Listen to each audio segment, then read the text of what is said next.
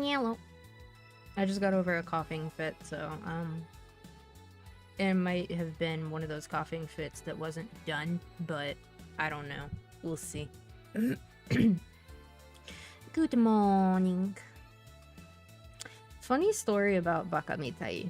So, I think as with most people who have interacted with the Yakuza franchise, I had like a little period where I was obsessed.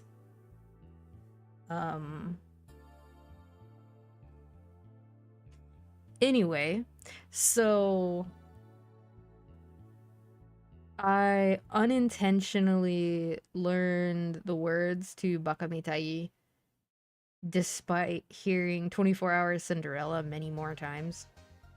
There's something about the flow of Baka Mitai that is, I guess easier to remember without meaning to. Anyway, so there was this time where one of the first times that Moon visited, he was in the bathroom and I was like, bro, how long are you gonna be in there? Because he was in there for like a while. Like, are you good? He was like, yeah, I'm good. And I was like, okay. So, because when someone's in the bathroom, they're a captive audience. It's not like they can go anywhere. I just sang the entirety of Baka Mitai while he was in the bathroom. And that's probably like a core memory for him now. Being serenaded with Yakuza karaoke. To be fair, I was not next to the door, but my bathroom was en suite, so it wasn't that far away.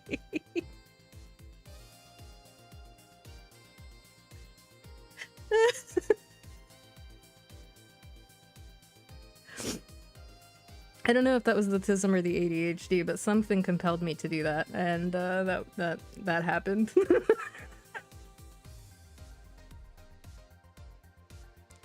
Maybe when I'm less sick, I'll serenade you guys as well.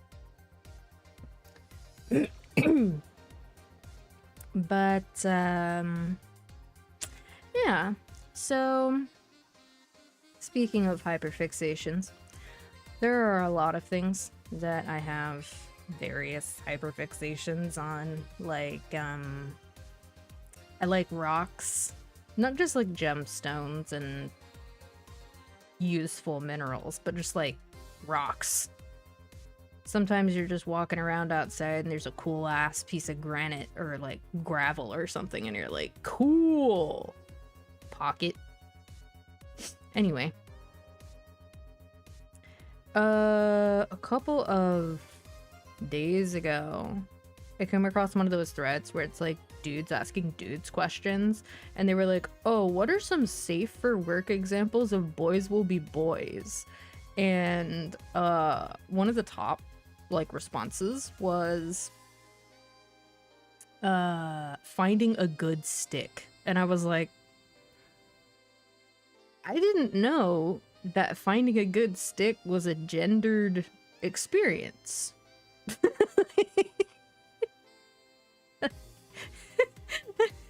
I pick up sticks all the time. And if you go to like hike or something and you find yourself like a really good stick, you can use it as a walking stick, or you can just like fidget with it. They're pretty good. Sticks are good. And then another one of the top ones was about rocks, and it was just like, pretty rocks. And it's like, I'm pretty sure humanity in general is kind of obsessed with pretty rocks, otherwise we wouldn't have jewelry. But like it's quite literally in the name, jewelry. I think we all like them. Just like, bro. Look, maybe non-dudes don't engage with you about their findings regarding sticks and rocks, but I can assure you I think we all like them.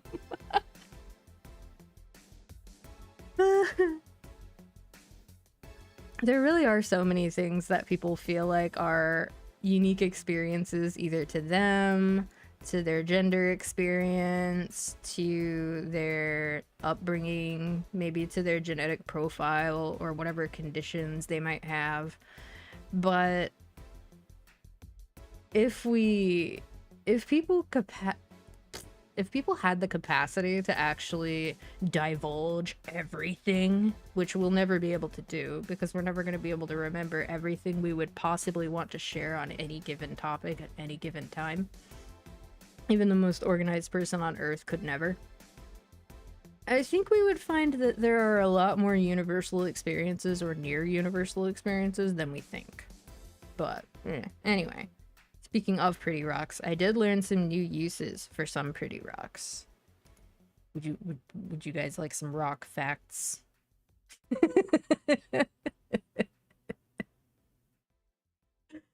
They're mostly about birthstones, which usually I don't focus too much on. So like, this one's stupid, I guess. I feel like I tend to remember these things better if I end up sharing them with other people. I'm one of those people that remembers stuff better if I write it down and then I never look at it again, but the act of writing it down has already created a second memory. So I didn't do that, but we'll see what I can remember. Chrysoberyl is not a barrel. Smile.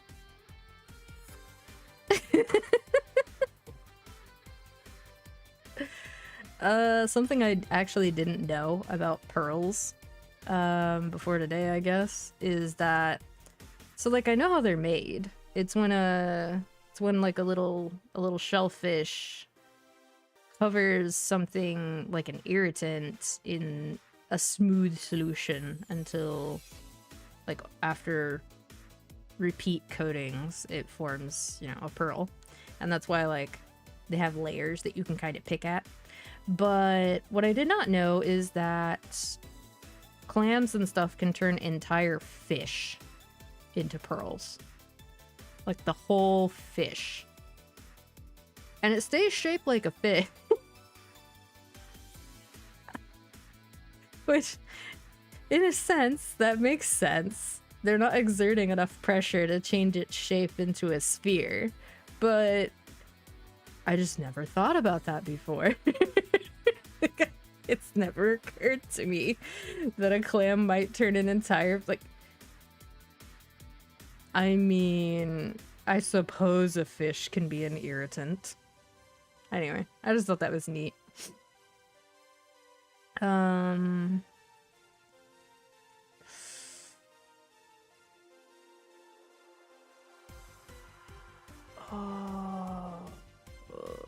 didn't know that we used garnets in water filtration either. We also use them to detect radiation because if you expose them to radiation, they glow. And let's see. There's an application for diamonds that I feel like is kind of a given because they are so resistant to pressure that I guess I just didn't know what the tool was called before. But you can make an anvil cell out of diamonds where you basically place an object between two diamonds that are cut into like that kind of stereotypical cartoony diamond shape, but have the ends cut so that they are flat. And you just crush the object between the two diamonds. And because diamonds are so durable in terms of pressure specifically, not only do you get to experiment with applying like extreme amounts of pressure to something, you can also see through them. So you can see the material that you are applying pressure to and view the changes in real time, even on the parts that are technically covered by the diamonds. It's kind of neat.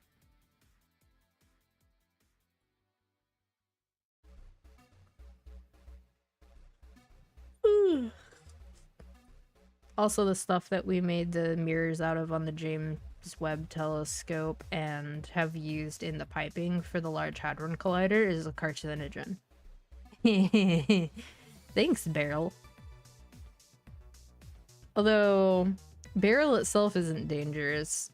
It's the beryllium that gets extracted from it.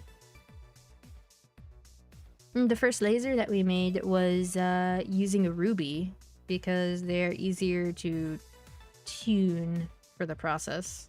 We also use rubies in watch bearings, and we use sapphire in watch faces. So when you think about like expensive watches, sometimes they're not just, well, sometimes they're expensive because they're a status symbol. Sometimes they're expensive because of the craftsmanship, but I would imagine the materials are also a factor. There's a lot of talk about trying to shift towards making more smartphone screens and stuff out of sapphire instead of glass. Which is kind of crazy to think about because most of our exposure to precious gems is specifically precious, as in like they cost money, they're expertly polished, they're professionally set into a piece of jewelry, that kind of thing. Peridot exists on the moon.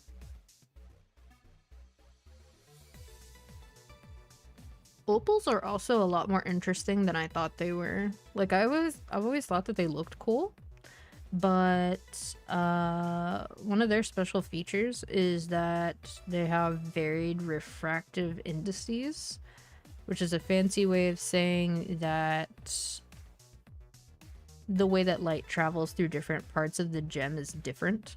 So, say you have something that's half underwater and half above water, they kind of look like they're in two different positions depending on where you're looking at the object. It's like that, except the whole inside of the gem is like that. So, instead of absorbing or bending light, they reflect and scatter it. Almost all of it. Which is why they look so colorful and sporkly. But apparently they make really good mirrors because of that. And they're talking about trying to use them in telecommunications, but I don't really know any details about that. That's kind of neat though. My birthstone is kind of boring. It's just super heat resistant and basically tough as fuck. So they use it for kilns. For like setting pottery and things. And sometimes it's mixed into other substances like cement to make it harder. So you might be walking on topaz if you are walking on a cement sidewalk sometime. Yeah. This one's not really a rock fact, but look up Red Beryl sometime. It's freaking gorgeous. There's so many pretty gemstones out there. We also use alexandrite in dentistry. And regarding those diamond anvil cells I mentioned earlier, where like you're crushing something using diamonds with basically deep earth levels of pressure. Since rubies are so good at withstanding pressure, and they also glow differently under different amounts of pressure, those can be used to actually measure how much pressure you are exerting with a diamond anvil cell. It's just kind of neat. Oh yeah, another thing that we're contemplating using Peridot for is using them in electronic vehicle batteries and using them to pull carbon monoxide out of the atmosphere. which is like super useful. That's potentially very pragmatic, you know? So anyway, I just enjoyed learning some new rock facts. I'm sure there was more, but that's what I can remember offhand.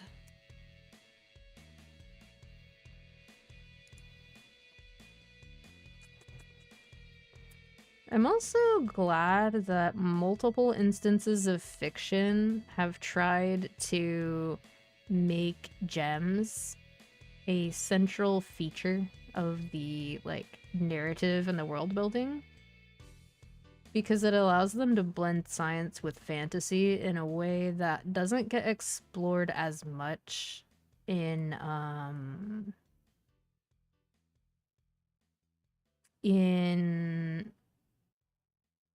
alternative applications besides just like future tech dystopia, I guess. Like most science fiction is heavily dominated by like robots, AI, bad future, that kind of stuff. And don't get me wrong, it's often pretty interesting, but it's like there are so many other potential explorations of science fiction that are not just tech dystopia. Although I would say tech dystopia is probably going to reach a point where it is a little too close to reality, and because it's too close to reality, it's kind of depressing to engage with instead of feeling like escapism. Although I guess it depends. Not all of it is depressing. Sometimes it's a future setting that is maybe not perfect, but still not super depressing or like dystopic. That's interesting. I'm getting like the occasional stutter on my background in OBS. That's pretty weird. I'm not really using that much of my CPU. I'll keep an eye on that. I might actually want to restart Firefox now that I'm thinking about it. Because it's using kind of a lot of memory. But I also kind of don't want to because it hasn't been properly reopening my tabs. Like Zen is still working fine, but Zen is super bad for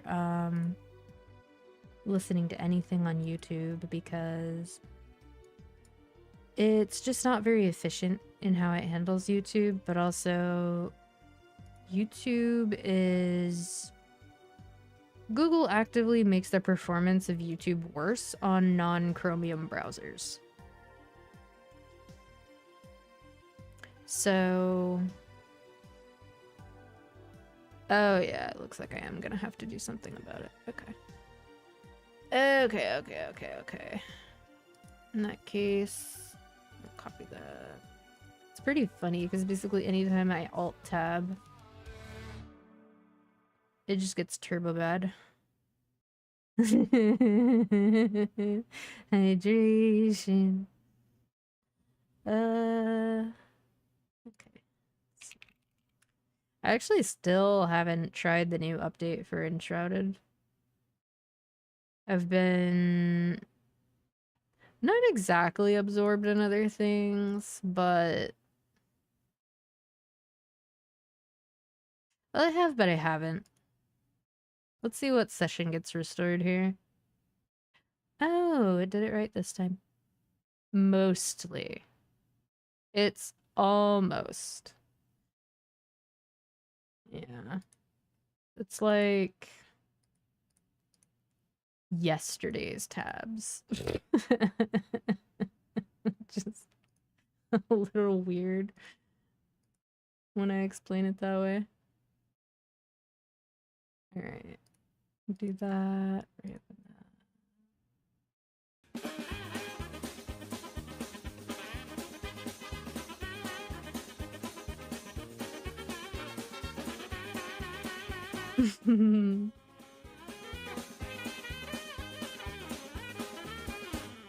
Thanks for stopping by, Vector. I hope that you have a nice sleep.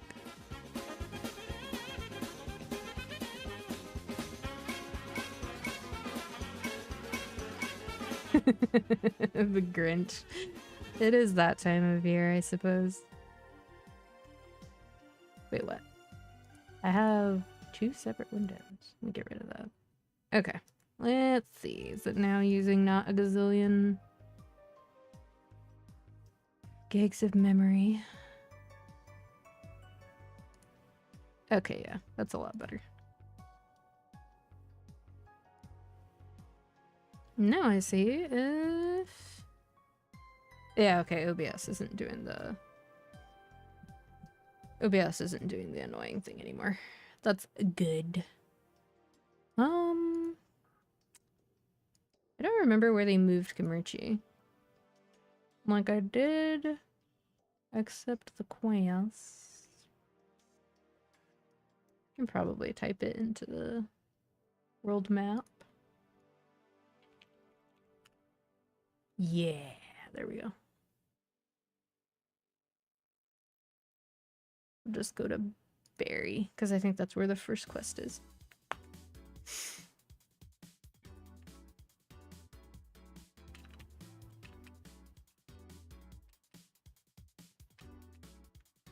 Or maybe not. Or maybe I'm missing another thing I was supposed to accept. I always thought these little bandit cats were cute.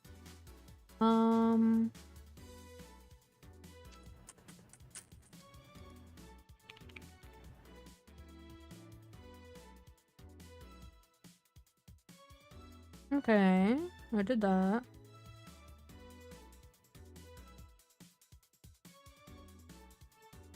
Travel as an envoy of peace. Yeah, weird. Alright, well, it's been a long time since I did these quests, so I'll just chalk it up to I don't remember.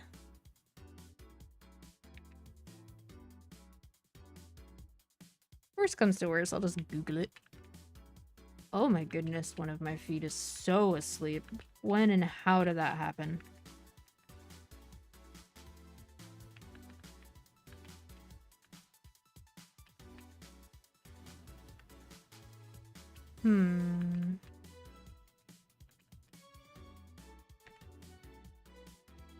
They did say that you could skip it, but it's on a per world basis. She just gave me Denaro, though. Wait, is it because I did Challenger World 1 and I did the Kimerchi quests then? Or is it just freaking random whether it counts your Chronos progress? The patch notes said it was per world. And a couple of people have said, like, oh, I had to do it again. That's really funny. Well, it saves me a lot of time. You can't start your voyage until you finish the tutorial. Okay, but then why did you give me Denaros, you weirdo? Sounds like I do have to do the quests.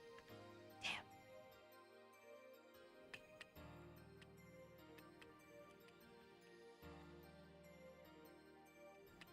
Because I'm pretty sure you talked to her to do the tutorial, unless Tepes has a quest.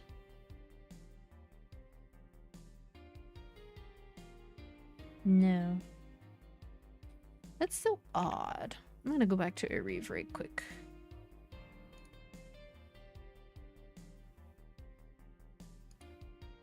I don't know when I started calling it Areve instead of Areb. Because in Korean Maple Story and in... Oh, there we go. In Korean Maple Story, as well as in Japanese Maple Story, it's spelled E-R-E-B, basically.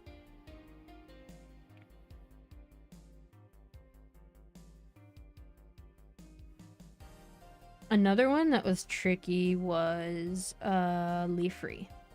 So in global it's spelled leaf-free, but L and R are the same letter in Korean. So people thought it was gonna be called Ripri. And so people called it Ripri in JMS for like at least a couple months until JMS got it as well. Back then, the patch structure was not as organized as it has been for the last, like, decade.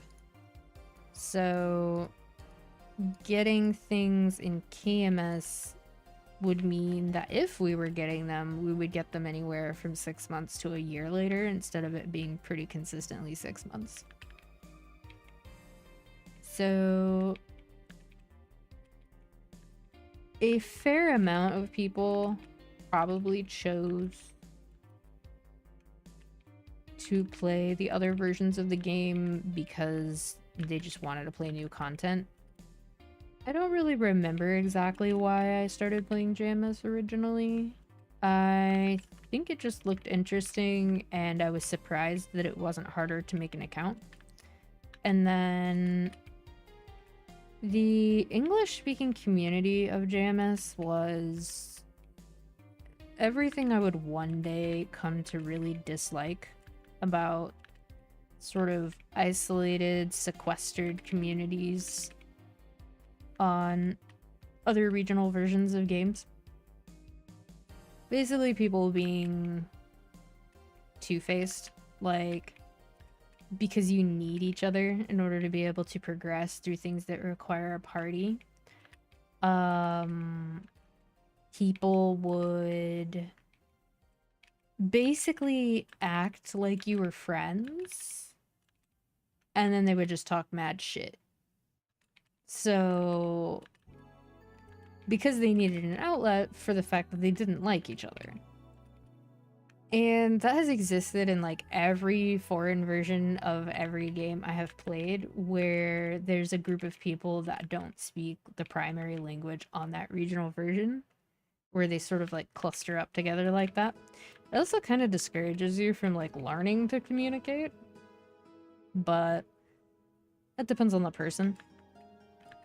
But when JMS did their IP bans, my ping went up tremendously from where it was before, because VPNs were really not as good back then as they are now, especially like free or subscription-based ones, as opposed to having like a dedicated VPN that you have made for yourself.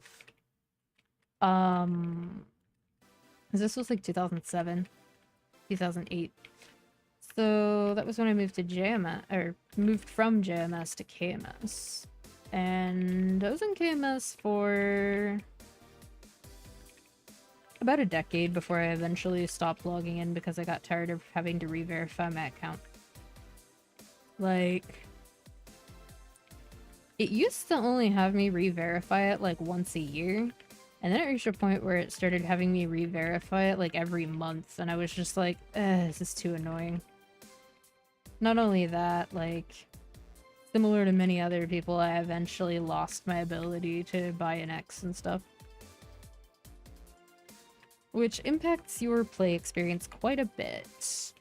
They did eventually add the concept that JMS had with the MTS, being able to sell your items for real money, to be able to use that to buy what you want. But then they also eventually split the currency, so there's Maple Points and an X, and they're separate. Anyway, I digress. I remember a lot from those days of, like, what we thought things would be called. But now it's like, there's a certain level of common sense one should apply. So, for example, when they were releasing information about the new skills that are coming out in a month, the Battle Mage one, which is for the class I main, people had translated it as groomy aura, Groomy, because that's what it said in the Camus like preview video. But I feel like it doesn't take very much critical thinking to figure out that it's supposed to be gloomy. Yeah.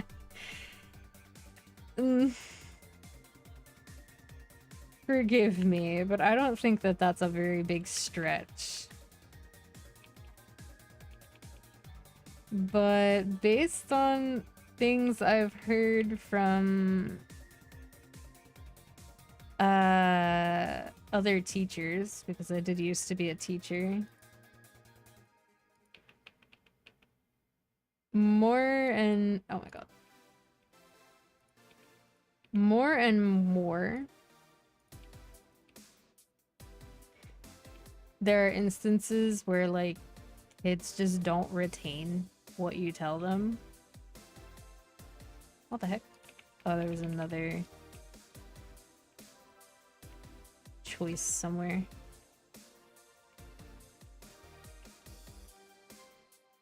I kind of thought they were exaggerating, but then they went on to explain. That's weird. Why does he still have a quest? Anyway. Like, the example I was given was they made a poster together, like, the teachers and the students. And the poster basically outlined what people were supposed to do if they finished their work on time or if they finished a test and there was still time left.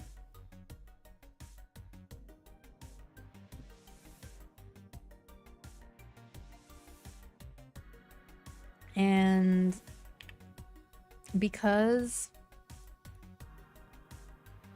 this exists, the teacher thought, oh, well, I probably won't have to answer this question very often. But it turns out that they end up having to answer the question like multiple times every day.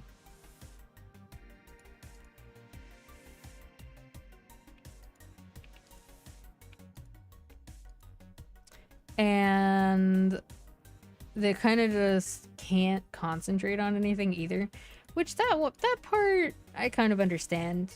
I think that there's this idea that people have that are like, oh, well, the kids are, their attention span is less than it used to be. And yeah, they're probably right. But we also have acknowledged that we as a species are not really, oh, it's an equip slot I'm missing. Okay.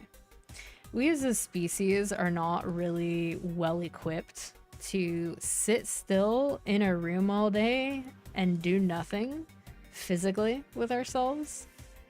And the fact that we expect children to be able to do that without having play basically be a part of their learning experience. It kind of makes the people designing the curriculums seem a little dumb because there's so much evidence to indicate that this is the case. And yet, here we are. So I'm sure it's not just like reduced attention spans. I feel like there's more to it than that. But there are also like plenty of adults that can't do basic problem solving or critical thinking or come to the conclusion of something themselves. So that's also the sort of thing where it's like kind of awkward for them to judge.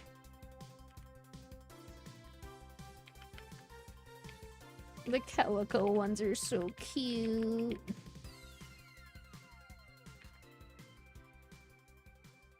So those calico Tim cats.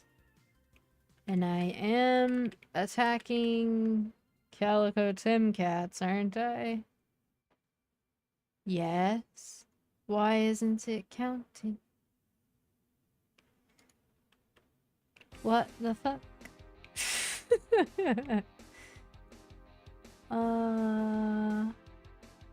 Oh, that's right. You fight specifically the ones that are in the house. I forgot the house even existed.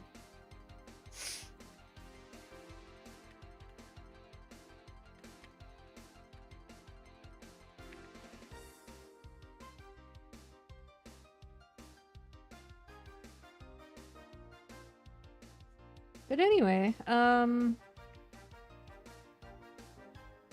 when you hear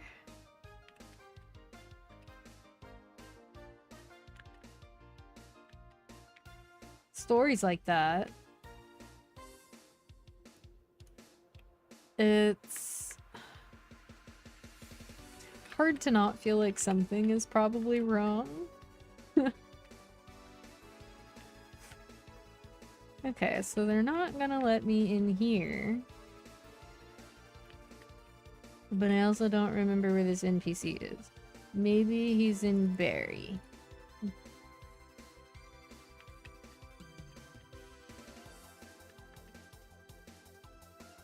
Yeah.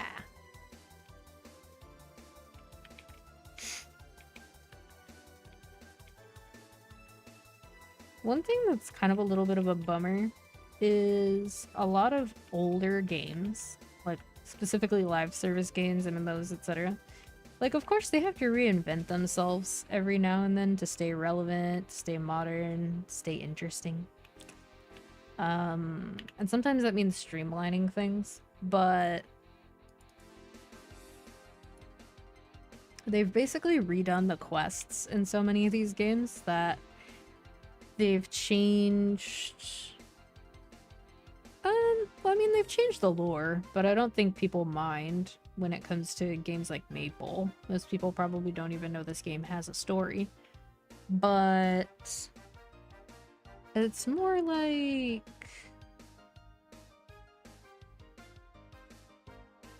you lose a bit of the sense of familiarity because you don't get to retrace your steps, I guess. And I think that's what a bunch of people are hoping for Classic to be for them. But... I don't know that that's really going to scratch the itch that they're looking to scratch. I think that was the only quest I needed to actually do after that. Yeah, there we go.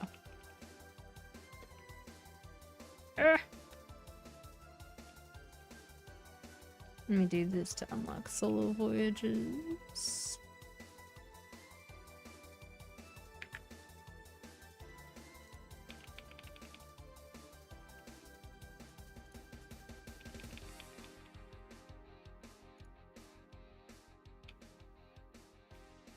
There we go. I have unlocked the vessel.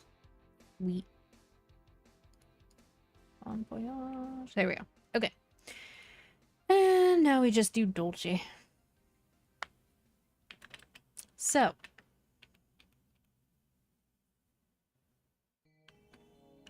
I guess what I was getting at is like, when you first start playing a game, there's usually like a tutorial section or a very early place that is supposed to either teach you the game or like initiate you, familiarize you with a more simplified version of combat before your first class choice, stuff like that. And so when you go back and you play a game that had something like that and it just doesn't have that anymore, there's kind of like a little wedge of nostalgia that's missing when you go back to it. So like, for example, MapleStory, I don't think that MapleStory in 2025 really resembles the game that people who played in like pre-2012 would remember. because a lot of our regional content is gone. And the game has undergone several, we'll call them little mini renaissances in terms of lots of things being changed. And ultimately that's fine. But for people who are specifically looking to scratch an itch that has not been scratched in a while, it may not accomplish that, right? It would be like you have the itch to play Dark Souls, specifically like Dark Souls 1. Oh, that's awkward. I didn't even know I could do that.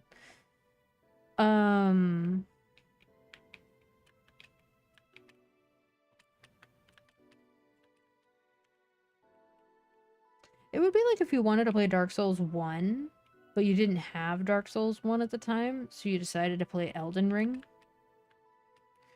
There's familiarity, but they're ultimately still two pretty different experiences.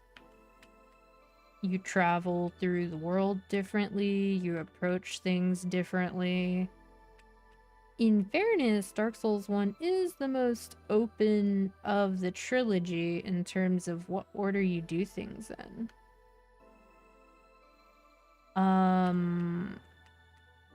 But it's still not as open as a game that's open world, which Elden Ring is very, very close to letting you do whatever you want to in whatever order you want to. There's very few rules. And I think DS1 tried to accomplish that in its own way back in the day as well, where there's before the Lord Vessel and after the Lord Vessel, but a lot of the rest of it can be done in varying orders. But specifically with, you know, regards to something like MapleStory Classic, I think it's a good thing that they're being upfront that Classic is not going to be a one-to-one recreation. I think a lot of other Classic releases of MMOs could have really benefited from having that sort of language in a prominent, readable area. Because I think it helps to set people's expectations, but there's a couple of things that I don't really agree with that have happened in just regular Maple. There are some things that just didn't really need to happen. So, for example, when they did Big Bang, they removed a bunch of maps that were pretty iconic at the time. They got rid of Hennessy's Hunting Grounds, for example. And there really was no benefit to them removing it. So there were just a lot of little things like that that, like, I don't think there would really be a problem with them restoring some of those old maps. Yeah, people don't use them often because the leveling before 200 is usually done via events and stuff now. But not everything has to be useful. Not everything has to be in service of progression. I think when you streamline it too much, not in the sense that it's too easy, but when you streamline it too much, you lose something in the process. You lose a sense of character.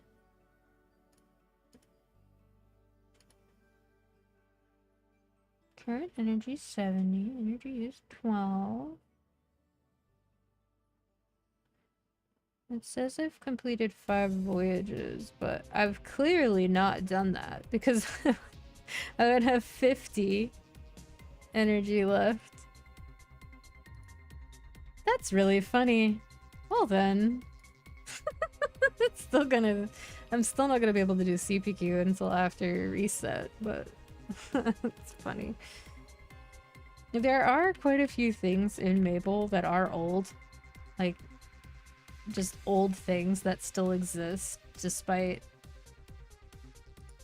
either being outdated or being,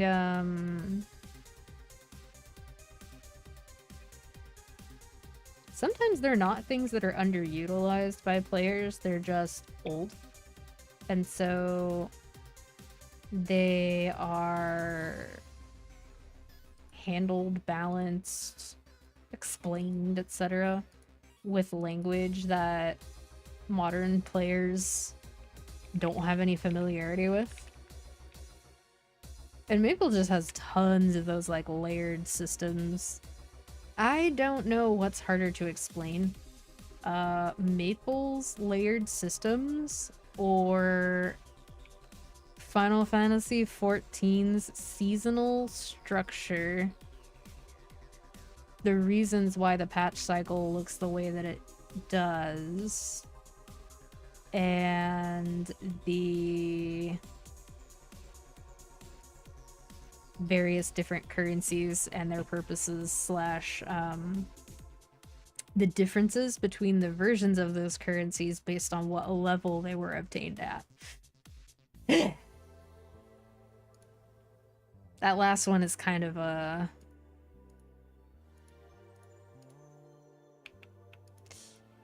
probably the worst. I think it's probably easier to explain Maples if only because with Maples you have a benefit in terms of each system is sort of independent and a lot of them are just related to items. And with the new enhancement UI, condensing almost all of those processes into a single window that's just categories, you could probably just go down the list. It won't let me open it. You could probably just go down the list and explain each one in order. And it would probably be... it would probably make enough sense. But even without, like, the game explaining it to you, I would say it's much more accessible now than it was before.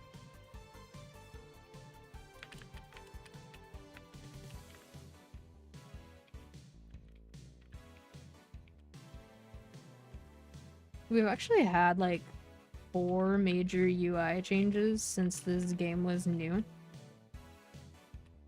And while I like this UI, I also feel like it feels slightly at odds with the backgrounds, especially in the older locations.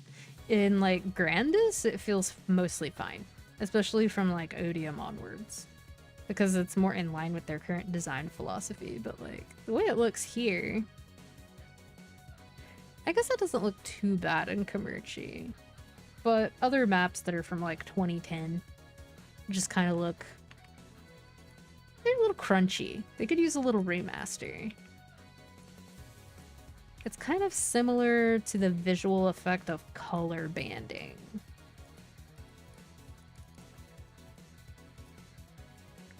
Where color banding is like...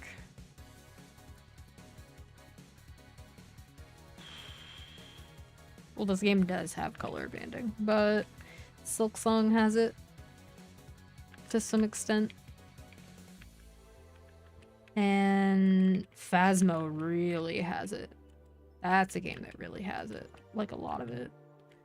It's basically when you have a light source and it looks like the colors around that light source that are supposed to indicate different levels of light hitting that part of the screen or that part of the picture or whatever, organize themselves kind of into like neat little rings instead of being more organic looking. That's not the technical description, but it is what you see when you're looking at something that has a color bending issue.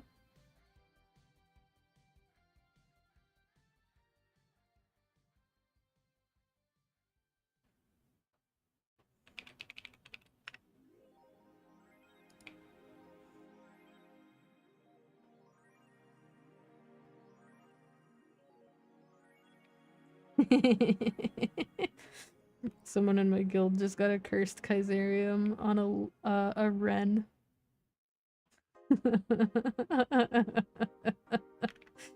I've gotten a few of them, but never on a warrior. Never on a class that could actually use one.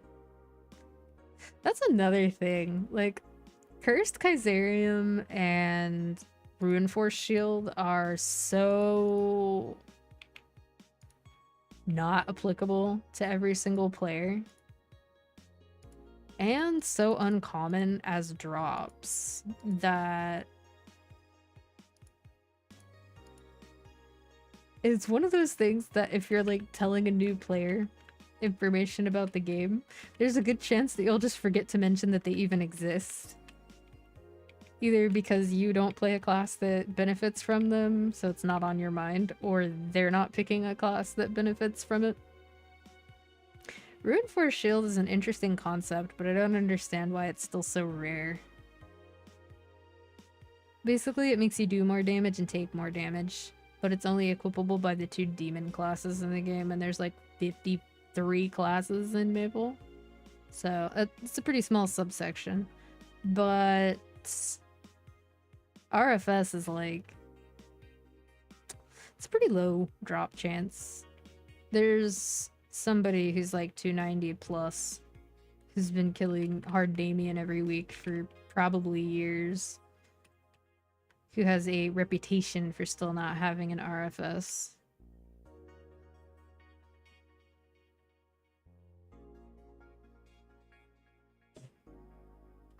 My thing is, I don't know if I would actually enjoy using one, because the increase to the damage you take is actually... it interacts with fixed HP % damage. So if something would normally have done 80% of your health, and you're using an item that makes it do 15% more, it's not 15% of 80%, it's just 15%. So now you have to be at full HP, or you will die from being hit by that attack at all, even though it wouldn't kill other people at all in that same scenario. So I don't know if I would want to play around having an RFS. I have thought about making a Demon Slayer boss mule at some point, but I don't know. I mean, it's less of an issue for DS than it is DA, I suppose, because DS doesn't really do anything involving managing their health at all.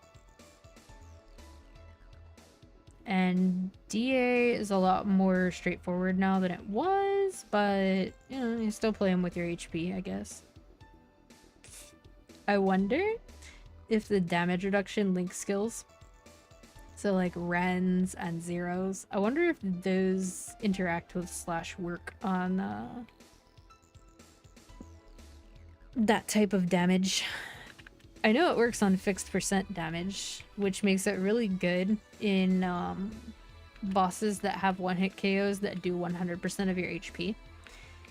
But kind of in the same vein as Final Fantasy XIV, there are attacks that do fixed % damage but do way more than 100%. So like in 14, there will be certain attacks where if you fail a mechanic, you'll take like 10 billion damage or something. And the most HP anybody's got is like 300k. So there's no way to survive that unless it's something you can use an invulnerability skill on, which usually you cannot.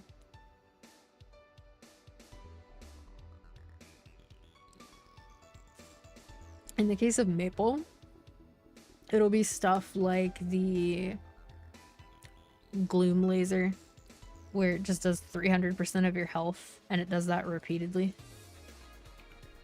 That sort of thing. Okie dokie. I did it! I did 5! Okay, so I have now unlocked Rosa.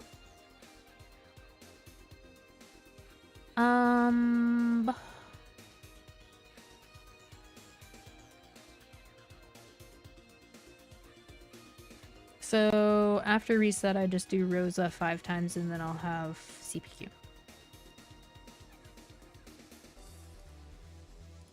It's actually one of very few party quests that still exists in the game.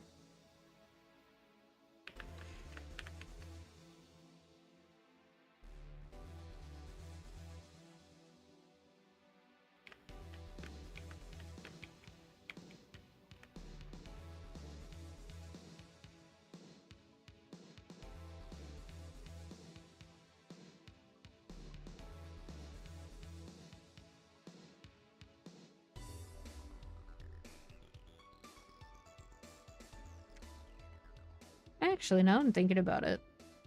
Since somebody mentioned inner abilities and I just happen to be looking at my screen. I wonder how much of a gain +1 passives is.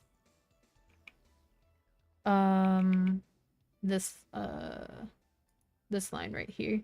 I wonder how big of a gain that is over attack speed +1.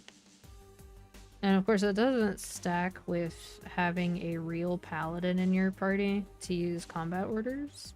So in theory, having a third page that has AS +1 isn't the worst idea. But I wonder how much of a damage boost this is over attack speed +1.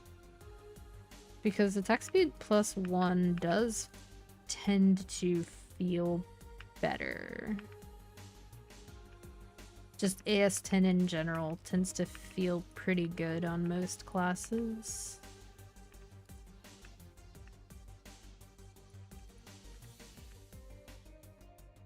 Okay, well.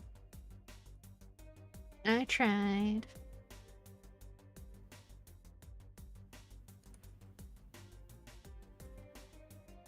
I'm gonna search the Lynn Discord and see if anybody's actually said that.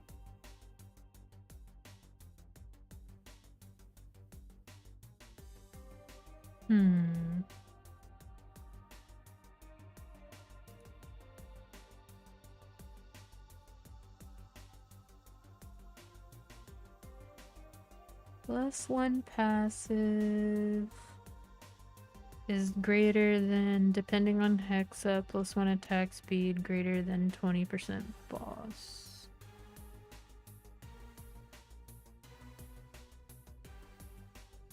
AS +1 is only better if the only Hexa you have is swipe.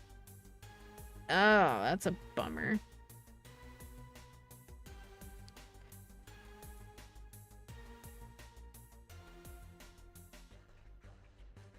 At low Hexa, they are pretty much equal.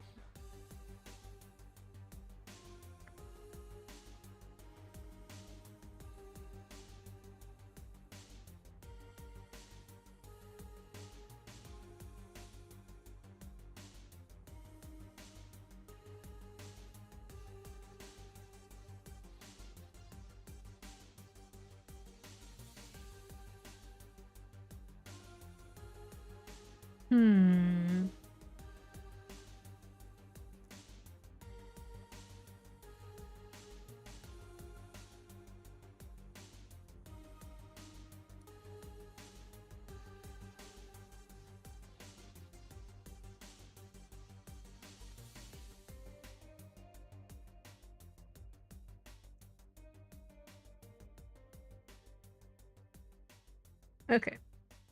It looks like the answer is basically that +1 passive is so good that it is better than AS1 rather than it being like a marginal gain or something. Fair enough. Oh, did I claim my Donaros? No, I did not. Okay. My scuffed day one Denaros, 57. Good enough.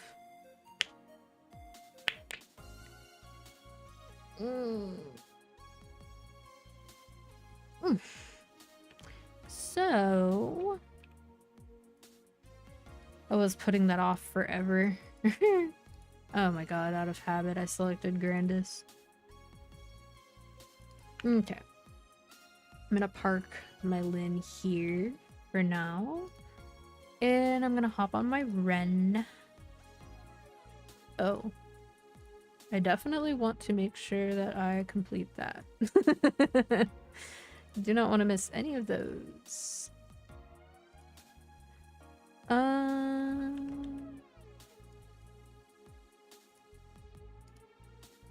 Tally reward points. Auto harvest. Okay. I do need to level my smithing. I'm not really looking forward to having to create my shield.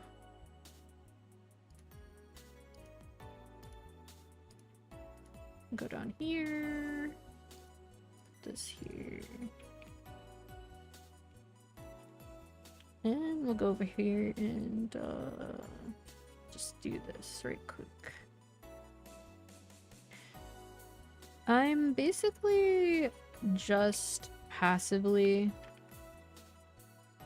doing dailies and event stuff on Ren to level it on the side. Later, oops, when I have, later on when I have maxed arcane symbols on my Lynn, I will be able to give the arcane dailies to this character, and they'll also be boosted with the event buffs. So not only will it gain at least a decent amount of damage from that, it'll be gaining experience from that as well. And I don't know how far it'll get without me consciously grinding on it or actively trying to gain EXP on it, but we'll see. I might end up having to use the Hyperburn coupon on it in the end to get it to 260, but maybe not. I probably will divert Monster Park experience to it at some point. But there's also some mag pots later on in the event that might help. So we'll just have to see. Oh, I ran out of MP. I have always wanted there to be a class where you could jump and flash jump and move at normal speed and stuff while using Hurricane. And they've more recently, in this patch, made it so that more Hurricanes can be used that way. So those are like key down skills that just continuously do damage like this. Normally you'd have to let go of the button and do like that if you wanted to jump across the map. But that is not the case anymore. In fact, until pretty recently, one class, Wind Archer, couldn't even jump during theirs. What was I gonna do in here? Oh, right. I was gonna do that. Anyway.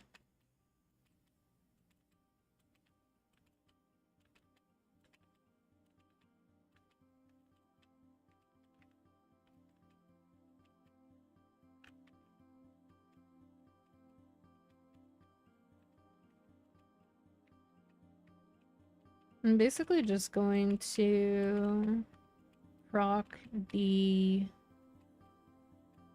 caravan thing a couple times.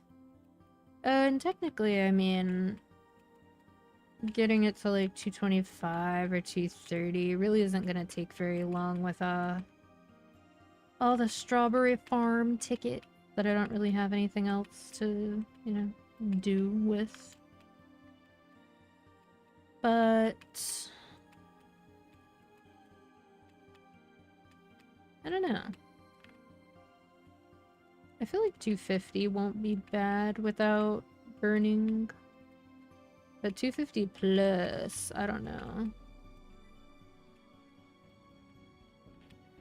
Depends on how many pots they give out. It's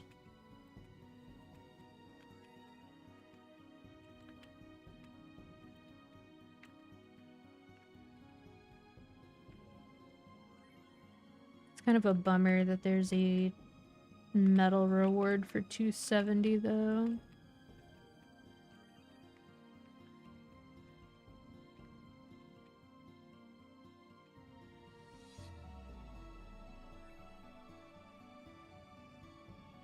Mostly because, well, 260 to 270 is faster than it used to be, but it's not, like, instantaneous. Although, you can do Monster Park Extreme on 2 characters every week, so I guess that helps.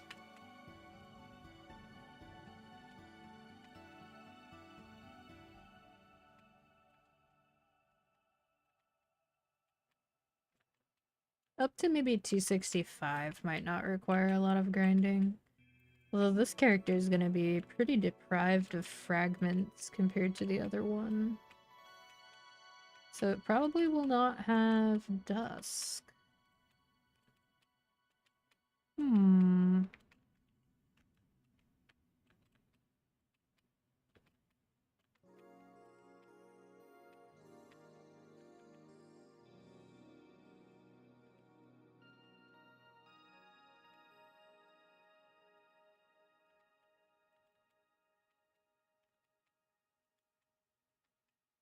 This reminds me so much of leveling Buccaneer. Because once you get their dragon in 5th job, it just spins around you and you just flash jump back and forth, back and forth, back and forth endlessly. And once you can one-shot with it, you don't even have to attack at the same time. You just keep jumping back and forth and everything dies. It's pretty nice, pretty chill. I think people have come to really appreciate classes that can grind in lazy ways compared to the olden days. I think a lot of people want a class that's interesting to boss with, but isn't a pain in the ass to level. Just because leveling is time consuming. Although, even though leveling is time consuming, I would still say it's faster now than it used to be.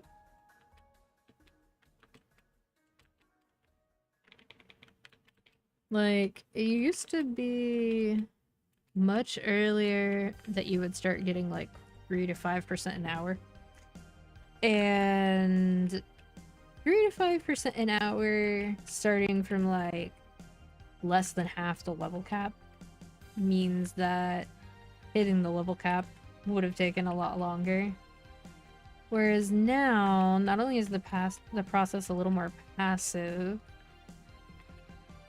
by the point you start getting less than 1% an hour, you're like within 20 levels of the level cap. So yeah, it takes a long time, but getting most of the way there is a lot faster. And then the process after you're already there is much more passive than it used to be.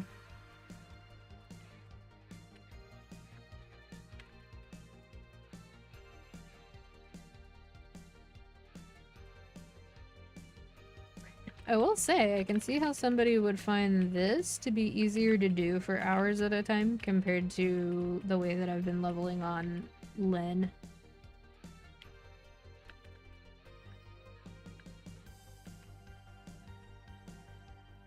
Because the size of strike makes it slightly awkward to use sometimes when you're flash jumping back and forth on a map. I think that will get better at 260 though, because the skill gets bigger, which is pretty typical for Hexa masteries. They do tend to make your skills bigger.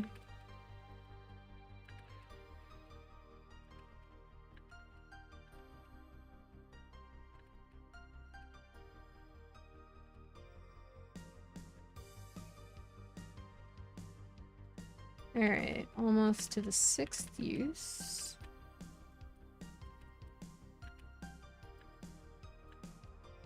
Yeah, so it probably does take like 20 to 30 minutes to do all 15 charges. I'm not gonna use all 15 charges every day. That's not gonna happen, but this class is enjoyable to play, so it's like, if I'm going to play it anyway, I might as well get additional rewards. Faster progress, that sort of thing.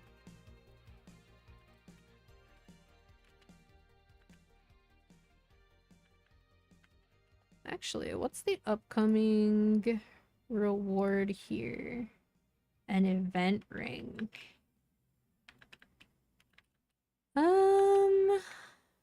Well, Ren gets one, and you can buy one from the store, and I'm not going to make meso gear on this character the way that I did on my Lynn, rather. And because of that, this character would be using probably a silver blossom ring and 2 event rings. Maybe a 3rd one. And the Lynn currently has 3, I think. Oh, I guess this character could get John's treasure hunting ring or whatever. If I wanted a potentialable ring instead of the Abyss Hunter ring.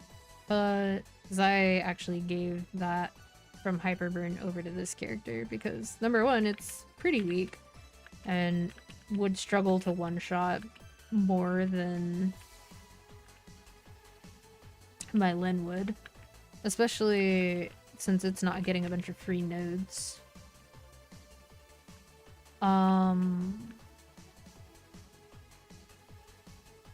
And because you can't potential it.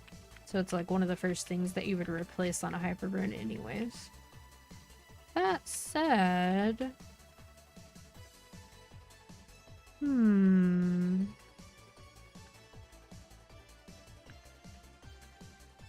Flammable event ring.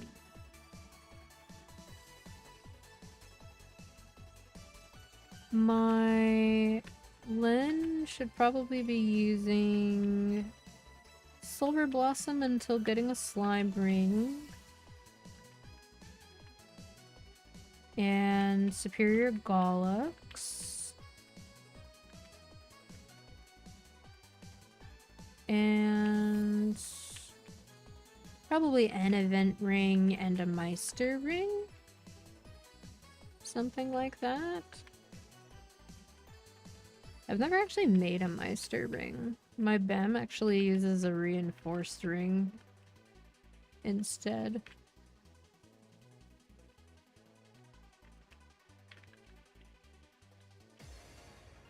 So that would mean I would probably need to get maybe 1 or 2 more event rings than what it has now. Probably 2 for best results. So I can kind of do the same thing I did on Ilium. Eventually some of them will be retired, but I don't think that's a big deal. I think I get enough use out of them for the time being, and it saves you quite a bit on star forcing. For a while. So, I don't know. I probably will claim it on the Lynn and cube it for damage so that I'm not using my miso rings all the time.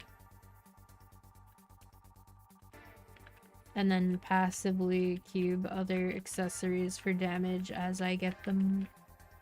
If I got Hilla's earrings recently, so I'll be able to do that with those. I think I have a pink bean belt I can do so with. I got a Mechanator pendant, same thing. So we need like a second pendant. Face and eye. I don't want to cube face and eye like Sweetwater ones for anything other than damage, just because they're kind of expensive to cube. But I might, because it doesn't actually take you that long to be able to buy the items, but then you don't have the boss set to benefit you. I guess it depends. Maybe I'll get lucky with a black bean mark. I have gotten pretty lucky with those in the past. Also gotten kind of lucky with Twilight marks.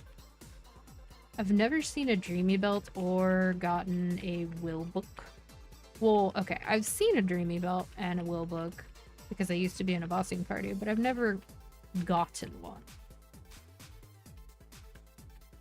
So I've never actually gotten a pitched item, now that I'm thinking about it.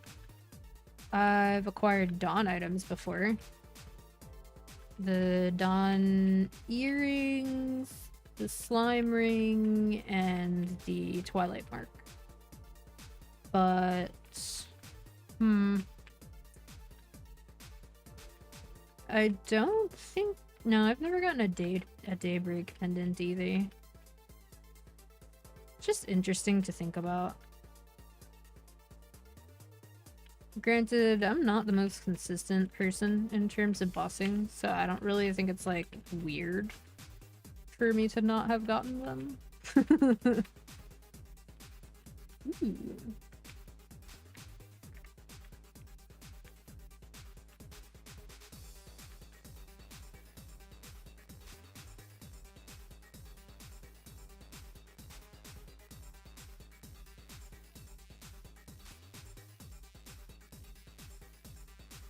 Between arcane symbols and getting some matrix points on this character, I think it'll probably be able to do some baby bosses this week without like too much difficulty. I might have to give it like 10-star pencilier items in what will eventually be the Absolab slots, but I think it'll be fine. At least for like Redor. Akechi might be a little bit of a struggle because they did increase his health. But after week 1, I should be able to do hard Lotus and hard Damien pretty comfortably on the Lynn, especially after 6th job and getting that last item burning upgrade. So I would reckon that it shouldn't be that long before I start getting some Absolab boxes to give to this character.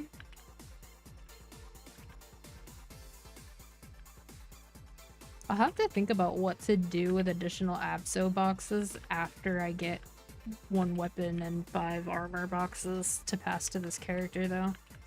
Because they expire after a week, so it's not like I could take them back to Chronos.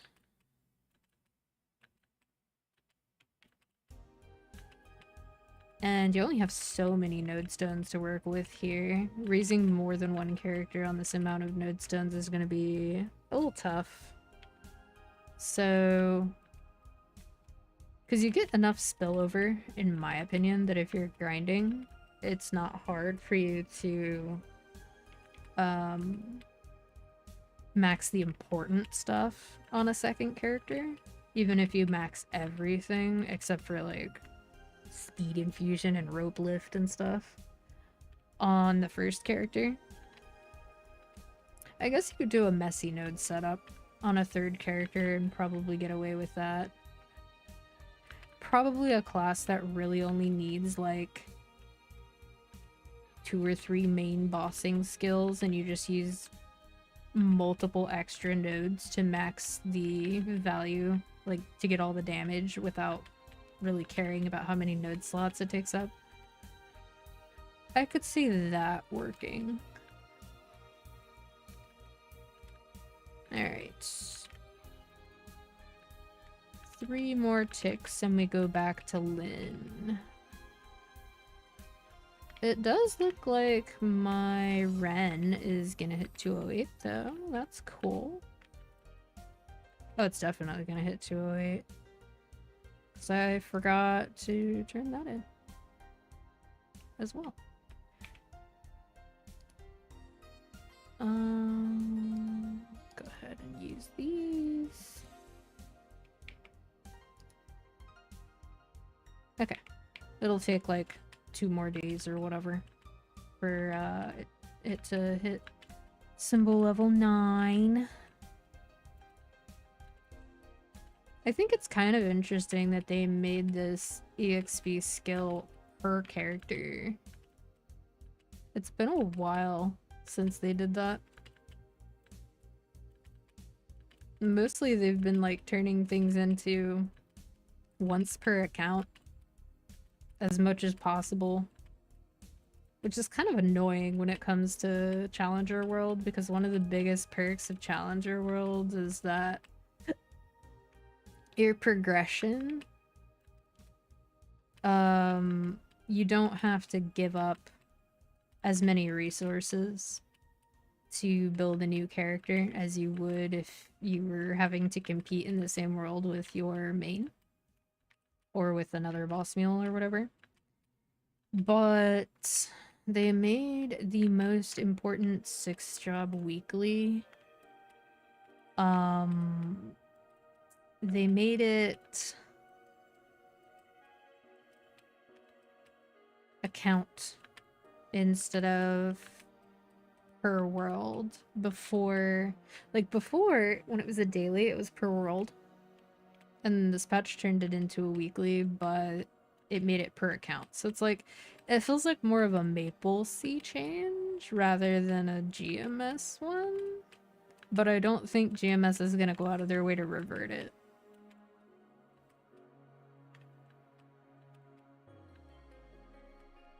Especially unfortunate because a big draw of Challenger World is the increased rewards over doing hyper burning on an established world and having like the different events that are layered.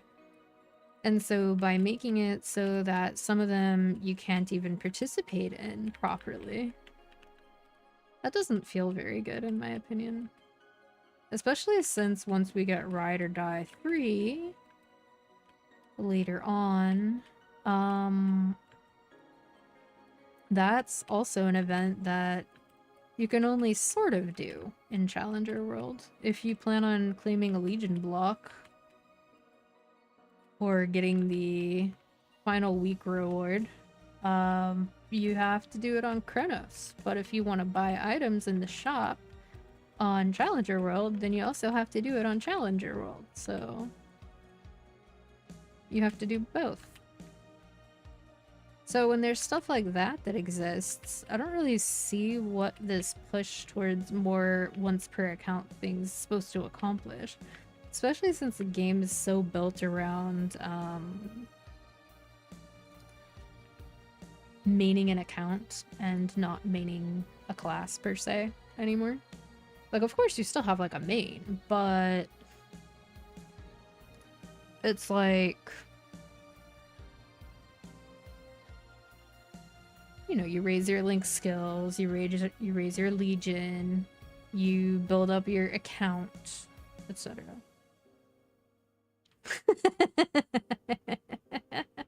I think yours is probably one of the best maintained streaks. Good morning, Fez. To be fair, I'll probably be live for quite a while today. I feel less exhausted than I was the other day. So I'm sure some people will wake up in time to preserve their precious streaks. Surely. Surely.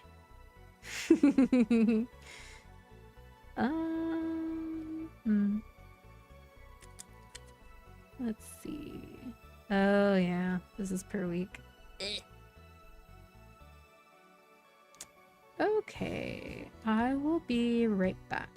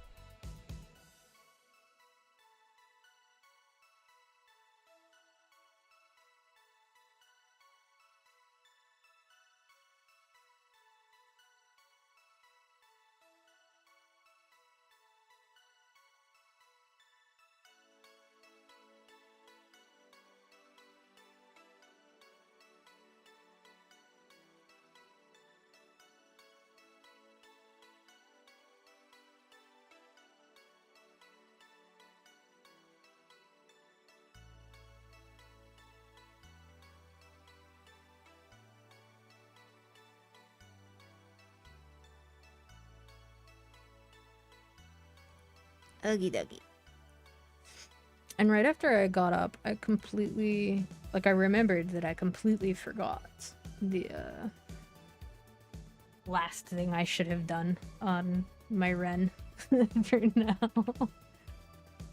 Let me switch.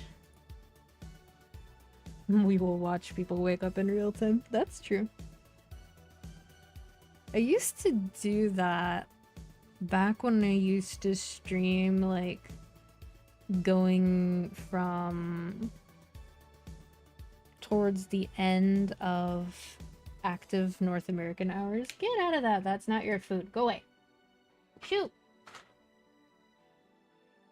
Into like Australian active hours and then roll over from that into Europeans waking up.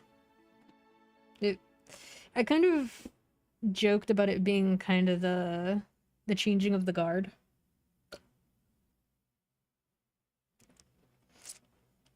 Because back then, I would get like raids from everybody as they're going to bed because I would be the only person online at that hour. And then I would also get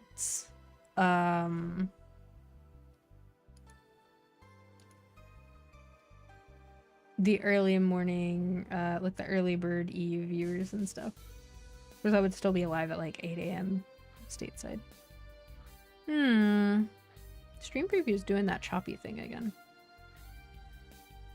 I wonder if stream itself does that.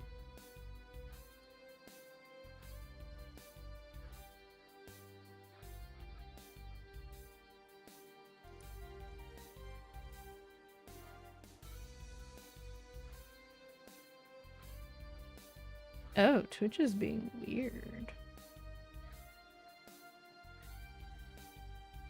Twitch is actually being very weird. Well, good thing I have YouTube.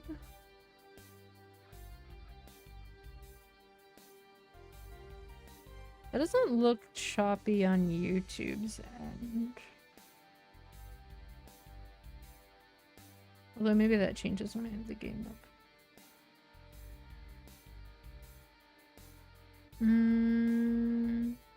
Still looks fine.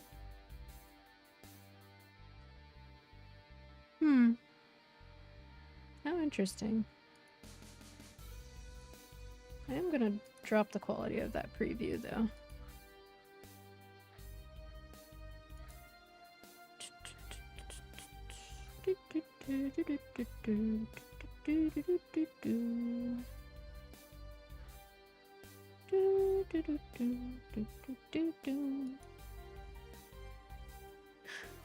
Yeah, I wonder why.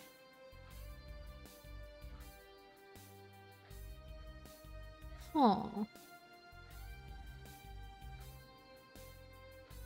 I wonder what has gone wrong here.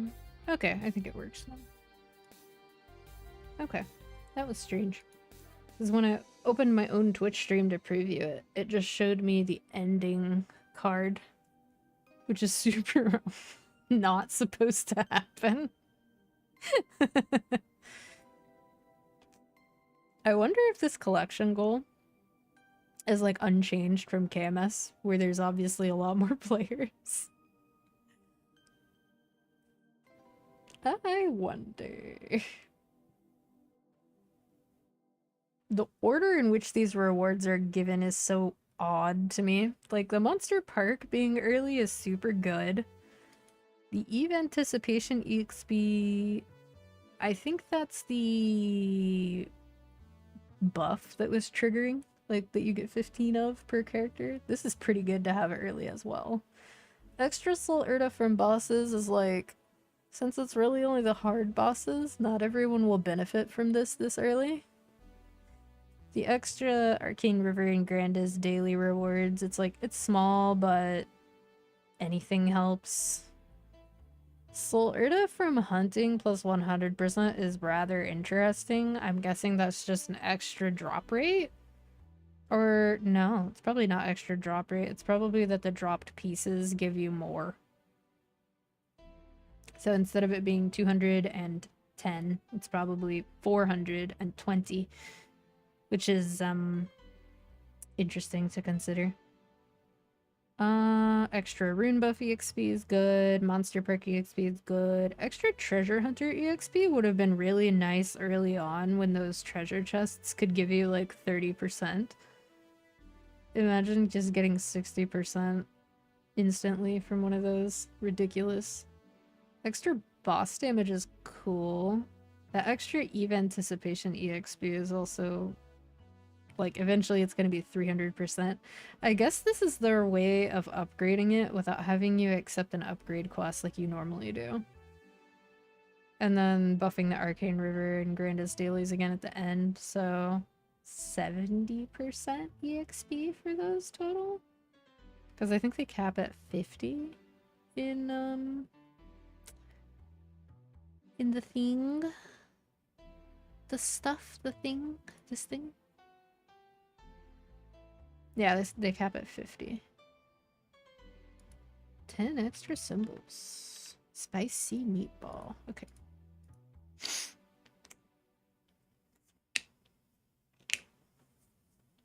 Oh my goodness.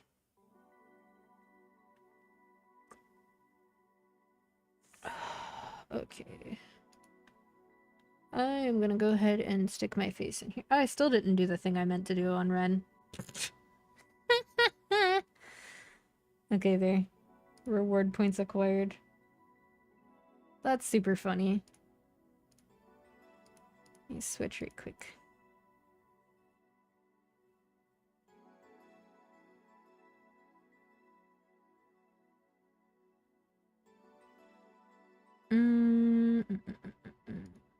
I wanted to go here. These are untradeable, which is kind of a bummer. Actually, now that I'm thinking about it, can I access this menu on Lynn? Like, does it still show up? I know one of them does.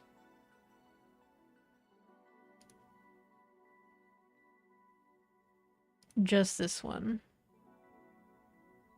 Oh, the damage skin. It feels like a waste to pick the damage skin up on anything other than Ren.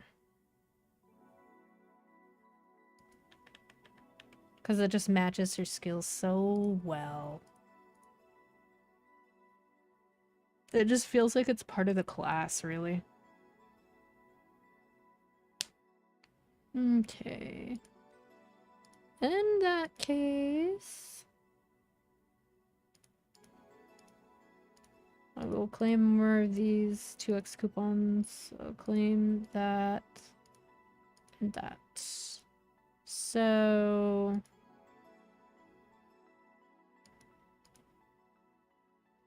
I guess I will end up using those VIP boosters on Ren later, but the sauna tickets I will end up using on Lynn.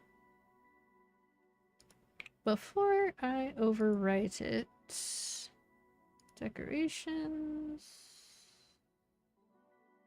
Oh right, damage skins has its own section now. We save that. We do that. And we also save that. Very good. Okay. These being account bound doesn't even really matter. You just use them on whatever character you want to, and then you enter on whatever character you want to as well. Burrowing Spirit Strike. Shrug. That's not great.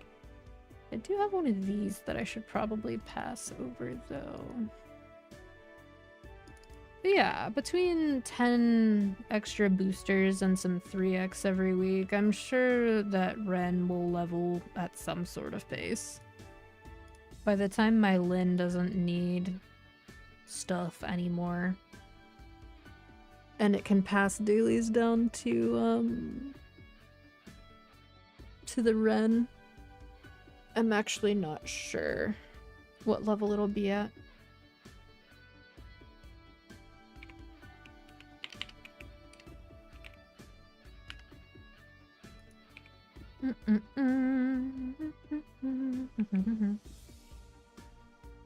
Right. I forgot I was gonna do that.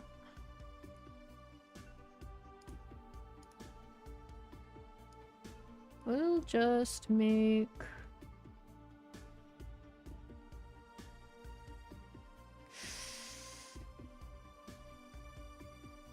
I'll just make the second page the leveling one.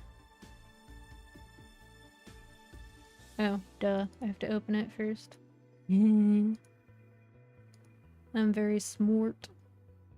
Okay. Then we go into character presets.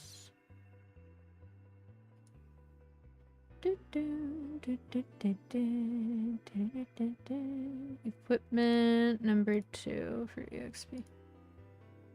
Okay. I might as well be benefiting from that. Especially if I'm going to be actually grinding. Like some kind of peasant. Alright. And I'm going to be missing HS until it comes up off cooldown.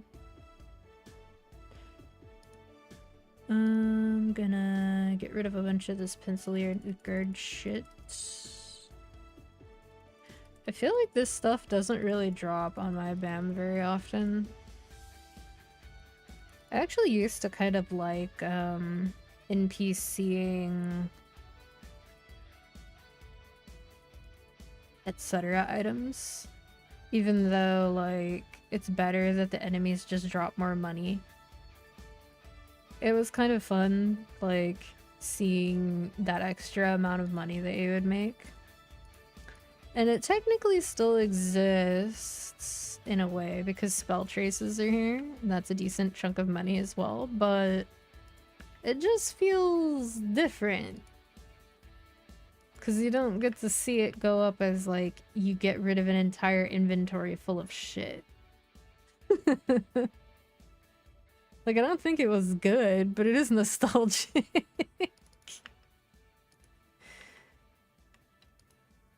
Okay, there. Now HS is back. I should save reward points and buy a pet snack so that I don't have to cast any buffs outside of, like, things with a cooldown.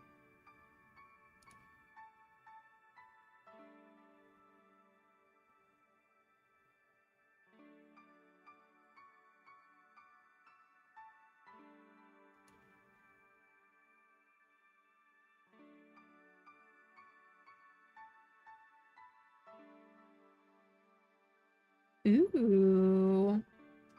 Okay, so I'm not a big fan of, like, seafood dishes, but that black bean sauce looks good. I just don't want any of what's in it.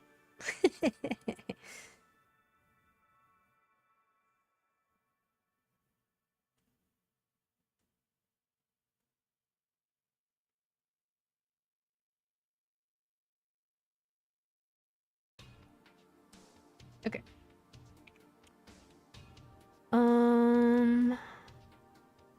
I have reclaimed a significant amount of my inventory space, which is good. Move these things over here.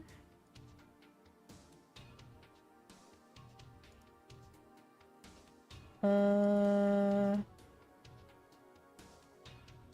are my 3 X's? Oh, there they are. Durr. And... oh, I don't want to do that. I keep forgetting that they moved lock to its own button instead of it being one of the drop-down options. It also used to be down here instead of up here, which this is better. I also appreciate that there's a slot count thing.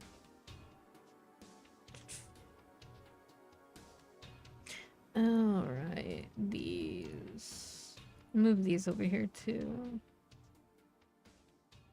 I guess I could use soul collectors on my weapon, because I'm going to be using it for a while. Ow! Yeah, I'm going to go ahead and do that. So that's just free damage.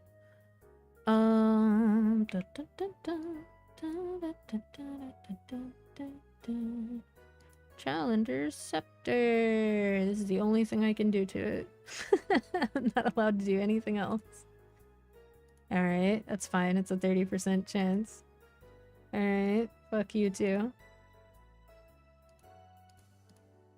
Rude. Fine.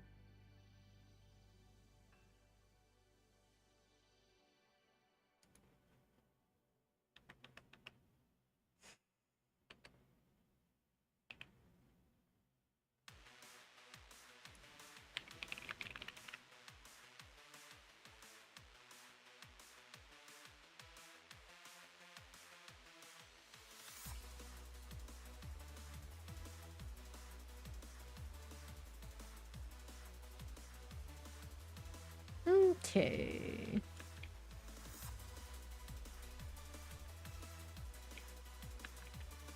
Firstly, plop that there. That there.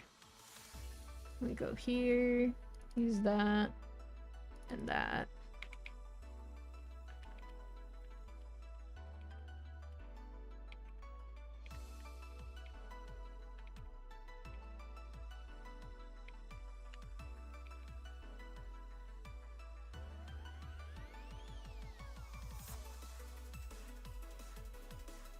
Ooh, lucky me.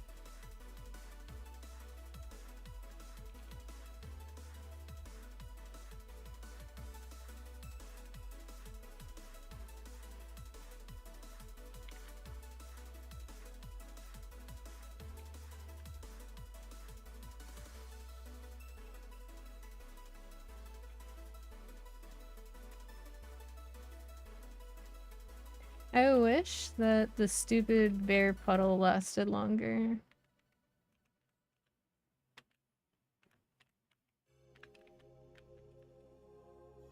But I also kind of wish that summons on my battle mage would last longer as well, so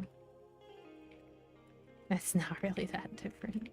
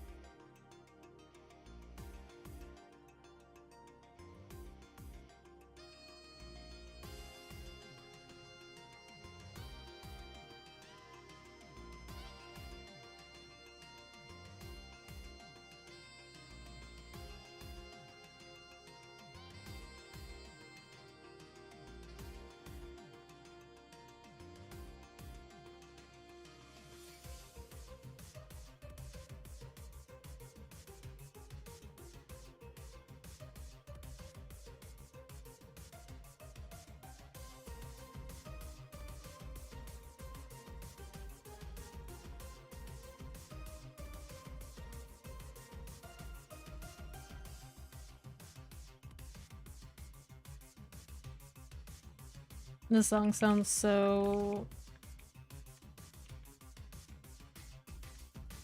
It sounds like one of the... something's going on, or there's a chase happening. Like RPG music. Even though the game that that song is from is like... there are no chasings, because it is basically a visual novel. All you do is mix drinks and talk to people.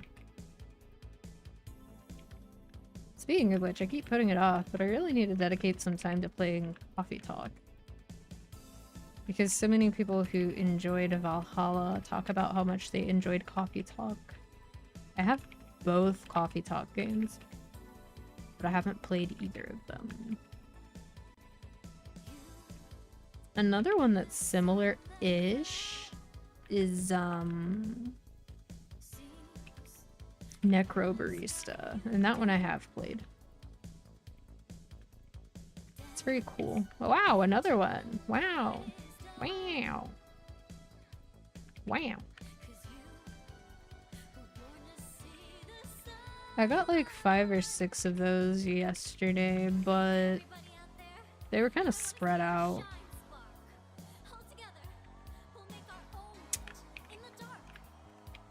It takes you a while to actually hear this song in game, but the character who performs it is pretty interesting. She's like pretty sure she's an android, but her thing is like she's basically an artificial idol that wants to make people happy, but instead of being like endless toxic positivity, she's more like, she's a more subtle character. It's an interesting one. All the characters in Valhalla are pretty good. Oh my goodness, I've done that before with games. Or like, I'll be like, oh, this looks neat, and then I'll get it, and then where did the time go? It just depends.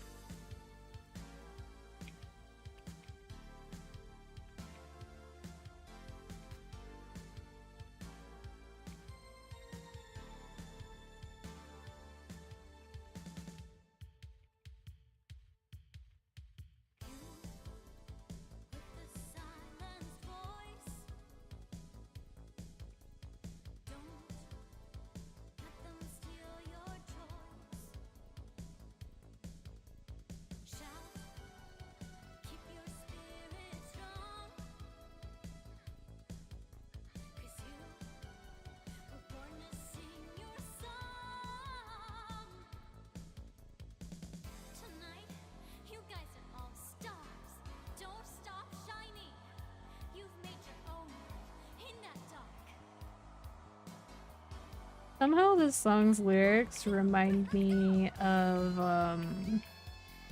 some of the lyrics for Twerp for their songs. Took me a second to remember the letters that make up their name, TWRP.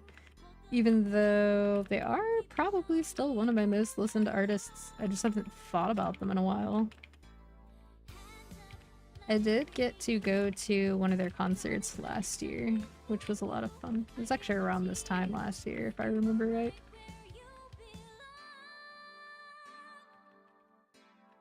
The opening acts were also pretty interesting. One of them was a saxophonist. And the other was like kind of a parody musician.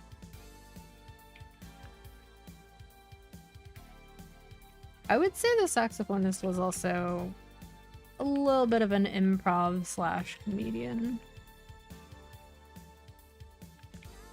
A very silly dude.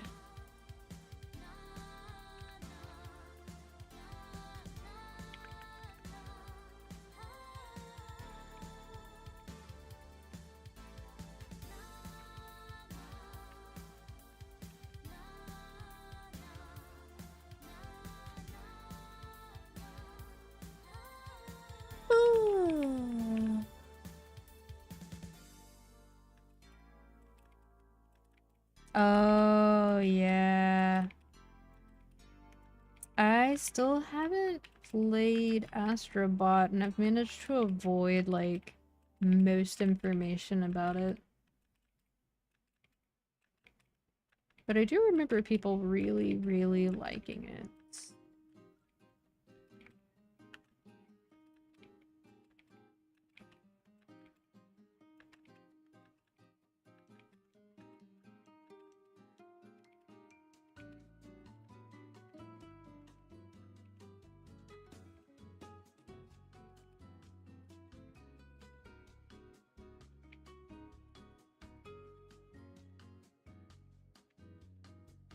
This does feel a bit less slow with the Pendant of Spirit.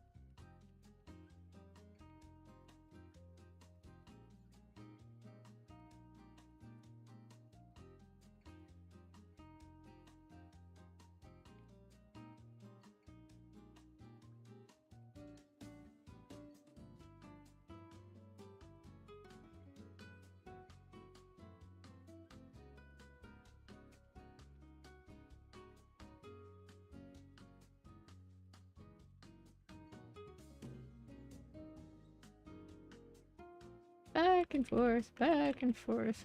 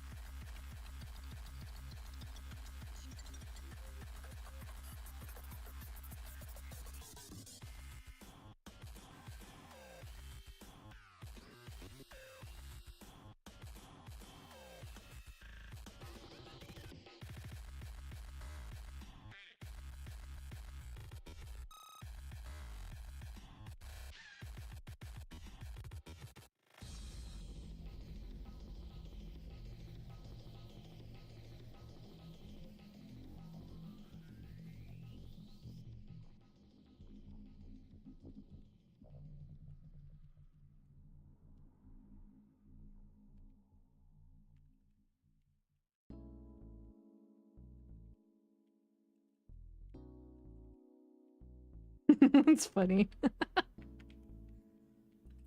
One of my guildmates was like, oh no, I didn't save any 3x tickets for my job advancement. Because you have to gain a certain amount of experience to fill these little stones.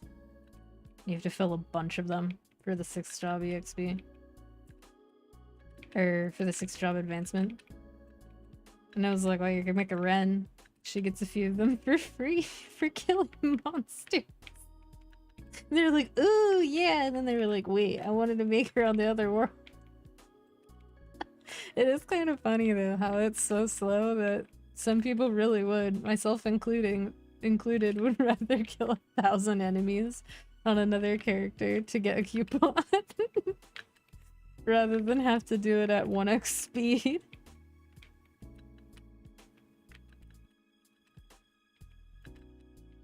I am hoping that my 6th job advancement on this character ends up lining up with reset. So so that I can fill the stones using the EXP tick things, the the event ones. That would be nice. Because those fill that sort of thing up really, really fast.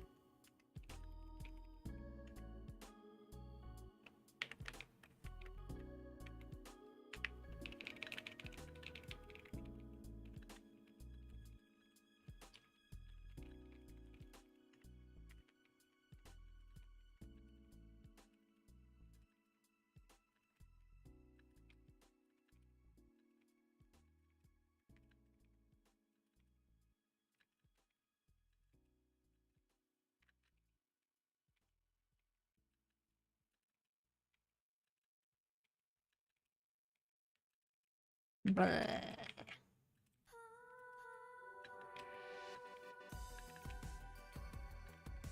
ooh, an NC-bot monster. I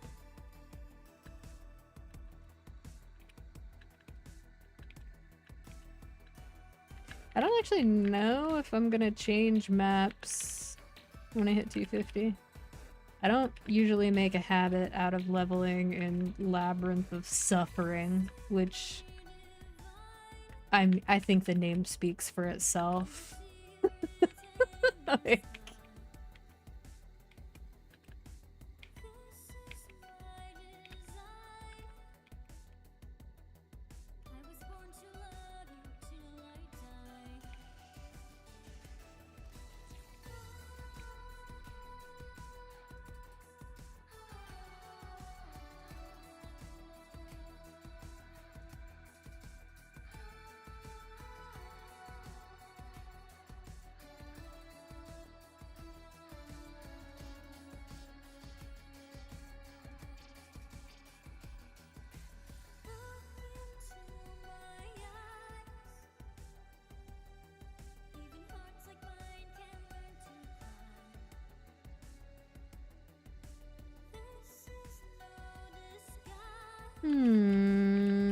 fancy rune.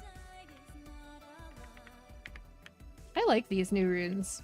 I think these are gonna be super, super good on Sunny Sunday, like, experience days.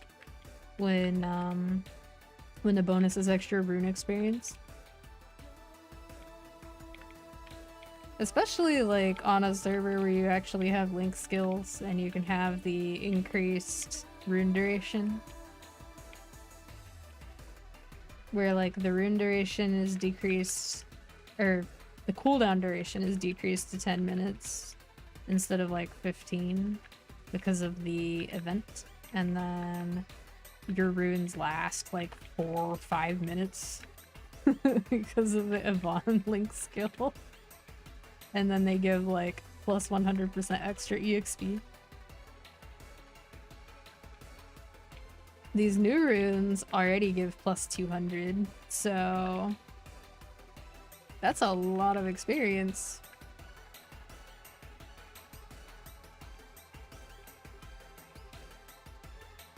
I also really like this change to these EXP boxes because I used to have to ignore portals a lot of the time because I play classes that have summons, and anytime that you place the summons down, you know, they go on cooldown. And then if a portal immediately spawns, you leave the map, your summons aren't doing their summon things, and the portal's really short.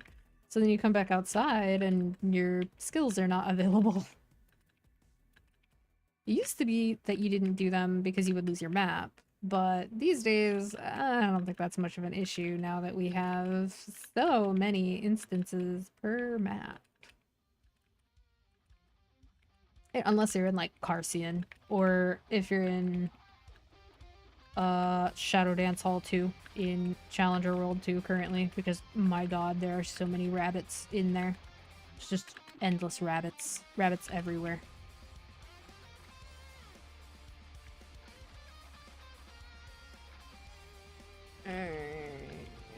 Let's see. I kind of missed with where I placed my bear. Sorta sucks. A part of me wants to use those VIP boosters that I have, but like, I should save some for the job advancement. I know. And they would also just be more efficient in Cernium anyways, because the mobs there give so much more experience than Arcane River. But blah. It's kind of annoying because like the last two events gave more VIP boosters than I could realistically even use. But now I don't have any when I actually want them. Well, I mean, I have a few, but I don't have a lot. I don't have enough to sit here and be like, alright, I need to use these up before they expire, so I'm just gonna spam 10 of them a day. Like, can't do that.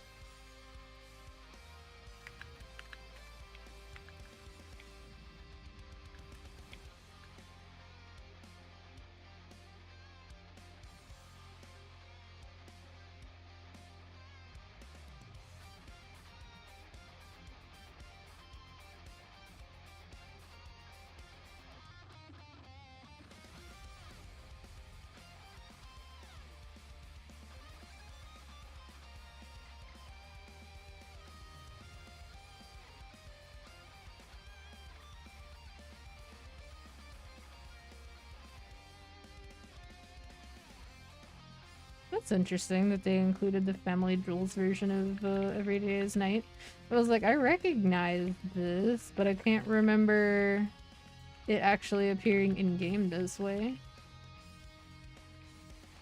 I think Every Day is Night is probably the most well-known song from Valhalla. Most people I know, when they're setting up the in-game playlist, put that song on it, which I think is kind of funny. They play it once on your first night as like the first song when you're doing essentially the game's tutorial. And it feels like the majority of people are just like, no, I'm gonna keep that. They just make it the first song of the night. Mentally, I associate it with the little line that Jill says at the start of the night, too. I'm to mix drinks and change lives.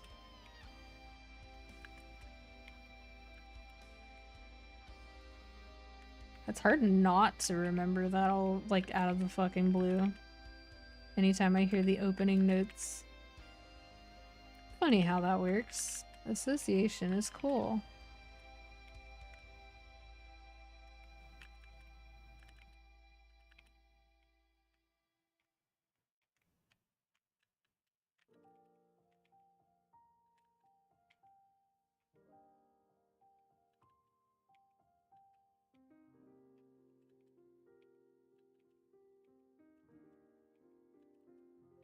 I'm definitely a little jealous of the people who used their brains and claimed the EPT, ELT, EPT? Whatever. This patch name is confusing as shit. Every little thing, every precious thing. I think it goes in that order. Anyway.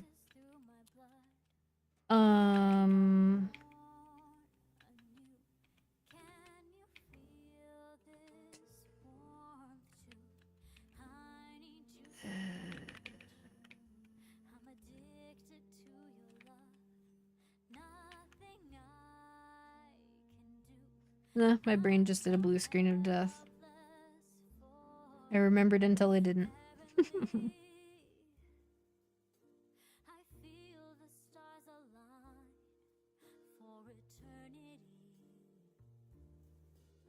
This one I also remember. Insane in the Rain has like a whole cover album for Valhalla, and this is on it.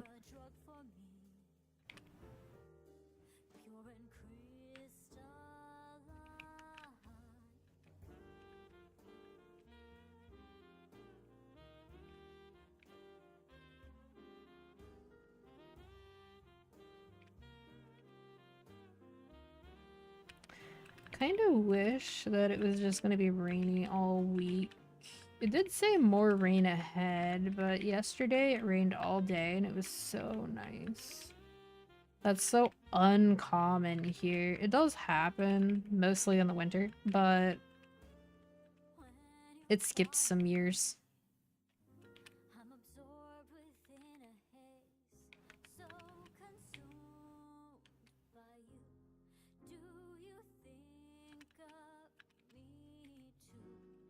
I guess I do have to put the fire bear on the top platform over there. Because it looks like it misses the top mobs sometimes.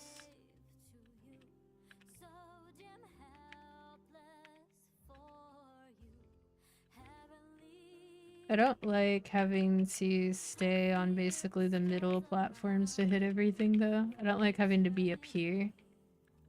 Because then I have to land before I attack or I won't hit the stuff that's on the bottom. And it's kind of hard to see the breaks in the platforms, so it's easy to just fall through them too. Kind of annoying. Comes with the territory of the background and the foreground being basically the same color.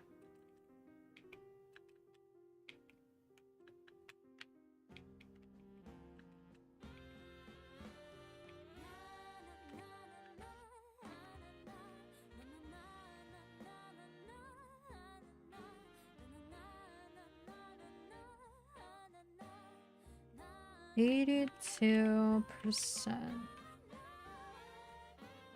I guess I will end up having a look at if there are any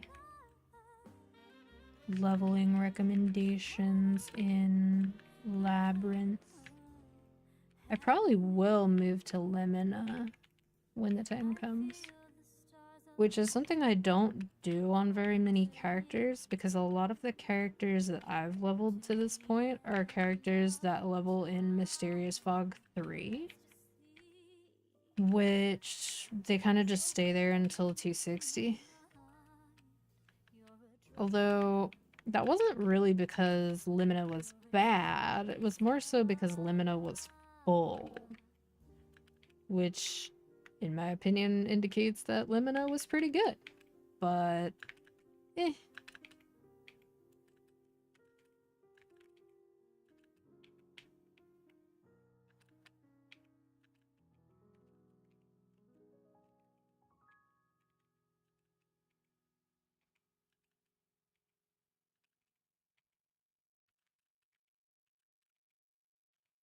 Actually, did Arcane Weeklies?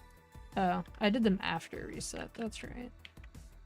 I was gonna say, did they reset or are they broken like Culvert and Flag? But I don't know. Because I actually did mine late.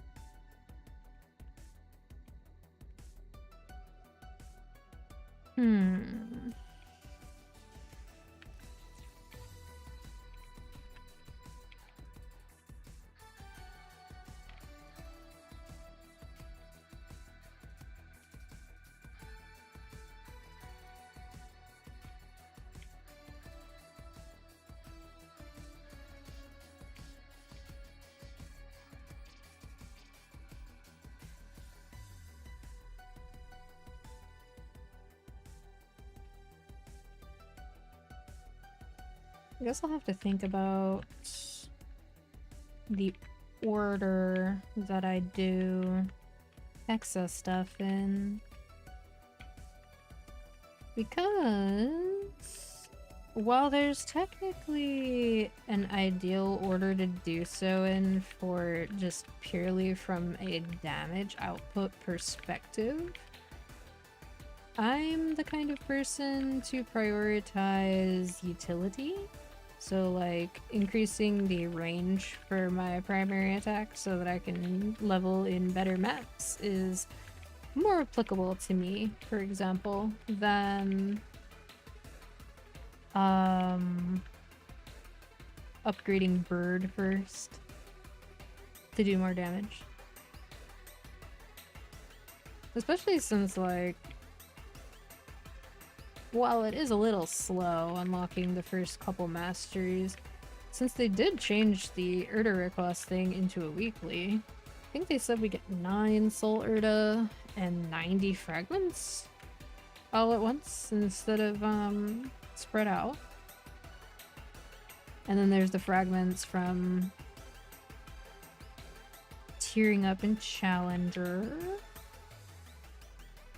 have to look, actually.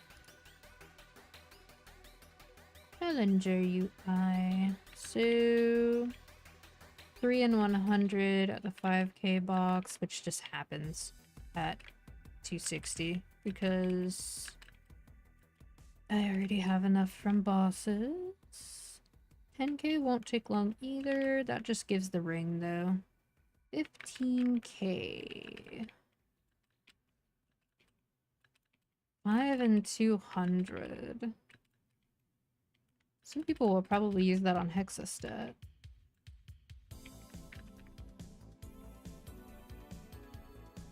Oh, and we get another set. Oh. Okay, so that's... Okay, I'll probably spend the 20k box on, Hexastat.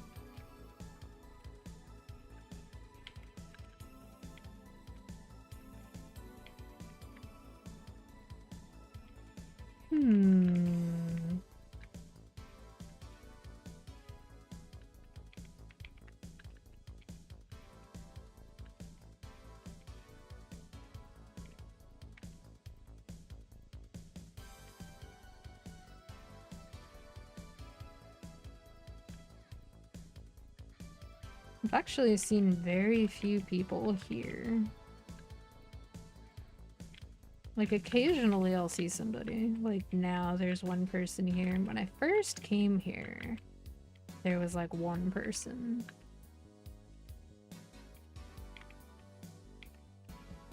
I did notice there were people at Horizon 6, though. So maybe they're just over there. Especially since they're all Lynn's, pretty much. They all have the same, like, recommended maps.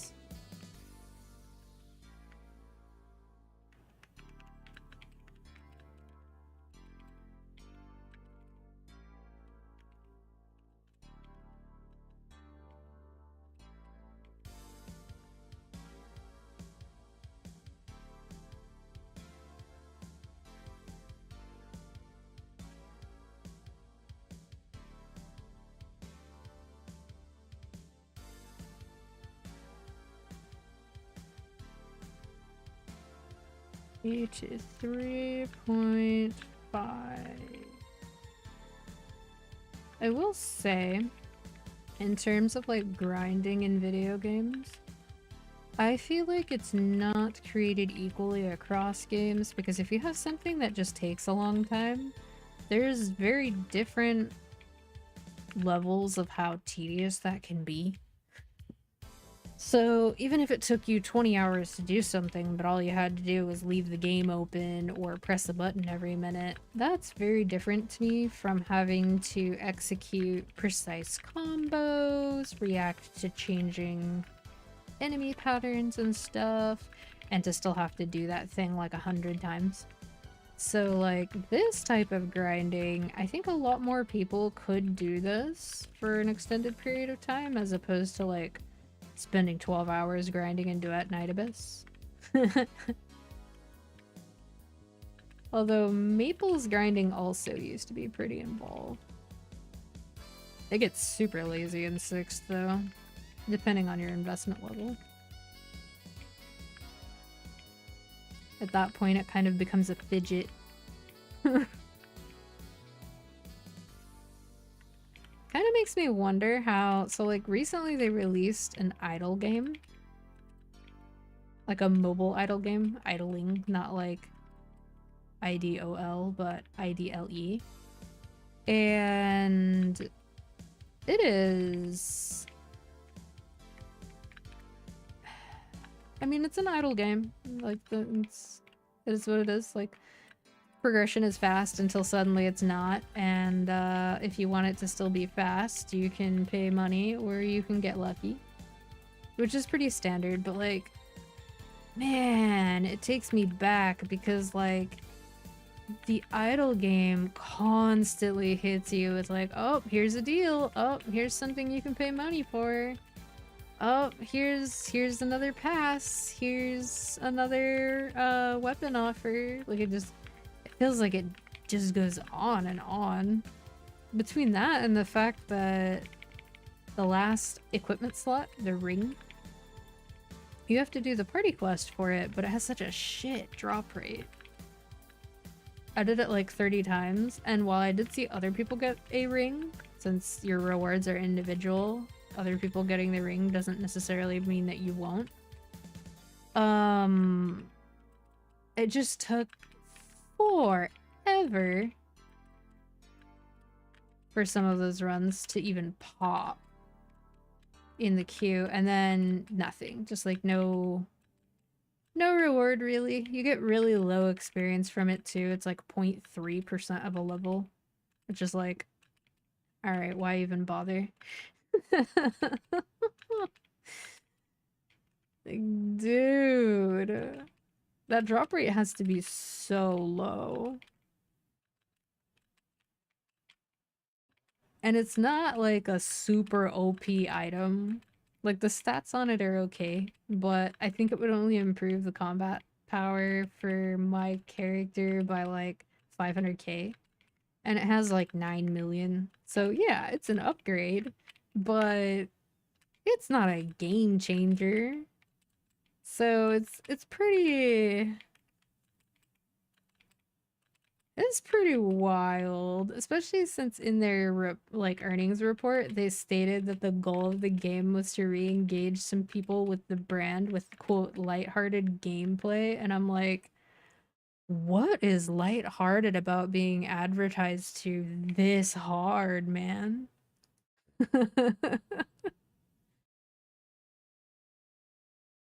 City Pop Gen 3?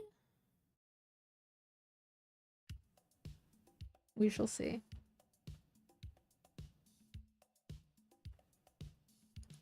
I do think that that region would probably lend itself well to the style.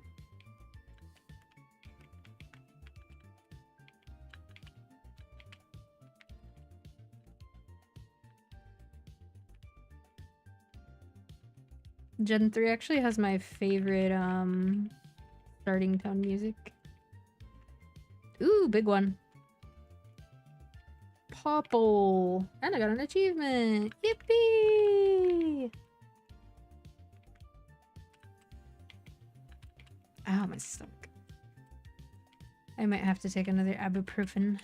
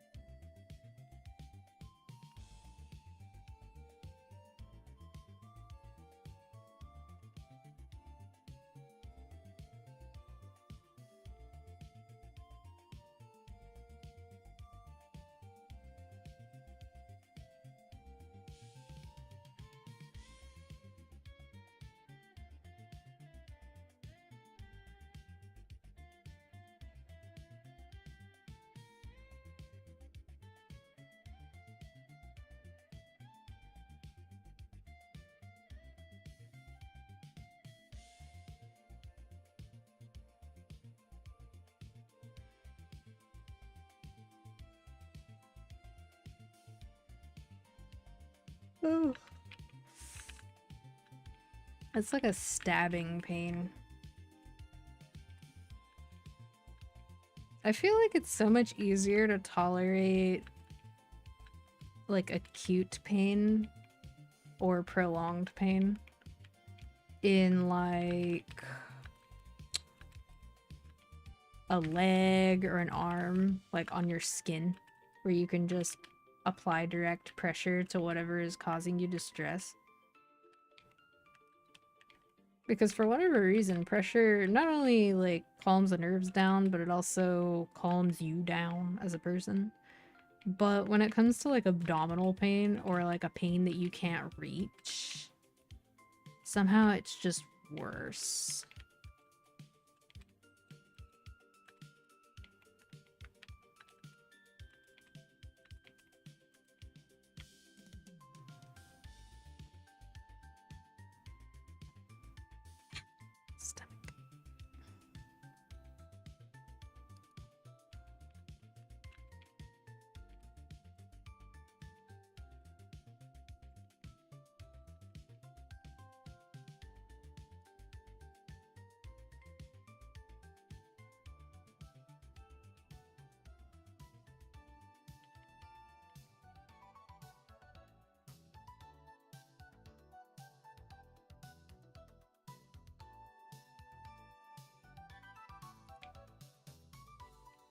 Oh, Final Fantasy 2.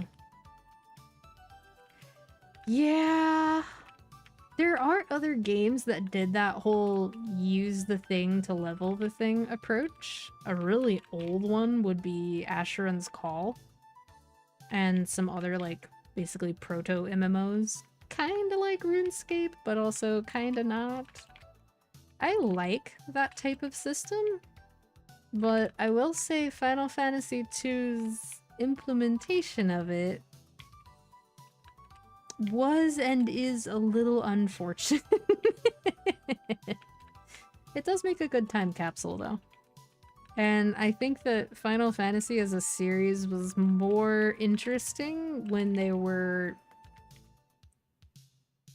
occasionally doing more weird stuff. And I think with 14 in particular, the game shined a lot when they were still being kind of weird. Like, quirky.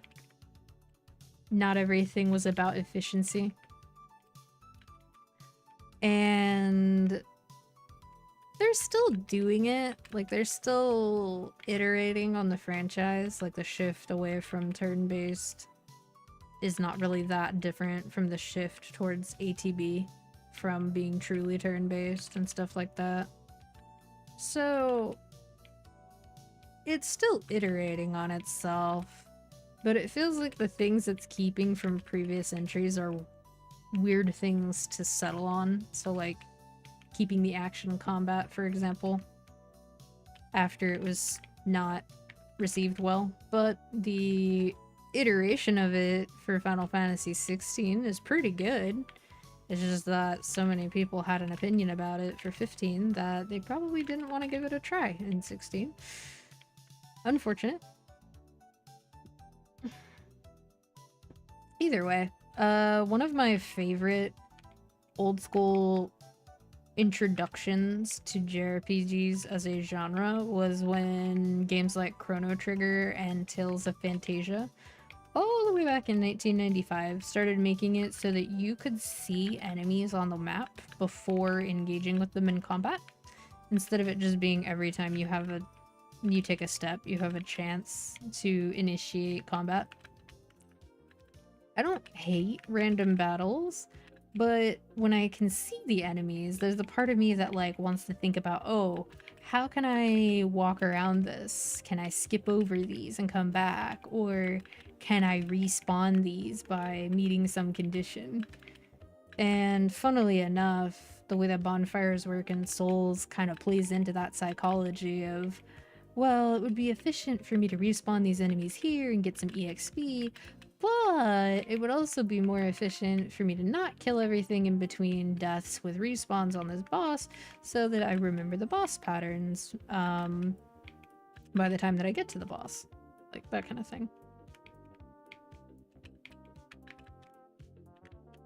overall, I think creativity in games is fun. There's gonna be some duds here and there, and that's fine. You do not get innovation without making some things that are less cool along the way.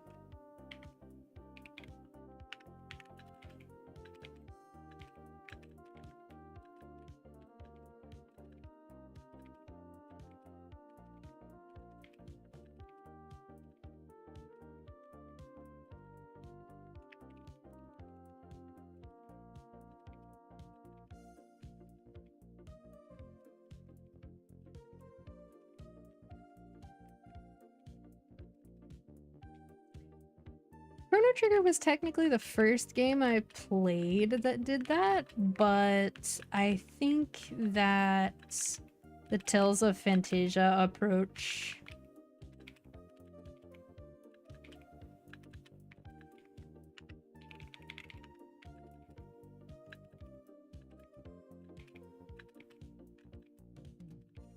oh my god.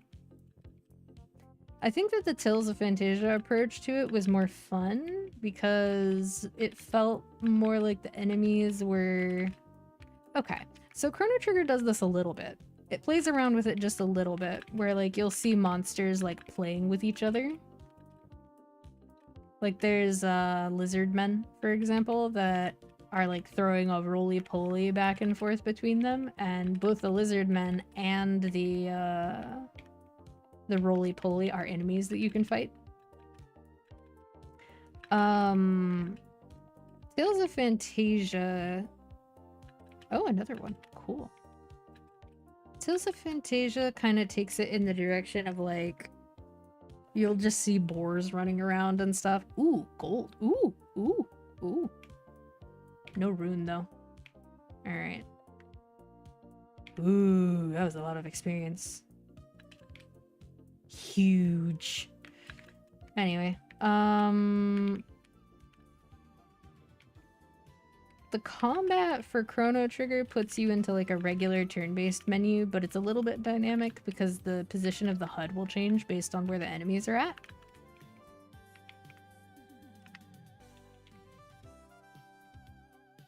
I'm gonna take a screenshot of it.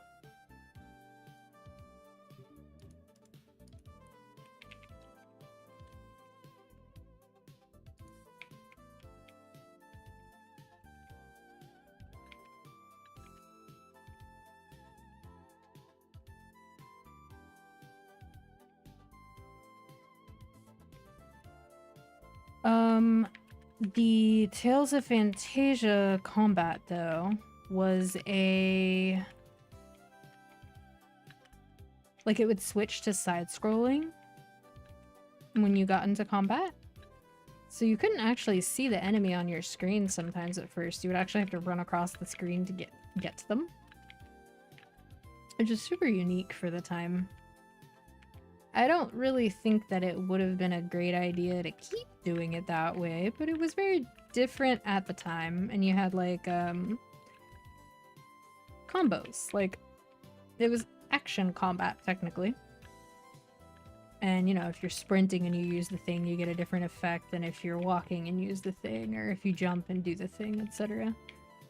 So they made pretty good use of the limited buttons and limited modifiers and stuff, and that evolved into the arts system that those games use today.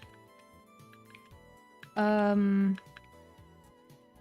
outside of Final Fantasy and Chrono Trigger, like basically the Enix and the Square games from very early on, most people aren't really too familiar with a lot of the JRPGs from that period because they weren't typically released in English. So like Tales of Fantasia has a fan translation. So did Live Alive.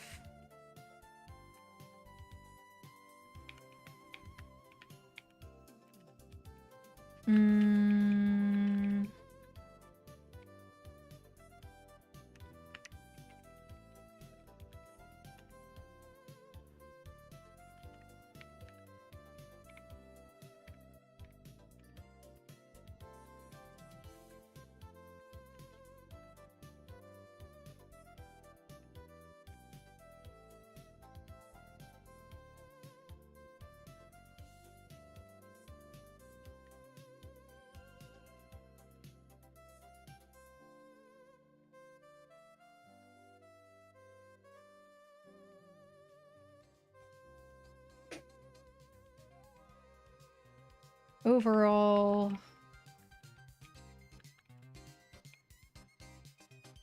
I kind of like the Valkyrie profile approach, thinking about it. Because Valkyrie profile, not only can you see the enemies, but you get an ability that you can shoot at them for advantage, which became pretty standard later. Like, a lot of games have that now. But you also get an ability that lets you freeze enemies, and if you freeze them, you can either jump over them or fight them with advantage. But it was just interesting. It was an interesting take.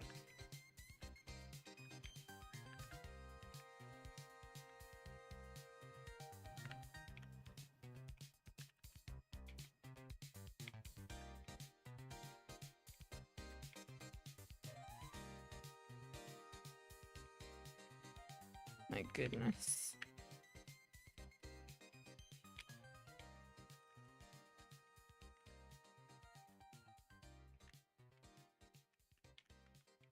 $7 billion EXP from a chest. Holy crap.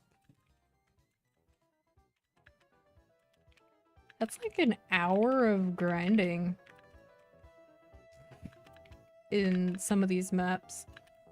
Now that I'm thinking about it. Not on 3x, of course. That would be on 1x, but still. Damn. So that was like 20 minutes of EXP since I'm using 3x tickets. That's so much.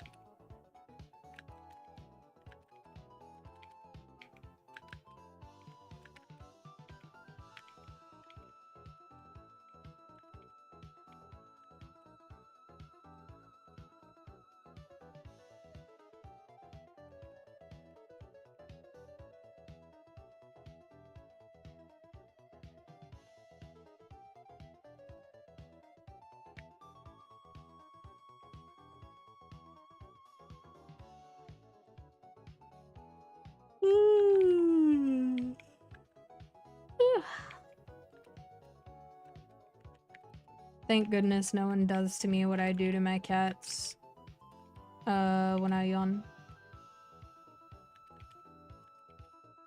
Because, like, if they get... You know how cats and dogs will intentionally do, like, the biggest, most attention-seeking yawn and make, like, as much noise as possible, and they'll do it as slow as they possibly can to try to get your attention. I just kind of look at them and I go, oh, big yawn or big stretch. And occasionally I do it to people too. Because it's such a habit. Fortunately, I don't think anyone's actually done that to me. Although, if I may say so, it's definitely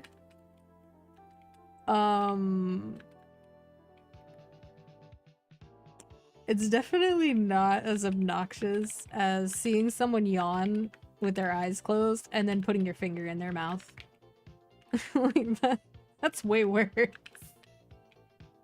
It's way worse. So, I'm gonna go with, what I do is not so bad by comparison.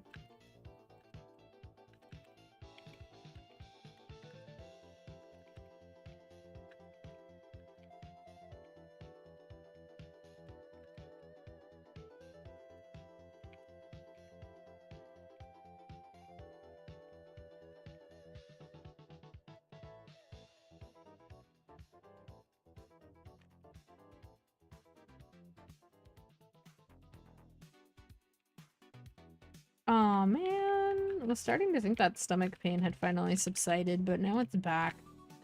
Grumble, grumble.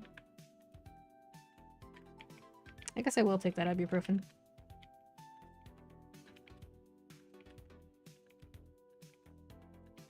I didn't happen to catch whether or not that was my last chest for the day. Because I think you can only get 10 per day.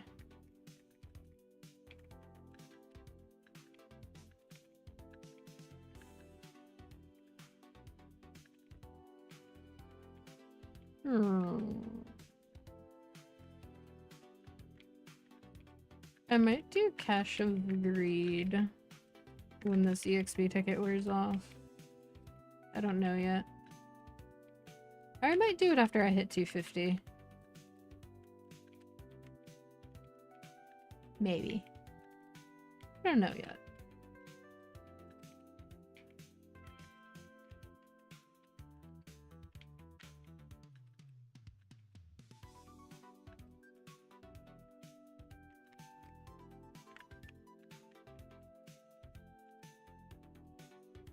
I guess it depends on what I land on by the end of this EXP ticket. Which I guess is probably gonna leave me at like 95 or something. 95%.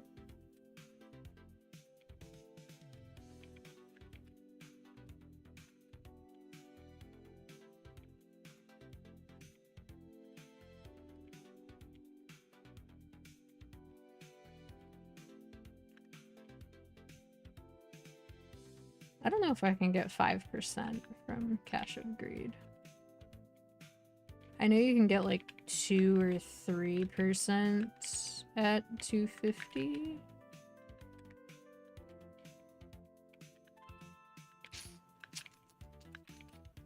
I guess in theory, 100% XP at 249 translates to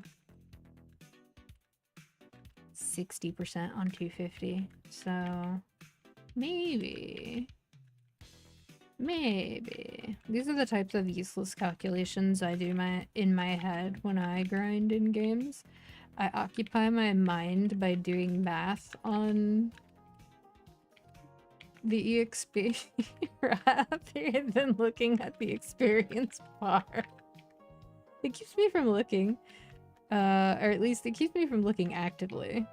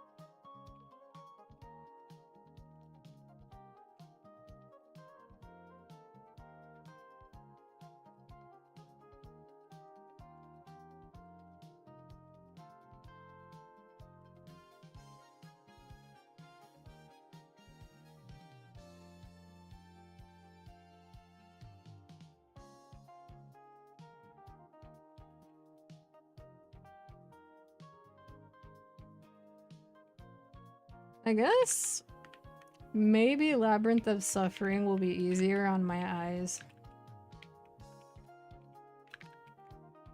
Because even though the Moonbridge maps are stormy and raining,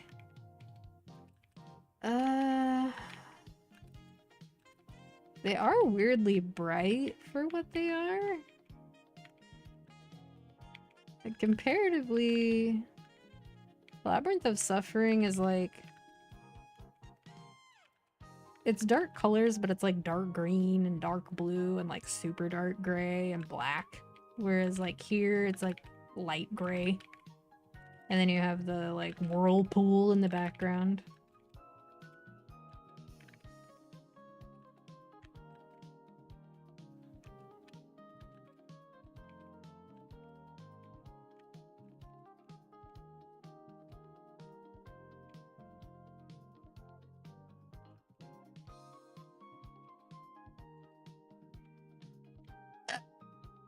Ow.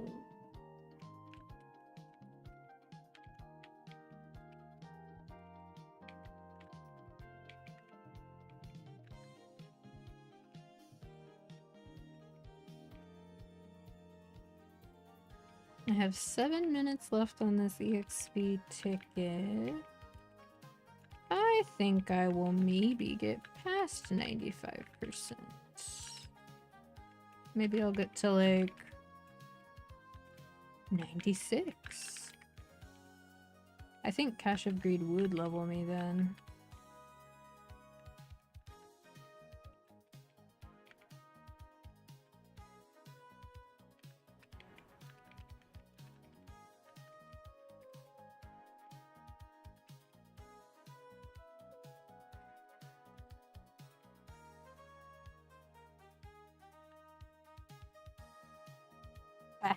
He did change the guild rules.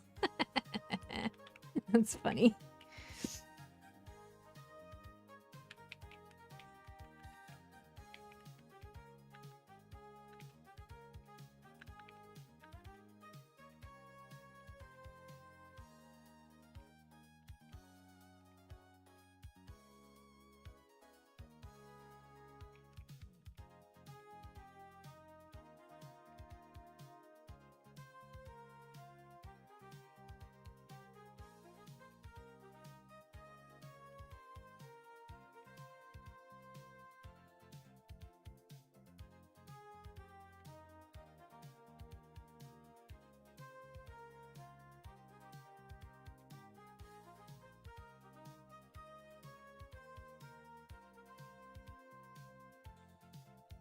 This person's name is Pay to Win Challenge. They are wearing the MapleCon outfit, the like compensation MapleCon outfit. That's pretty on brand, I would say.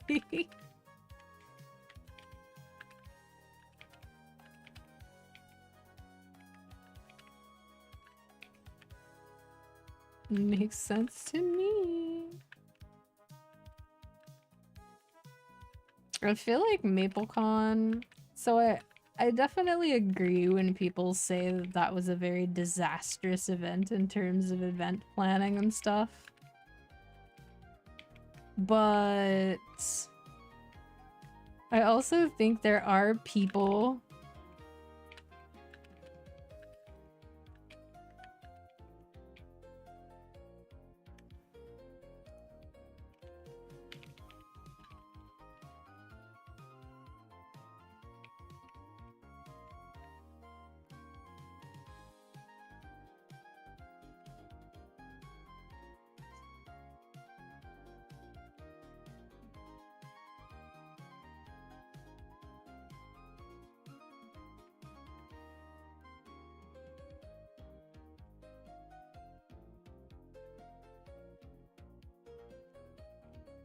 I literally looked at one brain rot thing and I completely just my brain went blank. Oh yeah, I was gonna take an ibuprofen. Right. I should do that before I forget. Well, do I take an ibuprofen or do I take an Excedrin? Or do I take both? Probably not both. Probably not at the same time. I think the last ibuprofen I took was at like 3 in the morning. So, this should be fine, right? Oh, it tastes so bad.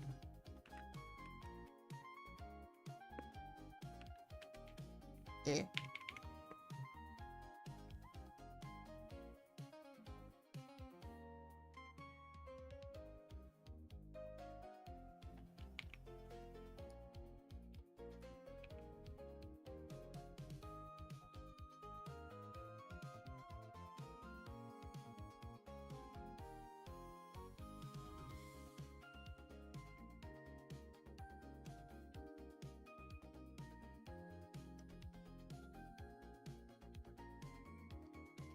Okay.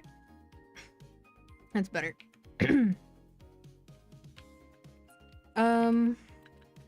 I at least spared myself the agony of having to deal with like the candy-coated ibuprofen. I hate those. They taste like nothing, but only if they sit on your tongue for less than like a microsecond. After that, not only do they start to taste bad, but the exterior turns into like pencil shavings, and that's just, as a person who can't swallow pills, that's just that's just, why would I put myself through that if I don't have to?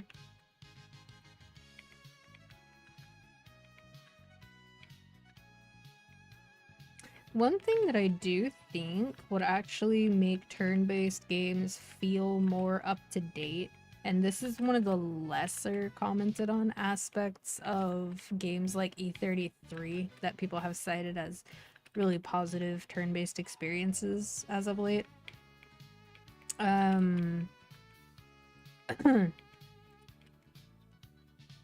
Would be the smoothness and speed of menus. Because, like, it's not inherently a problem that you use menus to select things.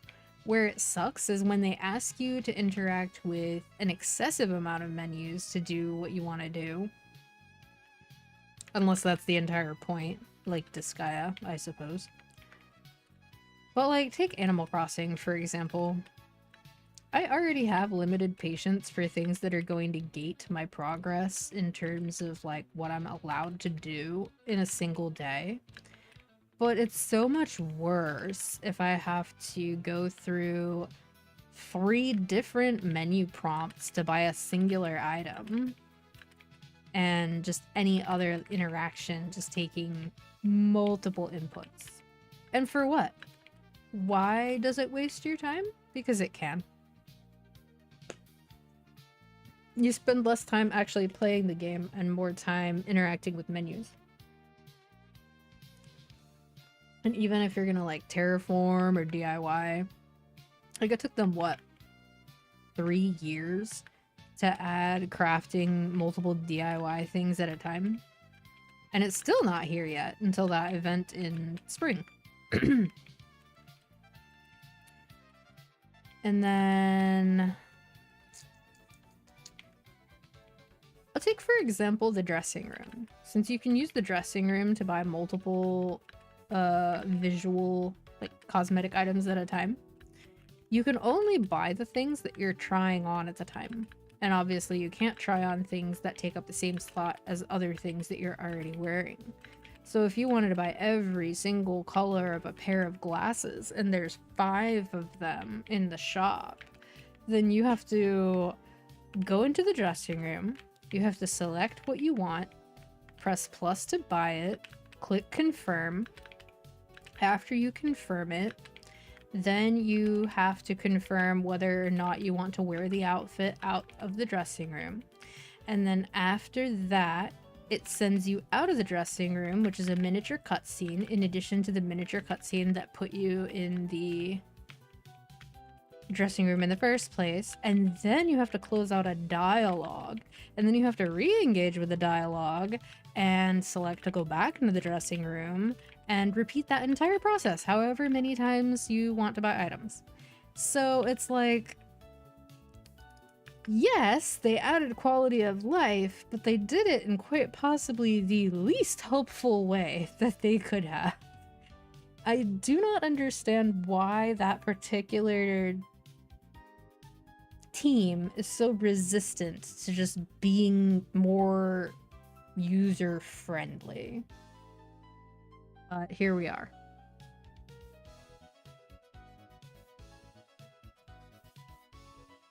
So when you play a turn-based game, especially if you're playing a turn-based game that doesn't have any real-time elements whatsoever, it's like if they make you go through like 5 menus to do each action, that really disconnects you from what you're doing. I think it's fine to do that in games like Fire Emblem or Disgaea, where you're supposed to be putting some thought and consideration into where you are versus where the enemy is and all that.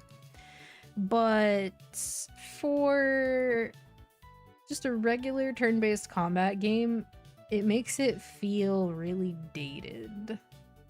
There's a reason why one of the first things people do when they emulate an older role-playing game That is...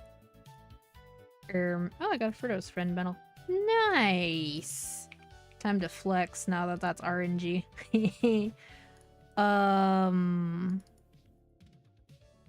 To me, especially if you're trying to make something that's supposed to be like flashy and modern feeling, if you're going through menu after menu after menu, it just doesn't accomplish that, in my opinion. Would you get out of that? Move. He didn't listen to me the first time. Oh, it's actually a damage increase. Okay. Cool.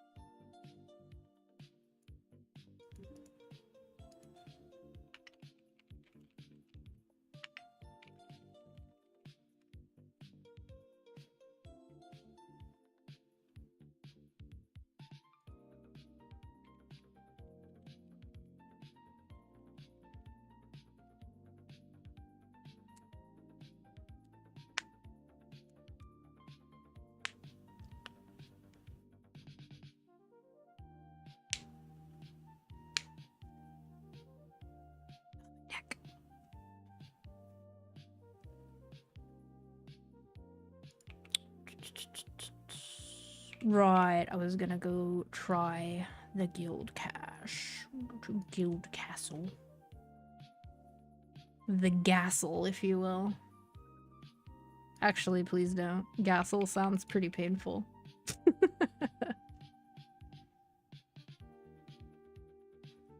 I don't care. White text, black screen. Rah.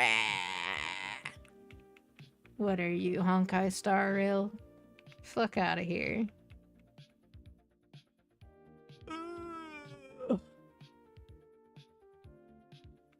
It doesn't even let me advance it faster. It's so obnoxious.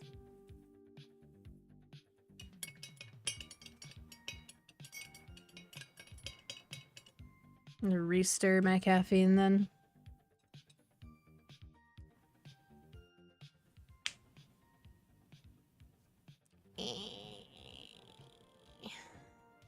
Benedict. Why does he look like the butler? They should have probably made him look like a knight first, and then like he retires to become a butler. Although, you do have a battle butler in Fire Emblem Fates, which is, I guess, the Fire Emblem game we don't really talk about. I really think the gameplay in Conquest was good, even if, like, the gameplay, like the maps in particular, in the other two versions of the game were not as good. The story was pretty bad, though. Like, the main story beats that they were trying to hit on were okay. But, my god, everything else was just terrible.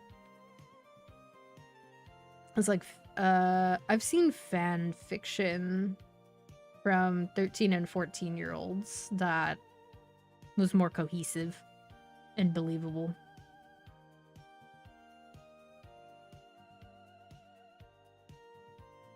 Skip, skip, skip, skip, skip, skip, skip, skip, skip, skip, skip, skip. That's a big boy. Him have very glowy eyes. Oh, now I can advance text faster. Why can't I skip you?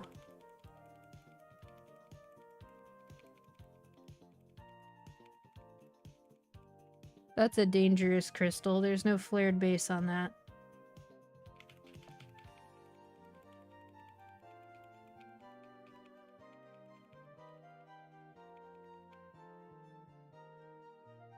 Oh, he has a broken arm.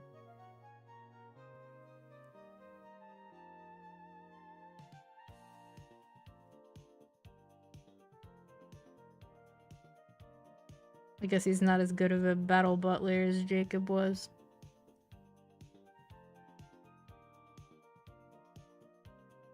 Honestly, the butler and maid characters had super fun classes in Fates. There's also a zombie maid that you can have as a unit in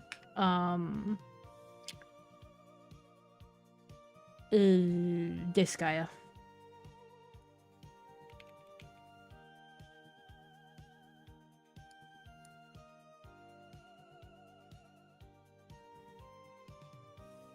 Blah, blah, blah.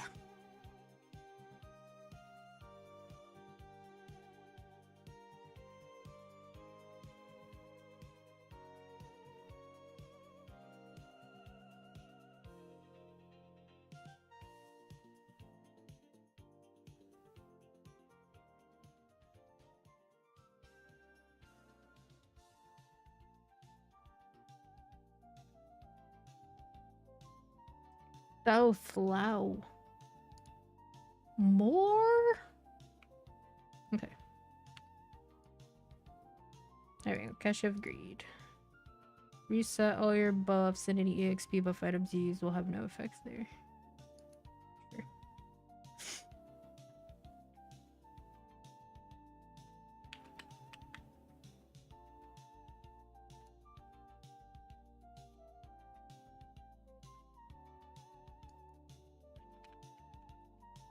This is probably the exit?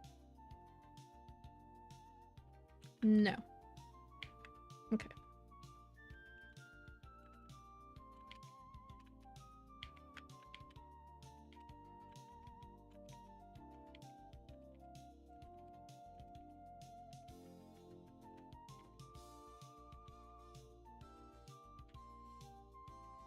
Do I want to go farther?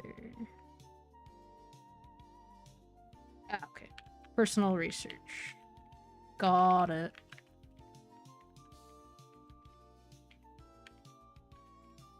It's a pretty compact map.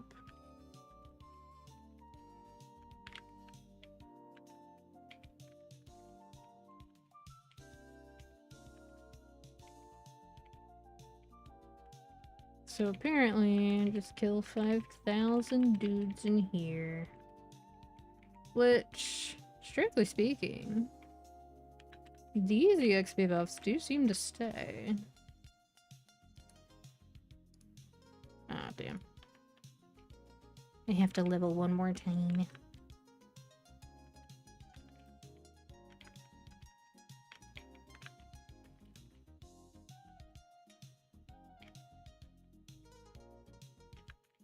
This would be a lot easier with Dusk. I'm gonna put that there. Although, I probably should have put it on this side. I'll do that next time.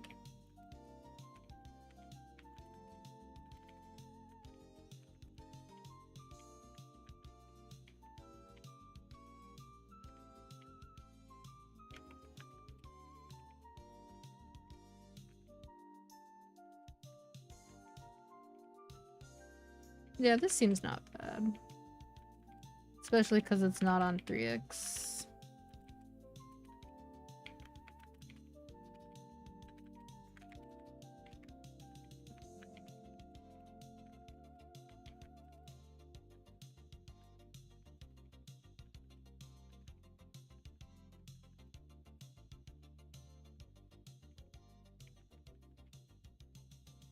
I guess I get to max Goddess at 250. I'll probably have some leftover some leftover nodes, which I guess I'll have to put into mana overload. As much as mana overload is like super good, it is so boring to level because it doesn't feel like you're gaining much, even though you are.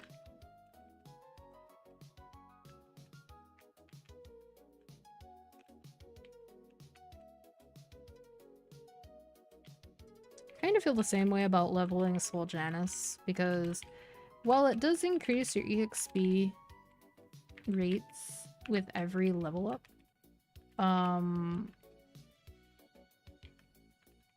Its main features are at level 10 and 20 for Dawn, and level 1 and level 15 for Dusk. Which is a lot of fragments.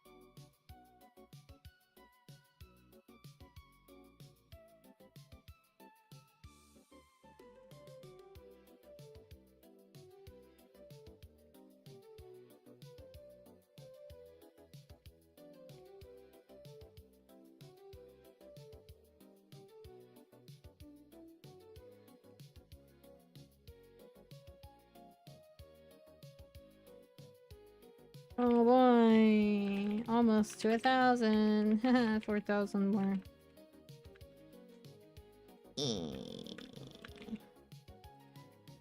Actually, this might have been better.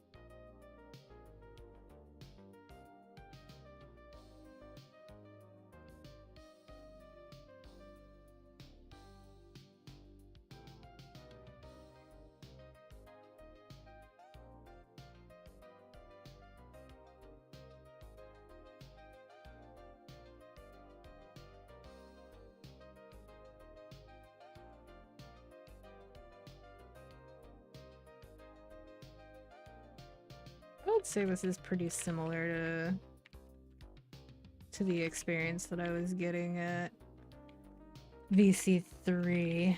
It's just that I'm doing it without an experience coupon, so I get to save an experience coupon. That's not too bad.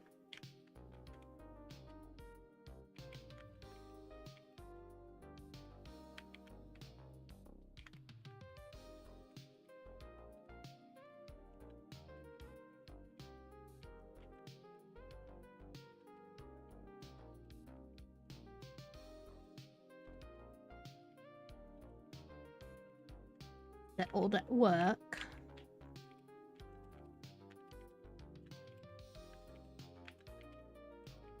I'm familiar with them, but I haven't played their games specifically, but I have played other games of like that sort of point-click adventure genre where you're essentially playing through a story.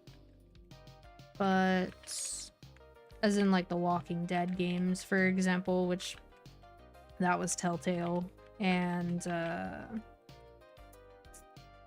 Life is Strange, which is not, but is a similar type of game in terms of presentation. I have heard many things about both, but I haven't played them. Dispatch I have heard quite a bit about, but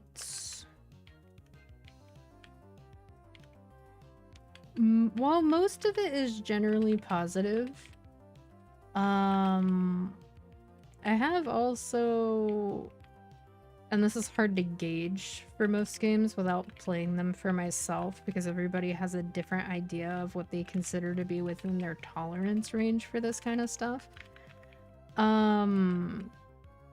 There are people who have like just I guess a chip on their shoulder about how for the male characters in Dispatch, they have like a variety of body types and personalities and stuff. And their body types and personalities make sense together. But for the female characters, they're all basically some flavor of hot, young, fit. Regardless of whether that makes sense for them or not. And I get where they're coming from. It does kind of get boring that female character designs tend to be pretty uninspired in a lot of games, despite usually having better looking gear, like better looking outfits, better looking hairstyles and stuff like that. Especially in games where you can customize those things. It feels like female characters definitely get way better options most of the time. Although a lot of the time I will say it's like 1/3 of the hairstyles and face stuff and outfits and whatnot might look good for female characters, but then like only 1 or 2 out of the entire set look good on male characters. So I wouldn't say that anybody is really eating super well in most games. There are exceptions. But when it comes to trying to make something that you identify with or that you like, especially if you're supposed to be making some kind of connection with a character, I can see how it can feel like there's just not enough options. Anyway, when it comes to trying to build some kind of connection to a pre-existing character, obviously they tend to not be customizable. But I don't remember the exact description, but the same person that raised that as like a minor gripe also kind of had some issues with how female characters developed as characters. Like it's a little what's it, the Bechdel test? Can 2 women in a piece of media have a conversation with each other that doesn't have anything to do with men or romance? That kind of thing. It's just sort of like the women exist because they are part of a story about a man kind of approach. Anyway, I don't think any of that is stuff we're not used to seeing, so just it's more like I understand the criticism, but there are plenty of times where I've just accepted that that's what they decided to do with a game and moved on with my life. Like, I enjoyed the rest of it.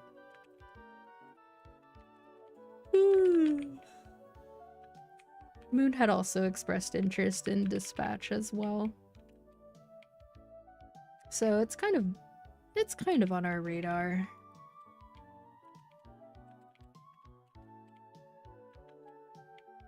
$2,000 more enemies. Well, 1,900, but still. So many.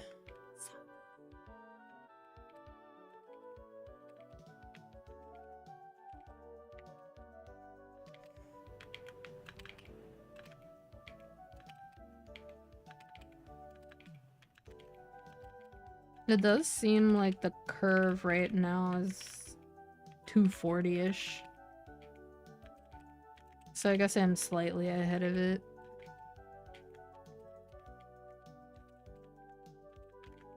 I think the fact that Moonbridge was kind of empty when I got there, and now there's a few people per channel, is a pretty strong indicator of that. In Challenger World 1, they gave us so many event potions for compensation that, because some people only claimed theirs on Chronos, I claimed mine on Challenger World, and I got rather far ahead very quickly. So I didn't have to really try to stay kind of ahead of the curve on levels, but I did have friends that were much more interested in grinding in CW1 than I was, and those people were very much ahead of me. They zoomed through the 260s and 270s, which was like, I could see zooming through the 260s in CW2 because you get 2 levels per level up instead of 1. For that level range, you get a decent amount of free Hexa stuff this time around. You also get Grandest Monster Park. So, like, I think it'll be pretty quick getting through the 260s this time. Plus getting a level 5 symbol for both Arcus and Odium. One-shotting things up to, like, Shangri-La should be a lot easier.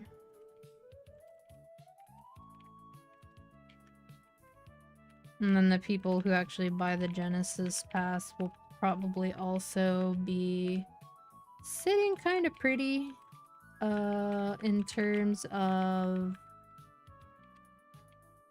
damage by then as well. It'll probably be libbing at like 275 or 280. Somewhere around there. For me, I don't have a way to engage with things like the Genesis Pass right now. Because I'm a brokey.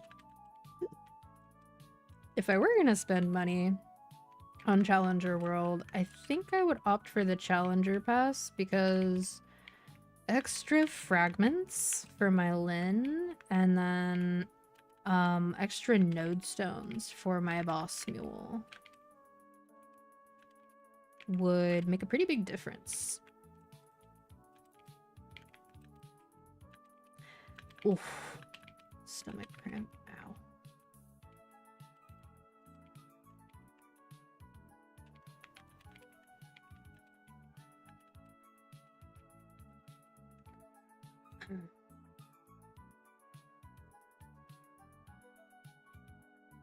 That is, I think, the second Phantom I've seen use a super megaphone looking for a class to swipe a skill from.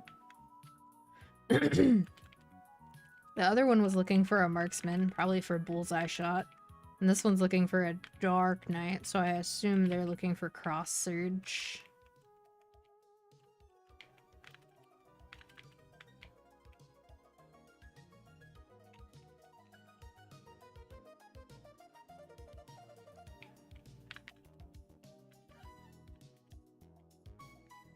$1,000 more. It looks like it'll probably get me to 99. I don't know if it'll get me to 100% though.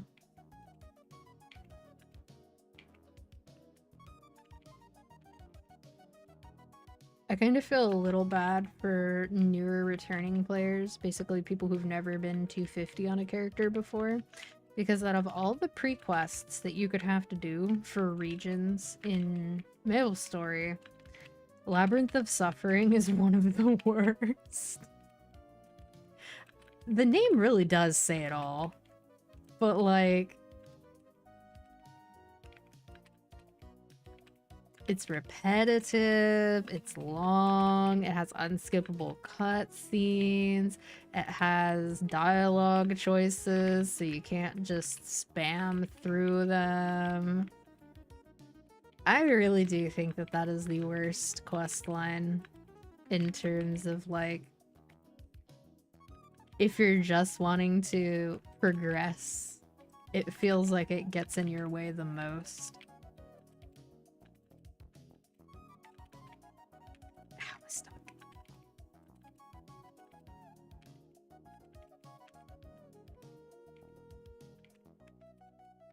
Alright, I have to be right back.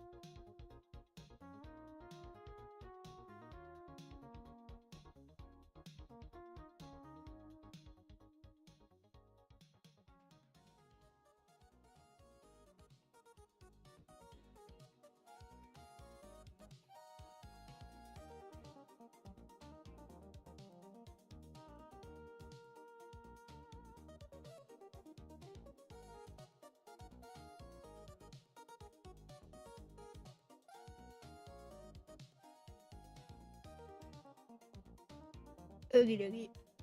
I am returned.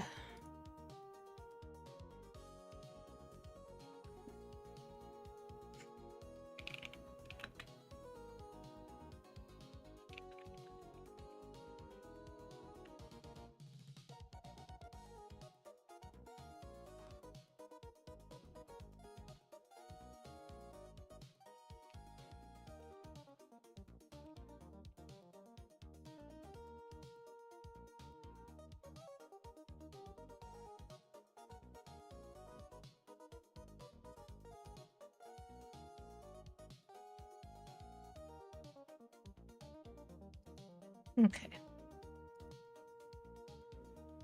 Let me bring all my windows back up.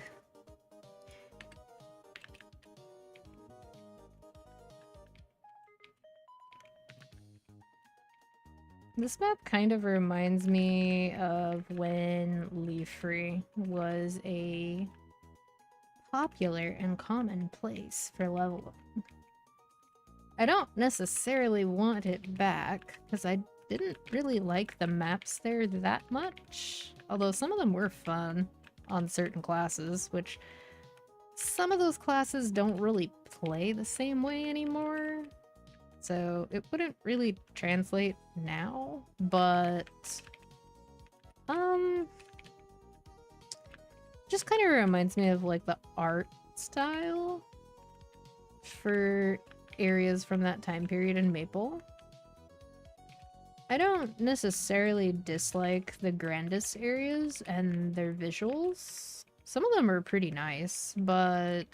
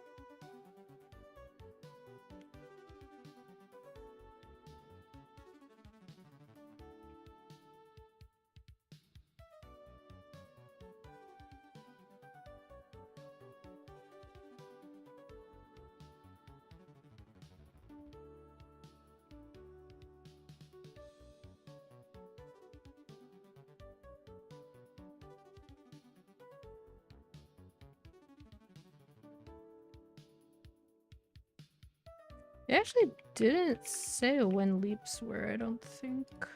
Let's see.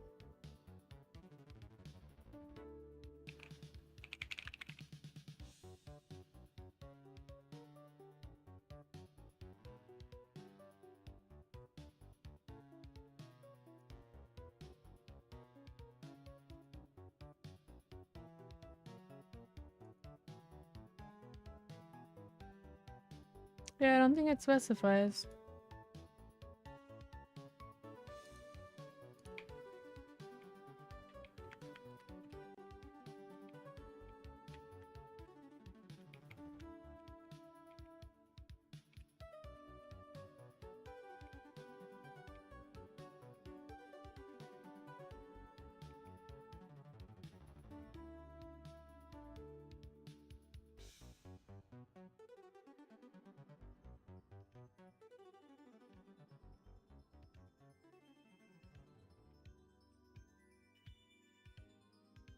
I'm so tired of seeing people open boxes and get plum things. Like, I'm sure it's cute, but ugh. I've never liked any of the like cash up features in games that result in like just spamming the chat. Might as well have put it in the megaphone chat. Because then all the things that cost money go together. But no, they have to make the megaphones stand out. If they were buried in premium surprise style box text, then people might not be able to read.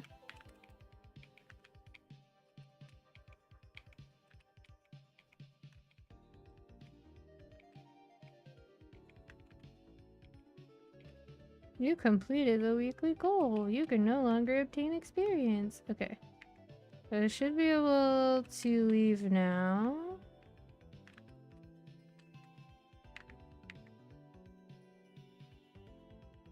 And... okay, let's just enter. But how do I do personal research? Oh, is that this? Yes, okay.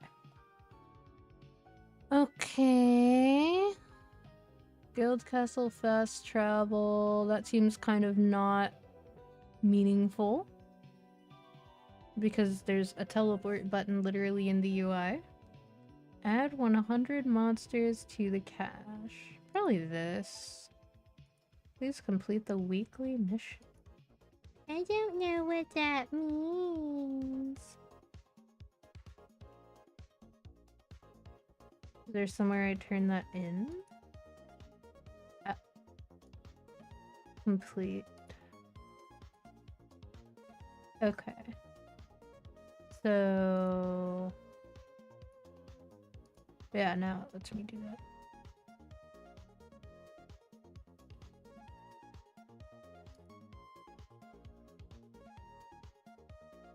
Okay. So... wow, it takes a whole week to get that.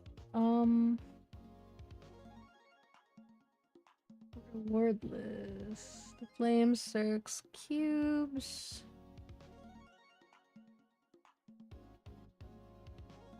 Increase maximum amount of items. Add 2 node stones.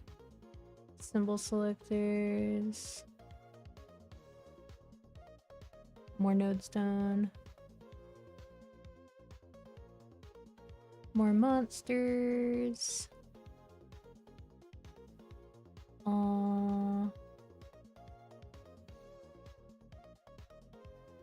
Additional areas.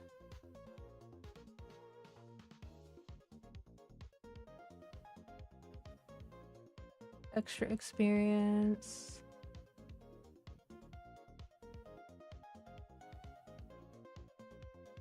Okay.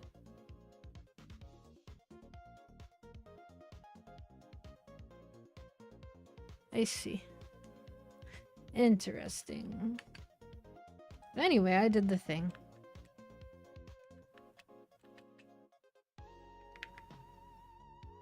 Let me go back outside. And go back here for 1%.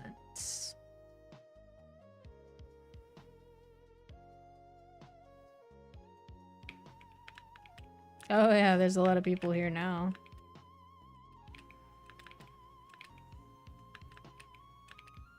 I don't want to use an experience ticket though.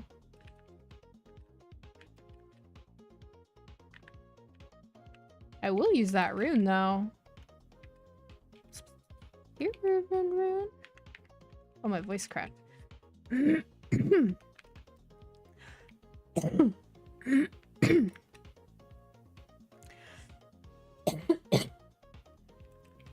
Okay, there we go.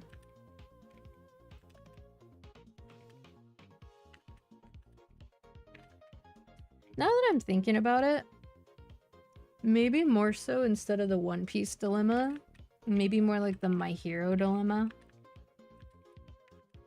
Where you have like some interesting characters that could develop and have interesting stories and whatnot, but they get sidelined, like their development gets sidelined in favor of others.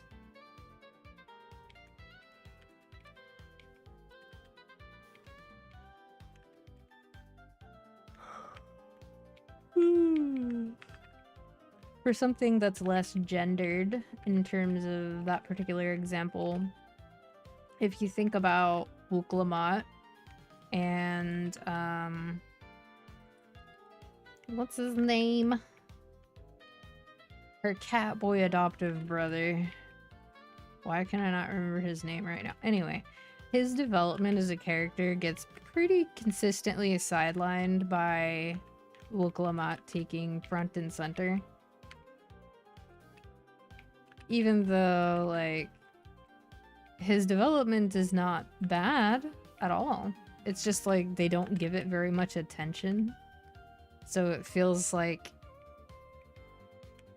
it kind of comes for free.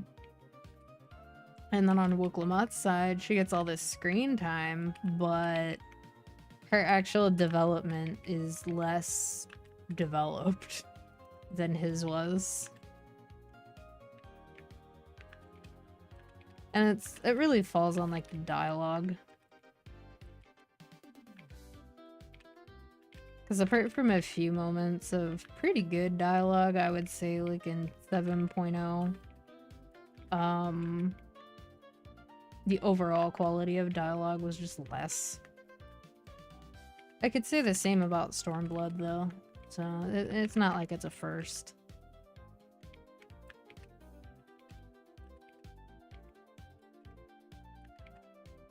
Okay, that's 0.5%. But the rune ran out, so now it's gonna take longer. Grumble, grumble, grumble, grumble, grumble, grumble.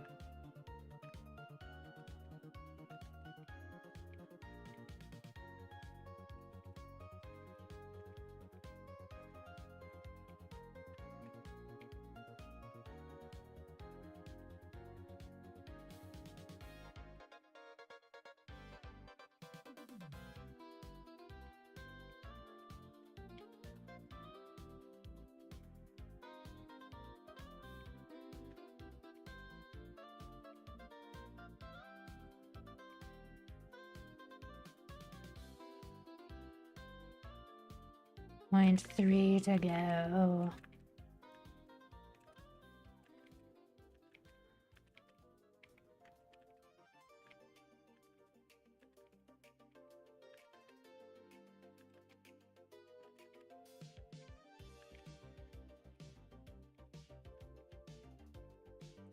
I am grateful that even though these orbs are called, or actually I think it's not the orbs, I think it's the weird looking triangular dudes, the apple-shaped monsters, if you will. One of them is called Burst Glare, and I'm so grateful that they're not visibly glary. Like, they do shoot those little lasers, but they're not that bad overall.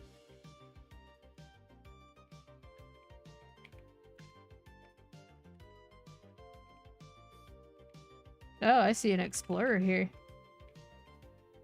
Or somebody with explorer hair anyways. I see those two wrens.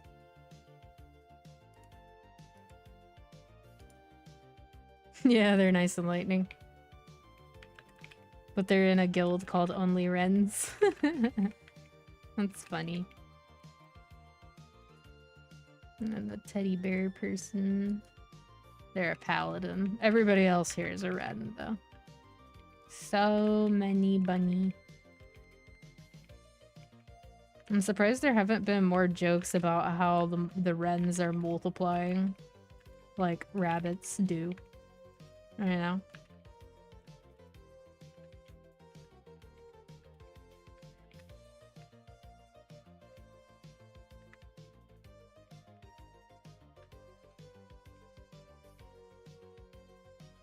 Oh, I'm so close.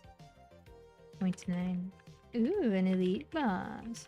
I'm so glad that when elite bosses spawn now, they don't frickin' despawn all the mobs. That was so annoying when that was a thing.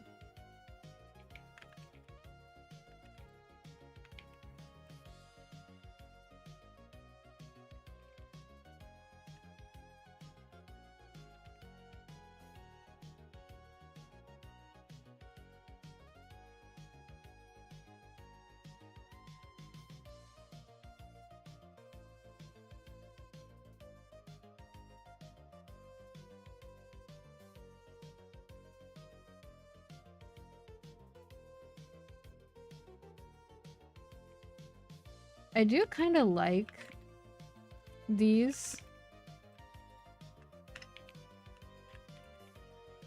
instanced maps a lot, because even though partying is dead, it's kind of nice being able to train in the same map as other people. It makes the game feel more alive. And keeps like people's morale up towards their goals, where like they're leveling and stuff.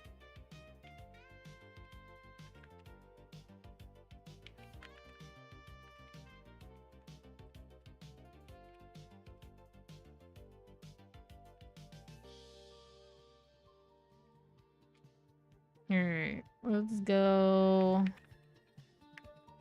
and double check to make sure there's no important drops on the ground. Let's go to suffering.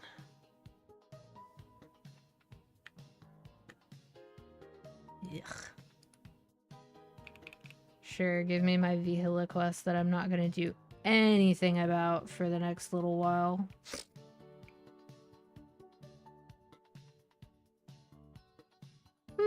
That's not bad for my grinding preset. Especially because the Pendant of Spirit doesn't give any damage. I can do this now. That's exciting.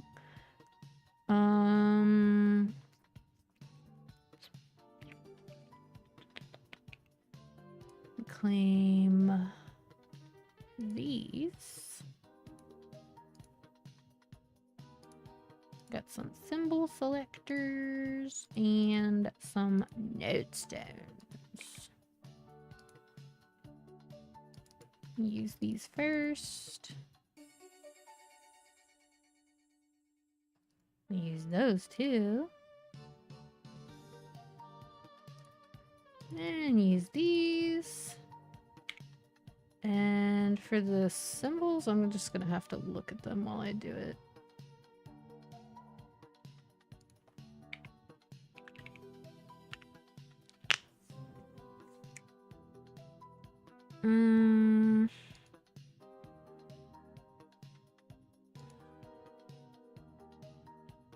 Let's see.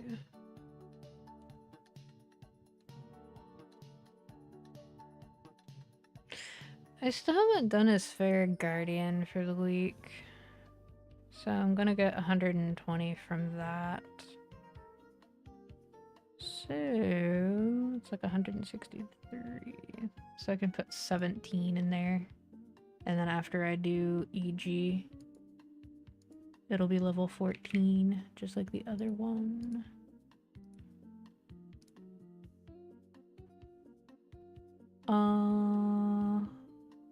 As for the rest...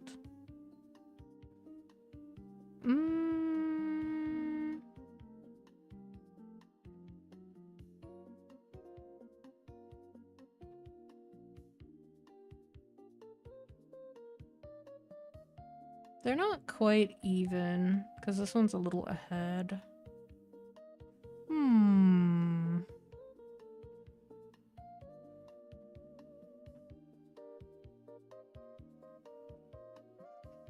I'm just gonna even them out first.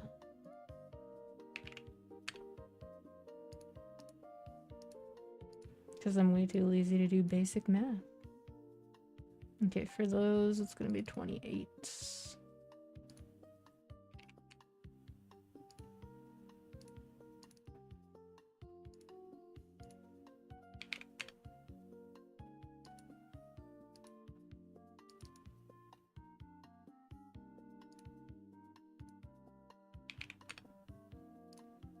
Okay, so now with what I have left...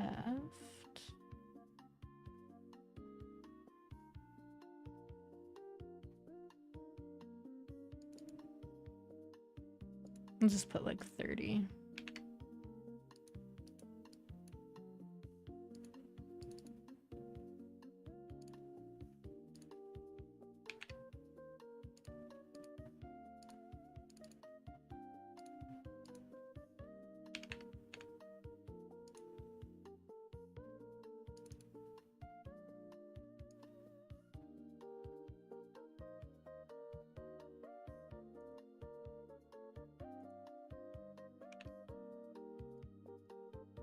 That leaves 13. I'll just use the rest of them on Arcana because fuck Arcana.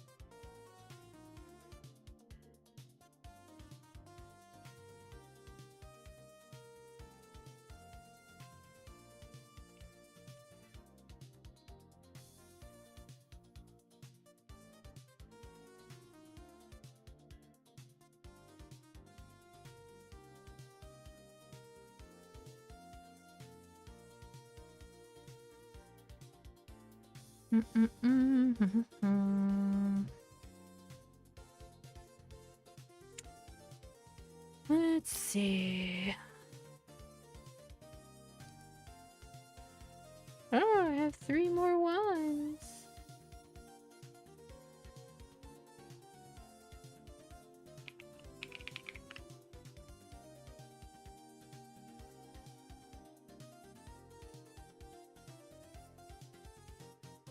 Kind of a bummer opening these one at a time.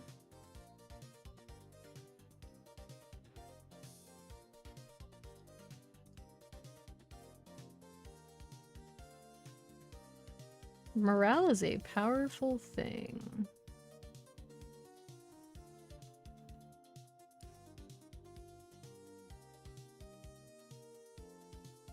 Alright.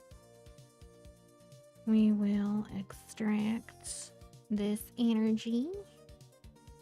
And then do nothing with it because we don't have enough to tear it up anyways.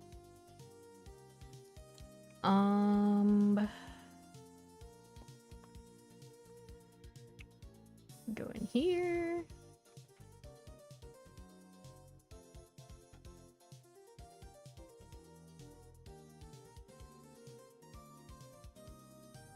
Okay. Disassemble. Select all them. Poof. We go back here. Cool, it only took 4.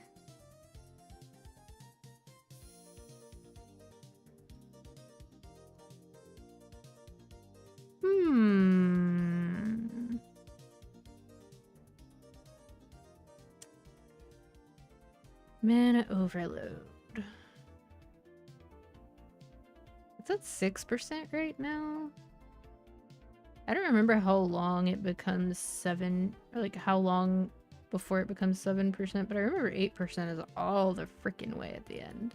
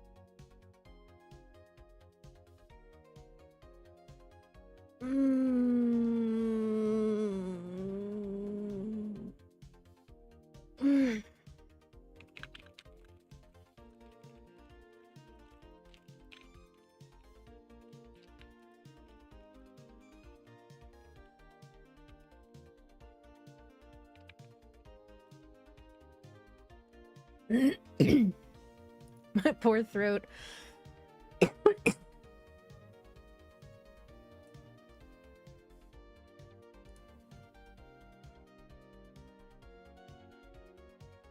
Hmm.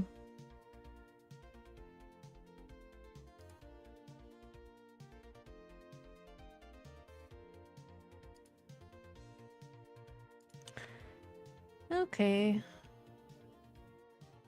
I guess I will craft a mana overload.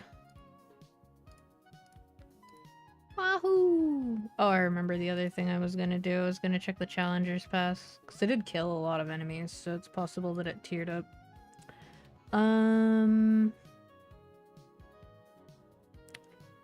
So, if that's level 15 right now, and it has 10 levels to go... If I looky in here right quick... I only get 10 more EXP nodes from this particular source.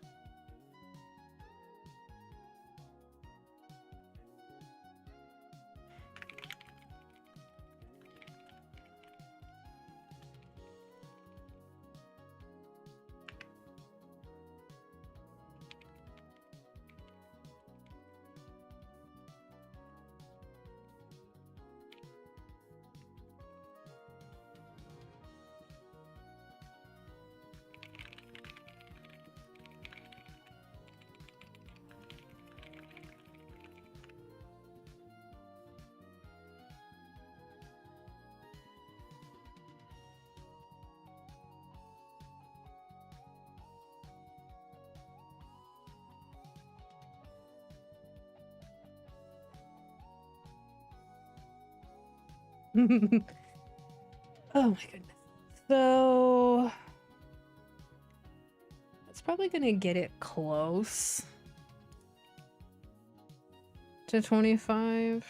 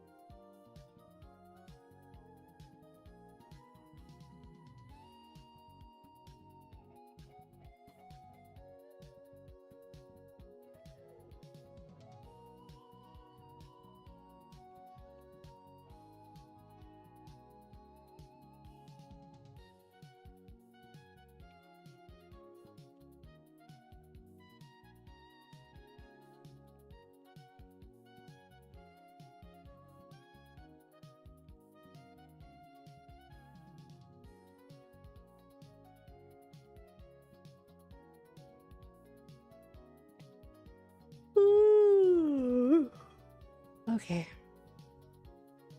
So, right, basic planning. That's going to get close to max.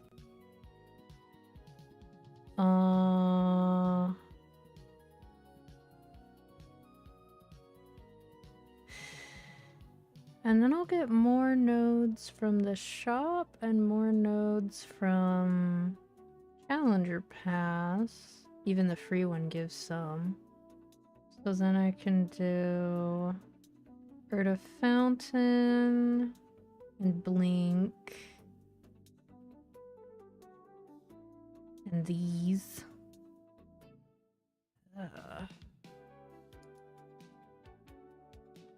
Slightly annoying, but not the biggest deal.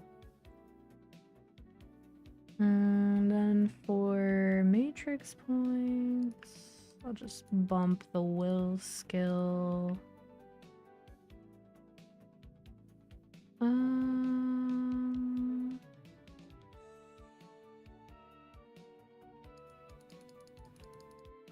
that, I guess. I don't remember if you actually get more from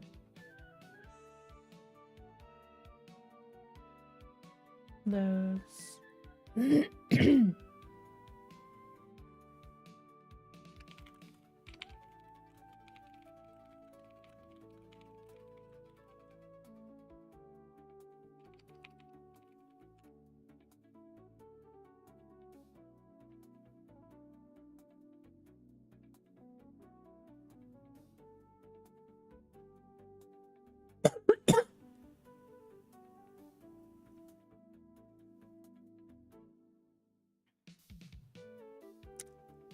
Alright, next thing. I'm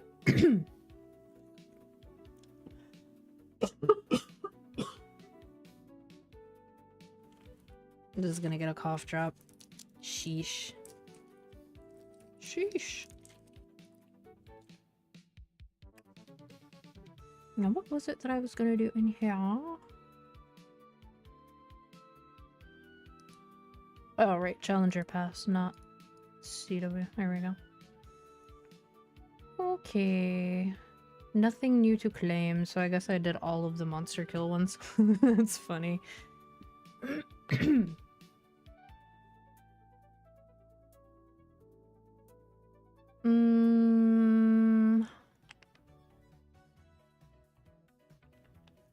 Well, these I can't really do until T60.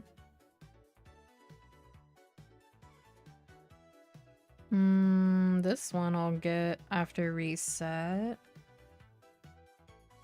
And I'll be short 1 symbol daily for this one.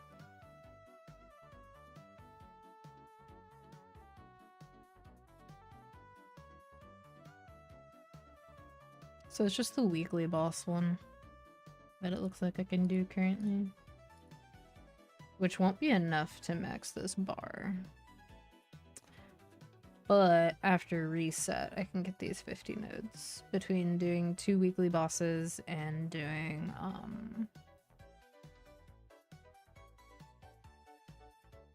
between doing weekly bosses and doing, dailies at reset.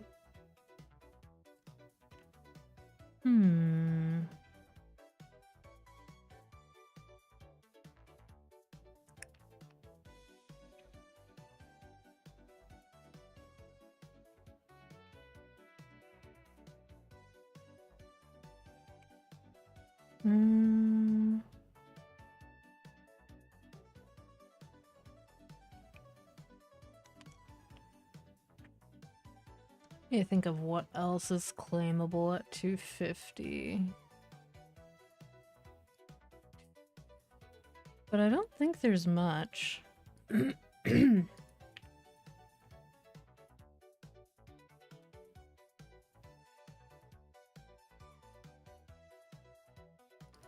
gonna go here and do this kill quest.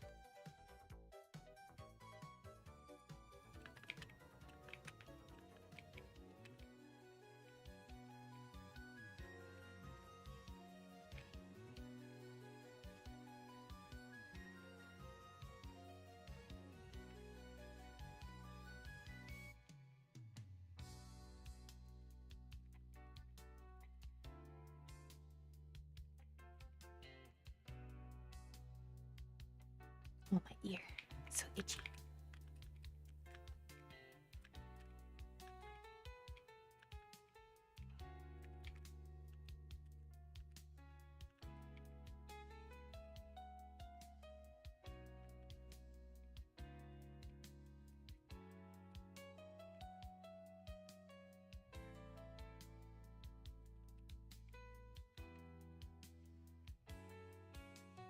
This map doesn't feel that bad. I can sort of see why people would recommend it.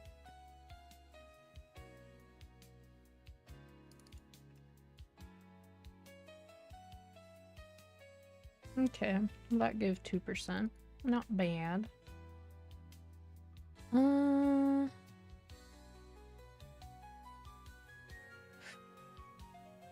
Honestly, 200 to 260 reminds me a lot of what pre-200 was like when they were focusing on Arcane River content. They kept releasing more and more stuff geared towards the Arcane River levels, like sub-areas and quest lines and bosses and stuff. But they increasingly looked at pre-200 as like a tutorial of sorts. But they didn't, like, modernize it. Instead, they just made it more and more skippable. And now a lot of the nice things are made with 6th job in mind, and everything before that is considered kind of like the tutorial. But they haven't really improved what it feels like to get there. It's just that some level ranges go by so quickly, especially on events, that they're just like, it's fine. Still, though. Still.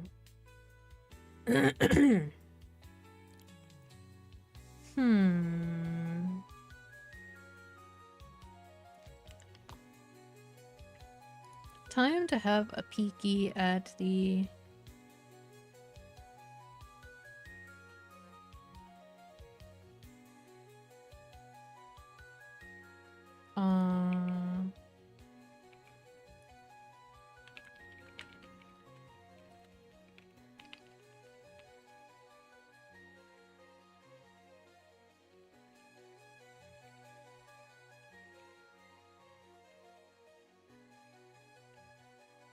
Time to have a little peeky at the Lynn Discord for people's leveling in Labyrinth of Suffering.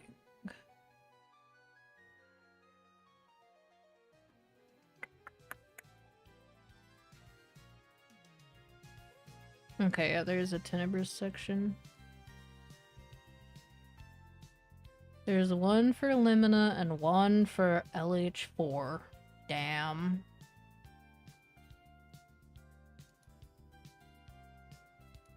LH4... Oh, it kind of looks like you just do a little loop. That doesn't look that bad. I can try it.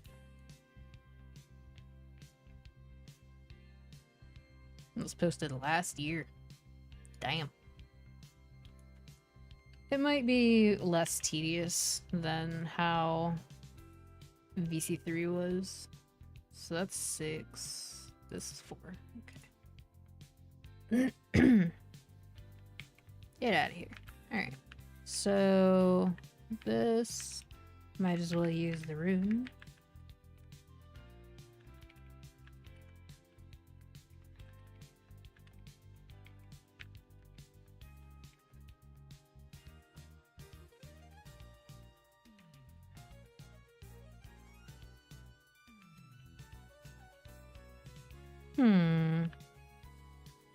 Can I still hit the bottom from here? No, I cannot. Okay.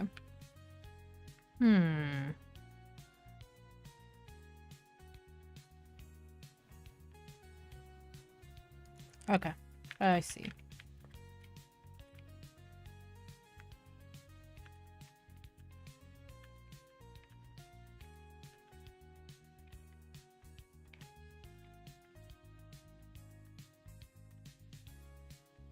These are 250, so I should be getting the bonus from being close to their level.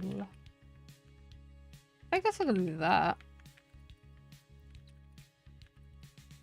And let the stupid fire bear kill them.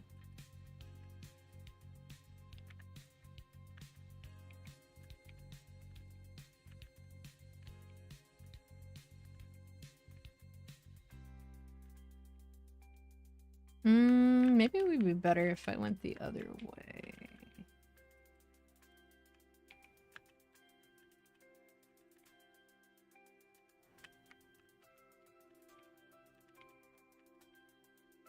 Nah, it's probably best if I just use rope lift, even if I don't want to. Ugh, I don't want to use rope lift. I'm gonna move that then, and I'll put rope lift here.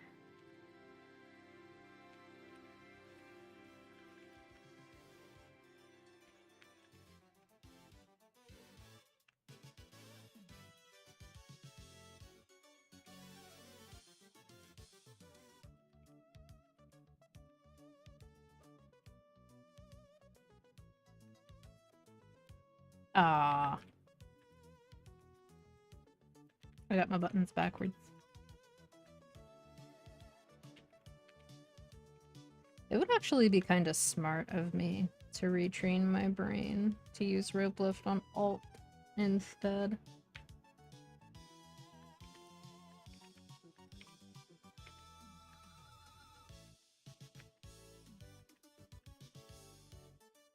I think the only annoyance with this map is that,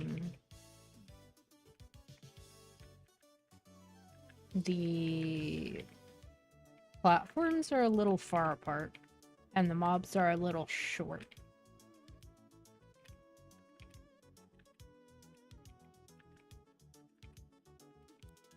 I'm waiting for that stupid summon to expire for literally ever.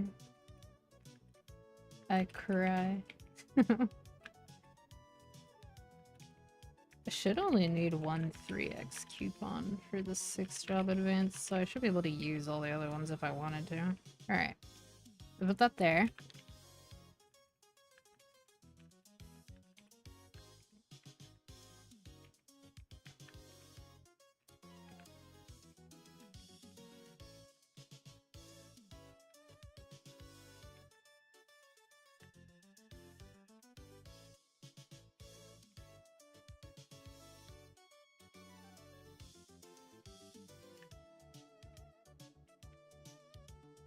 Another nutstone.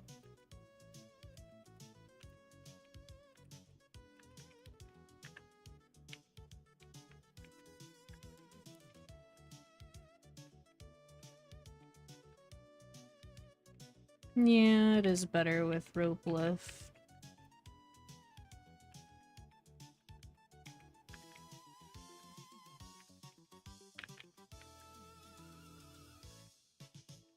Because then I don't have to really time my ability use.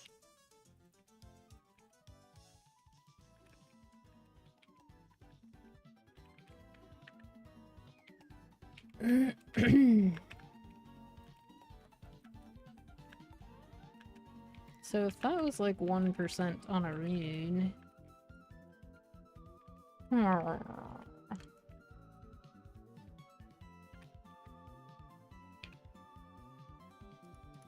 Let me go over here and look at Maple Maps right quick. So I can see the mob count. Region. Moonbridge. Alright. Last Horizon 4 has a 37 mob count. Mom count. VC3 is 32. So the maximum EXP possible in LH4 is significantly higher. 17k mobs an hour versus 15k. The thing is, though, I'm not gonna get that many kills. Like, I ain't got that dog in me.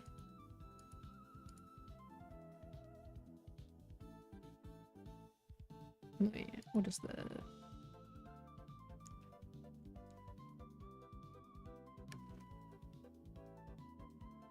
Why bird?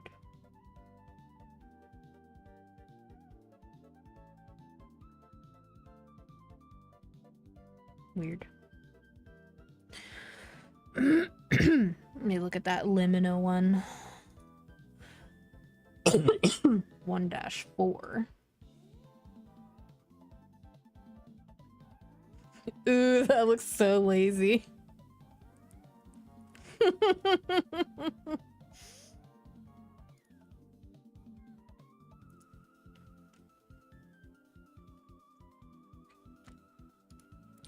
Oh, Squeaky Oliver.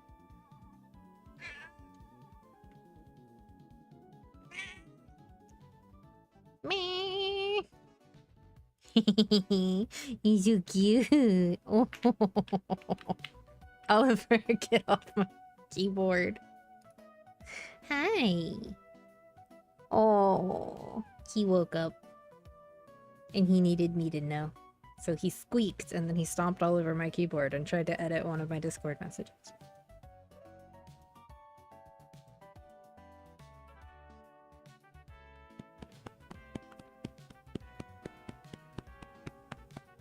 Hi. You're so soft. Hi. You know I need to use my hands to play things on my computer, sir. Oh, it's so soft. Oh, so much purring.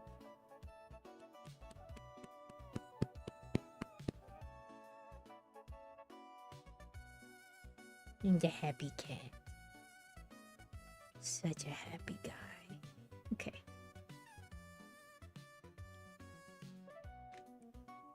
Sir, you're gonna get overstimulated. I'm gonna have to ask you to get out of here.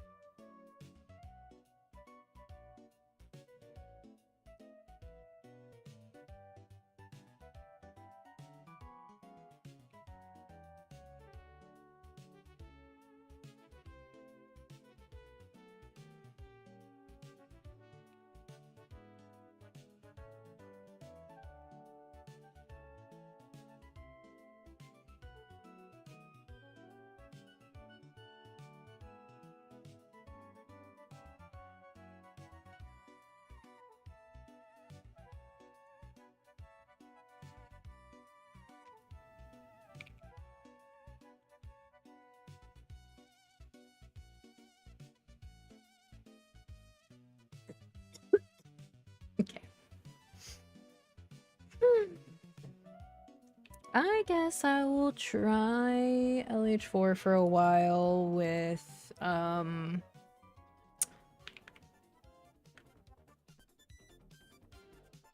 bowel analysis up.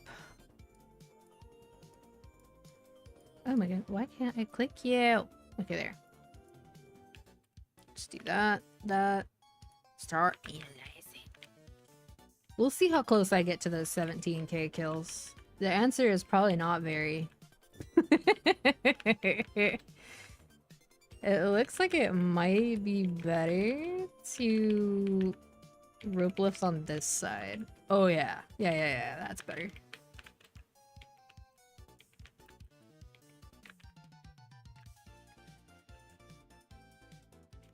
It looks like I can technically clear fast enough without using rope lift, but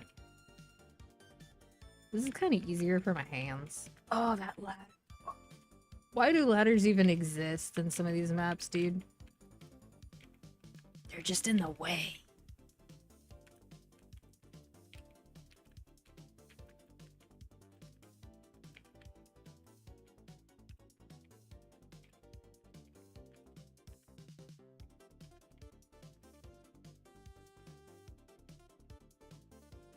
How do I keep landing exactly where the... Man, I'm gonna start going the other way.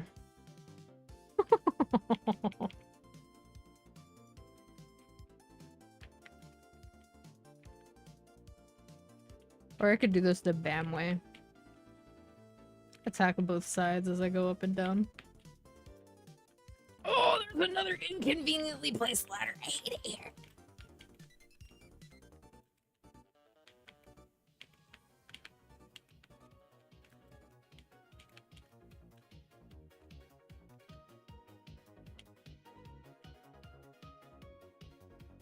And now that I'm thinking about it, with how many people are in all the instances, the little instance bug where you get an extra monster is probably actually pretty good. Like, pretty reliable. That's fair.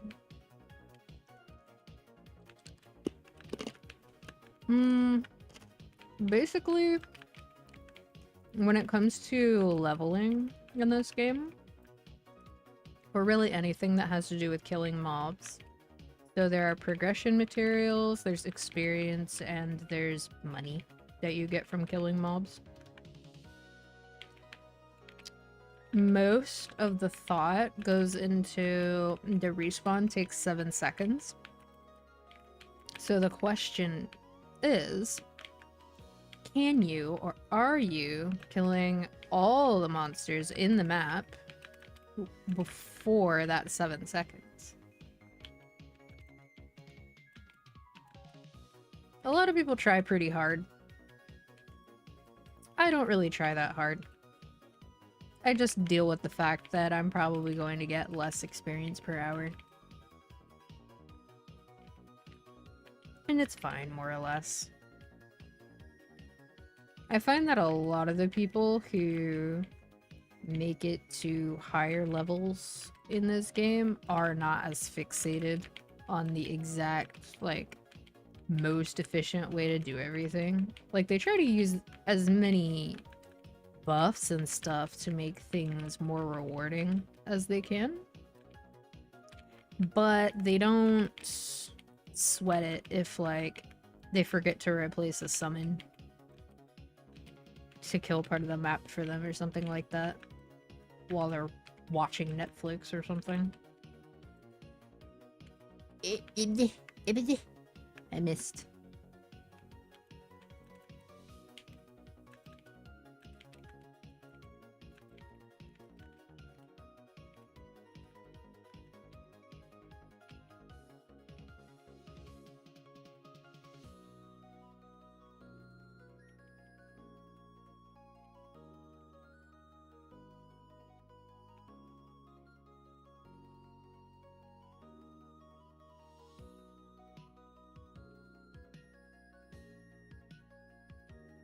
Yeah. If it's like a really high effort thing to do, or like it requires really precise timing, I think that it's kind of not good to combine that type of gameplay with things that take a really long time.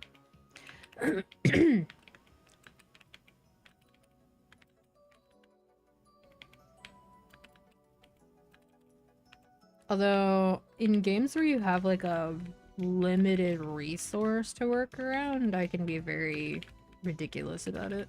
And I'll optimize plenty of stuff from the angle of, oh, well, if you optimize it, even if I play suboptimally, it will still be faster because I was gonna play suboptimally regardless.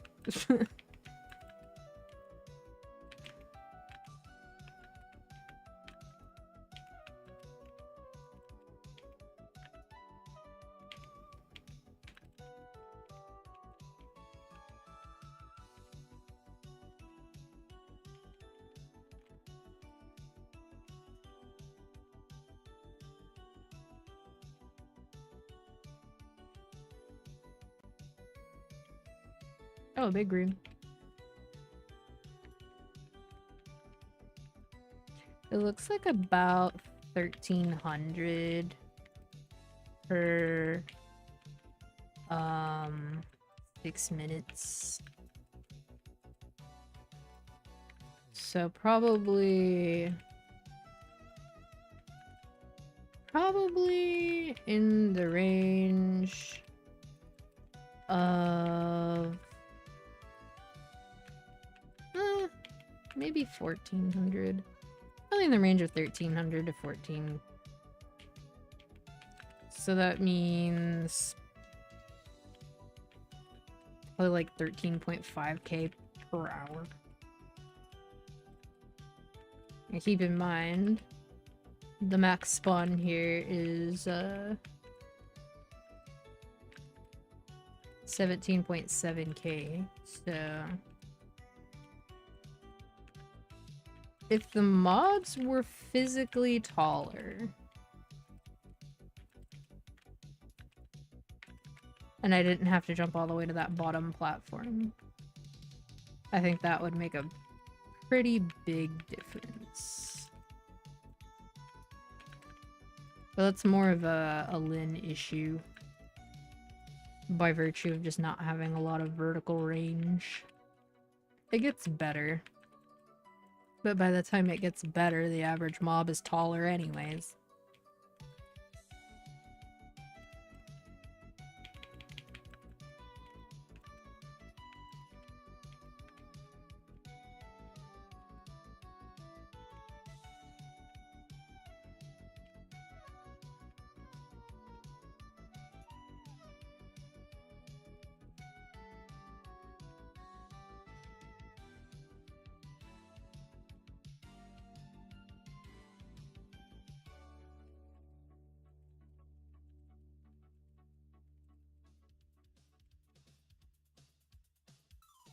Okay.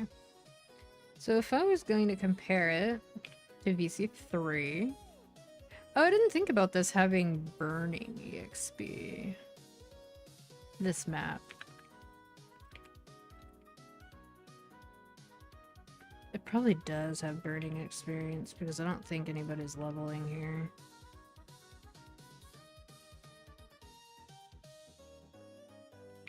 %60% for LH5.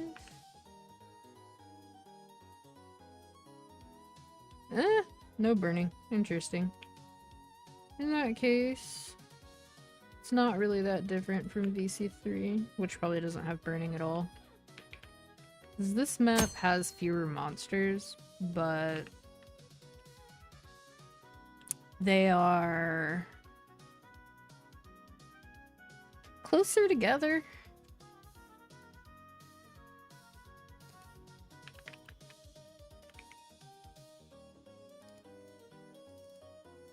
Okay. Put this here. Put that there. Start analyzing. And I know that in this map I also miss mobs sometimes.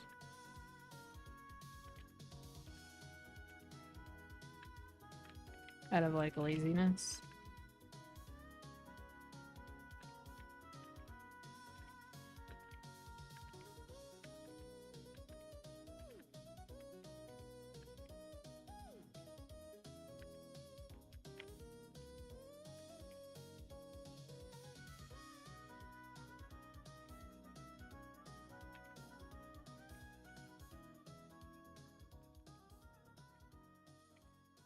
I wonder if doing an L shape is better than placing the bear.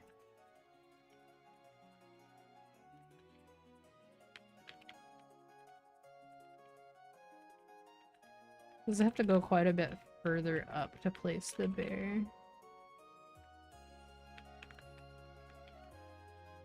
Oh. That'll happen naturally anyway, I feel like. On the way to 260. Because it does take a while. That is funny, though.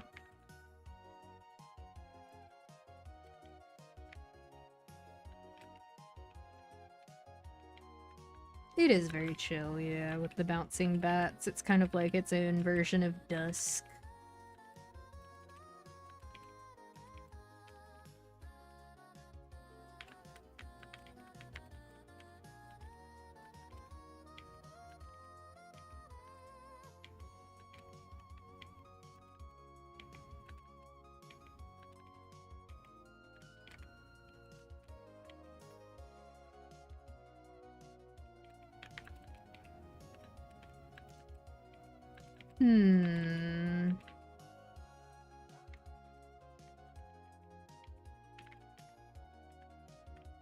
Ugh, it's gonna take some effort to relearn that keybind.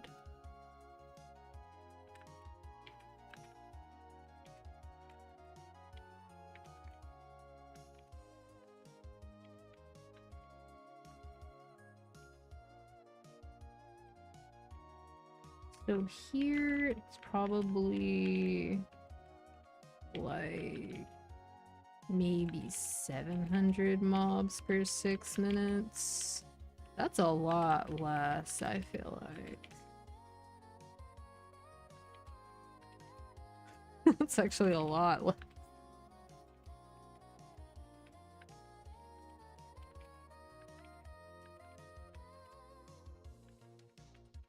Oh, I should also probably be using rope lift to replace my summons. Whoopsie.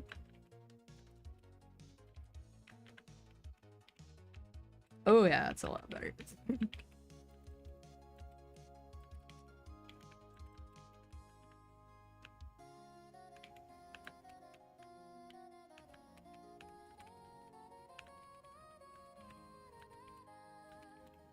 Oliver, what the heck?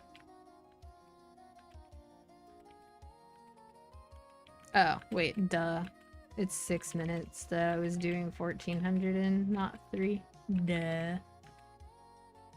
I was thinking about, like, BAs you do to, like, test your damage.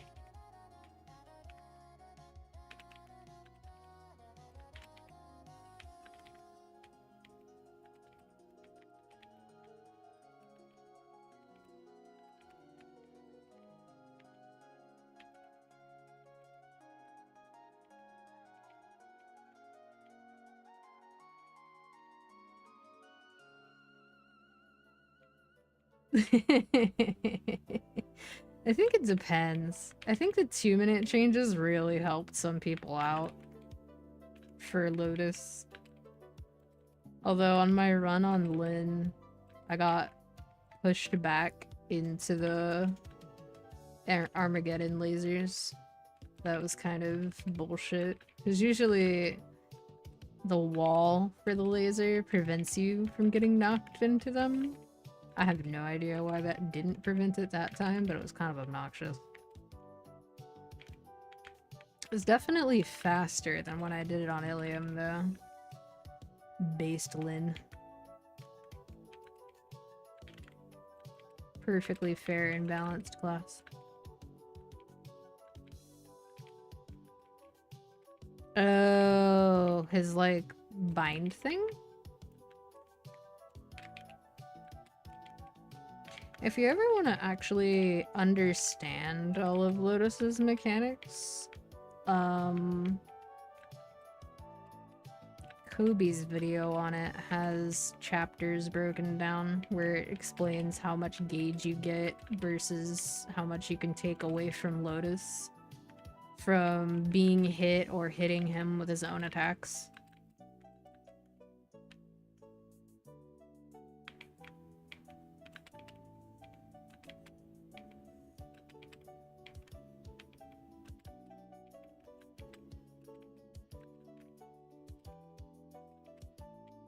It's the sort of stuff that becomes interesting when you're doing, like, probably X-Lotus. Most people probably don't care for, normal and hard, because they'll just wait until they get more damage and just, send it.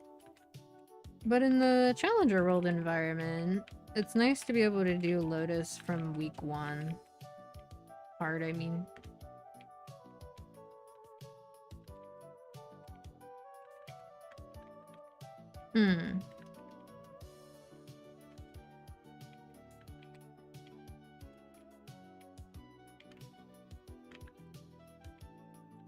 Nice, nice.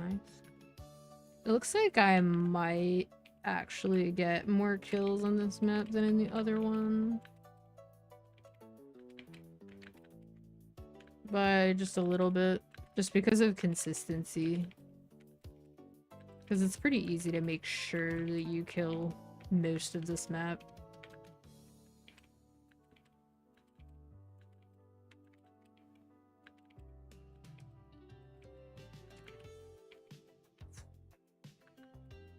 So, after reset, Monster Park is probably gonna give me maybe 5% per run.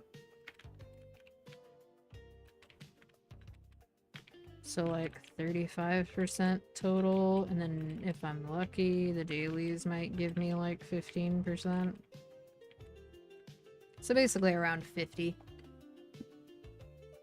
Oh. So if I want 255, I probably have to grind 50%. Unless I want to use my sauna time, but That's regrettably more efficient after 260. Although, basically the worst levels to use them at are 255 to 260. If you use them before that, it's not as bad. It goes down to like 7%, which is like the same that you would get around 270 almost. Kinda I don't know why they did it that way.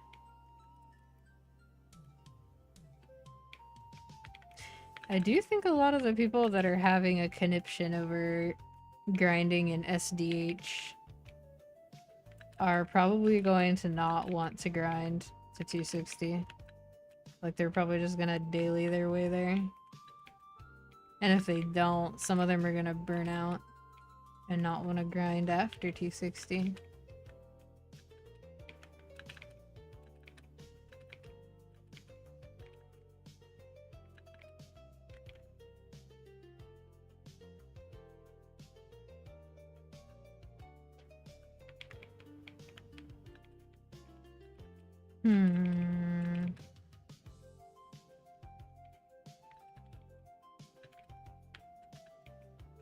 Looks like it's probably gonna be like 2200.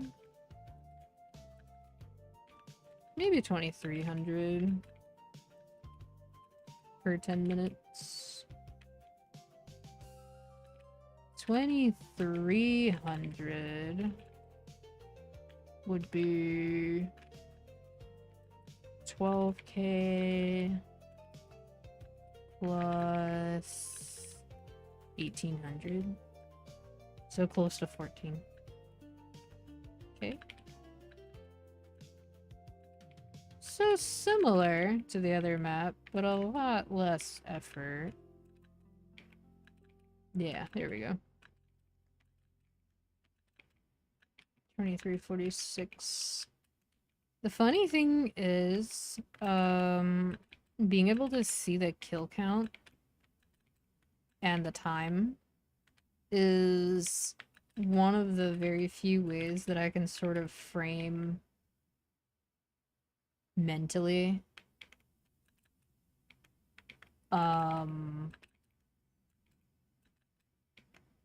whether I am maintaining my pace in a game.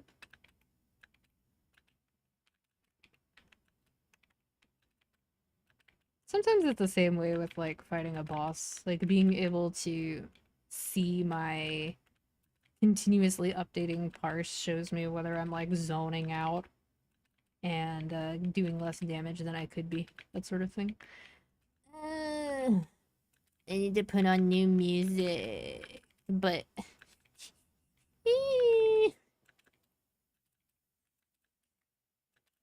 then my kill count's gonna go down. Oh no.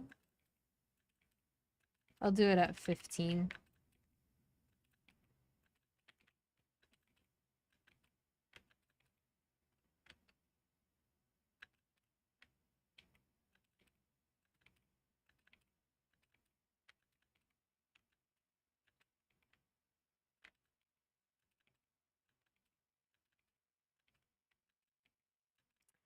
I did notice that slime is a lot easier now.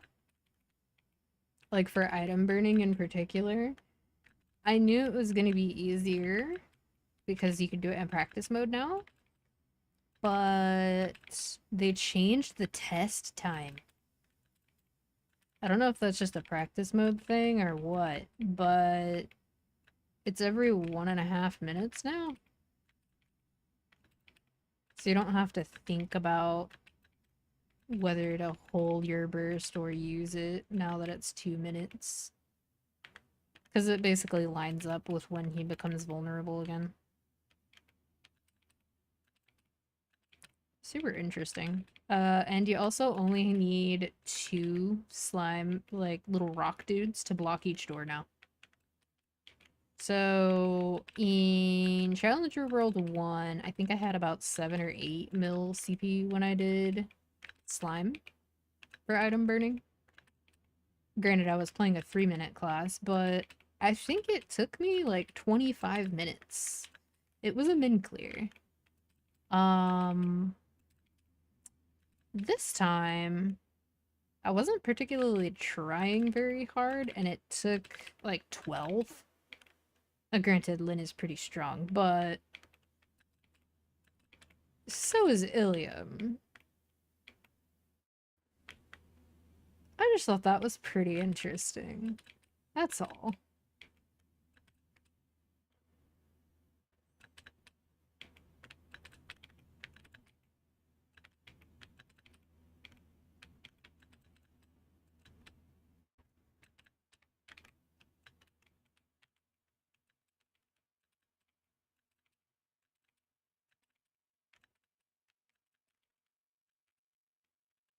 Oopsie. Okay, one more minute and I'll put on more music.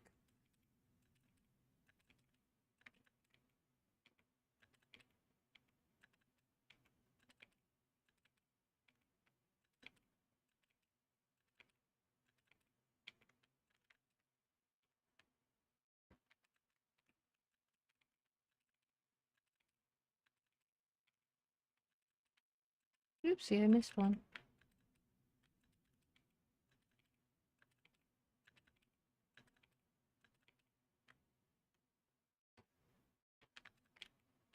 Yeah, it's probably like 3,500 per 15. 3,400. Considering that I'm not particularly trying very hard, I would say that's pretty good.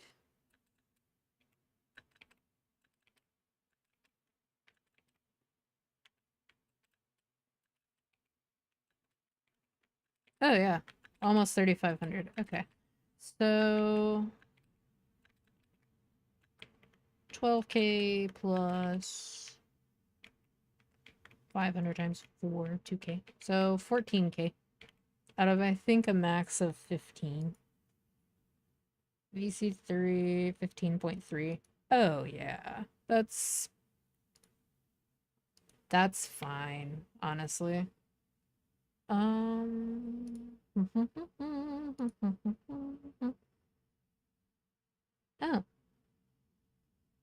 I was gonna look up Sonic music, so that's kind of funny.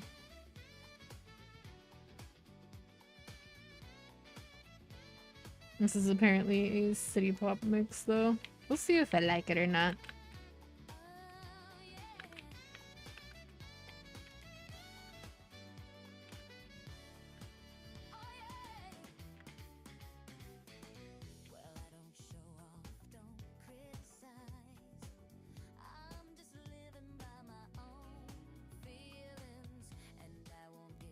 Vocal Sonic themes are always either incredibly cheesy or kind of banger or both.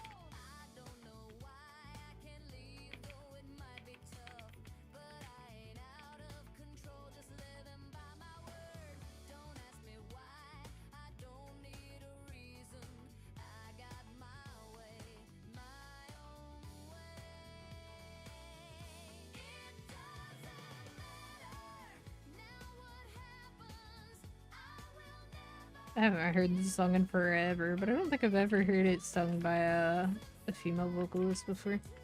It's not bad.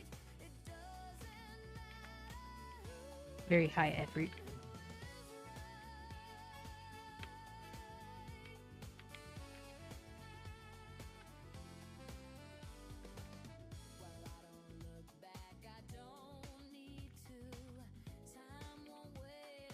I'm a little tempted to hop on my BAM and do some bosses that I know my Lynn can't do for reward points so that I can buy a pet snack here and not have to recast decent skills at all. I might do that after this EXP ticket ends to kind of mix things up a little.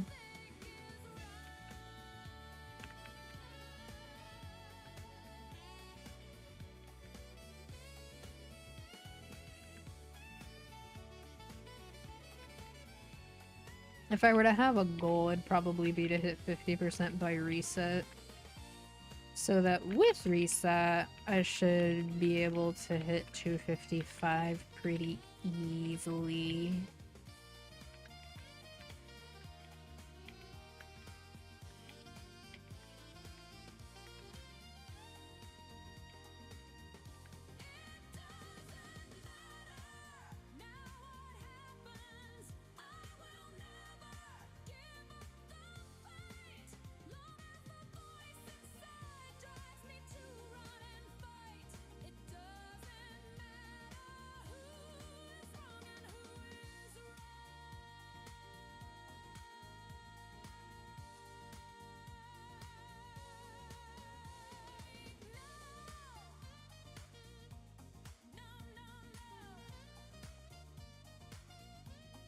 I can feel the slight indigestion beginning.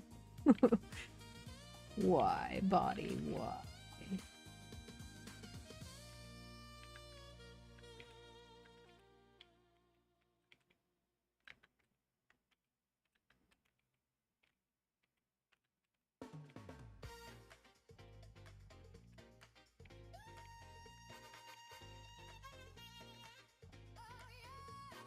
I know that 255 will be lazier though. Because of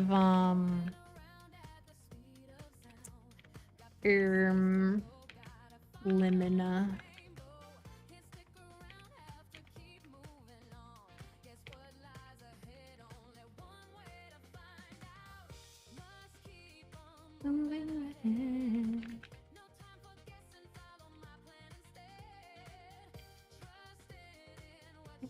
Oh, that's funny. Model is gone. ¿Dónde? Where model? That's really funny. I'm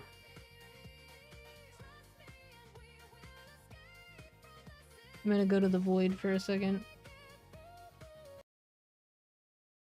My model is just gonzo. What if I do this? Nope. Alright.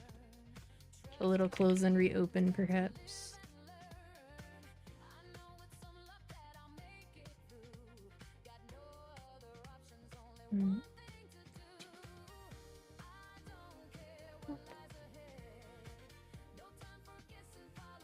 Armor guard. Maybe it's when Oliver was on my keyboard. Alright. Escape from the city. Get through.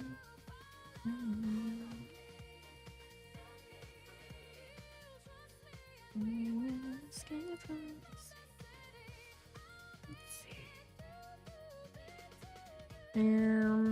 Fix this a little more.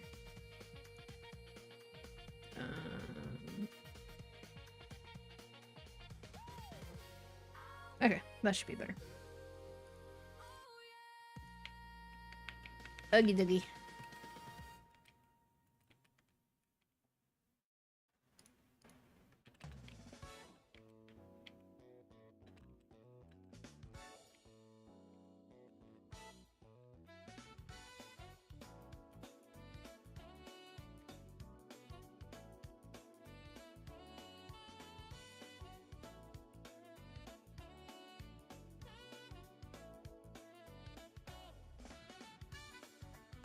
Ooh! I got another one of those gilded clockwork. Those are good. Apparently they're better than VIP before. Maybe I'll try one. Since I have two now. Oh, but maybe I should use it on a rune. That's fine, I don't care that much. So I'm at 7.5%. See what we get.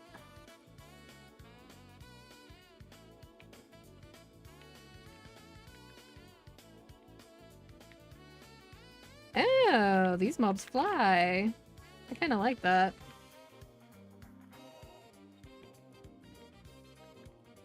Because they kind of follow you.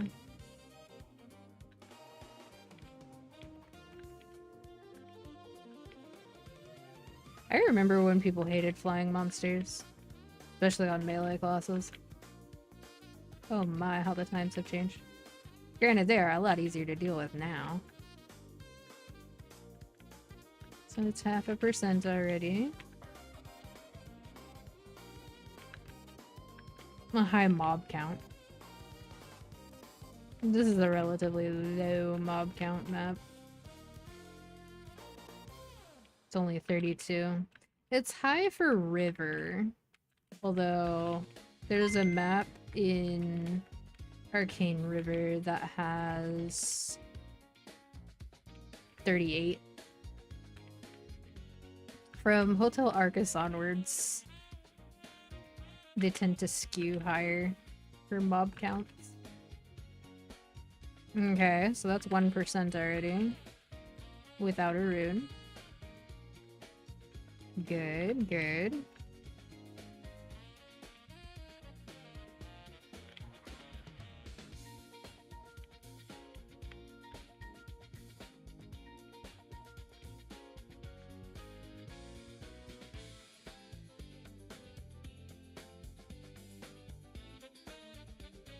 It's like 1.3.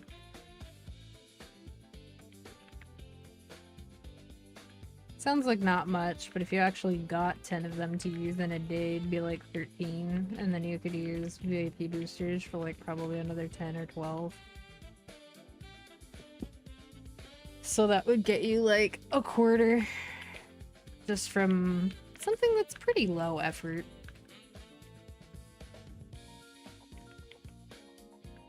In about the same amount of time as it takes to solo in PE.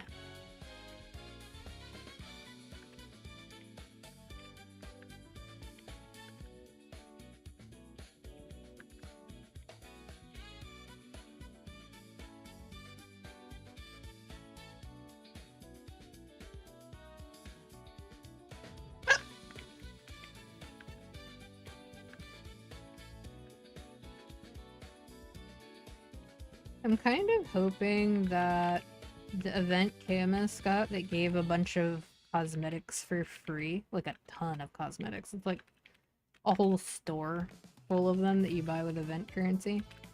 I kind of hope they don't nerf that for GMS, because it feels like they have had consistently less cosmetics these days. Like, they'll give out the occasional event stuff, but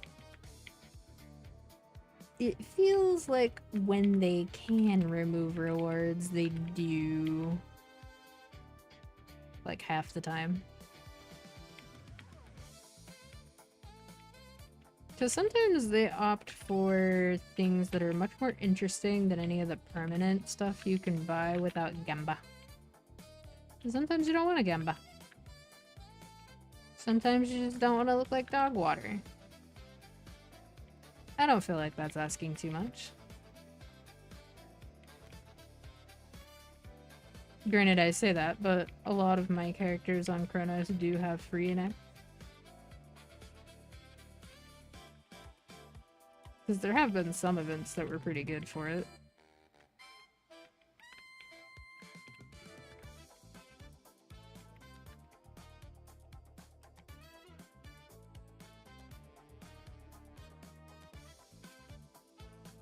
Maybe I'll get 10% before this ends.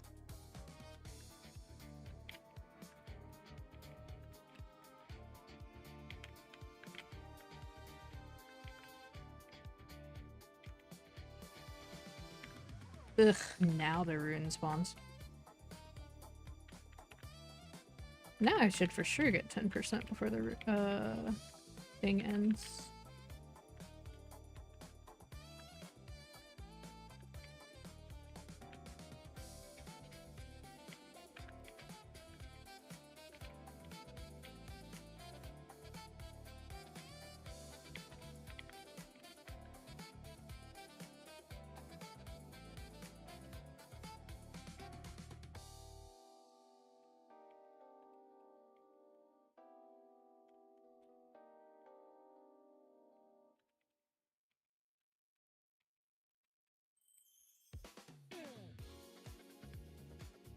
something I do feel like they probably never should have let happen is when the early 200s were faster than the 190s and 180s for leveling.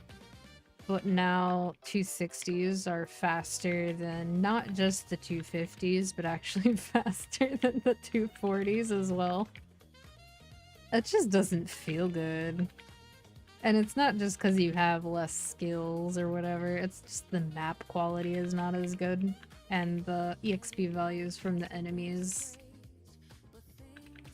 go up at a much higher rate than the EXP required to level.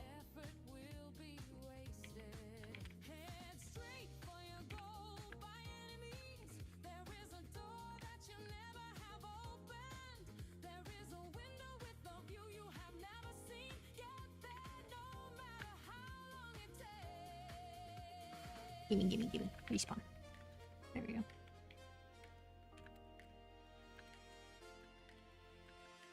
Blech.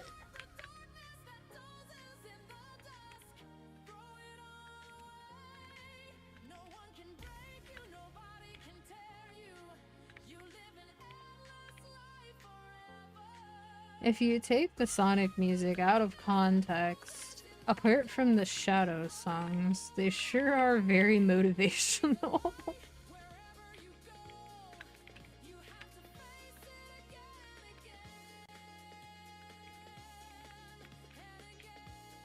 Alright, well I didn't beat the end of the coupon, but I could beat the end of the rune if I wanted to, probably. I'm not going to. Okay, I'm gonna be right back a minute, and then I'm gonna do those bosses on my BAM so that I can, hopefully, buy a pet snack. For fewer buttons to mash. I'll be right back.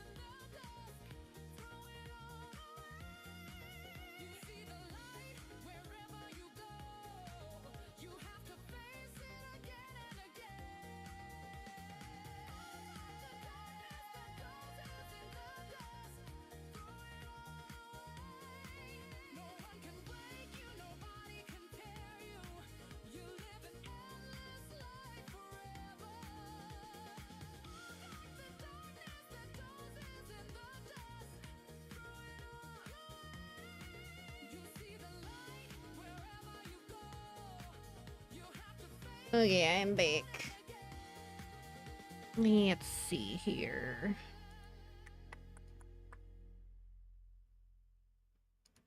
Ew.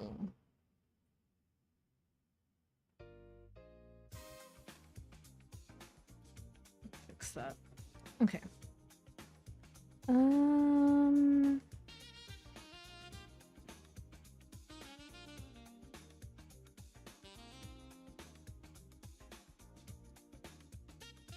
I'm gonna jump into the cash shop real quick and check the pet snack price.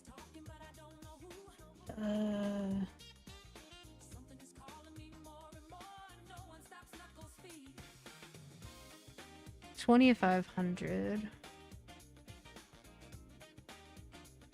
So I need like 1.6K. The question is, can I do that super low effort on my BAM or not? Use these boxes beforehand. Okay. And then when I log back onto CW, I'll deal with familiars again. Familiars and those node stones and stuff. My combat power and drop gear is so low.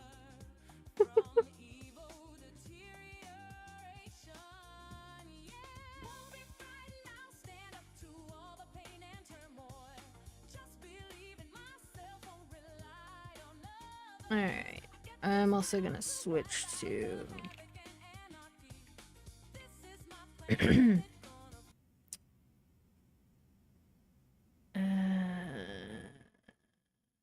I want all the OST. I probably have to use Spotify.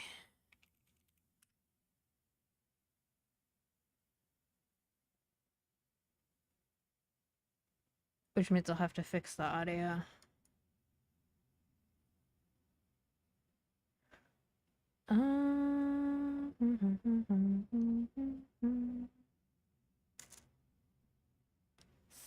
Spooderfy sure is slow right now. Okay. Probably bring that down to like here.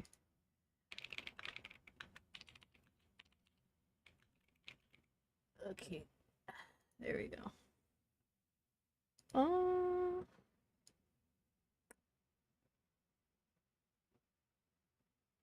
I'll have to look at my audio mixer just to gauge how loud this is first.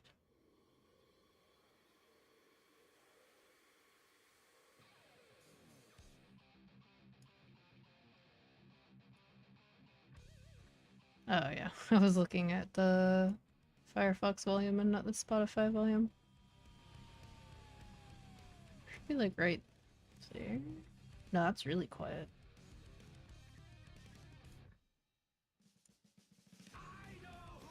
That's probably fine. Oh, that's really funny. Maple disappeared. It's back now. Okay.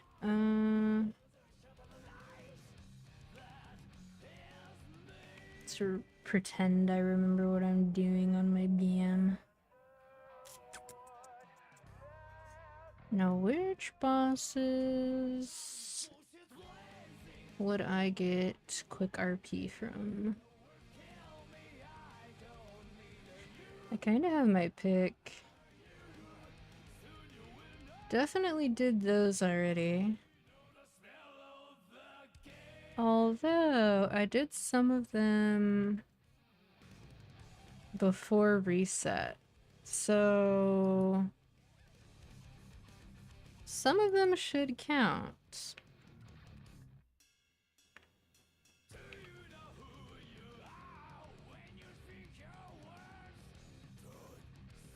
Where are my buff favorites all weird?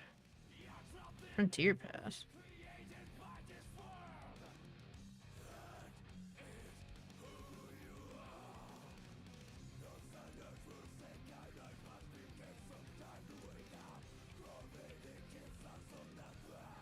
Oh.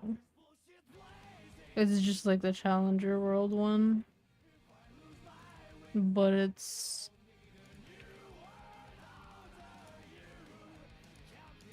Huh.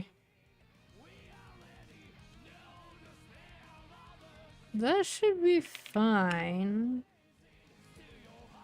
What do you get? Oh, this one goes up to level 30. Actually, I didn't look at what the required level was.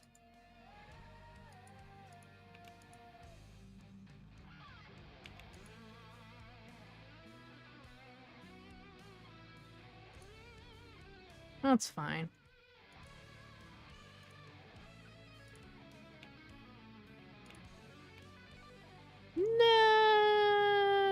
make me sit through the cutscene again. No! How dare they make that per world? How dare! I was gonna have to do it eventually anyways.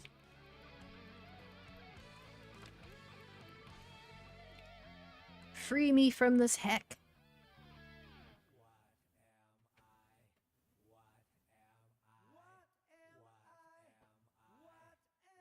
Skip, skip, skip, skip, skip, skip, skip, skip, skip, skip. So, if I want to get 1,400 points. No, it was more than that. It's 1,600. I'd have to kill 8 bosses. Which is fine, but like, are there 8 that I haven't claimed weekly rewards for yet? I legitimately am not sure.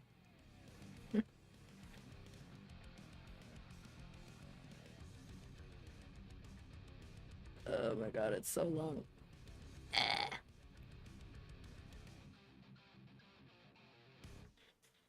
you see I'm blazing? Still my heart is blazing. If the words kill me, I don't need a new.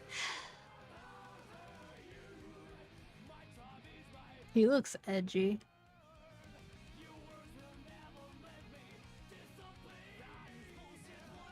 I clearly did not pay attention the first time I did this. Okay.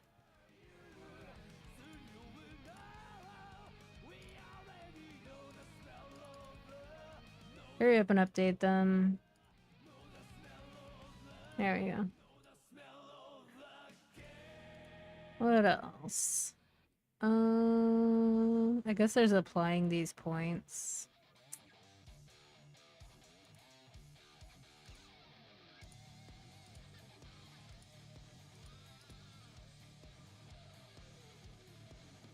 I'll just wait and put another point in the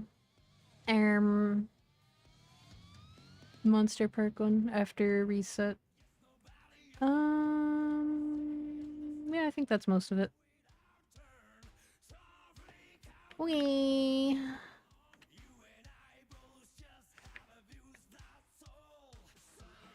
Oh, I guess I didn't do this one. Boss damage. IED. More. More. More.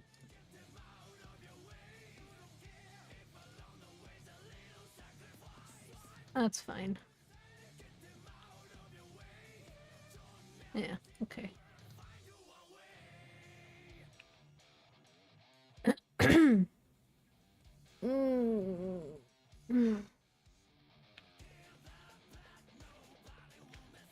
Yeah.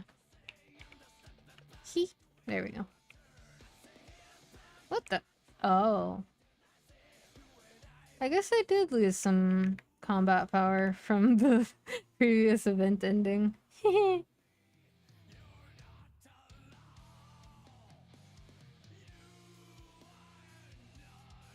Yeah, it's just Lynn that has the toggle issue.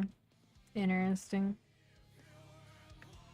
Just gonna put that there.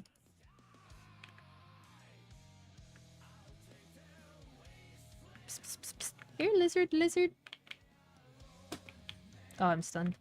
Unfortunate.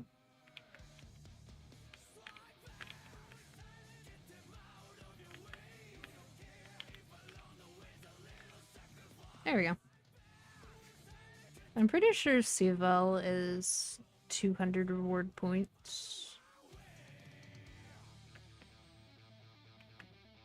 I won't be able to get the RP from a 3-door though.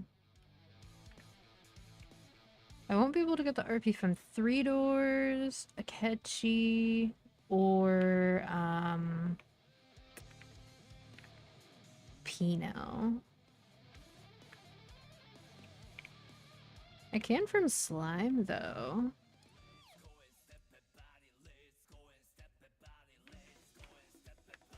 I don't actually remember how many points I get for doing hard Lotus and hard Damien.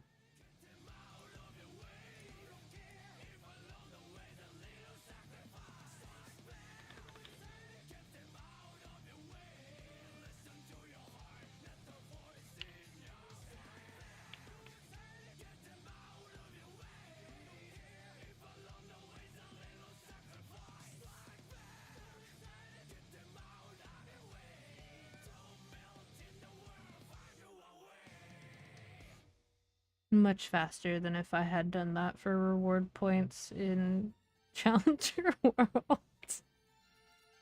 Like, my BAM is by no means strong, but front-loaded Hexa. Teehee. Okay, so that's probably 400.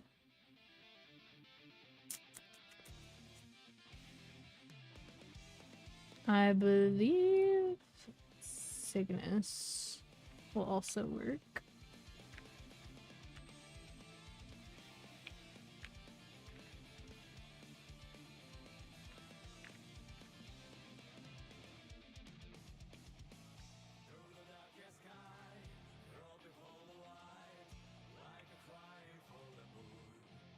Oh, my artifact level increased. Cool. 41. 9 more until I get another one. That's a long way. Okay. Yeah, that's 600. That's good, good.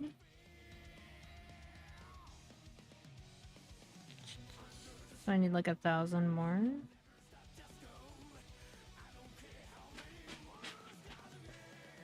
Hmm.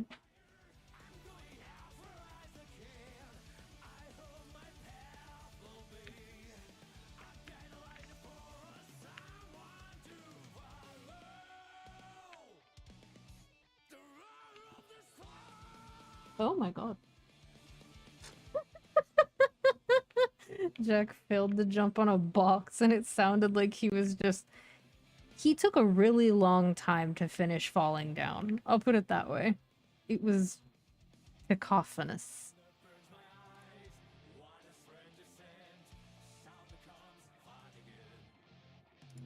I don't actually know which day I did Pink Bean or Chaos Pink Bean between the 2 days.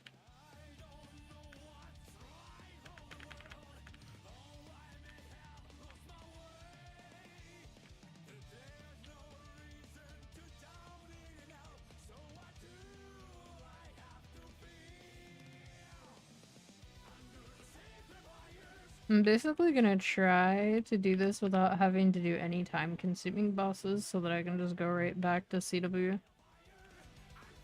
I don't know how that's gonna work out though.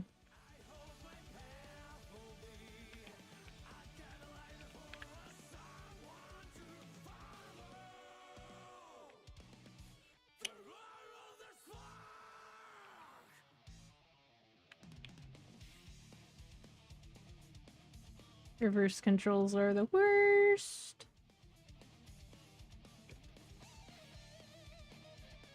This boss used to confuse new players so much because he doesn't really have like a regular multiple health bar setup like the other later bosses do. He has multiple health bars, but instead of just going to a new phase when you deplete his health bar, it looks like he dies, and then you just have to fight him again. Over and over. In my opinion, that doesn't feel very good, and I don't know why they've never updated that. Okay, Pink Bean was worth 200. What are we at now? Just to make sure.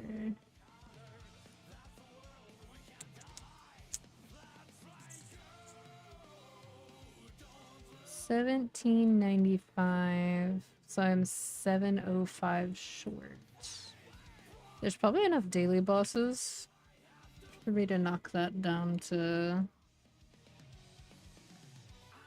600 from weekly bosses, so...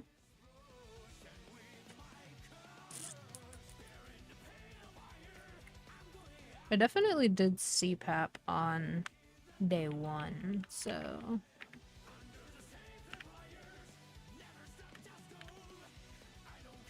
Should get 200 for this.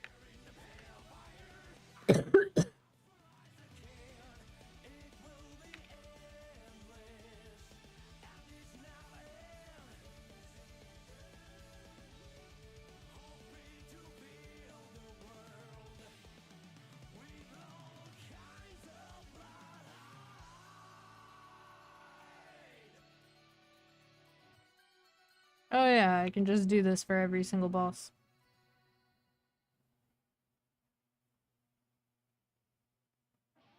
I was starting to wonder if his new health bar was even gonna appear before my origin ended. That took a while.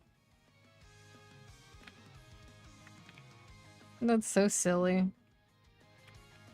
It's so nice, but it's so silly.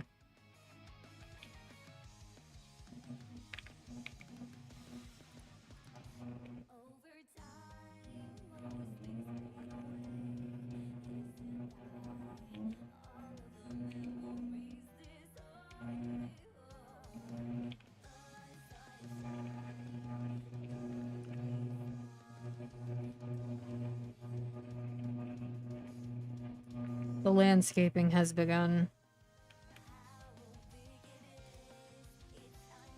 Come to think of it, I actually don't know whether I did these on day 1 or day 2.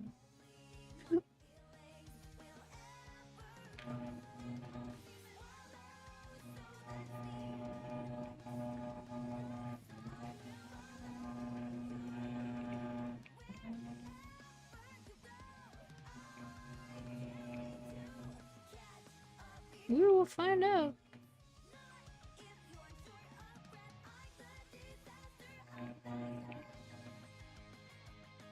It's so loud I can't even hear my music anymore. Oh, it did count. That's good. That makes this way faster then.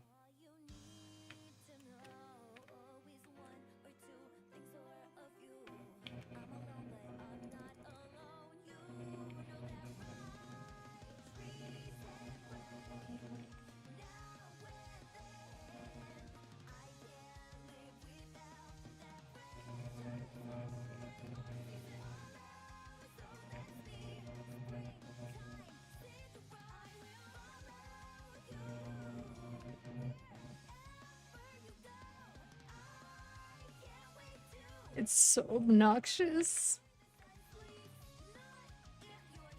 I still don't understand what on earth they think they're leaf blowing every single Friday for like more than half the day.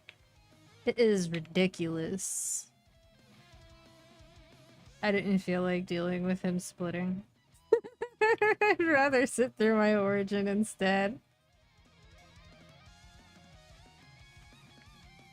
Because sometimes you'll bind him and he'll split anyways. And I didn't feel like pushing the skill sequence either. That's peak lazy.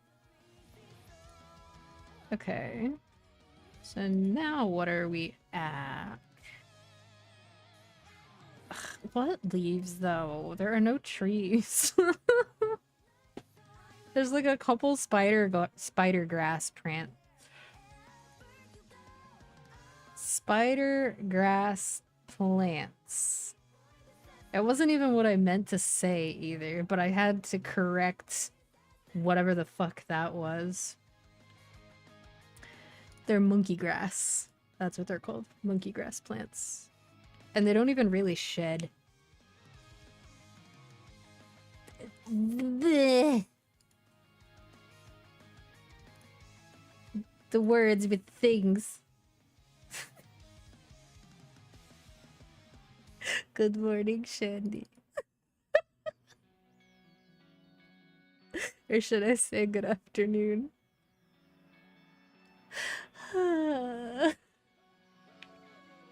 So anyway.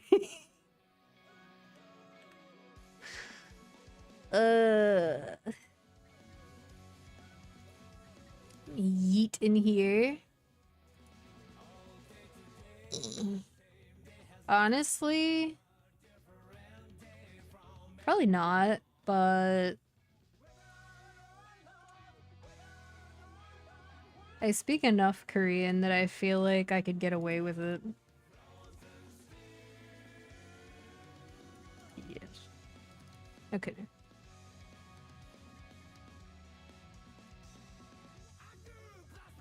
While I'm here, actually. 1, 2, 3, 4, 5. Okay. Go ahead and buy those so I don't have to later. And so that I don't forget and then spend all my money. That's fair, yeah. With Japanese, it almost has kind of a rolled sound to it.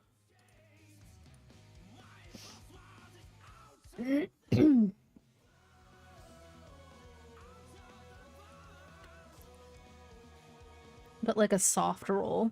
So not like, but like, where you put your tongue, like the tip of your tongue on the roof of your mouth. Little. Where sometimes you can't tell the difference if you're just hearing it. Korean can also be that way with B and P sounds. So like begopa, pabo, paboya.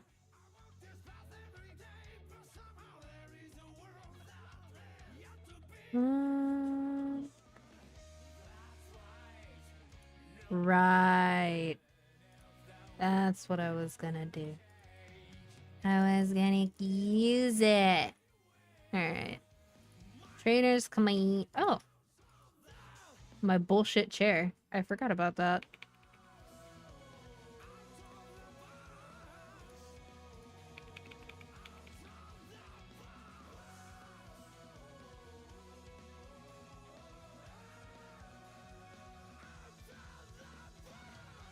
I don't touch my teeth for that regardless. But maybe that's why I didn't really struggle with it.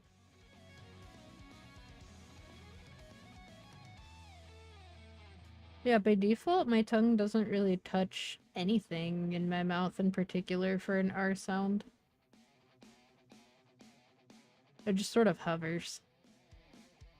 But I know what you're talking about.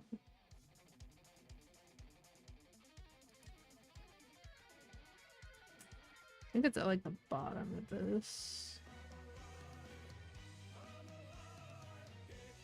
Trainer's command. There it is. Yes. Here's the pet snack. Yeah! Okay.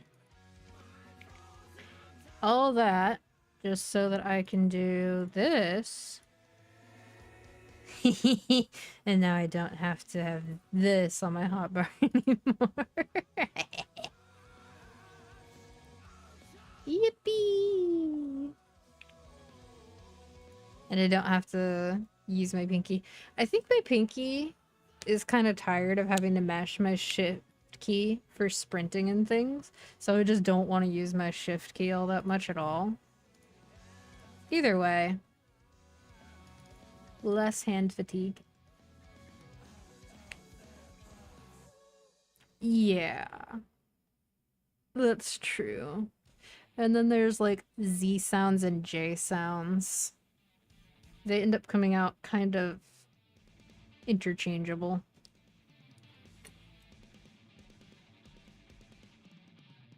At least if you're not paying close attention. They sound different to me, kind of like then and than in English.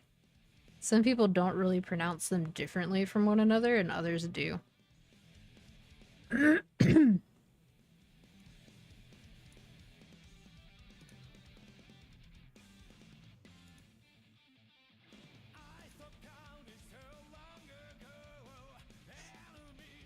Okie dokie.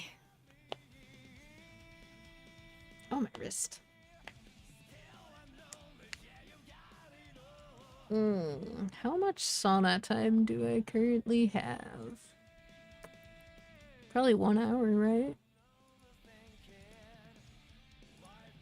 Yeah, I only have 1 hour.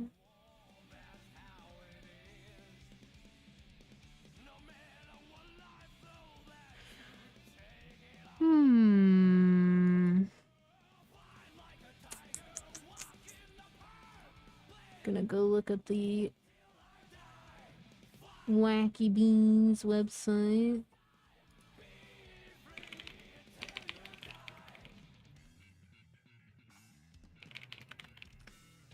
And see how much I would get. At 250, you get 10% for 1 hour. That's not bad. That's true. In general is an interesting one.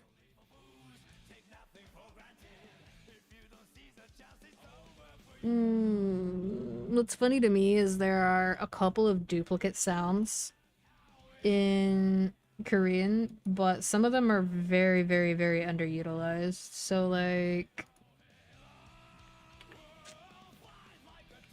this is G/K, and then this.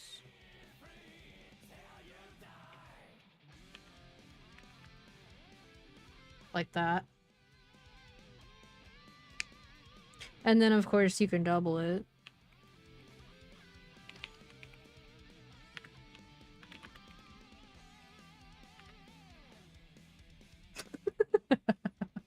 It's super funny to me that the one that's just a K sound gets used very, very, very little compared to the other one. The other one is everywhere. Oh, oopsie, this is VC6. I don't want to go to VC6. I don't know this place. Oh.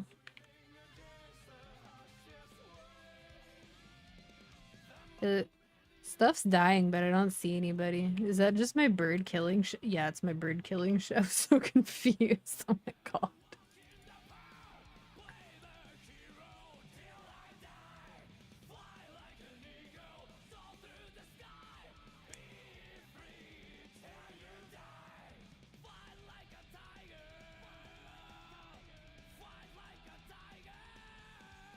Oh my god.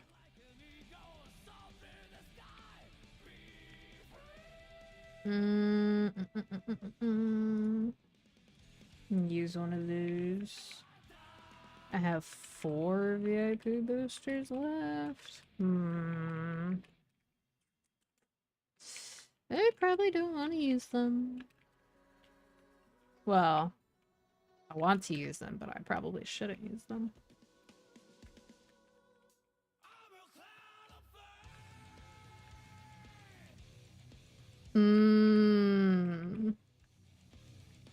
Yeah, that's a good point. Especially as language evolves and develops, the 2-byte letters are kind of tricky because essentially the IME for them was made by somebody who's non-native. So the rules that are in place for it are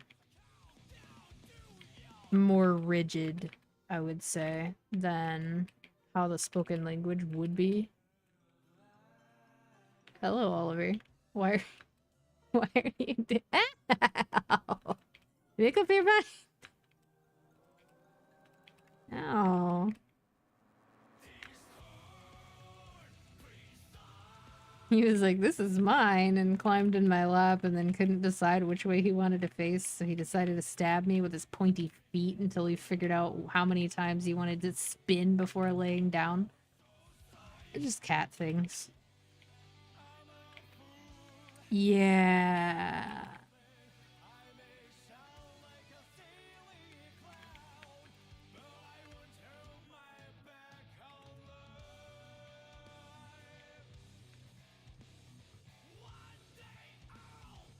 It basically just didn't really leave room for evolution for being able to type.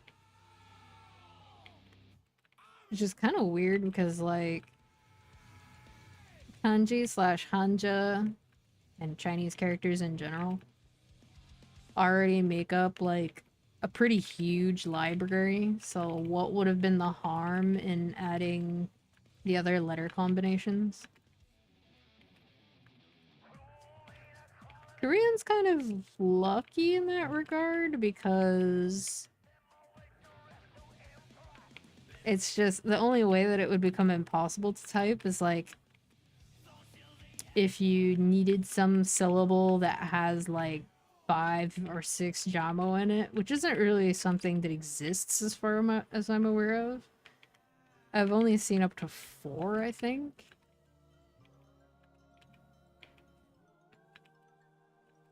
Although I will say, typing it does lead to, if you learn to write after learning to type, you end up writing the way that you would type, which is everything fits neatly in a little rectangle, which is not a proper way to write Korean.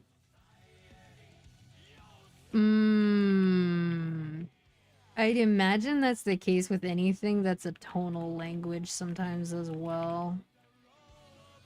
Where Japanese is like a little more forgiving in that regard, but there are still also some words like Japanese has homophones as well, where like the word sounds the same but it's written differently. And if you're using a teleprompter, it would suck to like read something with the wrong inflection. Yeah. But like, since you're reading it as you see it, you don't necessarily have the context beforehand. So it just makes the sentence sound more awkward, you know? Hello.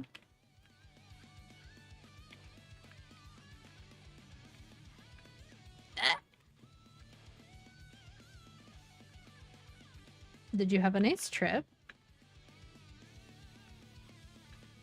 Sir, get out of here. Oliver, go. He complained. His complaints are so funny. Whiny cat.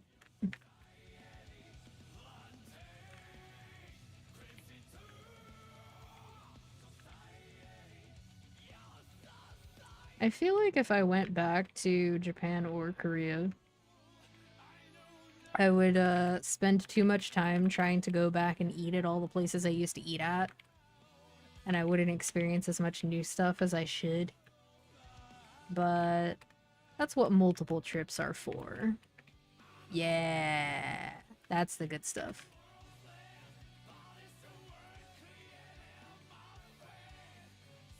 Mmm. Yeah, I could see that. That's good behind the scenes stuff. Because there's, like with radio broadcasts and with news anchors in particular, there's all this emphasis on perfection. So showing the actual process and showing that perfection is not actually easy to achieve is, it's interesting and it also makes people more empathetic. Nice. Which, cities did you hit up?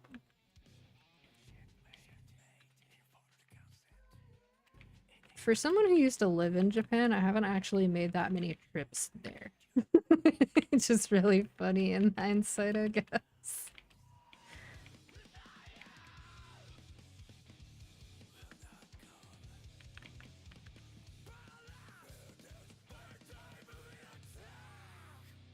Oh, my foot's falling asleep.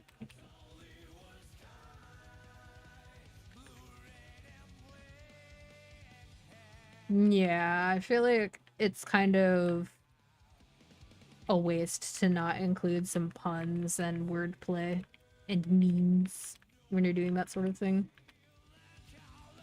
Not only does it make it more fun, it also like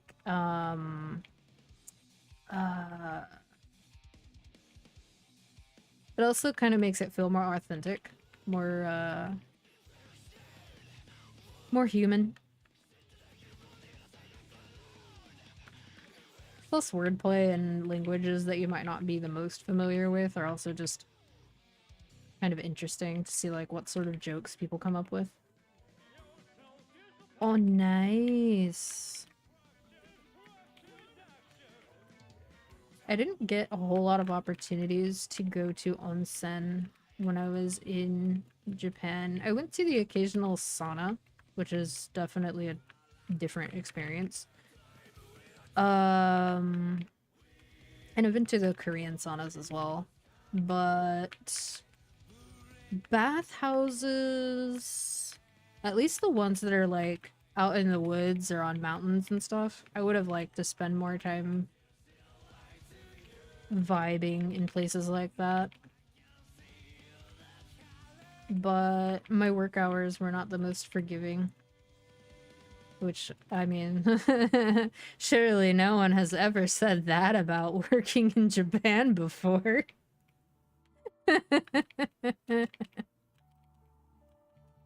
It'll be nice to go back sometime as a visitor, though. Love Live ice cream thing. Do I want to know? I don't know if I want to know Love Live memes.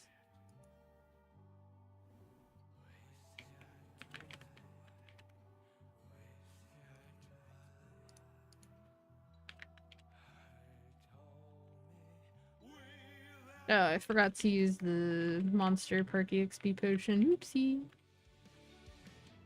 Also forgot to use those node stems. You think? I don't really engage with Love Live though, except for snow halation memes occasionally. But there's one snow halation mashup that I like more than all the other snow halation mashups, so.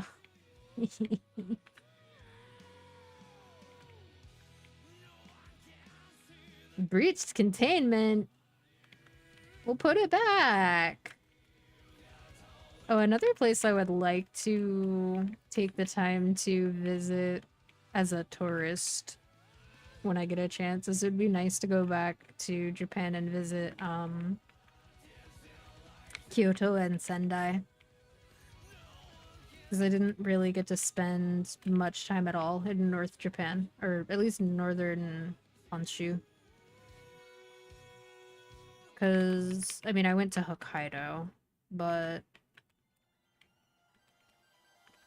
there's so much art and vibrancy and nature in northern Japan. It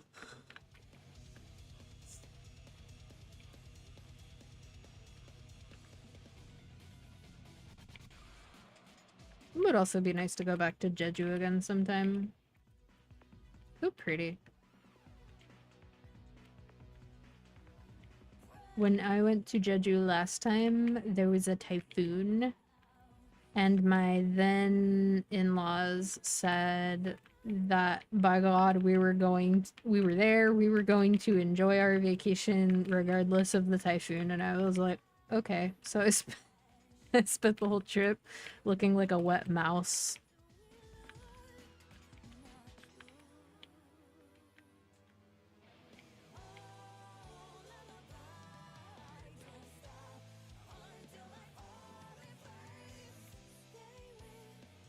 The sun is so good.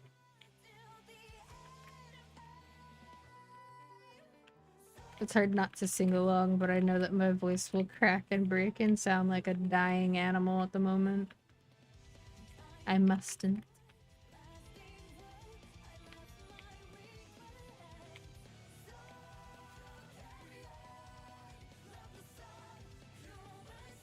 I'm surprised that more VTubers who sing, though, haven't covered this song. Feels like it would be a good, easy choice. I know that there's a Nero version of it, but I feel like Nero kinda Like, yes, it's in tune and on key and everything, but it doesn't... There's something missing, which makes sense because it's Nero, and this is a particularly emotive song. Ooh. A unique one. I still haven't gotten a legendary one yet.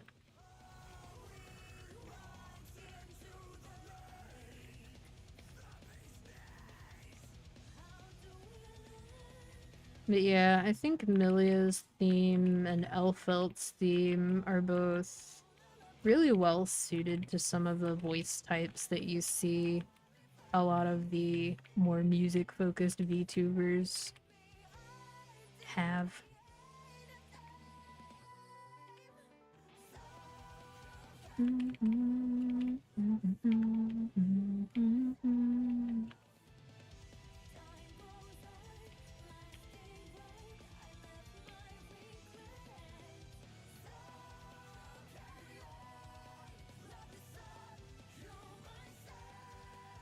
Another cough drop.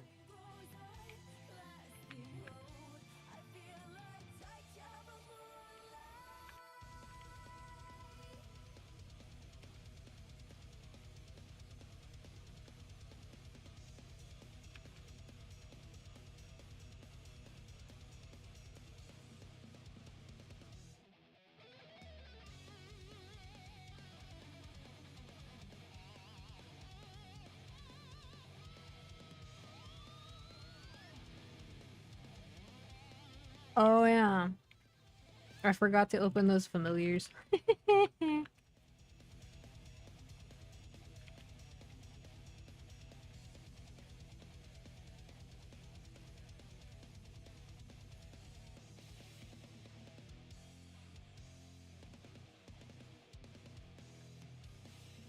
I'll take a little break to deal with familiars, probably after this EXP ticket.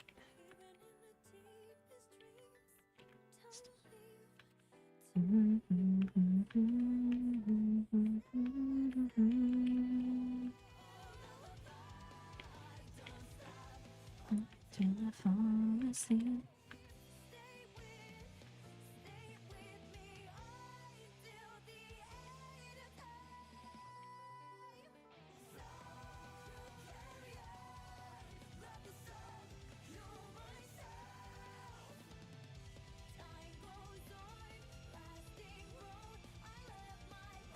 I'm vaguely reminded of when I was really tired of doing M4S in 14.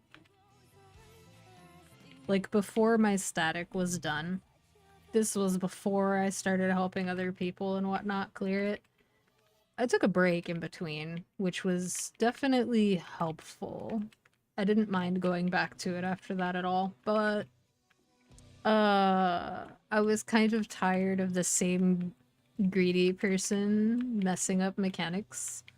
So I was still streaming in 4S because the VODs were really helpful for identifying, like, if people were actually in the right positions for sunrise and stuff. Because then you have a VOD. It's not just he said, she said at that point. You can confidently say, like, hey, this was you. Which some people need to hear, unfortunately. Or they won't believe you. Anyway, I'm basically reminded of how I kind of started dissociating. And I would put on progressively more and more heavy music to not dissociate.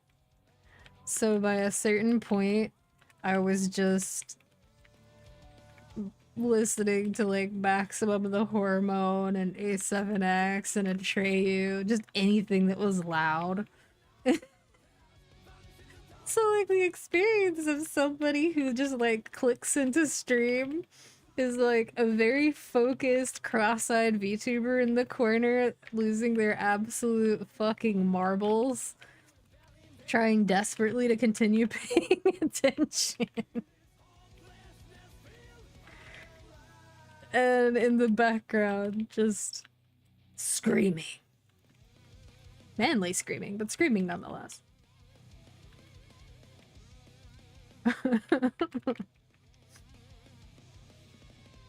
It was just funny.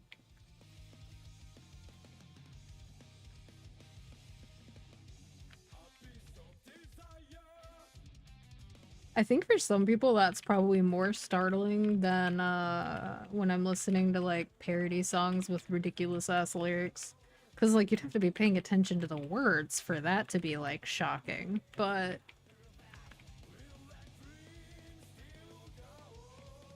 I guess it's especially funny with like 14 and with things like Maple because 14 is very weeby and Maple is kind of also weeby but also very cute, I suppose.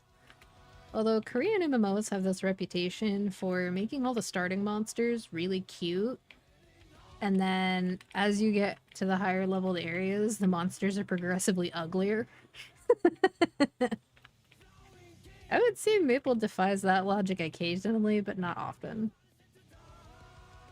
Like, I think the Odium monsters are cute. Actually, the first 3 zones of Grandis have relatively cute mobs. The butterflies in Shangri-La are also kind of cute, I guess. But the map itself isn't, because it's like bleeding cursed ink all over the place in the background.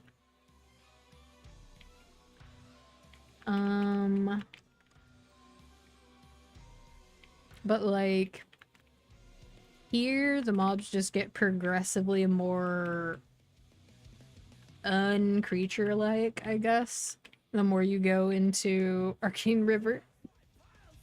So there's like, I guess, 3 different tiers. So 1 to 200, and then it resets kinda at like 200 or 210, and the mobs are cute again. And then they do the slow climb back up to not being cute anymore. And then the mobs get like kind of theoretical the further you go into River. So these, and then Labyrinth of Suffering is like basically demons and ghosts, and then Limina is just shapes. I don't know how else to describe it. It's just shapes. Oh my god. I couldn't see!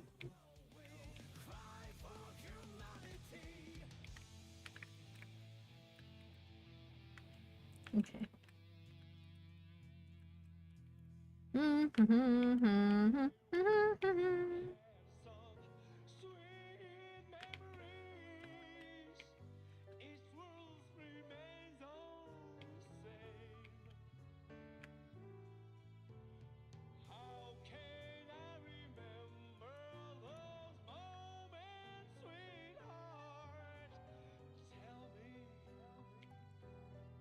The way he sings in this one also reminds me of Slayer's vocal theme.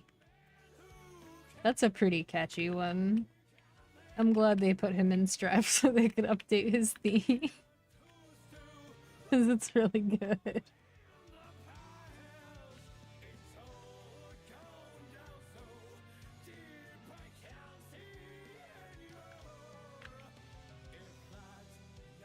Daisuke Ishiwatari is a treasure.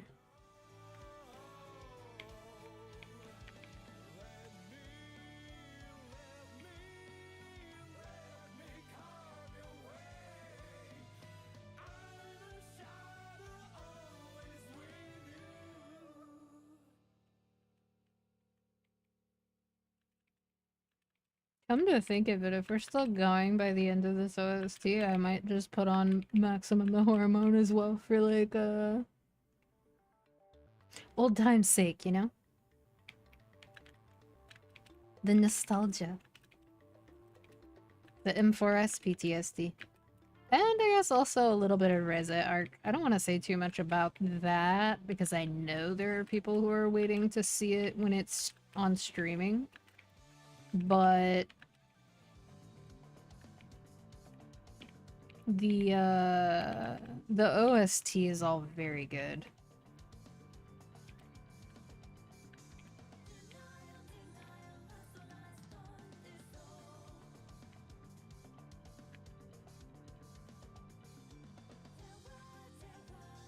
Like, obviously, there's Kenshi Yonezu on that OST. He's really good. Ushio is also the composer for multiple songs, and those are all really good. And there's even a song that is sung by good old Utada Hikaru,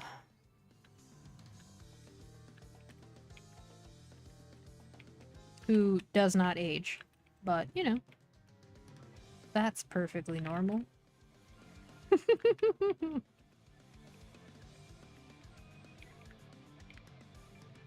Very good OST, though. Very good animation, too.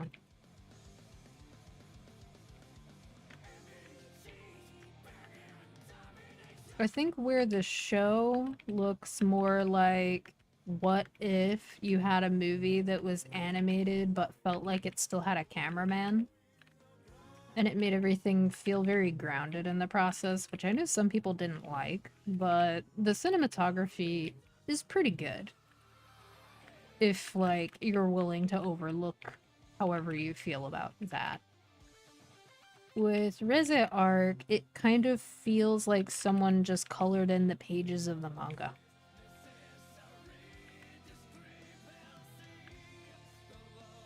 So it's really neat to see two very different directors tackle the same source material and come out with something that's so different. But in my opinion, both of them are good.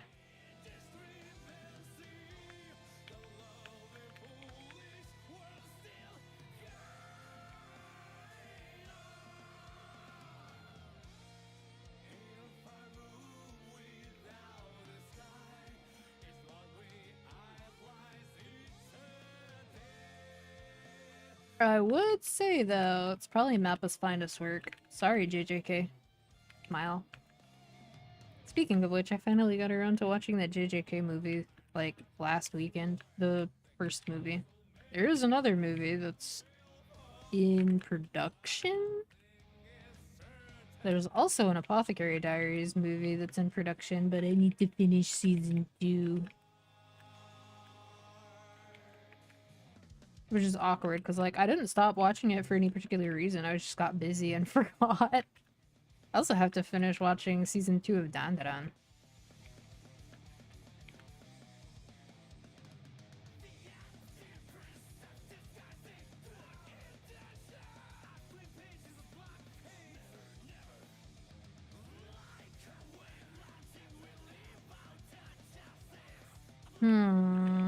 Ooh! Gimme, gimme, gimme, gimme, gimme. Where is it? There it is. I want a green one. Fine. I'll take my 3.7 billion experience. The yellow one... I didn't see what the yellow one gave me after 250. I know it gave me 7.7 billion at 245. So I think it would have been probably like 8 bill or something. Maybe 9. But that makes me wonder how much the legendary one would give.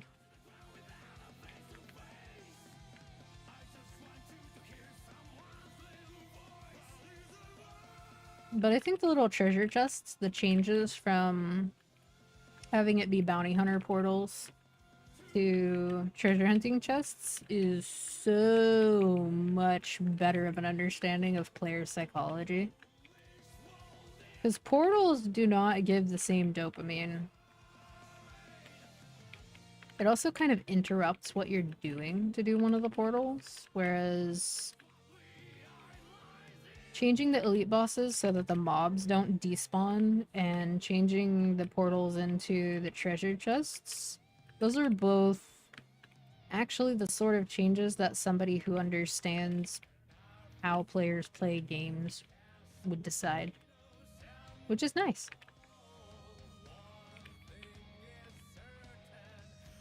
Hopefully they continue kind of going in that direction. Making more things that essentially just reward you for playing the game how you would anyway.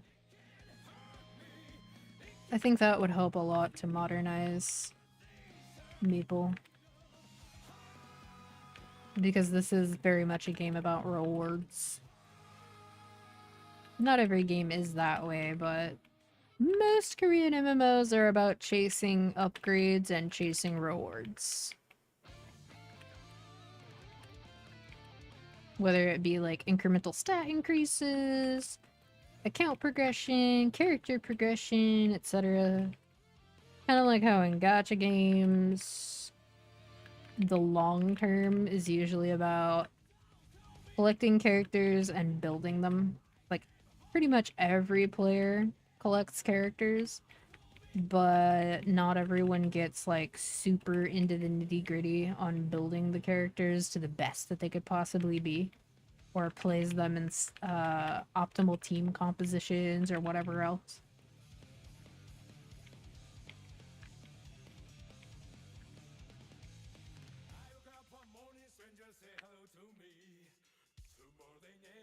So something like giving away a character or a weapon for free is pretty much always going to be relatively viewed popularly in those games. Giving away gear, though, allows people who don't normally want to spend all that time farming for perfection against RNG and whatnot to also have nice things. And so I think those would be even more valuable to those types of players.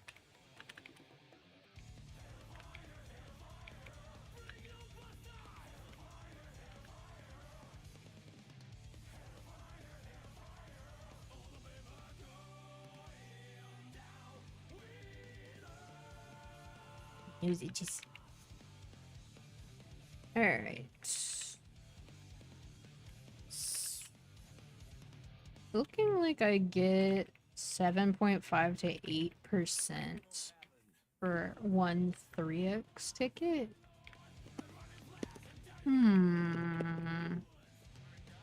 That's like 15% an hour. So if I did do 2 hours, that would be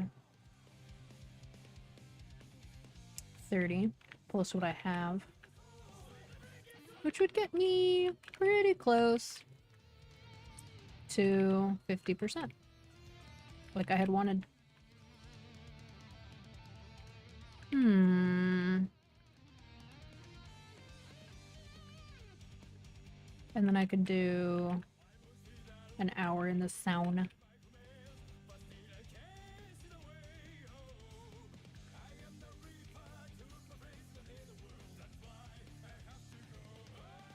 Yeah, it looks like it was about 7.5%, so it is right on, right at 15%. Hi, Morgan. Thank you for the prime. How was your morning?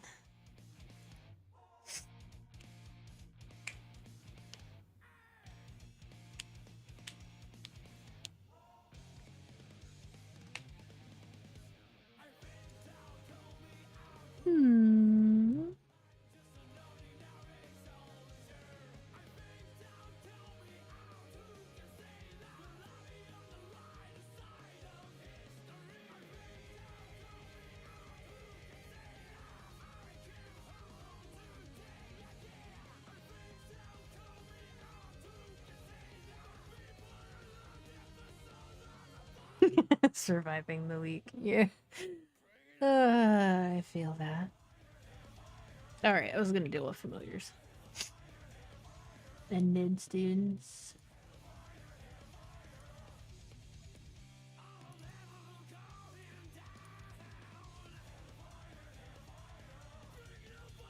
These will take like no time at all to deal with.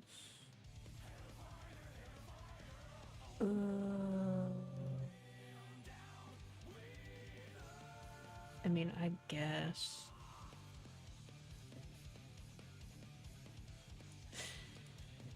And disassemble all this crap.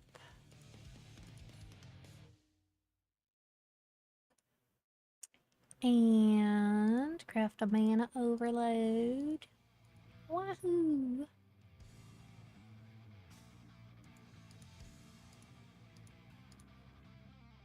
Okay. That's done. This horrible system. Even though they did just improve the quality of life significantly, I still think that it's a little obtuse.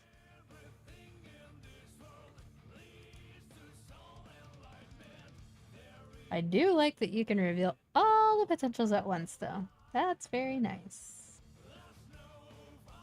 You should be able to sort by lines, though. Okay, so that whole top line is crap.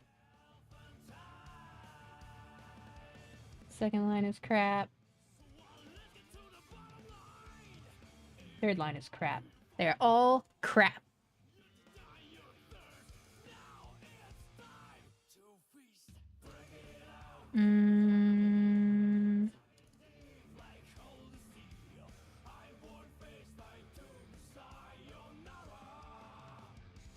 Here we go. Crushing Glare.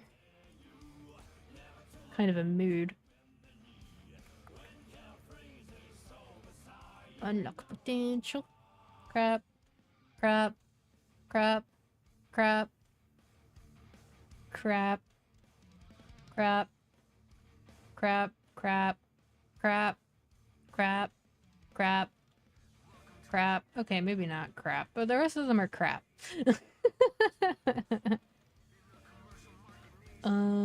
Fusion. Just pick this one. Select all. Whee! Did they reduce the amount that you need to feed to rank them up?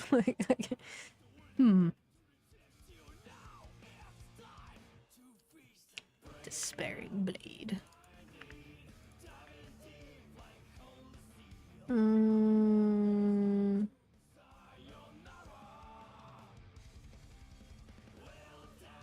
Oh, here we go. 82. That's a big number.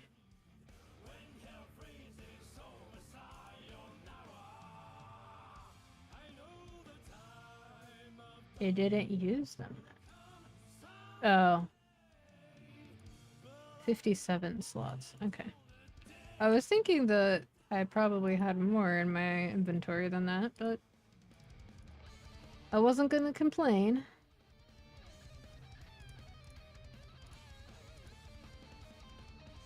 Alright. Crap, crap, crap, crap, crap, crap, crap, crap, crap.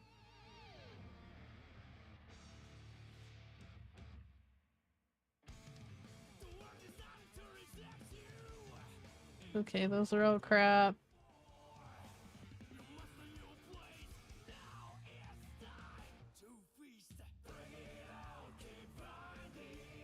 Several 1% magic attacks. Seems like this might be a little more common now that they've, quote, cleaned up the pool.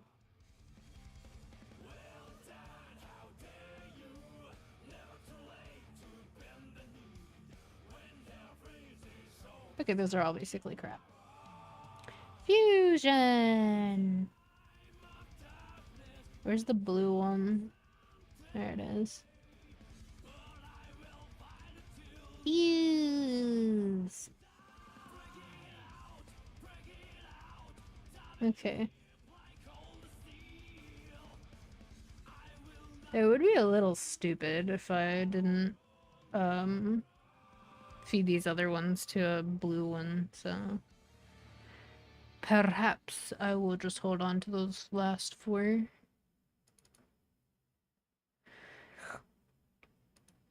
I'm just gonna open like 3 of those blues and then a bunch of these. 50 slots.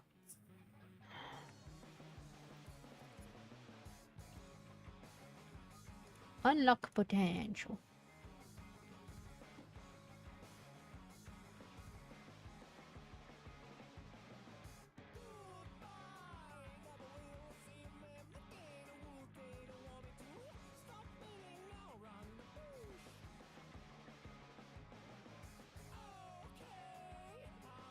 15% IED can stay. There's a second IED one. A third.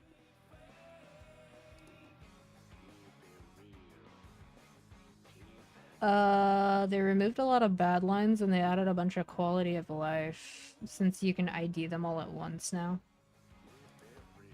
You can also feed them all at once now, like so.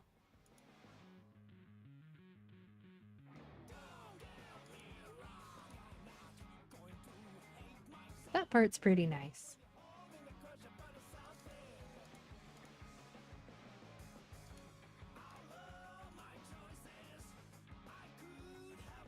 Okay.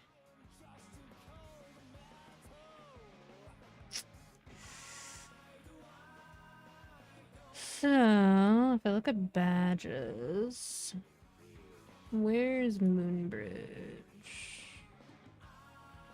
Okay, so I'd need the MF3 ones and the blue, I don't know what the hell I would call that. Oh yeah, it's still random. The pool just has less garbage in it. Also, the other thing they did was they clarified the text, so it doesn't say like large drop familiar anymore. It says plus 100% drop. They also did that with healing familiars, so we actually know how much they heal for without having to Google it.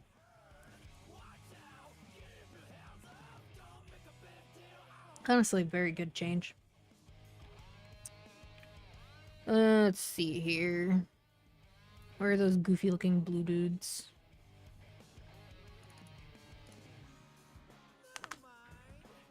I require a familiar from you, sirs. Oh yeah, these are the ones. Soot Talon. I was thinking that they kind of looked bird-like, like wingless birds, but...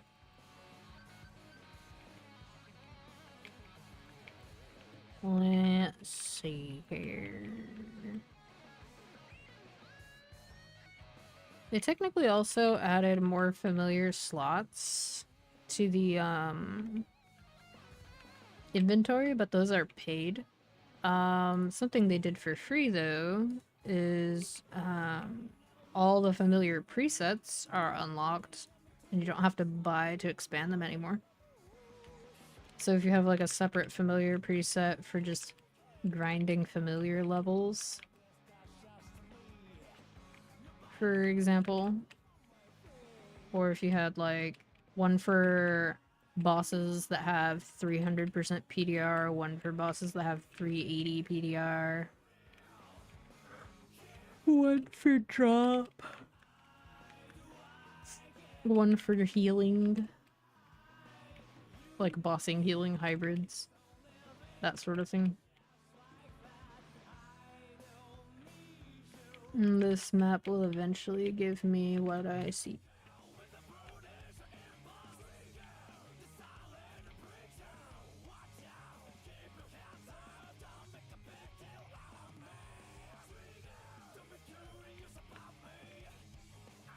Honestly, MF3 is kind of still super chill.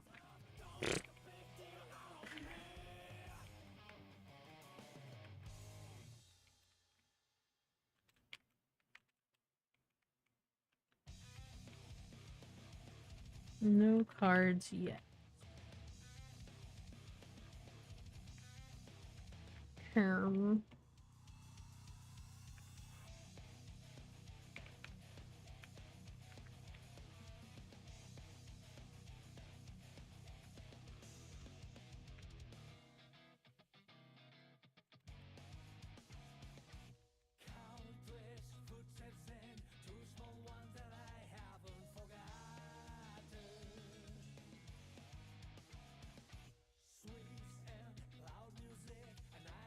They'll drop eventually.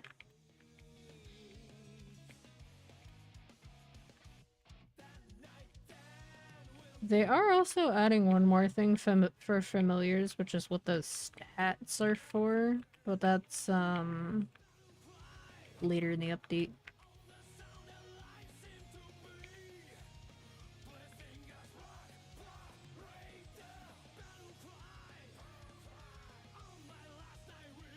do that so it's easier to see them.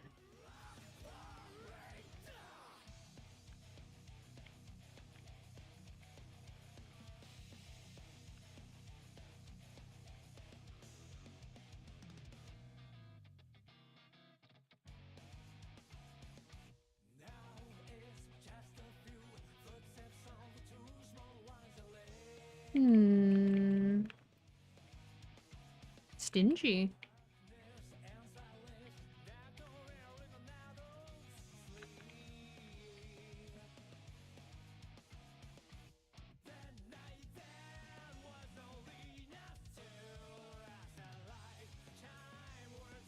Okay, there's one. I got the slug.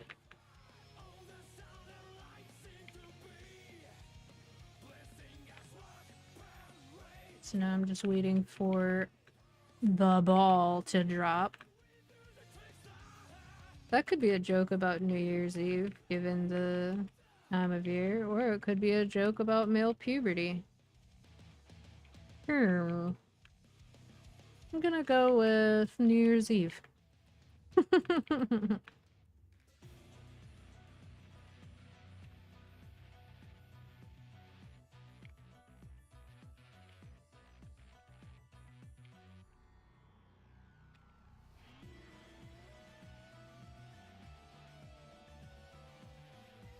There we go.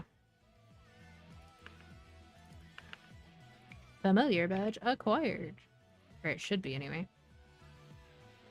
Ow, my foot.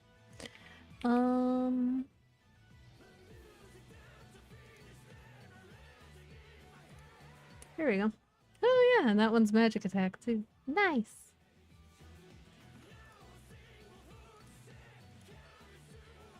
There we go.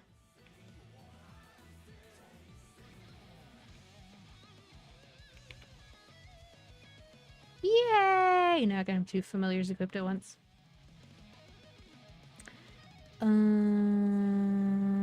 Where did the crushing glare go? There we go. I'll just rank those up to epic and be upset if they don't give what I want. Badges.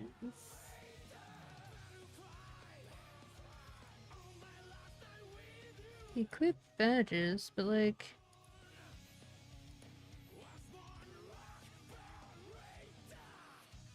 what did they do? That... Oh. I see.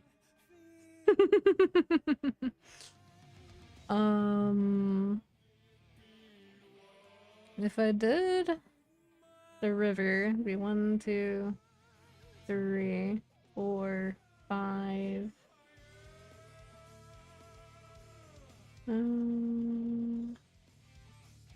Is it just the 5?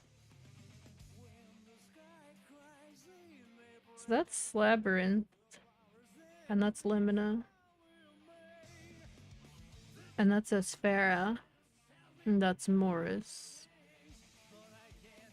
Oh yeah, because they don't exist for between 200 and 225. 224. I forgot about that.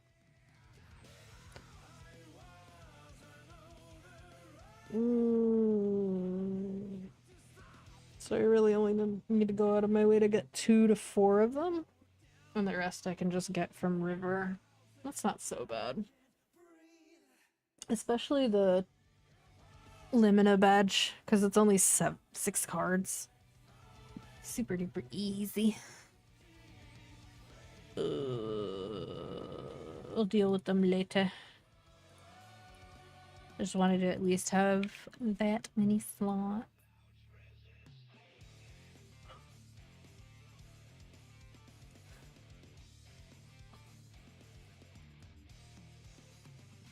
I did it. So now I can go back to that map, use a ticket, and get to 25%. I have 6 left. I'm gonna get 3 more at reset though. And I think I have 3 more here. Yeah, I haven't claimed these yet. That should be fine.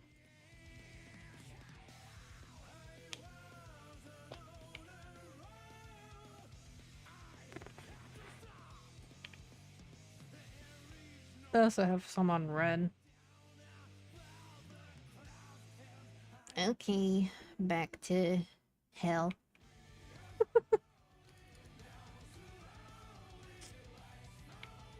Stupid anti-pop monster. Oh, that hurt.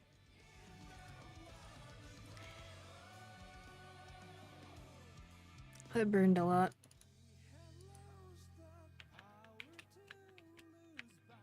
My poor esophagus. It was just like trapped air, I guess. Kind of like a burp, but it didn't make any noise. And it just sort of like stayed where it was. That felt so weird.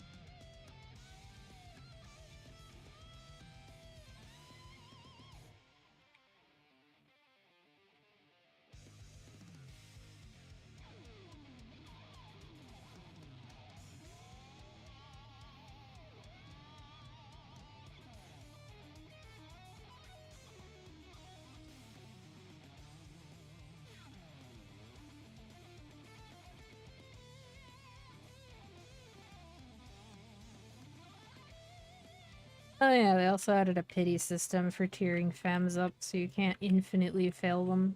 Although I feel like having to fail 5 times to get 100% success chance feels like a lot. I don't think I've ever failed to tier up a familiar 5 times. But hey, I guess it's there.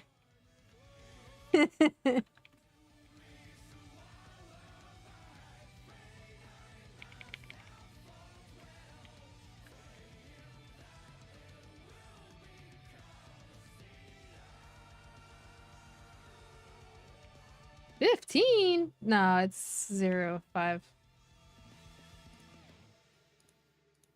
It's this 0 out of 5 rank up guaranteed. 15 would be crazy. There would be no point. Because the chance isn't that low. If you fail a coin flip 15 times, I feel like at that point you don't even want the pity. Because it would feel like it's mocking you.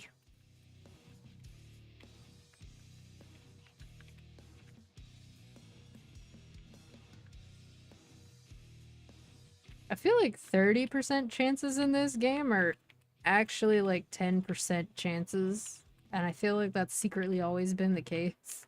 But the 50-50 coin flip is usually not that bad. It can be bad. It's just usually not that bad.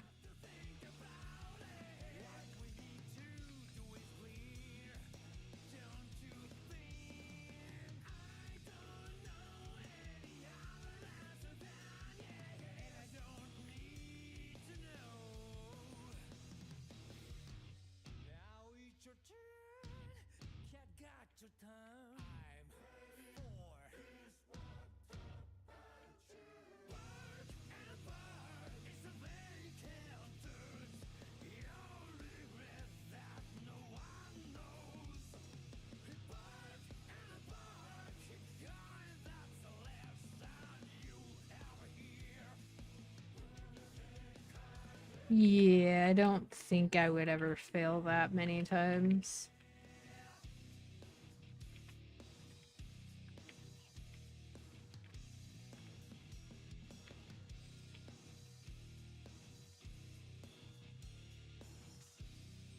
Like, I've had it fail at most, like,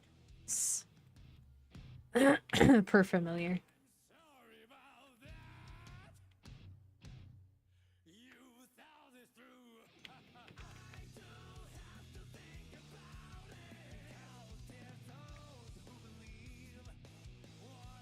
Kind of reminds me of how, like, the whole reason TSA exists isn't necessarily to protect flyers, it's to make people feel more secure and like we're doing more to protect flyers.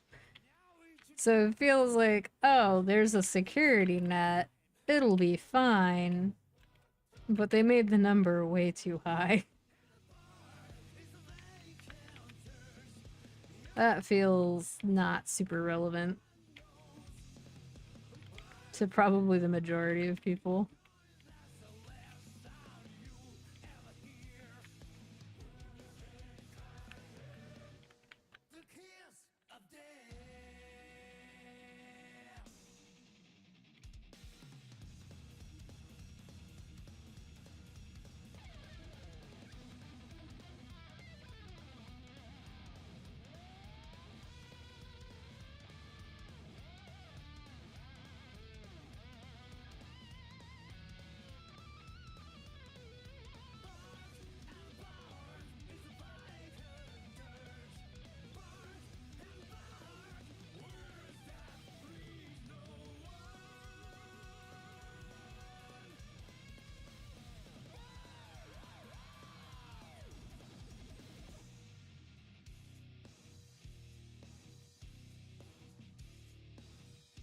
I would say, if I weren't a brokey, I think my game plan would have been the CW pass so that I would be able to max both this character's nodes and my Ren's nodes.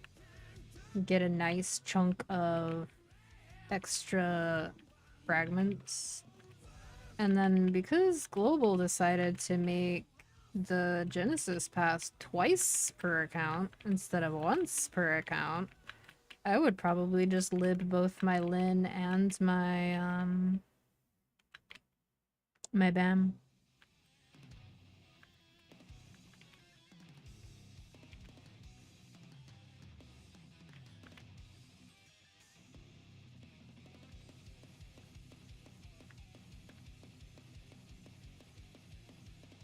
Because based on my BAM, I think it said it would take me like 18 weeks to lazy lib the way that I currently boss on it.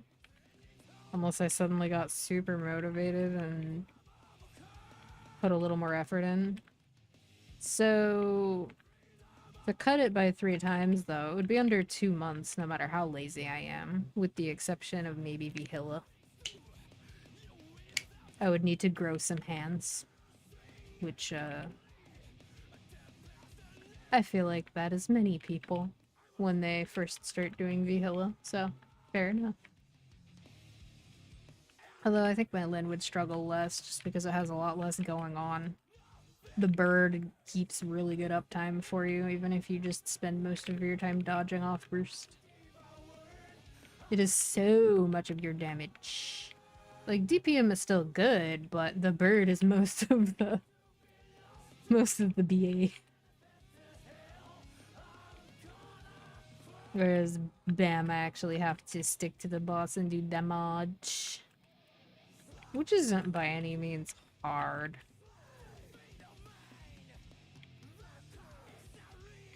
But, yeah, I would imagine for me, living on Jenny Pass would take like 6 weeks.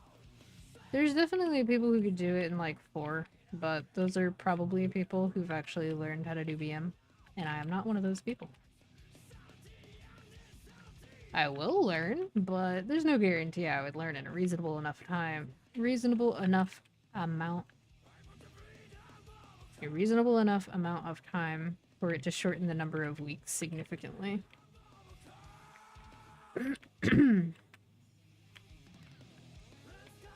Because from what I've seen, it takes most people like a week to a month to learn it.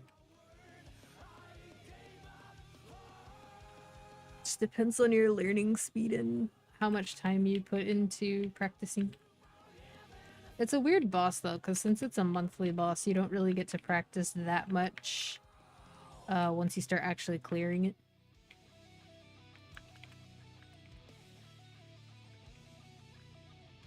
Unless you play on more than one character.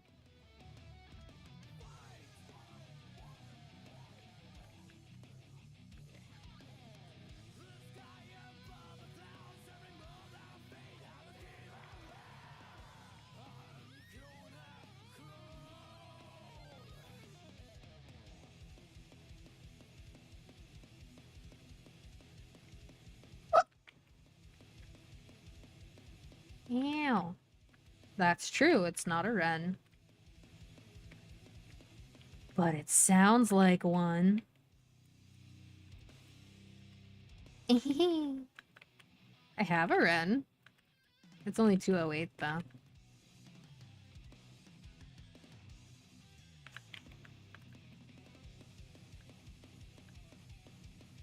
Yup.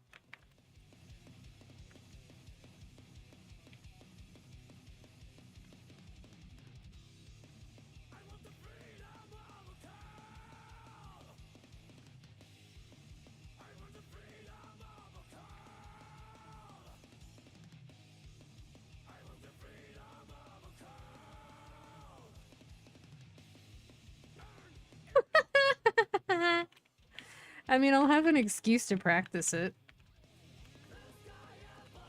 I would have more of an excuse to practice it if I were a Jenny Pass buyer.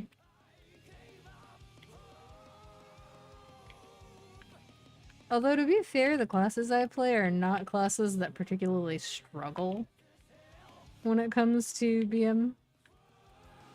So if I suck, it would just be my fault.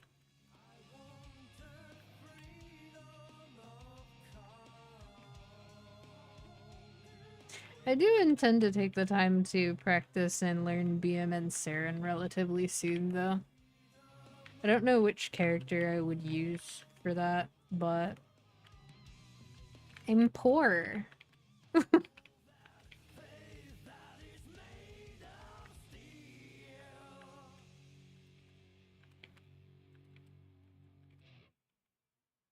True.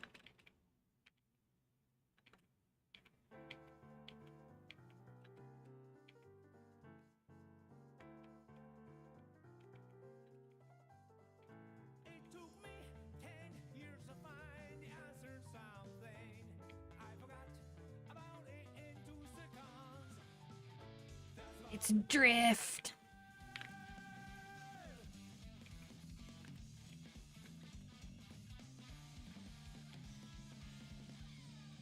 No.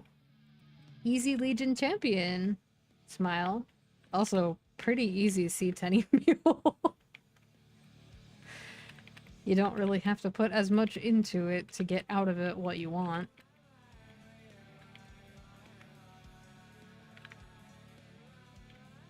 Sometimes it's nice to have boss mules that you can help friends out with sometimes as well, and Lynn's pretty good at that.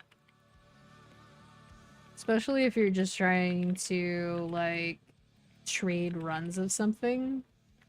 Since you can awaken your person that you are carrying to help them get better than Red Dot.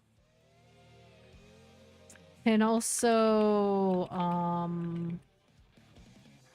do it the other way around, where to prevent yourself from red dotting in a trade, you can awaken yourself. It's definitely God's strongest soldier as far as the supports go. I would like it if Strike had better range, though. Soon. Soon. Multiplayer interaction. I mean, if you're in a guild, there's enough multiplayer interaction. People boss together and trade and stuff. I would not want to be somebody interacting with the party matching thing, though. Since they said they were gonna give us a loot distribution system, I'll believe it when I see it. Like, I'll believe that it works when I see it actually work, but when that's a thing, then maybe I'll be like, oh, okay, I don't care as much. Although, the odds of somebody eating your run is, still there. Dog spheres of energy. Whatever. Eat dog. That actually sounded really bad. Whatever. They were killed. Not the dogs. The dog did the killing, but that's what I've heard. Run eaters and yoinkers. But, like, when it comes to Chronos, But even more so, Solus and Hyperion. I can't imagine why you would do that, knowing that you'll probably not be able to solo the grandest bosses.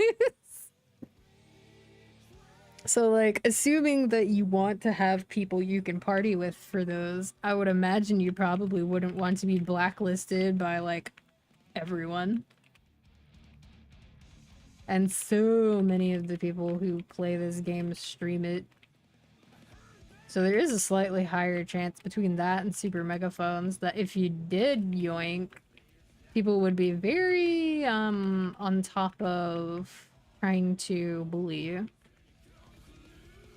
Alright, I'm gonna do something wasteful, but fun. Oh, that's true. It's a little less bad now that classes are normalized to 2 minutes, but there are still classes that have backloaded burst, and there's also groups that want to run like 2 and 2 for Origin, for example, where 2 people Origin, and then on the 1 minute, the other 2 Origin, stuff like that. But if you don't know anything about the other people's classes, then you don't know how important or not important their Origin actually is. So for like Lynn, for example, the bird actually does so much damage and stops doing damage during the Origin that you don't actually Origin during the enhanced bird attacks, you do it after. Whereas, like, Hayato has that whole, like, Sakuna's Blessing stacking up situation where the most damage they do is towards the end of their burst. And since it's a selfish class that doesn't bring support, they're competing for a slot in 3-player bosses with simpler classes that don't really require thought as to how to work around them. So, like, things like that exist. And there's more weird classes than in most other similar games, just by virtue of how big the number of classes in the game is. So it's fair. I think I got 2%. 2 to 2.5% off that. Worth. I like these blessing runes in the new treasure chests. They're pretty good. Dopamine without interruption. Pretty nice. Those blessing runes are gonna be ridiculous on Sunny Sunday, though. They're so juiced. And speaking of social interaction on global, I actually feel like the increase in instance for maps is actually kind of a good thing for that. Since it means you can grind in the same map as, like, people who are progressing with you, kind of. You're not in a party, but it does make the game feel less quiet. Plus, you can make them go into the map first and bug the instance so you get an extra mob. I have said congratulations to most people who've leveled in this map and gotten a response, but I feel like no one responds in SDH, which is where, like, the majority of the Ren players are right now. I could have gone to Labyrinth, and it would probably be quiet there, now that this area is starting to have people in it, but me want lazy map. Me want simple. Me want settle for slightly less than maximum number of mobs killable in map, but me also don't want to have to work for that.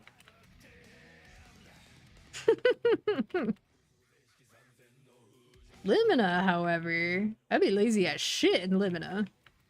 I'll go to 1-4. Stand in one spot and let my bird do all the work. I'm not capable of min-maxing mob spawns. I don't know what to tell you. I have never in my life full cleared a map for an entire hour. Asking an ADHD person to never alt-tab and never do anything else and never botch anything is kind of... If I were a 3 Janus ball haver, that would be different. It would take more meso than that. But it is a good goal to work towards. I would spam all your event cubes on as many event rings as you can. And get some percent meso so that you can get your hat earlier. Bite farming isn't too much of a thing before Grandis, though.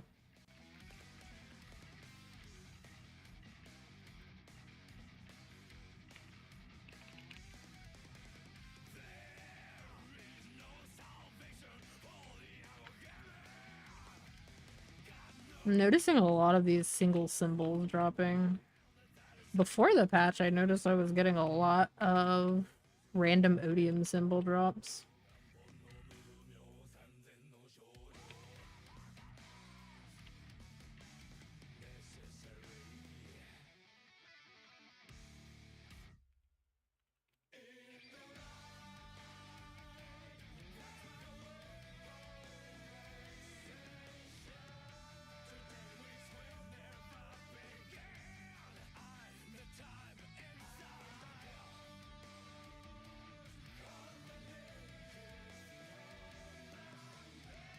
Yeah, but in terms of like the required damage, I guess it's not so bad since we have a little bit more extra normal mob damage this time. That said though, grinding in Arcane River is also just bad compared to Grand.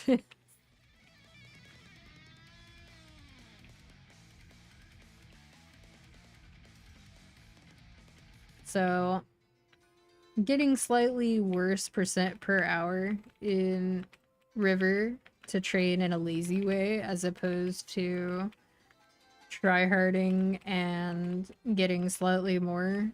It's probably better to do it the lazy way if you have the option to. Sauna is definitely a way, but if I can't even afford the passes, then obviously I can't afford to do that. Although, if you're going to do it with like limited sauna, 255 to 260 is like the least efficient of all. So, the smartest thing to do for a person who had 2 mag pots, which I did not, would have been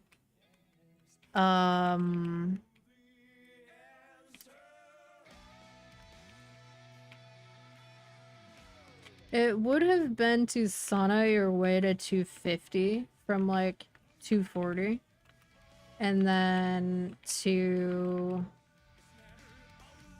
Magpot at 80% on 250 to hit 260.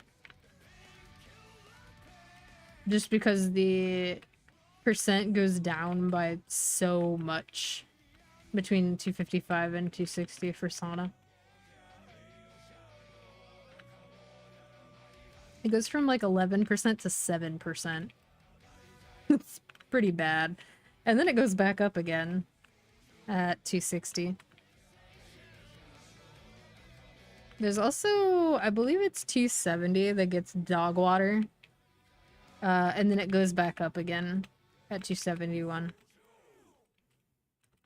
There's an AFK event map, it just sucks. But yeah, generally sauna is sleep maxing.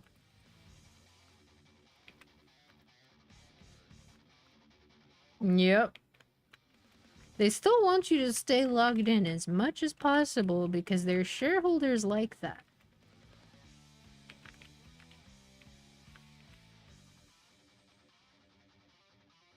If only it were a difference of 1 dinner. I mean, if I were currently working, I don't think I would mind. I would just enjoy my hobbies the way that I want to enjoy them, because to be fair, it's not that I'm an uber frugal person, but I don't really spend money that much. And I don't really spend money on a lot of things either. Pretty much just bills and then the games I enjoy and food. Although I do plan to buy a piano and a new violin at some point. Those are one-time purchases though. So it's like, eh. Well, that is because I am mostly provided food by others currently.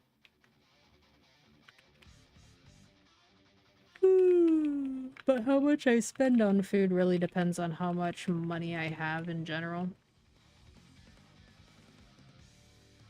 So, even if I make like a lot of money, which is unlikely,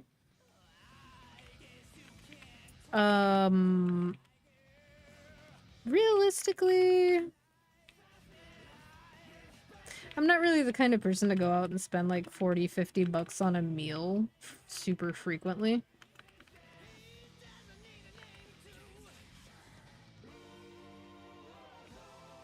Mostly just because I don't like to have to go out and then wait in a noisy place for food. And if I were to DoorDash it instead, I would still have to wait for it to get there. If I were going to be like really lazy about food, I would just get like TV dinners and microwave stuff. And instant noodles and all that. And then for when I actually am not lazy, things to cook. But like, there's so many ways to have things to eat that are low effort, that don't involve like paying a delivery fee, provided that you have access to a kitchen. That's kind of the only requirement. Although, when I first moved to LA, I didn't have a fridge for the first 2 months, and that definitely made it a lot harder. So, yeah. Kind of. I mean, there's event pass things, there's back pets, and there's premium surprise style boxes. There's really not that many things to spend that are not one-time purchases in Reboot. Although I guess it depends on how addicted you are to gambling for hairstyles and getting something other than boots from premium surprise style boxes. Because those boxes love to give you fucking boots. Boots and gloves. No, they did not. And they also didn't tell me beforehand that that was going to be the case. So I had to buy a fridge. It was 500 smackers. Although, fortunately, at least it was, like, delivered by human beings at a scheduled time. So, it wasn't just, like, sitting outside my apartment, requiring me to have to, like, go get a dolly and drag it in there and stuff. They actually put it in the correct place and all that.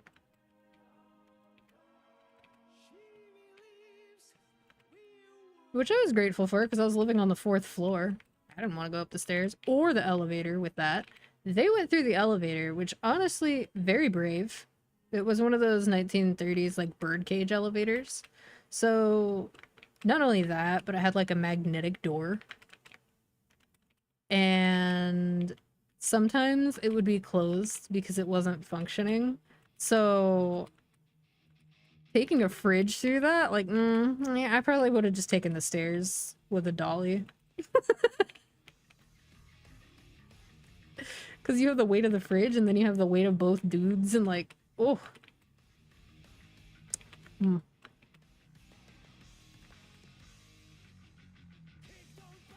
Something I don't super miss, though, is having to go all the way downstairs to get packages.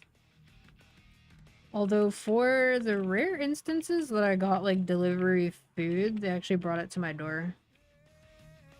Yeah, it doesn't update in a reasonable time frame at all. I am just in a guild that is the CW version of the guild that I'm in on Chronos.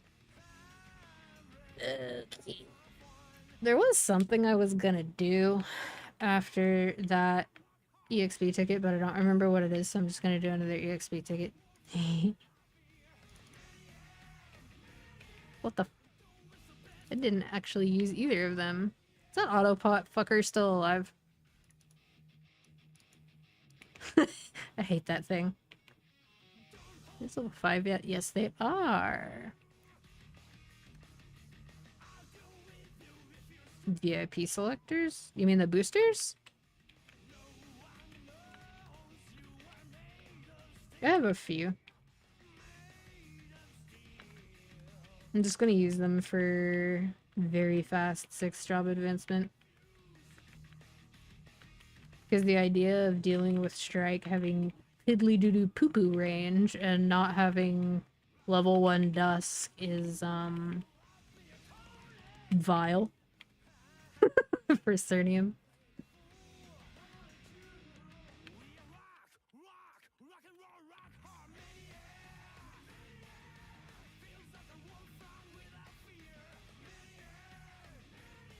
I had so many unused VIP boosters from like the last 2 events.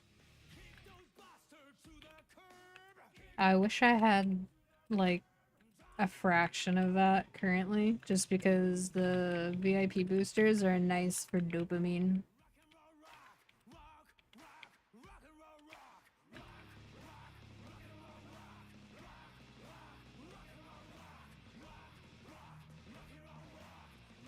Come to think of it, how many slots are we at now?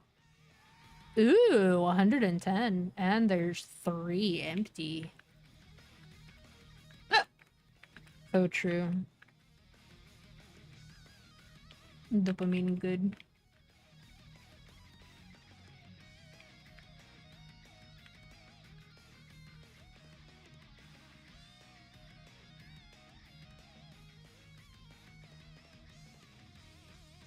The fact that there's even empty space now means we're kind of catching up to how many people are playing, because it was instantly filling before. Even up to like 90, it was pretty much filling instantly.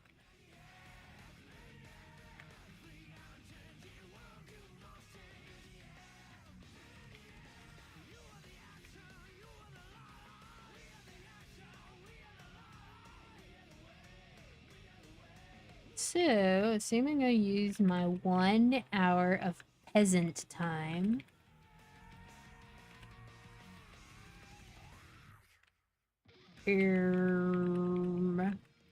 Would be 2 more 3x tickets.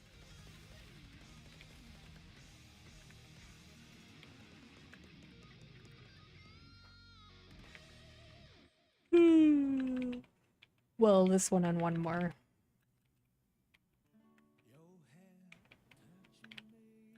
I would imagine that after that, dailies would get me close to 255, but not quite there.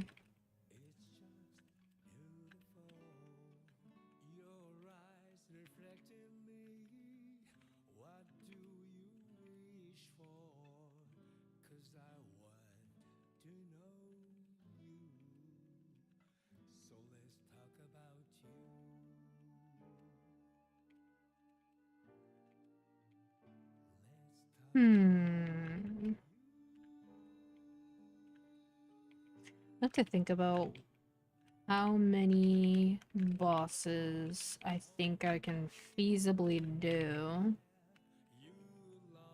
just from hitting 260. It's kind of weird for Lynn because, like I said, you don't really use your origin during burst, you use it after Awaken ends. Which is, a little counterintuitive. But the masteries are not bad. Particularly the bird mastery, as we've discussed. It's like a stupidly high percentage of the BA. So I'm sure level 1 of that is probably pretty significant. Plus it looks cool compared to this version of the bird. It gets big. Also, whose fucking idea was this? So this is Peck. It looks like this. And then over here, we have... Where is it? There's Peck Boost. Looks the same, just like you would expect. Beak Strike. Why do they look like that? They are so... similar. That's so annoying.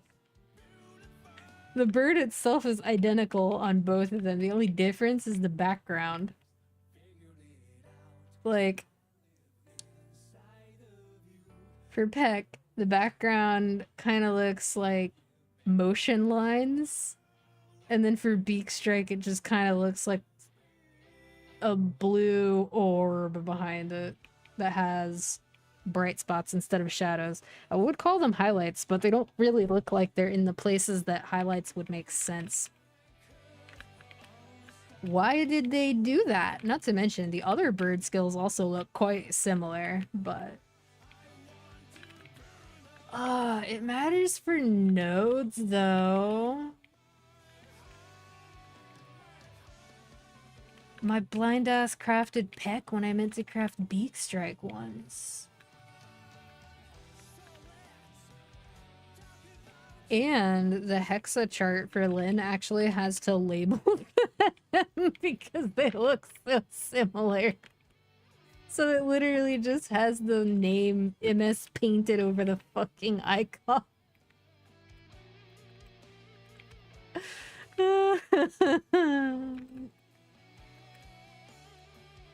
Yeah, but this is a TMS class. They at least pretend to care more. Ooh, I'm alone again. True. I miss the MS Paint leveling rotations that the BAM cord used to have, where people would just doodle like a shitty Grim Harvest and a shitty altar and shitty Urta Fountain.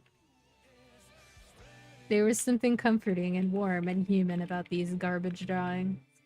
If you scroll up far enough in the training like maps, I'm sure you training channels rather, I'm sure you would see them, but those used to be the norm. Although it is nice to see the actual range of your skills, I guess.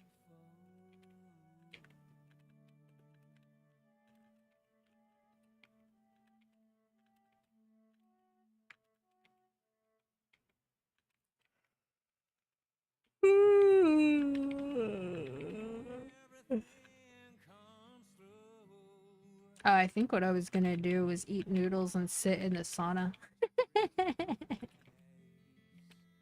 I think that's what I was gonna do. Hmm.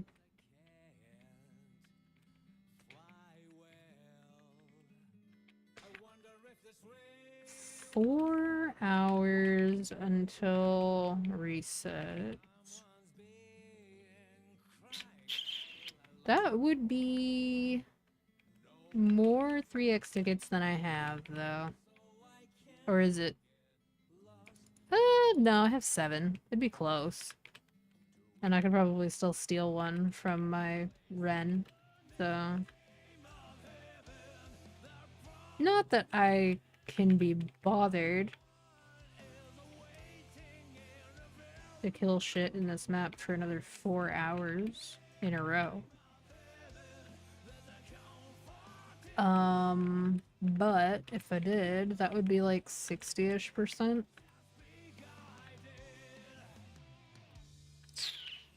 That would put me at about 85.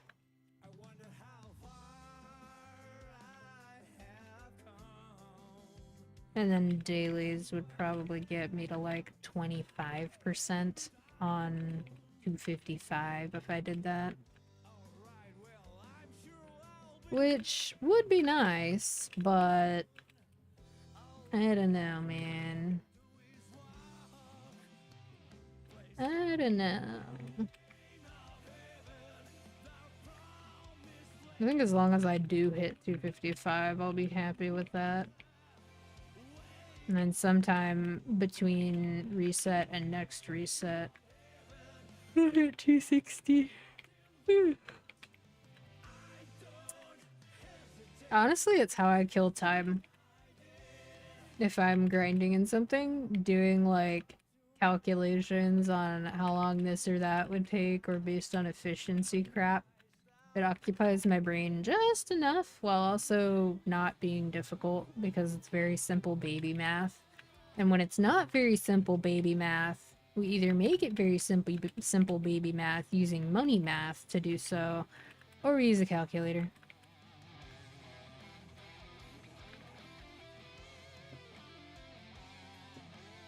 It's fine.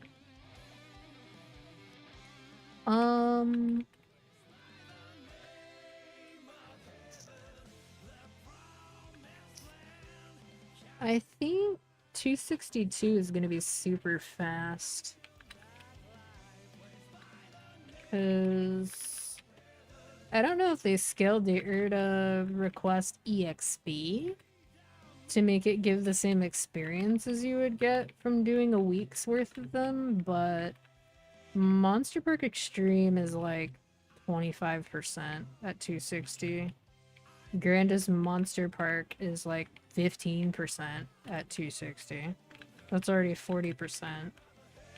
High Mountain of Maximum Suffering is 10% more. That's 50.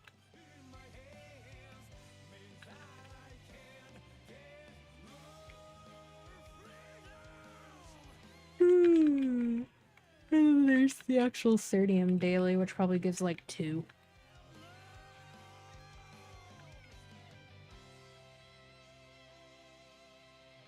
It's probably also possible to find burning maps.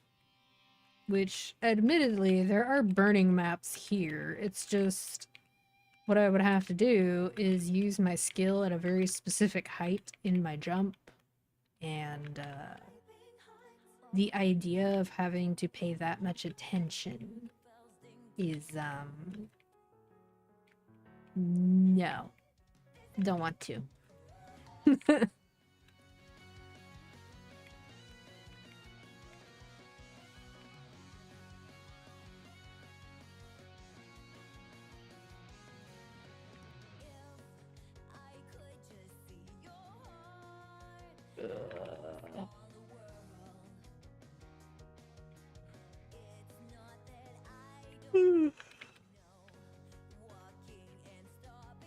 Hello, Oliver.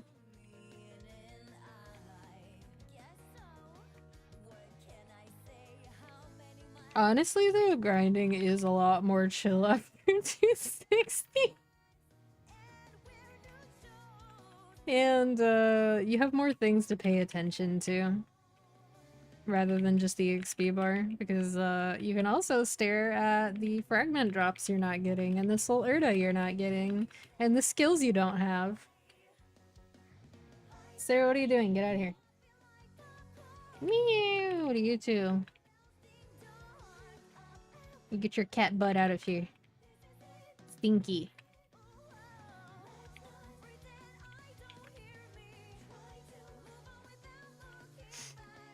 I will say the grandest maps,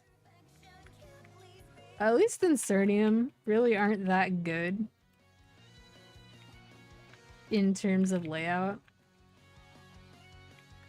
My BAM has no issue and my Ilium has no issue because they're both kind of bullshit. This BAM uses summons, and besides, I was already 265 before they made it so that my summons could have 100% uptime. Well, one of my summons has 100% uptime.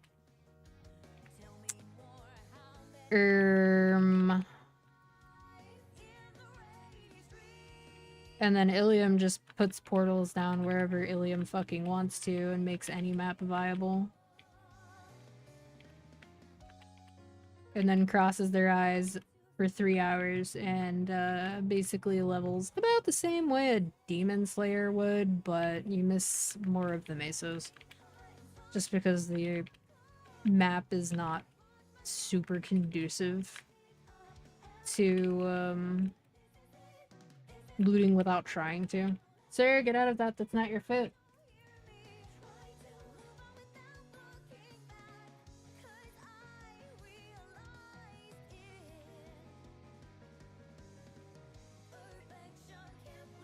He threw himself into a box so hard. It sounded like I dunked him in a trash can or something.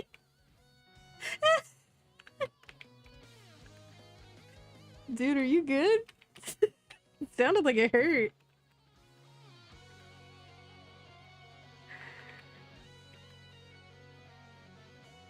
For what it's worth, I did not touch him. It was just the tone. And he was trying so hard to be sneaky about it, too.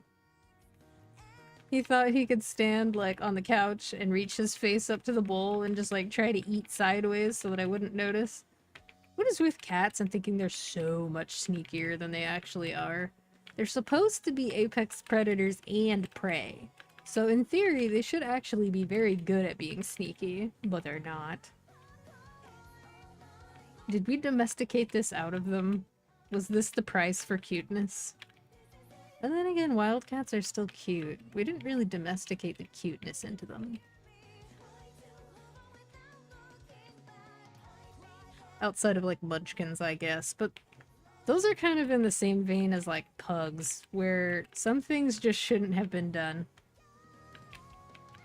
They're cute, but also, like, their lives are suffering.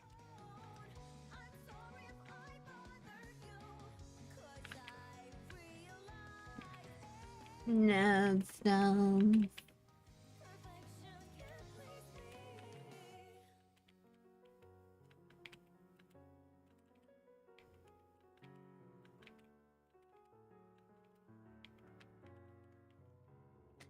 Also, just access to better bosses because of what an easy power spike masteries are.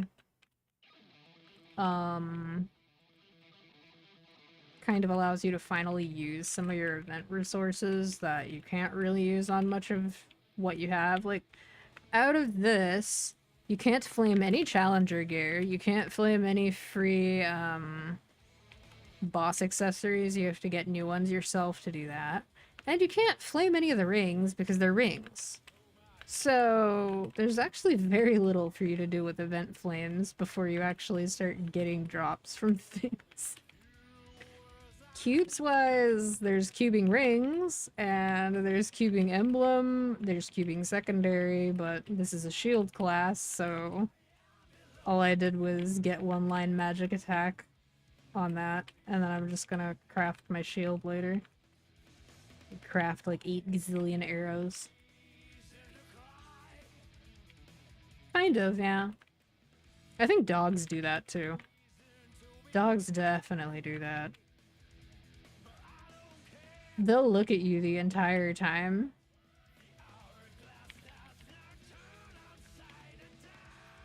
They're only advanced hunters when they're hunting each other.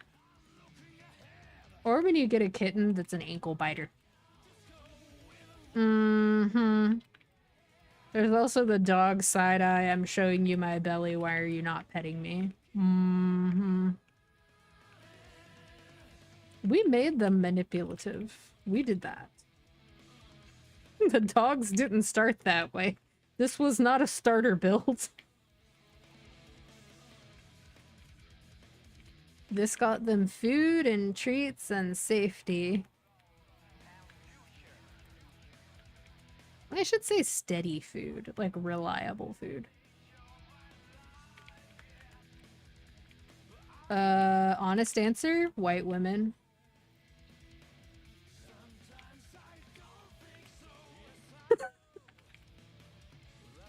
Not afraid of nothing. Pet that dog. Pet that swamp puppy. Pet that wolf. There is something to be said for, like, confidence, because there are a lot of animals that are predators. Like, you know, bears are strong as fuck. But if you approach them with confidence, they're just like, oh, alright, we got a badass over here. Like, they don't instantly react to you as though you are prey. I still wouldn't recommend it, but I'm sure that's happened enough times to where somebody got away with something that they probably shouldn't have just because the animal was just so startled at the utter lack of disrespect from the human being. Where it just completely disarms them because they're like, I'm sorry, what the fuck?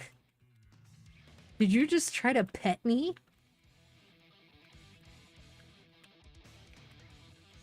And then because they've never known what being petted feels like, they're like, oh, it's actually kind of nice. They just chill. Plenty of people petting alligators.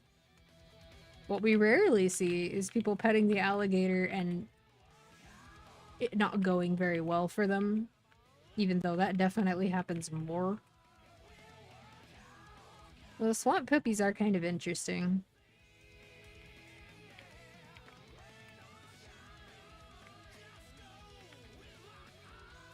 They're cute.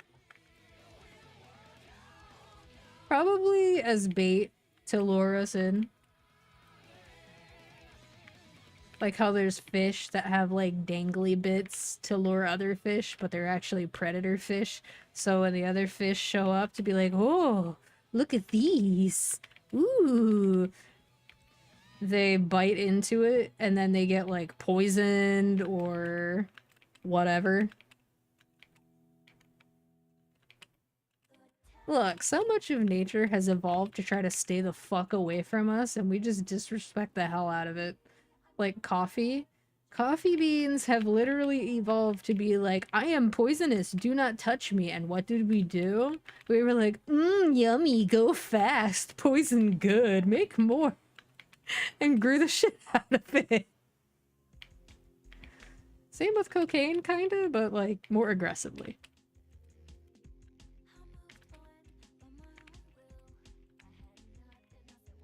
Pineapples, yep, pineapples don't like us. Like, why do my gums tingle? Pineapple funny, whatever, pass more pineapple.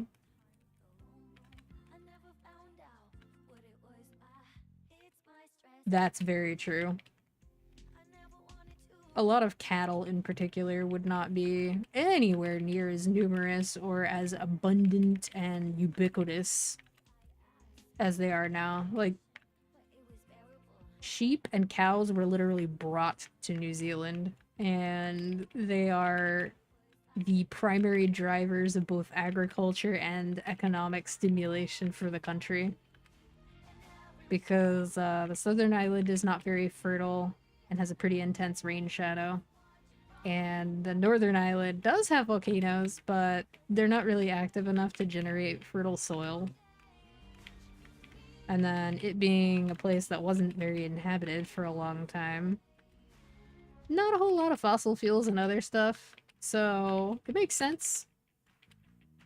But yeah, their number one export is fucking dairy from non-native species, which is kind of wild when you think about it. There's also more than 5 times as many sheep as there are people.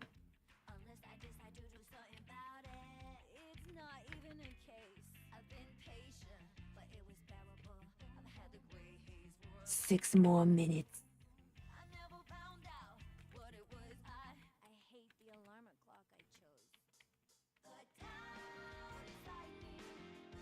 Bridget's theme. I admit, I kind of like Simple Life more.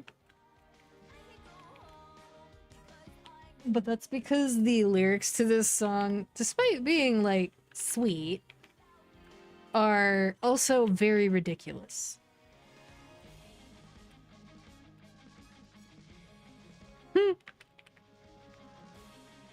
that he would pack up his sheep and take them to a random, pretty remote island nation in, like, really the middle of nowhere as far as Europeans were concerned. You know, the only reason why they even found New Zealand and Australia originally, the Europeans, I mean, is because they thought that it was only logical that there should be another large continent in that general area to offset the size of Europe.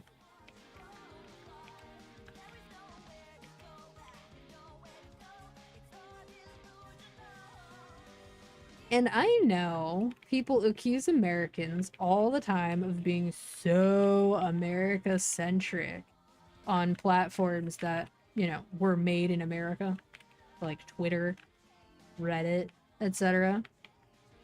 But is this not just propaganda to distract us from how European-centric most Europeans are?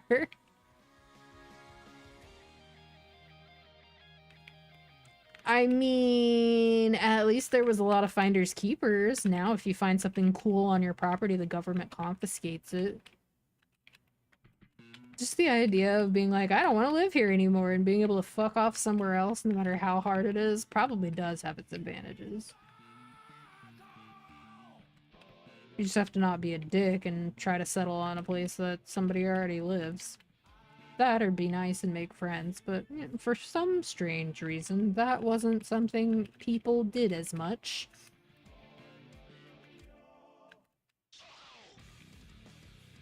My land now. That's just manifest destiny.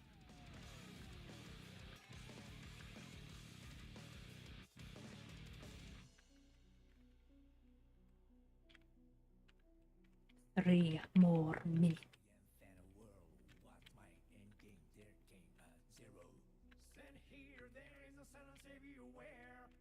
I can't tell if it's actually still like 59 degrees or if it's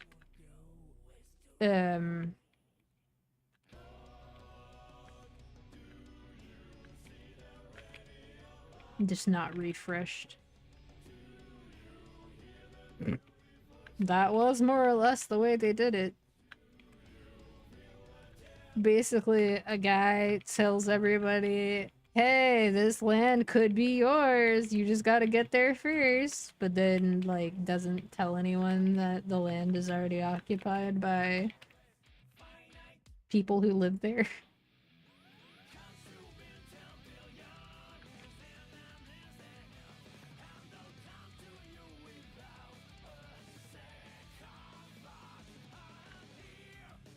I will say, with how crowded SDH2 was, it was kind of nice getting an elite boss like every 5 freaking minutes.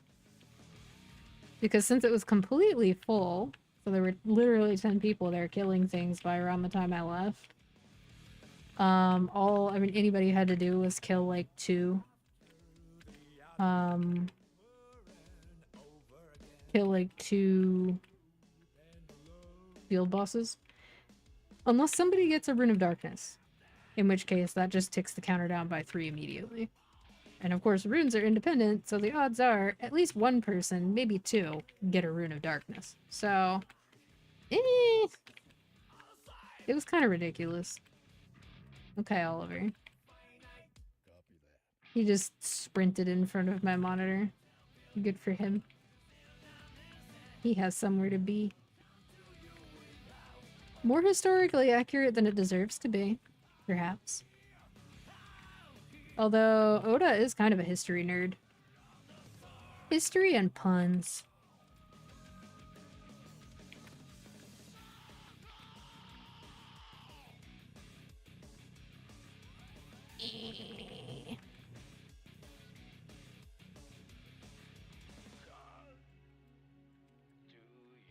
Oh, I think I've only gotten like 5% on this one. No, wait, I started at 18%. I'm stupid.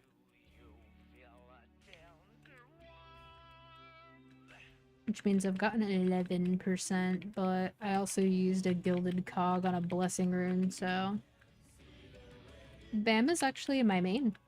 Depends on what you would want to know or what the context is. So like in the context of Challenger World, for example, or like as a main or a Legion champion or what?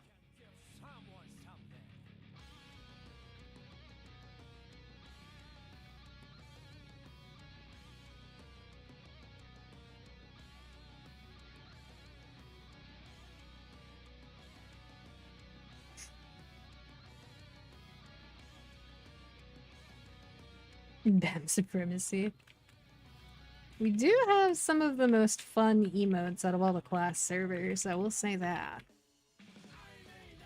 Because we have BAM Cat. BAM Cat and Side Cat.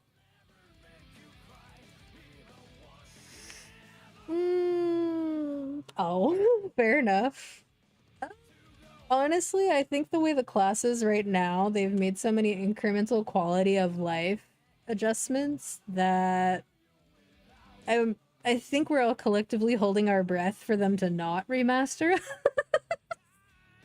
Just keep giving us more quality of life. Because if they remaster us, they might fuck it up.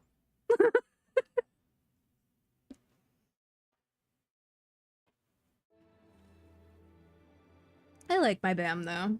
I would imagine you get some interesting answers to that question, especially because a lot of people have never really tried the class at 260 plus, so they don't know how much more of a real class it becomes in 6th Job. Especially in terms of leveling. It got a lot more snoozy in a good way after 2-minute.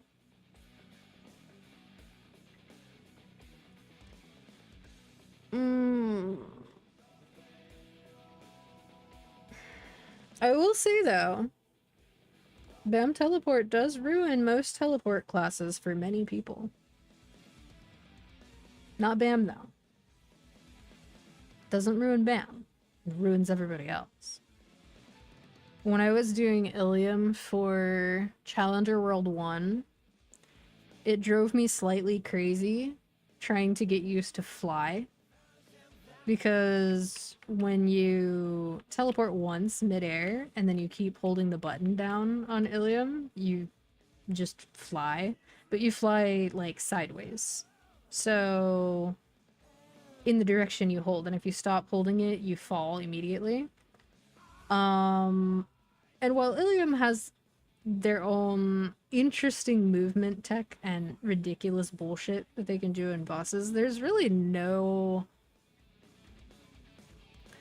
no other class in Maple that can accomplish the amount of movement and the options for movement that BAM Teleport achieves, that plus the up jump, with only one button. Most other classes need at least like a second skill to accomplish that level of mobility and precision, but BAM does not. And I think given the simplifications that have come into the class the last like year or two, I mean, some people probably don't like that it's simpler than it was before, but it used to be so much harder to recommend the class, whereas I think it's a really strong pick for Challenger World 2, especially because pre-260 BAM is already not a super enjoyable experience, so you don't really miss anything by skipping it.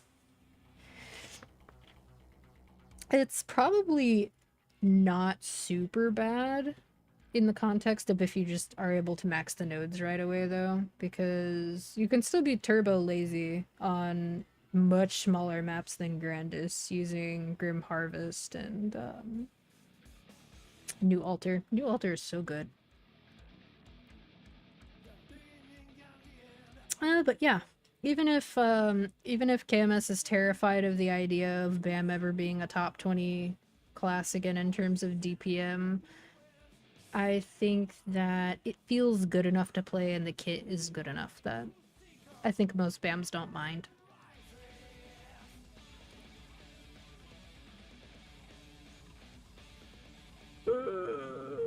There's so many. Oh my god. There we go. That'll make me feel better. Bishop does feel like Explorer mages in particular tend to feel particularly grounded after BAM. Doing dailies or bosses on Sia right after BAM feels a type of way. Because you have to be grounded to use Sia's abilities, but Sia does so much freaking damage that things you would have to dodge on BAM you can ignore on Sia, so I guess it balances out. I am going to yeet myself into the sauna and turn on my electric kettle for noodles.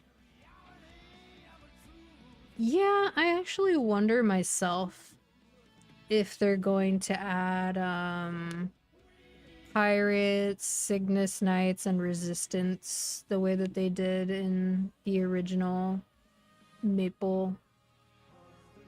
As well as, like, if they're gonna roll out 3rd and 4th job later, or if they're gonna start with either of them. I remember when 3rd job was first added to the game.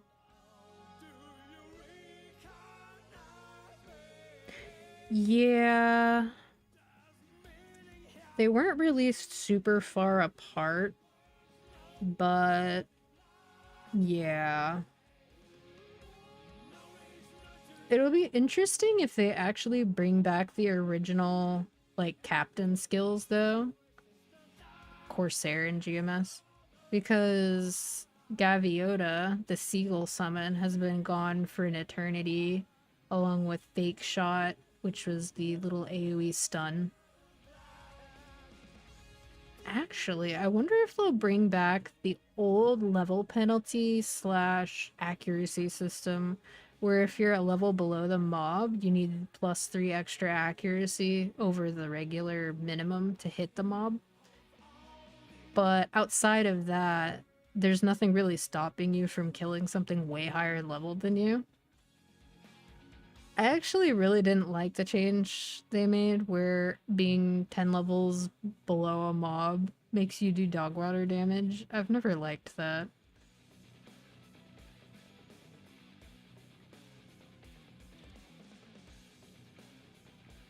That's funny.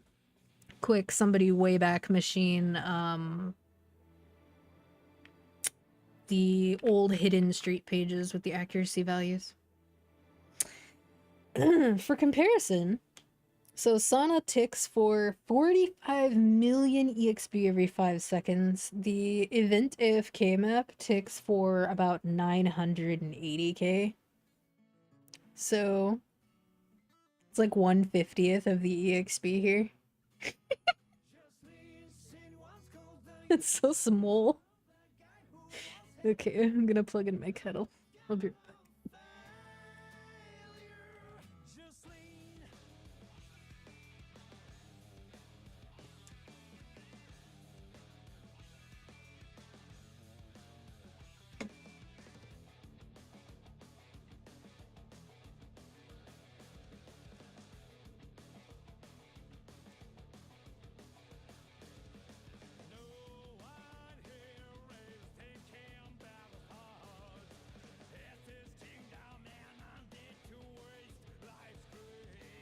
That's probably enough water for a single cup noodle. Hopefully it's enough that it doesn't, like, get ingy. Because there's technically a minimum amount of water you're supposed to put in those. And for whatever reason, the minimum for this one is pretty high.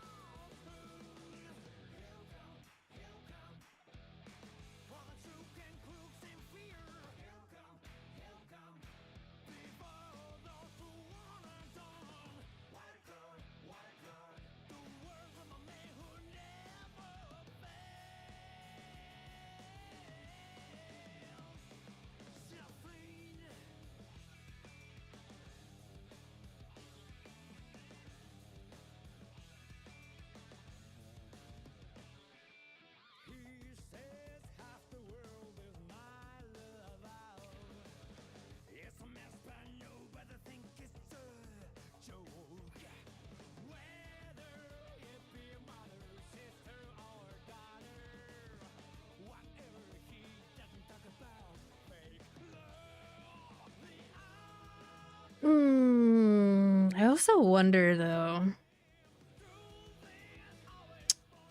in the context of Classic, do you suppose that there will be, a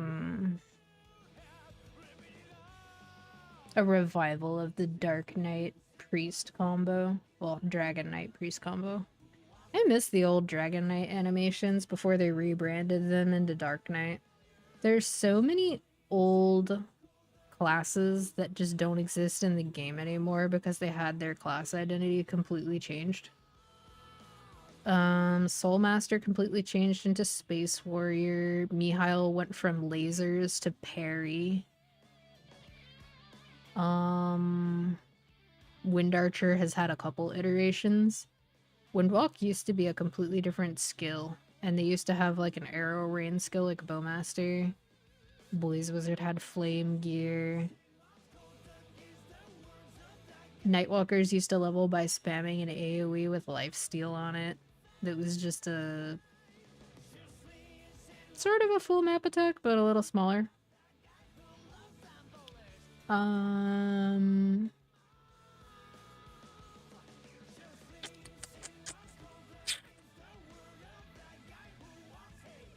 Priest has also changed quite a bit, Bishop, because you used to level it at undeads using heal pretty much the whole way up. Until getting Shining Ray, which didn't exist until they added third job. And even then, Shining Ray actually did really low damage at first. And it had no downward range. Like, none to speak of. I think that's something they would change in Classic. Because it looked like they changed the range on Savage Blow. So if they were going to change more ranges, I imagine they would change that. One thing I kind of think they won't do, and I think this is sort of lame. So when Maple did Big Bang and redid skills and stuff, a lot of classes had 2 skills, like 2 attack skills in first job, and they cut it down to just 1, but they chose the shittier skill, like, as frequently as possible. So for magicians, for example, you had Energy Bolt and you had Magic Claw. Magic Claw was better not just because it did more damage, but because it didn't behave in a stupid way with inclines. So like things that are ramps and stuff. It didn't have trouble going up or down to hit something because its tracking was better and it wasn't a missile type attack. Not to mention, since it hit twice, if you were trying to fight something higher level than you and you didn't want it to touch you, Magic Claw would knock it back twice instead of once, making you safer. So it wasn't that you couldn't use Energy Bolt, but it didn't suit most people's needs. Some people still did so anyway, just to be different. And I think forcing people to choose between which one to max wasn't necessarily good because, like you say, that is kind of the illusion of choice because there is a better answer most of the time. But if they were going to remove one of them, they should have removed Energy Bolt. And then for archers, same shit. Arrow blow versus double shot. Archers had a chance of hitting ones for a really long time because of the way that mastery worked. So hitting twice gave you better odds of not hitting literally 2 ones every time that you shot something. Whereas if you shot something with arrow blow and you hit a 1, you just did no damage. So double shot gave you also a chance to crit. So like 2 chances to crit as opposed to 1. So like you could offset a 1 damage hit with pretty reasonable odds. We also didn't used to have different colors for crits. They used to all be the same color, so you just had to guess if something was a minimum hit crit or if it was a maximum hit non-crit. Hermits.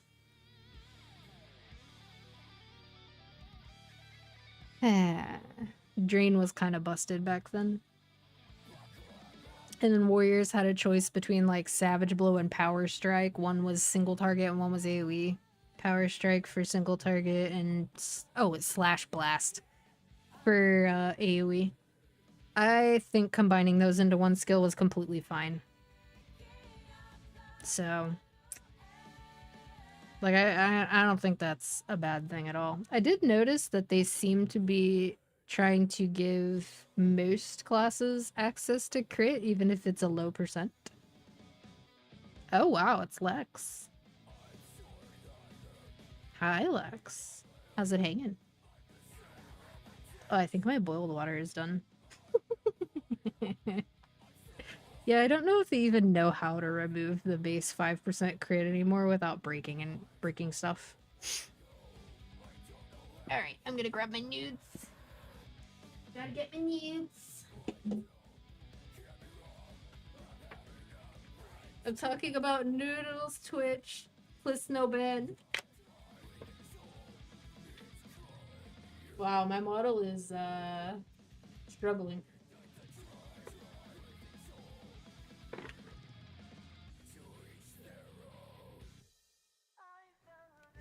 Ow. That hurt.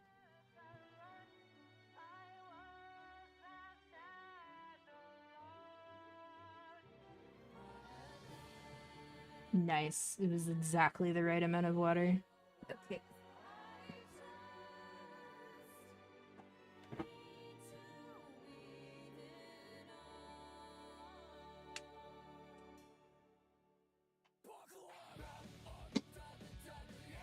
Okay, there we go. Idle games? Like auto battlers or like literally idle games like clickers? Honestly, I feel like we have like levels of idle these days. Oh yeah, I might as well consider HSR an idle game. I was about to say that actually.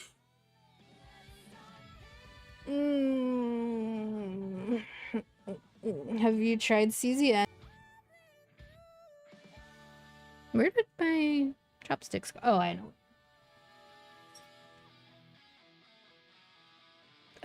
Chaos Zero Nightmare. It is... What if Slay the Spire was a gacha game? And also kind of horror, question mark?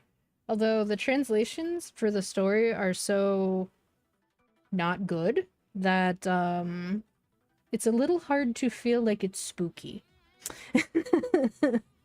Although it can be sad at times.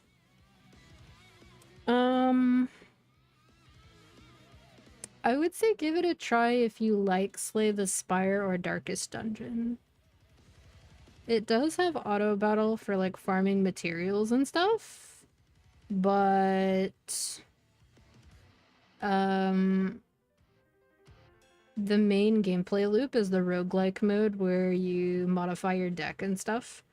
And then you have save data at the end of the roguelike runs, and then you can use that save data for the character anywhere to be able to replicate that gear slash those cards whenever. Pretty neat.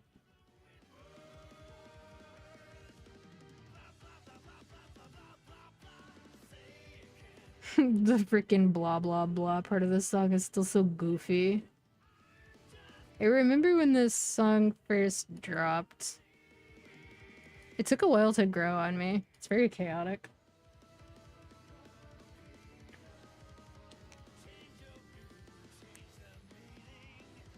I've been playing both that and Duet Night Abyss as my filler games while I wait for Wuwa to update. I'm half-assedly catching up on HSR, but they might lose me if Edo Star isn't, like, good.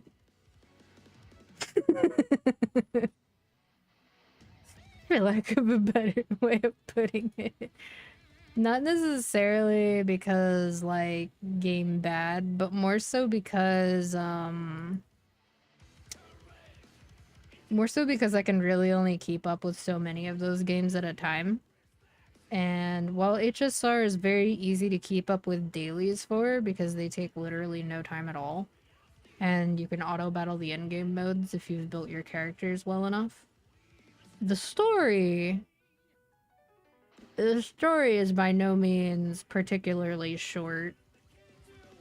I'm invested enough to not want to just skip it, but I'm checked out enough that the amount of wordiness means that I can't sit there and just do it for hours.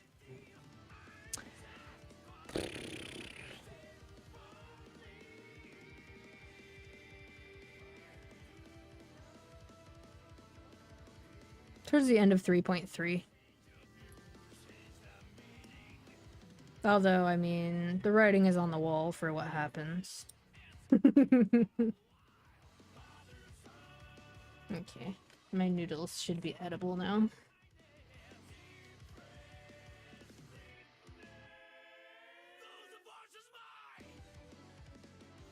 I would say that I was on time up to 3.2. And I don't dislike Amphorius. But Hoyo has got to stop doing the thing where they tell you something and then they repeat it like 4 more times just to make sure you really got it.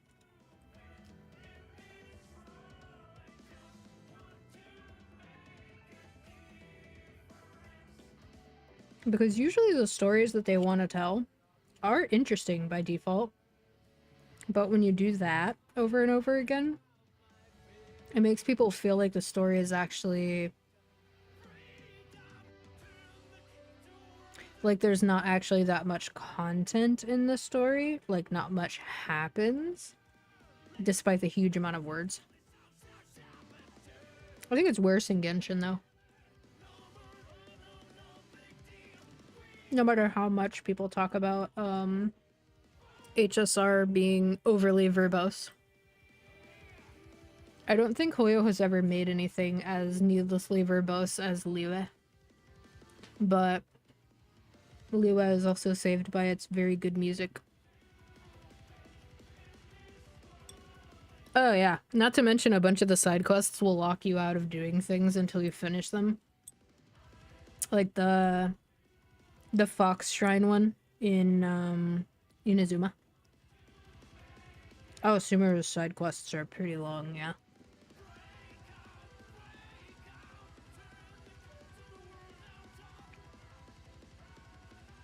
Mm-hmm. And that's what sucks the most, is like, for the most part, Hoyo has pretty good world building. Even though Genshin's world building is kind of just Zoroastrianism combined with Honkai. It's still good. In terms of like the actual underlying stuff, like how the actual world works.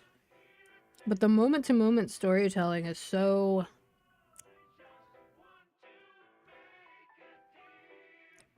they just don't really understand what people would want, I guess.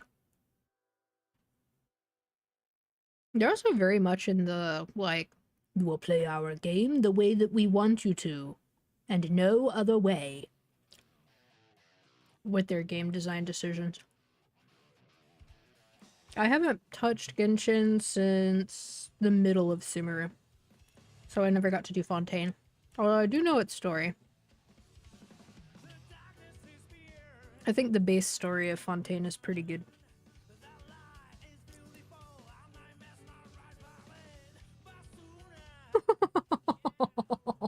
No. The other thing I really didn't like about Genshin was they'll be like, oh, here's an event. It's really easy. You're just gonna do these little obstacle courses that are really just dashes and collecting coins. Easy, right? Yeah? Travel to the middle of fucking nowhere 3 times for each stage in 3 different places and do 6 stages, and they are also each time gated 2 days apart. Way to kill all the fun.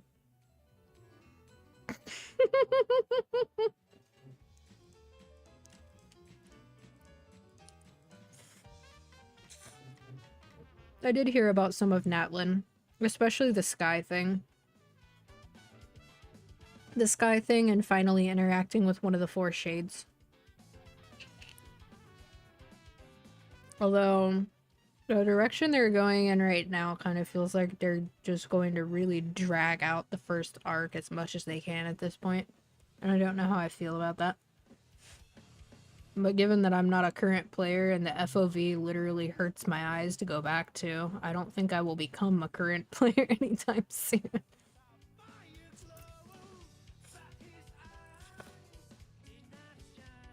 Yeah.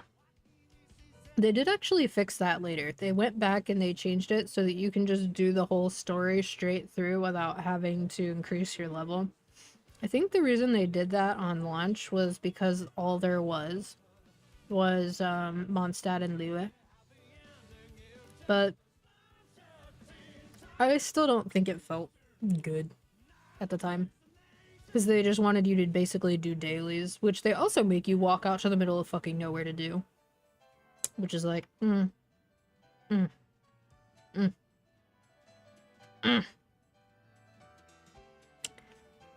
Yucky. Stinky. Stinky.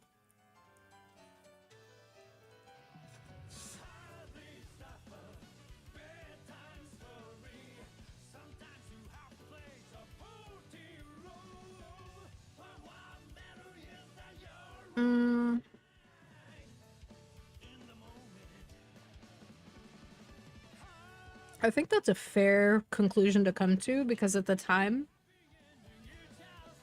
Genshin was pioneering a bit with the whole, we want you to play our game a lot, but we don't want to necessarily reward you for doing so. We just want to punish you when you don't.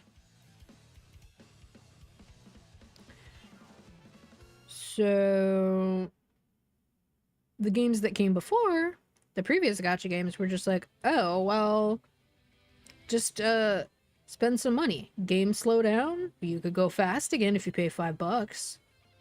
Okay, it's slowed down again. How about you pay 10? And it just keeps going like that.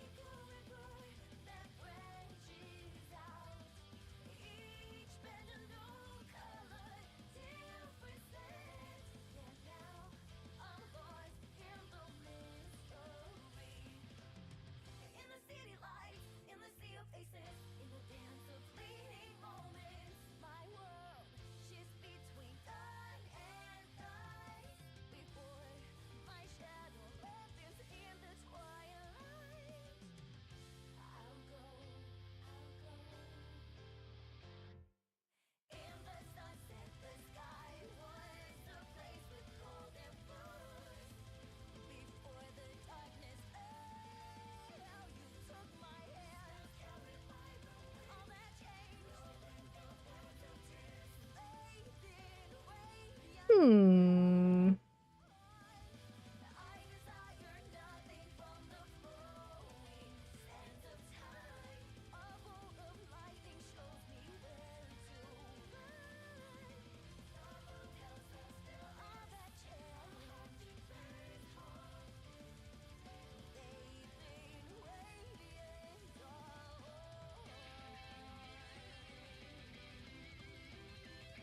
Okay.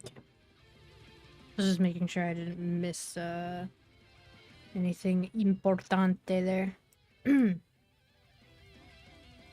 Yeah, I don't really like resin-based games. I think if you're going to make people like have to dump stamina, you should make dumping the stamina as easy and painless as possible, but provide a lot of value for it, because otherwise it kind of feels like they just want you to daily check in for their player retention metrics, which is probably true, but you know.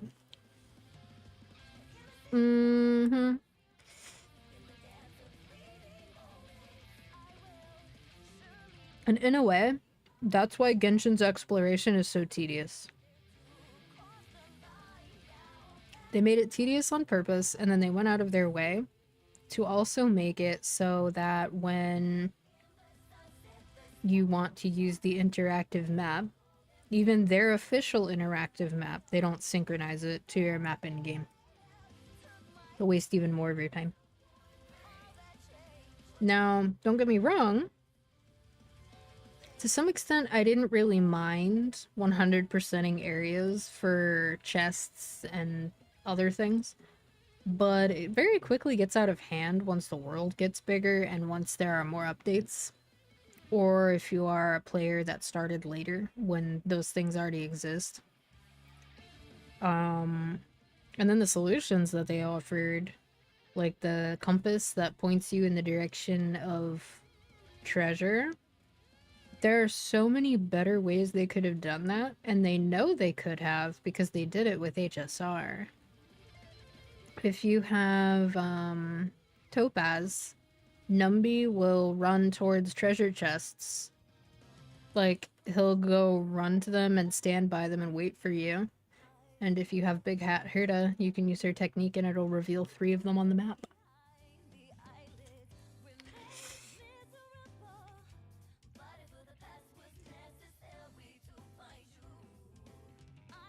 So it's super easy to tell which ones you're missing.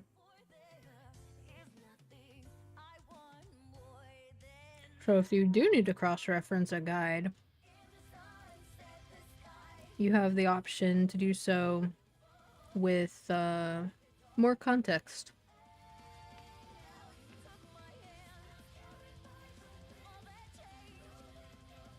And then in the case of exploration, Genshin decided to sell movement creep, whereas Wuwa just gave it to you for free. You can fly anywhere in Wuwa, and you get a little updraft when you do, ever since a more recent update, so you don't even have to go to like a tall thing to be able to fly.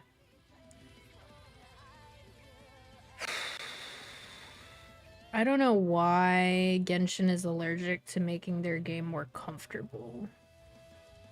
They decided to adopt some of the most frustrating things about Breath of the Wild.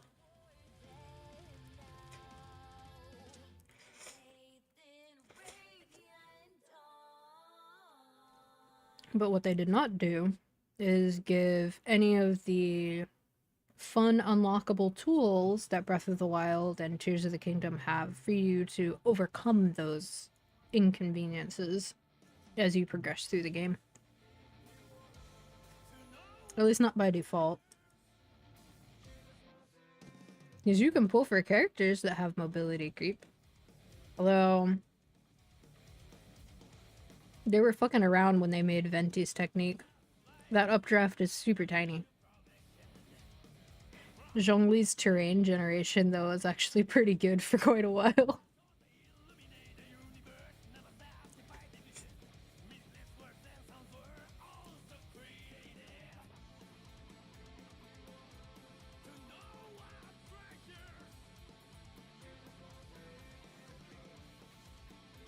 I think that's part of why I've stuck to Wuwa as much as I have, for the most part, though. Is because from 2.0 onward, they added a compass where it's just a button that you click when you're on the map. And you can use it to path to a lot of the things that give you currency. There's still a few surprises here and there, and there's side quests and stuff that are not in there. But you can get a bulk of the exploration currency in a couple of days just by going around, completing challenges, doing puzzles and stuff like that without having to search for them. Because they circle an area on the map for you so that you don't have to go blindly looking for what you're missing. Honestly, I think if you're going to have multiple forms of being able to move in a game, so let's say you have walking, running, grappling hook, gliding, flight, etc. I think all of those things should relatively seamlessly interact with each other, and I think that the momentum or like the feeling of transitioning from one to the other should be significant, and that The momentum and speed should not be linear in the process. So something Wuwa does exceptionally well with its grappling is when you first grapple to something, your character is still for a second and then they yank forward. That kind of feedback feels really good as a player, especially if you're doing like some ridiculous air stall shit to get somewhere. Being able to seamlessly swap between gliding and flying is another one. Especially because sometimes you want to go straight down, which gliding can do, but flying can't. Flying actually lets you ascend freely, though, and that's something that's missing from a lot of the Breath of the Wild clones. As much as I like Duet Night Abyss, I think that its movement could be improved by paying attention to things like momentum and making it feel like movement. Those are very intangible things, but they make a really big difference to how cool something feels or how fluid something feels. But outside of that and feeling like I'm playing a game that's still in alpha at times, I think it shows a lot of promise.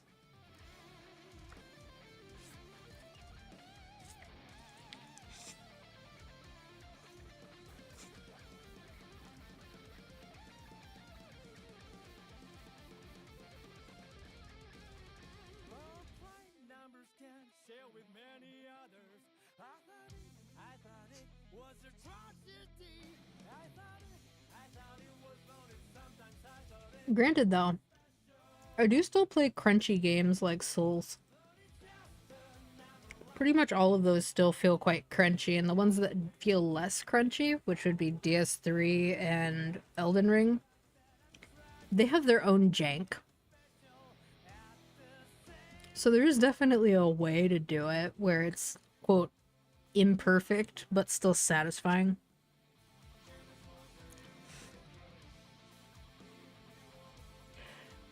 Although I will say, sometimes Souls games feel like they're kind of fighting with themselves. Also, they waited way too long to give a dedicated jump button. Mm-hmm. Mm-hmm. Exactly. It's an intentional design choice with all of the layers that come with it being an intentional design choice. It doesn't feel half-assed, it just feels like it's Dark Souls. With one exception. Fall damage in Elden Ring is fucking weird and inconsistent, and when you look down from on top of a cliff, I think you should be able to tell whether you can survive that fall or not based on whether you've survived previous falls of a similar distance. Is that an Oxford I see? I really hate DS1 Remaster. That's a hill I will die on. Prepare to Die edition / the original console release are fine, but remaster makes me mad.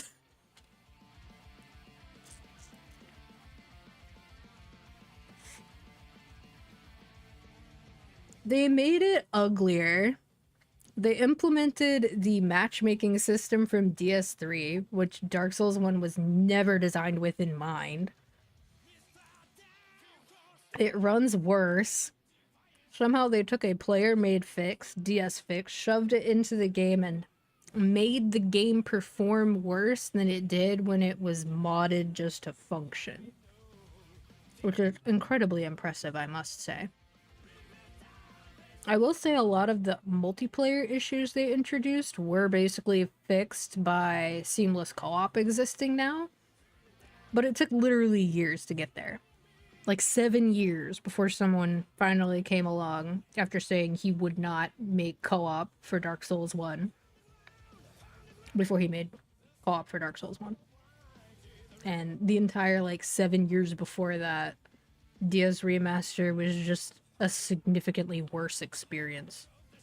And to add insult to injury, the $20 discount for owning Prepare to Die wasn't a permanent discount on Remaster, and they fucking removed Prepare to Die from Steam as well. And that was before they were aware that there was that massive exploit with IP addresses and stuff. So then, after all that, the game still worked online and stuff. You just had to have copies of it. But then they disabled multiplayer for an extended period of time, for Dark Souls in general, before eventually saying they would never bring back multiplayer for Dark Souls 1 because of that exploit. An exploit that they could have fixed. But instead, they were like, no. So it's just the whole...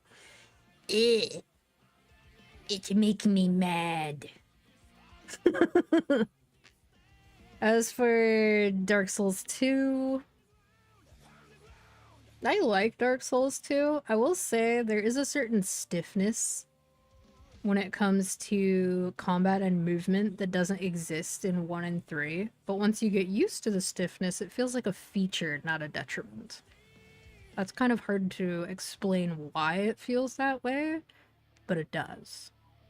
Also, the backstab and parry windows are immensely forgiving in DS2. They're not hard in the other games by any means, but they are immensely forgiving in DS2, which is fair because it is kind of a harder game, which I think most people could probably agree on if they've played all three.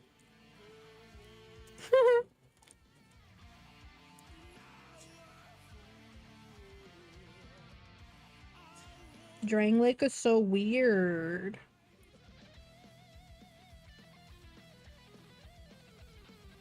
Also, getting to Majula and seeing like 800 bloodstains from people who decided to either fight something in Majula, like the little dogs, or people who go, I can make that jump for the pit.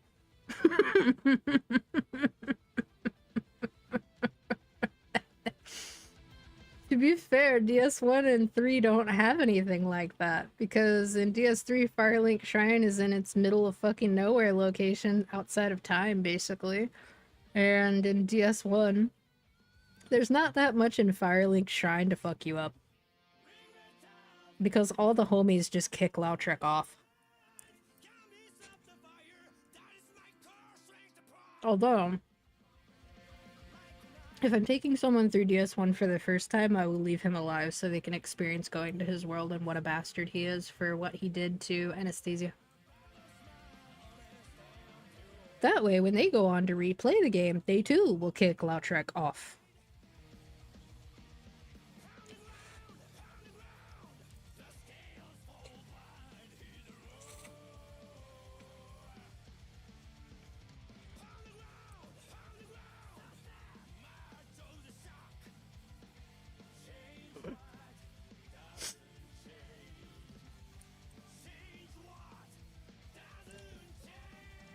I actually think that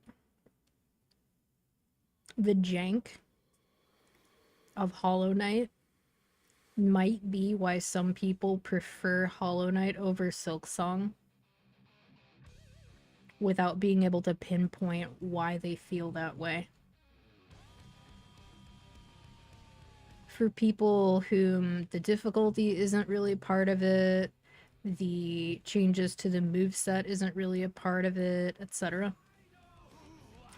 Because there is a certain jank to Hollow Knight that is severely diminished in Silksong.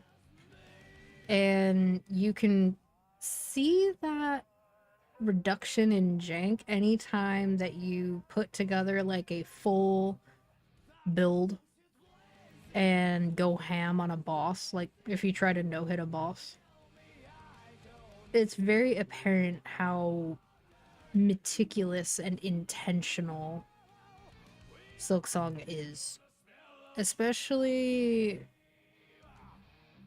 it wasn't a matter of like, oh, we made this game engine because, or we used this game engine because it was what was accessible to us at the time. That doesn't really exist with Silksong because they basically chose every piece of it to fit within what they wanted it to be because they already had so much resources and so few people to pay. Um, from Hollow Knight basically being a staggered success. And the jank to Hollow Knight allowed you to kind of feel like you were not just mastering the game, but also mastering a sense of jank. Whereas in Silksong, you can master the game, but there's not really jank for you to master. There are still some weird things, like if you're doing the courier missions, for example, and you run into a closed door, it'll damage you and take one of the health bars away. There's definitely things that, like, you want to avoid, but it's, I still think I like both. But I think they scratch very different itches for me. And I think outside of that, the thing that both of them nail better than anything is atmosphere. And then after that, um, making unlocks, like Metroidvania unlocks, feel good. Because pretty much every major unlock in both games feels really good. Um,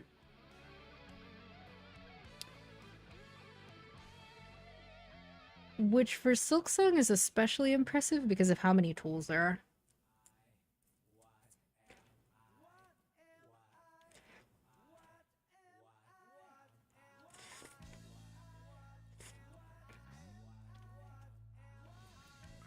And the fact that you can change the elemental damage of your magic and stuff by equipping different stuff to your crest is neat. Overall, I'm looking forward to them adding more content to it.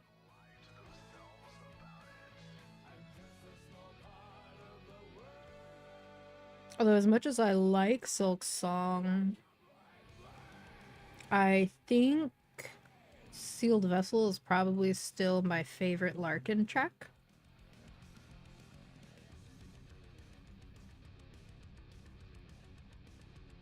We'll have to see if I still feel that way after everything has settled, I suppose.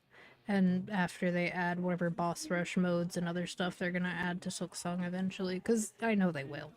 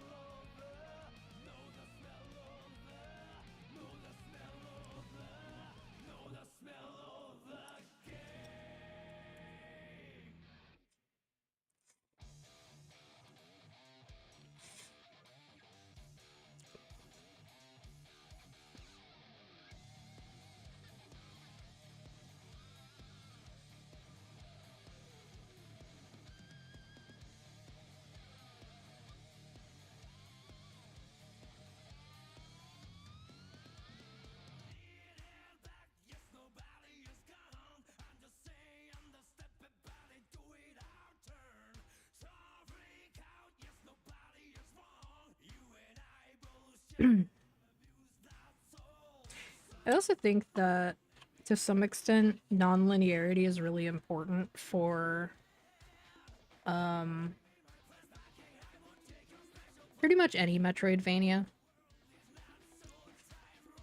And for Souls-likes, because Souls-likes are in some regards the design philosophy is very similar in the sense that you go out, you explore an area, you find stuff. Sometimes the stuff you find lets you go back and revisit a previous area and either find more stuff or find someone new to talk to, or unlock some new shit, etc.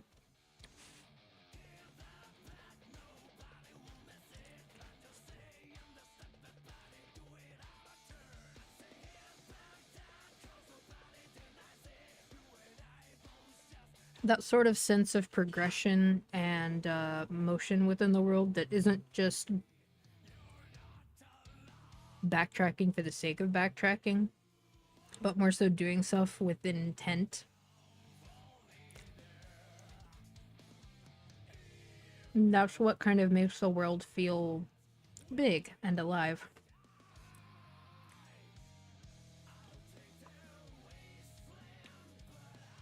Especially if in the process you end up learning more about the game world or its characters. Particularly in games where they make an effort to make it feel like the characters have lives and do things outside of interact with the protagonist.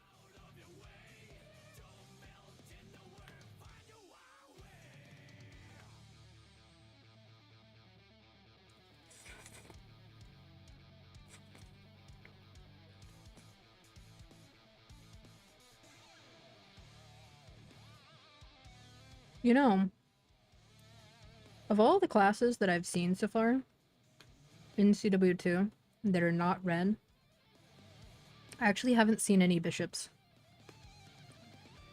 I've seen Ice and Lightning, I've seen multiple paladins, I've seen a Zero. Haven't seen a bishop yet. And like, you can tell people, oh, benediction is int scaling and you won't have that much int in CW, so don't make one. That's not gonna stop some people. Not to mention infinities getting changed to not be something you manage anymore.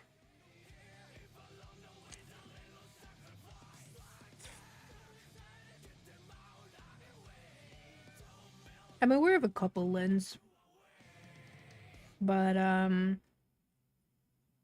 I think the only reason there aren't more Lyns, apart from Ren being new, is because the people who want to have like a Lynn boss mule or a Lynn Legion champion or whatever already have one. The way I saw it, my Lynn was 230 and it can stay a Lomian mule if I want to, and I can still have a nicer one as a Legion champion. Because it still has like maxed awaken, maxed beak strike, maxed boost nodes, which is plenty for being a Lomian mule.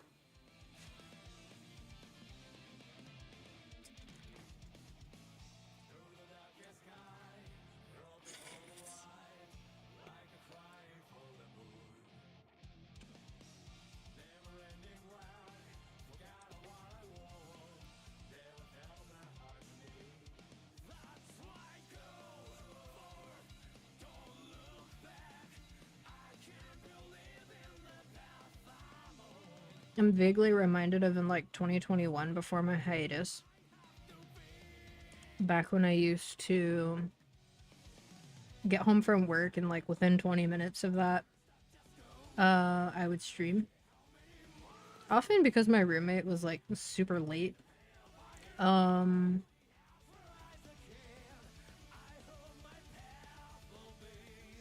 would just like make something to eat and then eat while I was on my starting soon screen, or sit in just chatting and eat before switching to a game. And the reason why I'm reminded of it is just like it highlights how slow I actually eat. Because like, you know, I have acid reflux disease, or as they call it now, I guess GERD. Technically, I'm diagnosed with ARD because I was diagnosed when I was like 6 months old. But I don't have trigger foods, but if I eat too quickly, it just hurts. So... Sarah, how many times are you going to fall off of that? Holy crap. Snacking is good. Snacking is actually better for most people than trying to eat like a few big meals a day.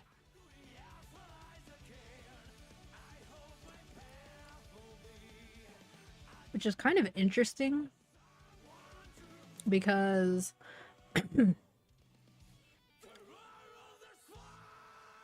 it's like, where did we get that in terms of evolution? Like, at what point in our evolution did that become the case and why?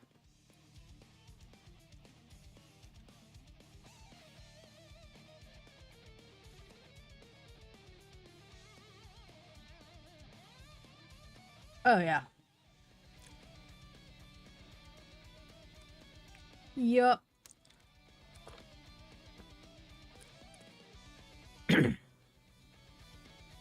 Feels like one noodle or like piece of carrot got stuck. I don't like that feeling. It might just be my uvula being swollen though, because of how much nausea I've had.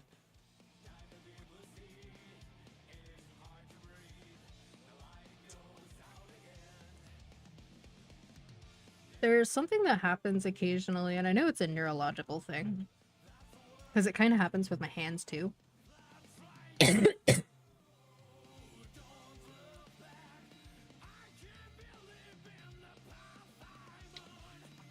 um, where sometimes the back of my tongue won't do the thing it's supposed to do when you go to swallow something. So I just can't swallow, which is super funny, but also kind of annoying because I'll like go to drink water and then I can't swallow the water and I just have to sit there until my body decides to do what it wants to, like do what it needs to do, which can take a while. If I were to have that happen with food, there's a limited amount of time before I have a sensory issue with it most of the time. So I'll end up having to like spit it out if that's the case. But sometimes my fingers will like stop responding as well, which is partly how I know it's a neurological thing, but it's ridiculous. Yeah. Yep. The other thing that grazing lets you do is it gives you time after you eat something to assess whether or not you're full before you eat something else. There are a lot of people who eat super fast and then your body doesn't have a chance to register that it's full, so they end up overeating and they don't understand why they're eating as much as they are or why they're gaining weight or whatever else. And it turns out that like they're just going way too fast for the processing power our very underpowered but overpowered at the same time bodies can manage.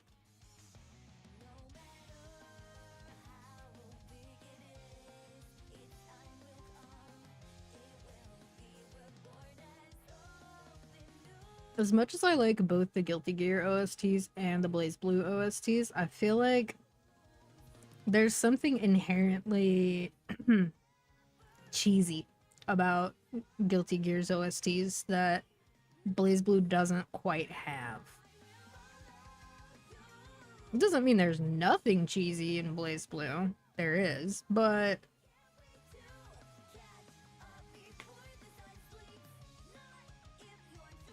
there's something inherently silly about a lot of the Guilty Gear songs, even though some of them are serious.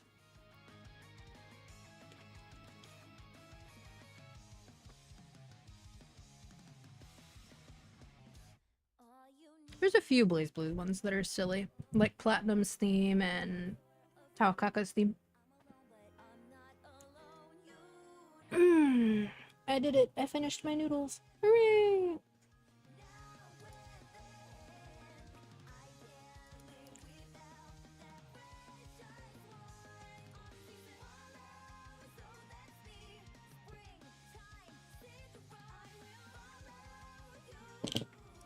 Oliver, why you gotta knock stuff over?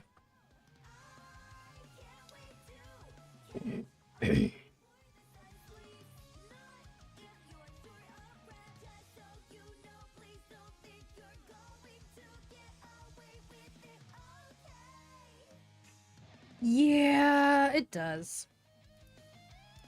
I think that when the Guilty Gear franchise, like as a whole, got its revival, they leaned much harder into the silly aspects than they did the serious ones. Olivia! Don't lick your lips at me. Shandy loves you. He's dissociating into looking at my monster can. Sir, don't look at my can. I showed you my monster, please respond. He did not respond.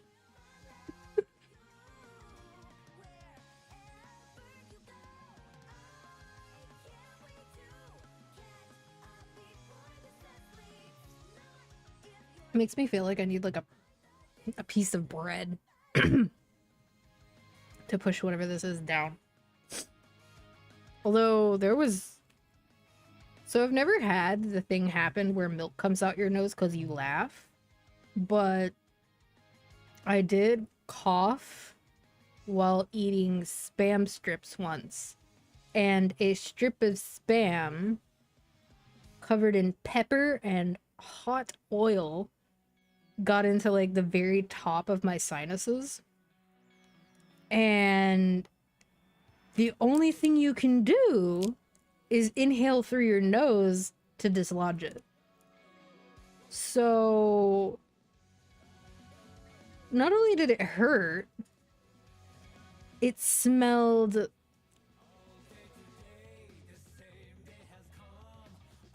like oil deep in my sinuses for like 6-7 hours. It was pretty awful. Just generally very awful. I also felt like I was gonna die because it was stuck.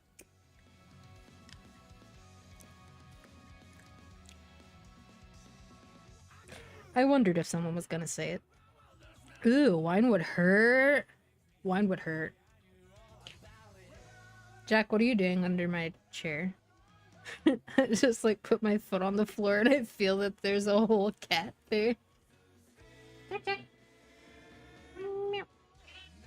Meow, meow, meow. Hi. Can I pet you? Meow. Okay, bye.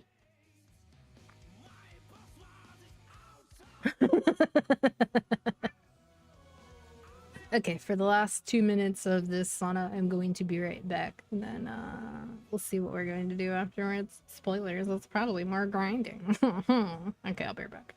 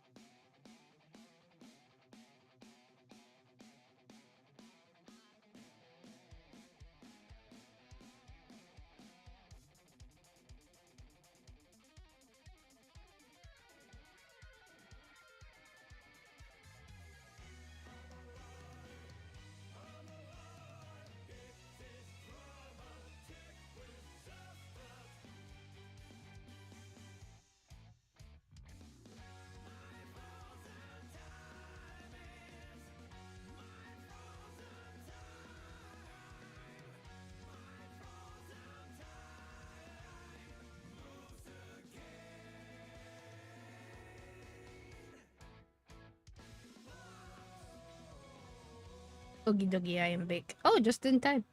I am about to get kicked the fuck out of here.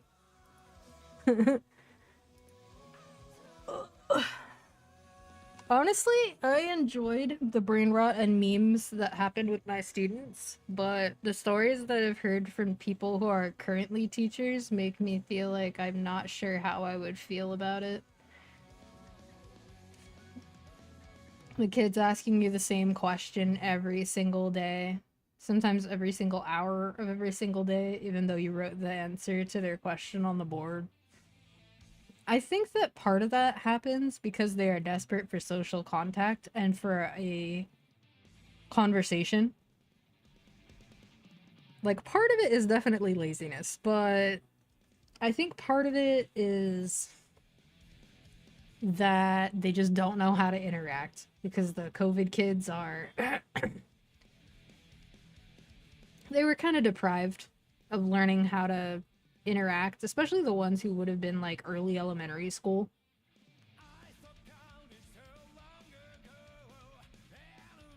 Oh god. Other people's cube text shows up in the thing. Damn. Anyway.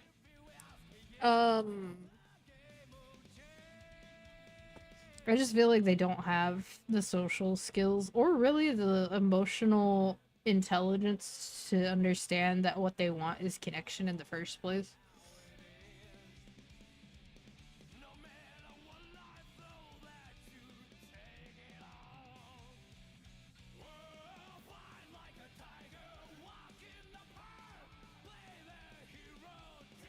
I feel like moderation is also something that a lot of them do not learn.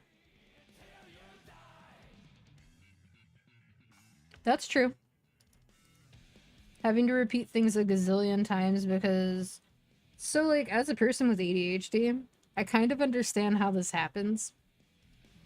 Because if somebody's talking to me about something, but then they pause in the middle of it, or they insist on kind of doing like a wind up before they get to the point, there will be times where, because there is silence, instead of just waiting patiently, what my brain will do is, oh, I can continue reading the thing I was reading until they start talking again.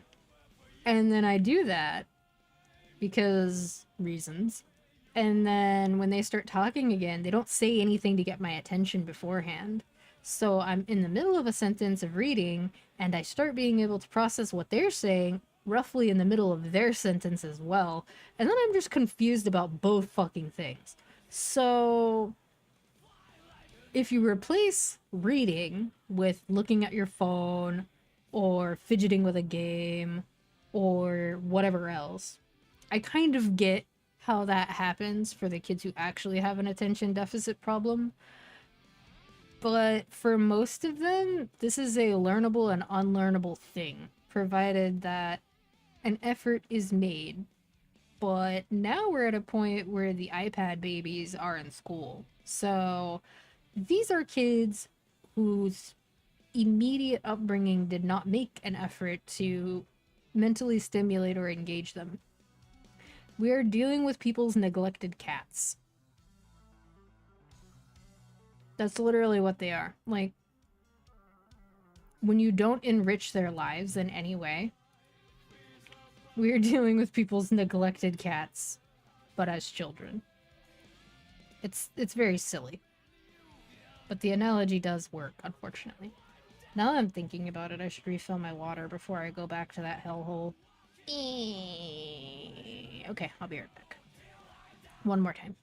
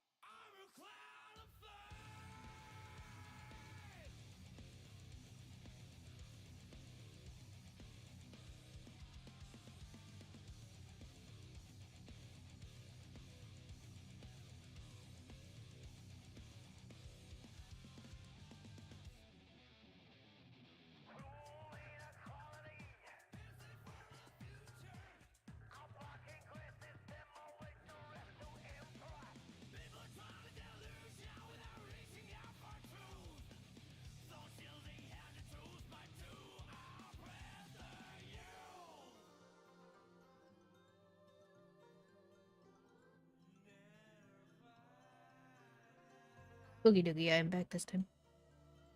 For real. Kind of. Being good at things or trying to be good at things is always cringe to the people who are jealous of other people for either knowing what they want to do or for being good at something or for knowing how to learn. And since more children currently don't actually know how to learn, um like they don't know how to learn skills for themselves without somebody like very hands-on one-on-one teaching them. Um but they also don't have anything in mind that they want to learn, so there is no opportunity for that to happen. I think there's been kind of an uptick as a response in jealousy and the type of jealousy that results in bullying, really, or social exclusion. And it's a bit of a cycle because this isn't like new. It just cycles back to this at some point. Um in the case of it happening in like Southeast Asia, it's because there's so much emphasis on perfection and drive and dedication to academia to have a good life. That being the one who's unique in like a smart or successful way gets you bullied by the people who feel like they're too average. Whereas in the case of like the US, it's more like our average has dropped by so much because of a concentrated effort to dismantle and devalue education that people are more likely to consider you a know-it-all. And they bully more so because they don't understand why you would want to learn, why you would find something so interesting. Because they don't find anything interesting in the same way.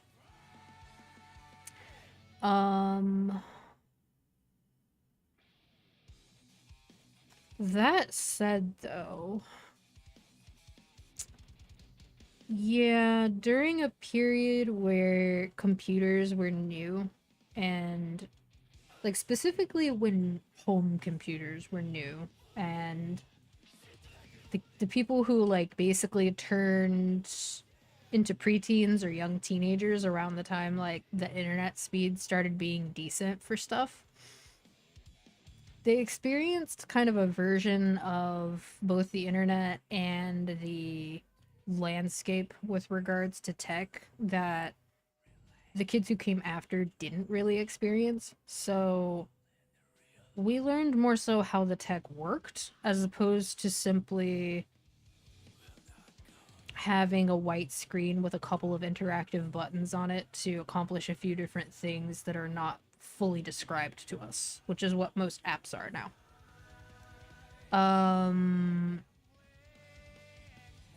So I think there was a period where it was definitely more popular or seen as more cool when people could do more things, i.e., like when coding was still something that more people saw as novel rather than as work. Like kids learning how to customize their own MySpace or Neopets pages or whatever with CSS and XHTML, or back then HTML4 and HTML5. But then things shifted to PHP and a lot of them didn't keep up with it. But I do think that that process of learning syntax like that was kind of like learning an extra language. And in a way, you benefit from doing so the same way you would for learning another language, because you're learning the whole rules of it and why it works the way it does, and you're trying stuff and seeing that it doesn't work and then going back and trying it differently and stuff like that. Yeah, it's wild.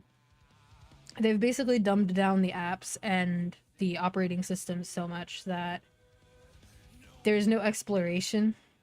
And to some extent, the internet is so available and so fast that you don't feel the need to explore your own computer the way that you would have before, to like try to customize it or make it do what you want it to do or alter its behavior. People just readily accept it the way that it is a lot more now too.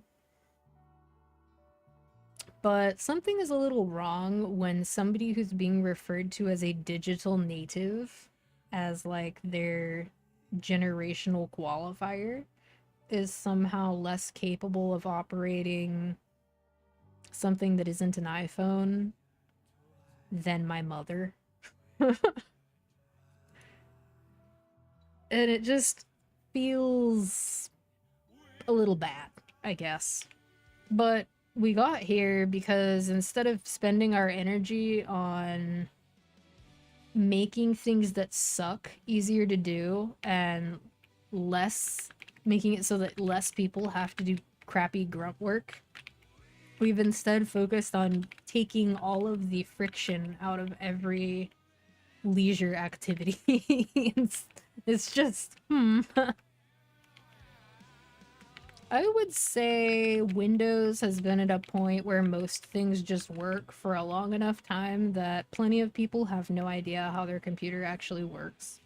However, most people who play PC games, which has only grown as consoles have gotten more expensive, those people are much more likely to at least understand what all of the hardware in their computer does. So, yeah. Yep. They have made it progressively more annoying to get to the settings, progressively more annoying to disable things that they don't want you to disable. They are trying to make it so that it's idiot-proof, but in the process, they are making people dumber.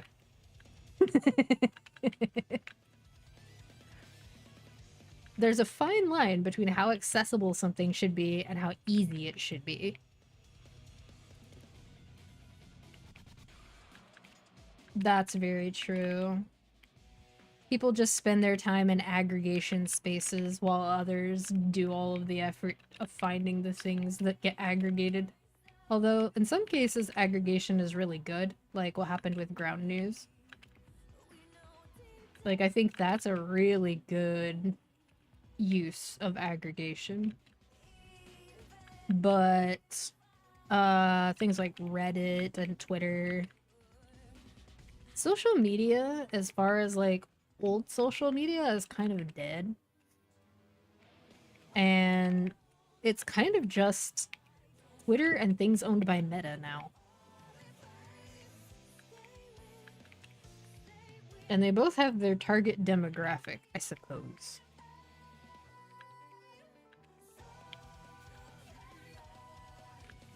I don't use their subscription, I just use the free features once in a while. It is a really good concept, though. I mean, if I had the ability to pay for it, I probably would, just to support what they're doing.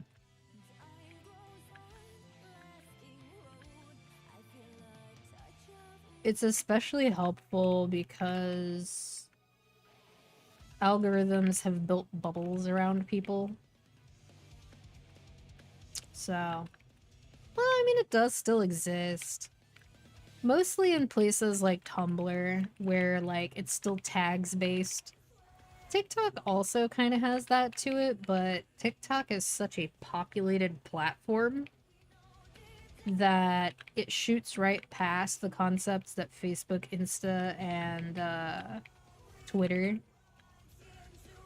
have issues with, where, like, it's almost so big as a platform that it escapes some of the other social media problems. But in the process, it revives some older problems that more modern moderation tools and stuff have eradicated on most other platforms. So, like, for example, YouTube.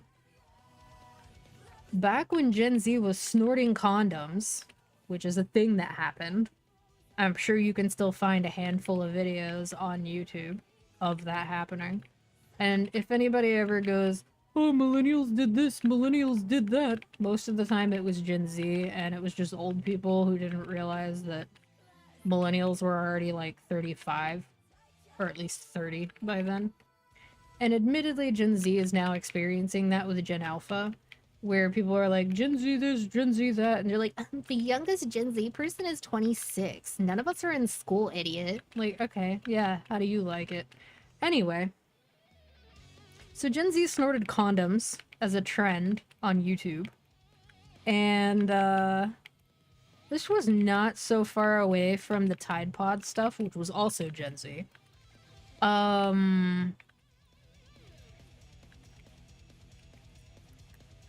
Oh yeah, there's unhinged people in every generation.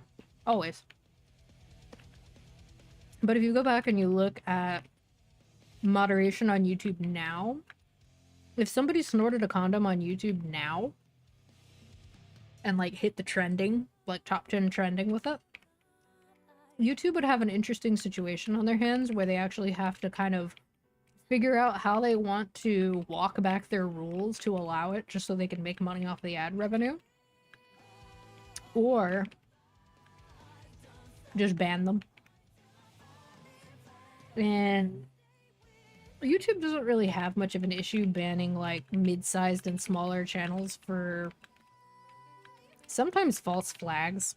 So it's kind of hard to say what they would do in that situation. But TikTok, on the other hand, TikTok actually makes so much fucking money and has so many people on the platform both creating and consuming that they can ban even some of their biggest creators and have absolutely no, like, they don't even bat a fucking eye. So in that sense, they have actually kind of beaten this particular aspect of the social media format, but at the same time, the platform is so big that it's absolutely impossible to moderate. So it's actually the biggest creators who are most likely to be penalized for doing something stupid. Whereas the smaller accounts that get reported will most likely be reviewed by AI, and the AI will most likely decide that it doesn't care. So it's like, you win some, you lose some, kind of. Yeah, I feel like the kids who are gonna grow up watching the problematic kick streamers who do xenophobic things in other countries are gonna grow up kind of messed up. Like, those are gonna be kids that really struggle with empathy, I think. A lot of kids already do, but if you explain to them what real empathy is instead of trying to tell them, oh, just put yourself in someone else's shoes, which is not empathy. That's not how that works. You need to try to understand what they're experiencing from the position they're in, with their experiences intact, with who they are intact, etc. If you think about how you would react to a specific situation, that doesn't necessarily mean anything. But anyway. Overall though, it's yeah. Yeah, it's like half of kids in schools when they respond to those surveys say that they want to be like a YouTuber or an influencer on Instagram or a streamer, and it's like, I get it though, they're kids and kids want to be all kinds of things. Like, was it really reasonable that a bunch of kids in my classes wanted to grow up to be astronauts? Fuck no. Most of them would have puked if threatened to run for 3 miles. We demand a lot of physical, like, peak physical condition for our astronauts. They would absolutely never have been able to succeed at doing that.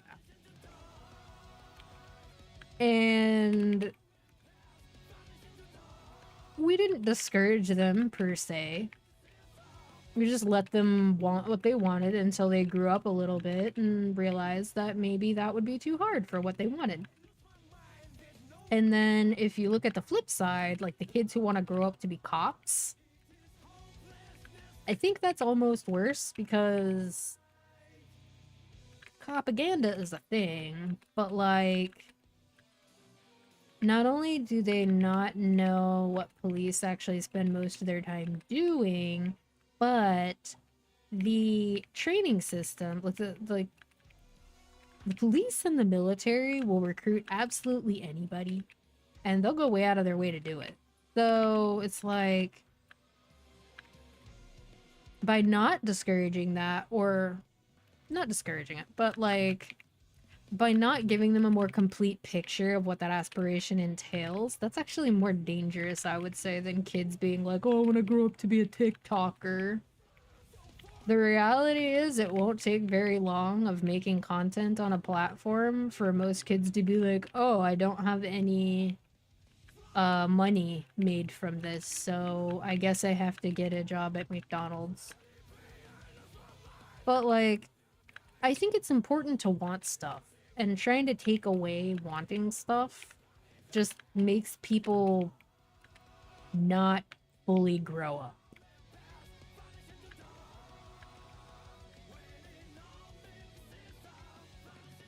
I think the only problem that leads to kids not being able to grow out of the idea of being an influencer is the nature of virality when it comes to content. So it's something that you don't have to be qualified for on paper, but it is something that you do have to be qualified for to increase your odds. And there's a lot of things you can do to help yourself to increase your odds, but the biggest one is having income from something else so that you can spend that income on your content and also on keeping your condition good so that you have the energy to still do so. And the tough one is like, because of the nature of you could get lucky at any time and blow up at any time is such a common success story trope where you don't see all the people who don't have that happen for them. You don't see the people who didn't manage for like 10 years before their song blew up and they got signed to a record label. You don't see the people who never had that finale happen. The people who played at tiny venues until they could no longer afford to do so. And the thing is, when it comes to making it big in something, a lot of it is who you know, a lot of it is what you know, and a lot of it is how many raffle tickets did you get by trying to increase your odds. Because you can't choose to be popular. Other people choose that about you. You don't get to pick that. You can be as entertaining as you want to be. You can be as charismatic and charming as you want to be. You can be as kind, as giving, as funny. You could be an excellent improver. You could be a genius. It wouldn't matter if no one is there to discover you. So therein lies the puzzle. Figuring out how to get yourself in front of the correct audience. And even if you do that, there's still elements like it being the right time and doing the right thing at the right time. So, on the one hand, it's not hard. I agree with that sentiment. It's not hard. Oh shit, did I just see Genesis? Or did I only see Blizzard? I think the boss used both. That's why I was able to see the skill animation. Anyway. Yeah, exactly. Fairy tales in general are timeless for that reason, especially the Disney versions of them where horrible things tend to not happen at the end. Yeah, there's a lot of gossip. There are many people who are not emotionally intelligent, and that's definitely not a new thing. I'm jealous of the people who basically have like an office job, but they're only on the company roster because the company needed to have a certain number of employees hired. So they're not actually doing anything of value, but the company is making more money just for having them work there, even though they don't do shit. And they just sit on their fucking phone all day or whatever else. And I mean, to some extent, I kind of had a job like that. It was very physically demanding, but I could still listen to YouTube to have mental stimulation while I did it. So it was like kind of halfway there. I'm jealous of those types of jobs because that would leave me with enough energy to enjoy the hobbies that I would actually maintain the job to pay for, basically. But my qualifications are not in line for obtaining such a job over most other people. Nor do I know the right people to make it happen. So, like, there is a certain element of investment and luck involved in that, too. But overall, I think the people who desperately want to be like big successful influencers because they admire the lifestyle that they see in somebody's very carefully curated portfolio, I think they're gonna run into primarily the problem that arose during COVID, where everybody who thought about trying to be a streamer or a YouTuber decided they were gonna do it. And the platform ended up struggling because there were so many creators, but such a dip in viewers because everyone wanted to be a creator, but nobody wanted to be a viewer. So even when they weren't live, they weren't watching content on the platform anymore. And the end result of that is that, you know, there were like 10 million active streamers on Twitch. They broke records, but the 0 to 2 viewer quote pit that people describe sometimes was massive.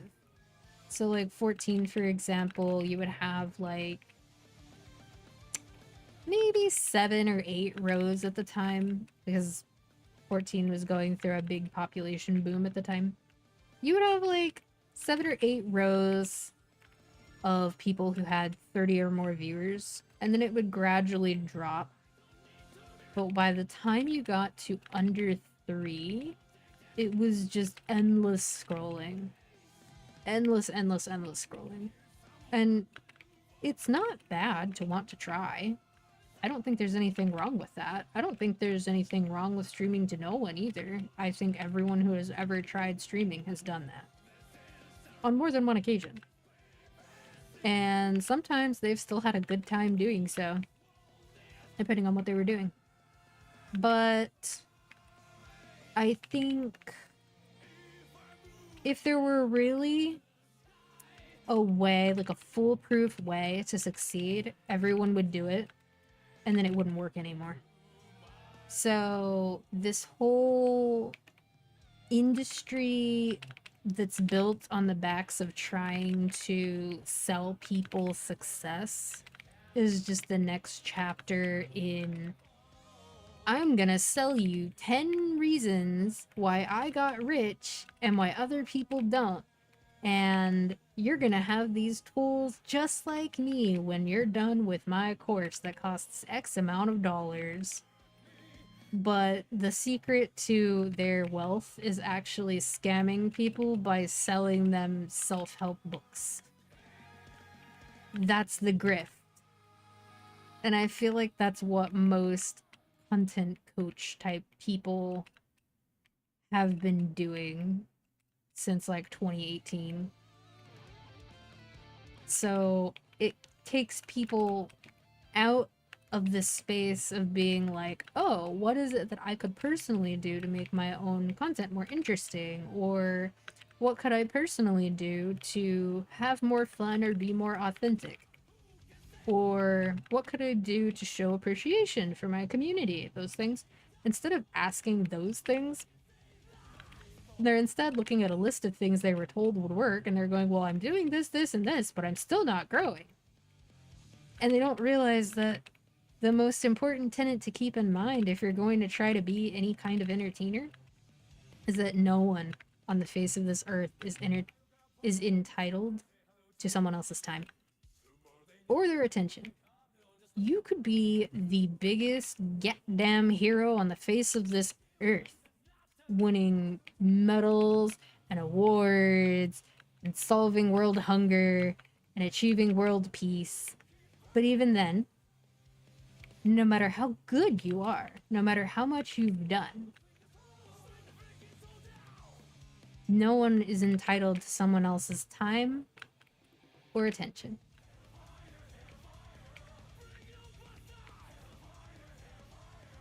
Hi, buddy. How's your Friday?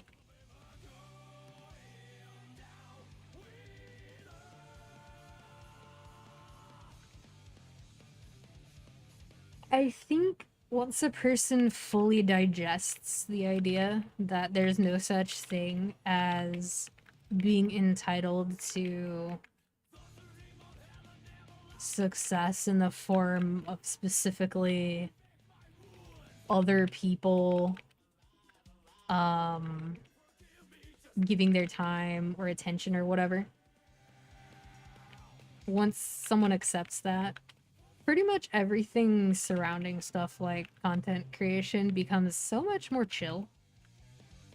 You come to the conclusion that really having any viewership at all is kind of a miracle in a way, because, like, first of all, how did people even find you in the sea of other people and happen to also be people who are either interested in the same stuff you are, entertained by the same stuff you are, or think you're funny, etc. Oh my god, Where Winds Meet. When does it come out again? I thought it was this month, right? Oh, I'm guessing it's pre-download based on that.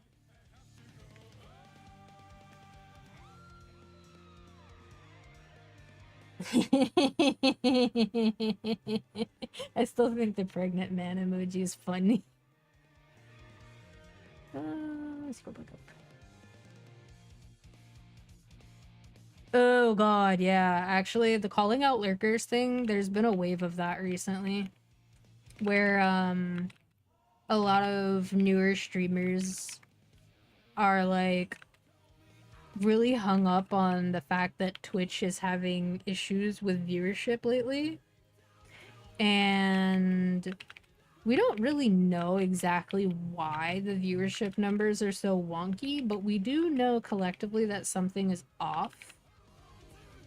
Because what'll happen is, like, you'll play an ad, but your view count will go up during the ad, and then it'll go back down.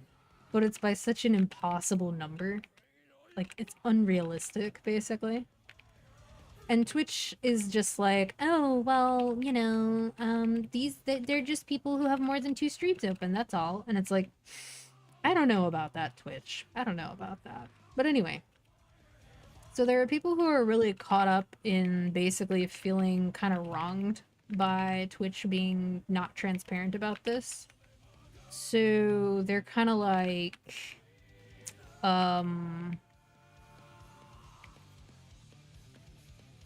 having a resurgence of people not understanding lurker etiquette and not understanding what the value of lurkers is. Because even if someone is not talking, if they are viewing, they are boosting you in the category, which is then putting you in front of more people. So if your goal is truly just growth, and you're not caring about actually entertaining people, then lurkers do still benefit you. And so, even though, like, I'll look at my user list and see a handful of people that are always there who I know are not bots, it's never gonna bother me if they don't say hi. Like, they're doing their thing. I'm doing my thing. It's alright. Nobody is causing anybody a problem. I don't understand the entitlement that comes with that sentiment. Oh, it's so weird when people do that. Not only that, they don't even really give you a chance to, like, settle in and decide whether or not you think that they're funny or entertaining before they do it. It's so weird. True.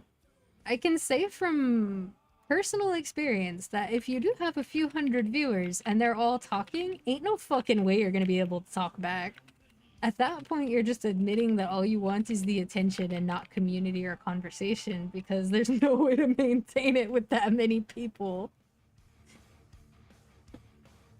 It just doesn't work. That's partly why highlighted messages exist and TTS, but I have a hard time trusting TTS. I grew up during an era of the internet where the edgelords were not just the 15-year-olds. Same risk with, like, having public lobby VC in a game be audible while you're on stream, while you're playing, like, Valorant or Apex or something like that. Oh my goodness. I'm sure that there were people who just lurked in the Han category when that was still popular, just because of the screaming rage lords in the in-game voice chat. It was kind of fucking mind-blowing how angry people were. Yeah, that's the smile of someone who was right there in the same guild.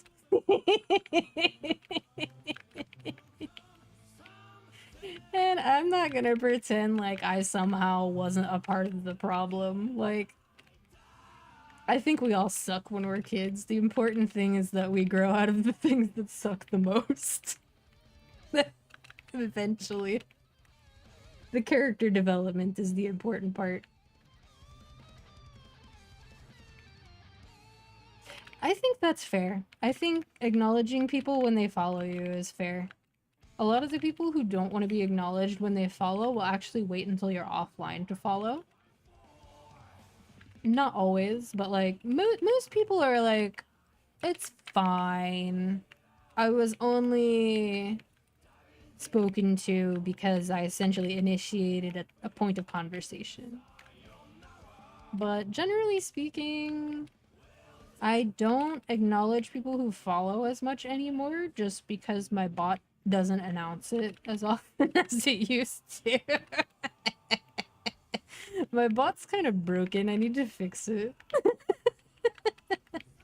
I get tired of having to rehost it and restart it on Google Cloud. So then I run it locally, and then it has other problems. It's just upsetting.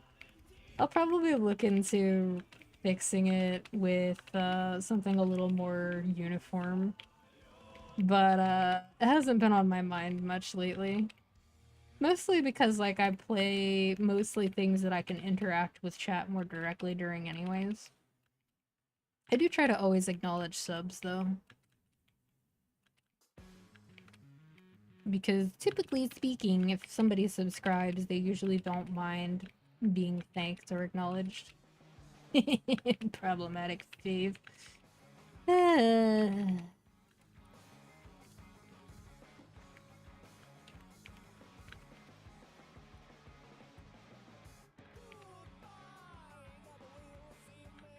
Oh. Yeah. Yeah, I mean, if you have to consider, like, yeah, sometimes somebody was sitting through an ad and maybe they didn't hear you acknowledge them, but typically speaking, a lot of the time, if somebody wants to talk, they'll just say hi. That's been my experience for the most part, for pretty much the entire time I've streamed. They'll say something. Even if they're awkward or shy, they'll say something, or they'll redeem a channel point thing, that sort of thing.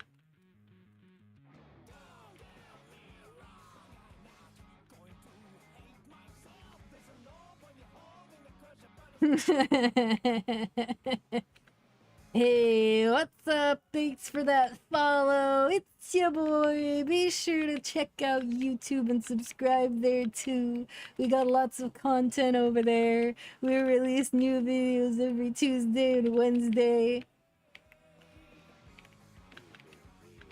Like, I respect the hustle, but I could not do the pitch. I can't. Self-promotion that isn't just casually mentioning something because it's relevant to the conversation is too hard for me. I can't do it. A long time ago, before my hiatus, and even with my original Twitch channel, which was much bigger than this one, I just would not consciously promote myself at all. And instead, what would happen is my viewers would do it. And I just had to be like, yeah, great. That's not what I would have said, but okay. I can't say shit because I wasn't gonna say anything. But, you know, it is also kind of like endearing when people do that at the same time. It's uncomfortable, but it's endearing. Because it's like, why are you doing that? You don't get anything out of that. I mean, I guess maybe sometimes they're looking for the streamer's attention, but more often than not, I think most people know that all they have to do to get my attention is just, like, say something. But I don't always respond, in fairness. Most people who have ever DM'd me probably know that there are times where I just do not have the energy or ability to de-abstract long enough to say something. Say something, I'm giving up on you. There are no commands because my bot's not open. We had this conversation, you silly goose. Speaking of goose, I still want a goose emoji for stream. It's been so long since I've been in a position to like get new channel art and stuff, but I do have plans. Oh my god, not the Maple Story F7. Oh my god. Oh my god. What to say in general. Yes, yes.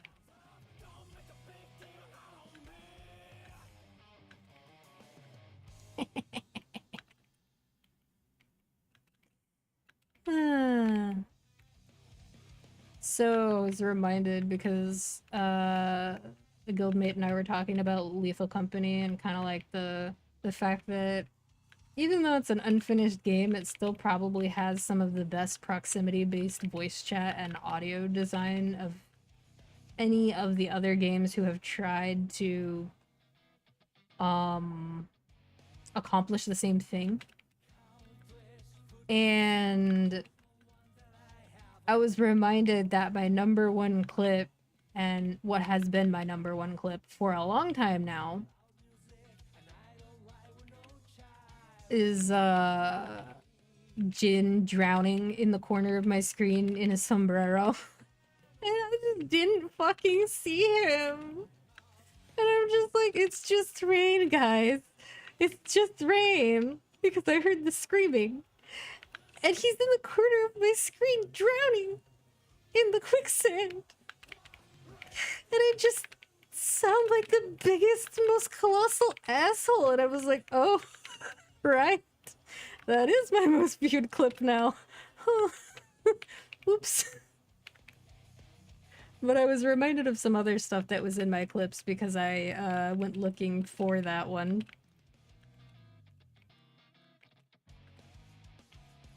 I should do like another co-op-y stream game at some point. Probably after I move out and can do that sort of thing at whatever time of day. Again. This ain't about him. Oh my god. Oh god.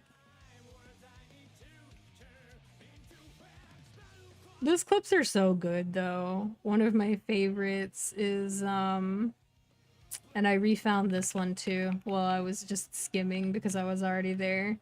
Was when there were 4 of us playing and all 3 of the people who were outside of the ship at the time were eaten by the Earth Leviathan, including myself. And we were just talking amongst ourselves. And poor Amnon was in the ship. He didn't know we were dead yet. He didn't know. So he tried to teleport our bodies to see if we were dead and if he could bring us back. But since we were eaten by the Earth Leviathan, our bodies didn't exist and they couldn't be teleported.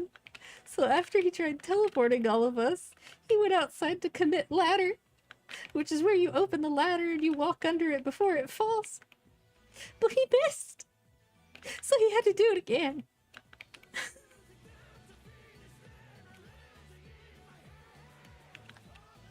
That one and the Let Me In one are 2 of my favorites. They bring me endless joy. To where, like, I'm so glad that I streamed it at least, like, twice while it was still something we were all doing, because while I don't get to look back on all the funny things that happened, I get to look back on at least some of them. I still need to migrate my clips over to YouTube so that there's a more permanent archive for them, but I'll get there. I'm still getting over some sort of, like, respiratory garbage. Feels like I've had this same respiratory shit for, like, 6 months, which it wouldn't be unheard of, but man, that shit sucks. Funny you mentioned Repo. I haven't actually played it yet, but there's only, like, 2 people out of the whole, like, everyone who plays co-op games in my server who could potentially play it because everybody else gets motion sick to some degree. Which is really unfortunate. Oh. Yeah. There's one where he gets eaten by a dog and then as soon as he appears in the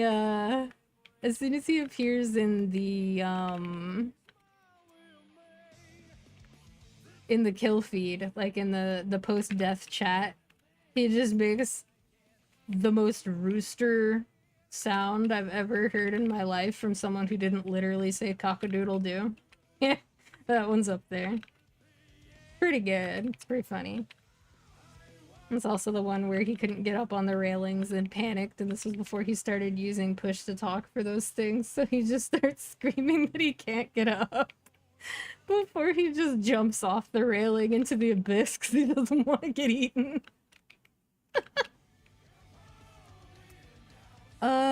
There are a few people in my server who do enjoy playing Peak. Jin, Morgan, Bananya. I know those 3 play it from time to time. As well as Risk of Rain too. Personally for me, I didn't dislike Peak, but the controls are not really my favorite, and since movement is like most of the point, not liking the movement is kind of unfortunate. It's like a mixture of things. So in some ways it's gotten worse over that time, but it's also gotten better. So I'm sure that, like, I've gotten over one thing and acquired another. But, the coughing hasn't gotten better, and the issue I have where I sometimes can't swallow, like, food or water because my tongue just won't move, or things getting stuck in my throat, has only gotten worse. So part of me wonders if, like, I have tonsillitis or something, like if my tonsils are just swollen as fuck and things are just getting stuck on them or something. The anatomy of the throat is kind of weird, to be fair, but basically as soon as I get health insurance again, I have so many things to address. Oh yeah, yelling at each other about being clumsy or forgetting what something does. Those things are fun. Uh, it's hard to say because what I'm doing right now, um, are mostly higher investment games in terms of co-op experience. Cause like, there's an event in Maple and I'm doing that. But Maple is a very high investment game in terms of like layers upon layers of antiquated systems, so it's not a game I typically recommend to people. Oh, that's a mood. But like Duet Night Abyss, for example, is still quite new, and it's a fun game that shows a lot of promise, but it is a very grindy game in terms of unlocking like more characters, weapons, demon wedgies, and all that. It's fairly grindy, which makes sense because its primary inspiration is Warframe. So, if anything, if you compare it to what it's trying to emulate, it's a lot less grindy than that, but it's still pretty grindy. There's a lot of RNG involved in getting what you want. There's no stamina system, so it's more like an MMO than most other gacha games, and they took out character gacha like a month before the game released, so now it's just cosmetics gacha, and I think it'll be interesting to see how that develops. It's got some glaring visual issues though in terms of like doing the story and stuff. I can tell that they put a lot of effort into it, so it's like I forgive it, but at the same time, if a character opens their mouth to speak and their top lip goes up so high that it goes above the teeth, there's no gums up there. It's just the rest of the inside of the mouth that you can see above the teeth, and it's like, how did that get past alpha?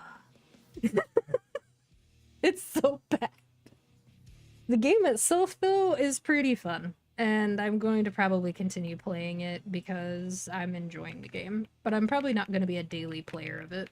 Just like play when I want to. Yep, that's the one. I do have Blue Protocol opinions. Why, thank you for asking.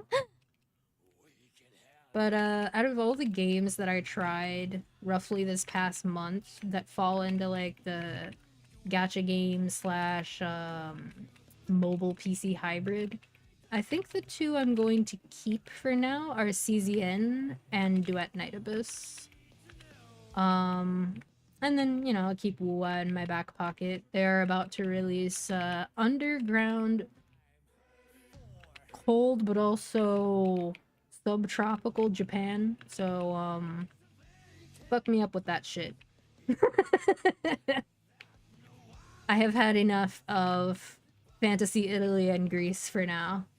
Please, give me the snow and the cherry blossoms. Thank you.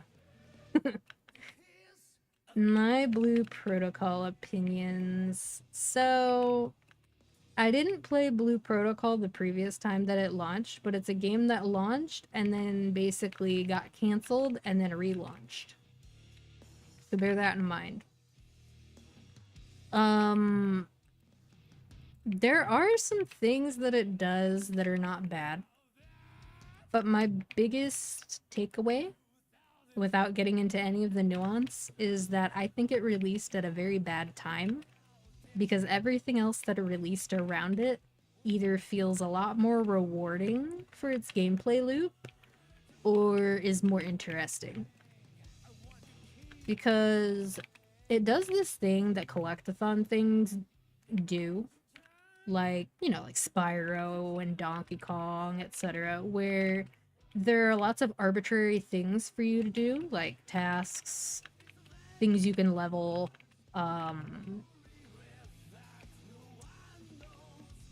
achievements to do. There's actually two different achievement systems. There's the regular one and then there's the seasonal one. And the seasonal one is of course time limited. It upgrades your armband as well as the icon on your nameplate. So the only real thing you get out of getting the emblem higher is like kind of bragging rights and also some cosmetics. Um, and that's fine. Usually that's enough for the gamers, right? But there are also quite a few things in the game that don't feel very rewarding. So, for example, Monster Hunt as a system. So the regular monsters, you can kill 260 of them to check off 3 little check marks for each monster, and for that, you receive experience to a system where you get rewards every time you rank up your monster hunt. But the regular monsters actually give so little for their monster hunts that you might as well just do the bosses and move on. Because you can get all the rewards by just doing the boss ones. So why bother with the others? The dailies are not so bad. They take a while. But you can auto battle mobs, and eventually your character will finish the dailies. So it's low effort in some ways, but not only is there a lot of time gating, they basically released the level cap by like anywhere from 1 to 5 levels each day or two from launch until like 2 weeks in. And then they time released each feature, like the different systems, access to being able to buy certain materials for upgrades and stuff like that. They did that, and then they started talking about season 2 like almost immediately before they had even finished releasing everything for season 1. And I think for some people that really rubbed them the wrong way. But considering everything that is releasing between like 2 weeks after Blue Protocol released and I would say the first half of 2026, it's basically going to get completely overshadowed by everything else. Whereas if it had released at a time when there really wasn't much competition, I think it would have done much better in terms of numbers.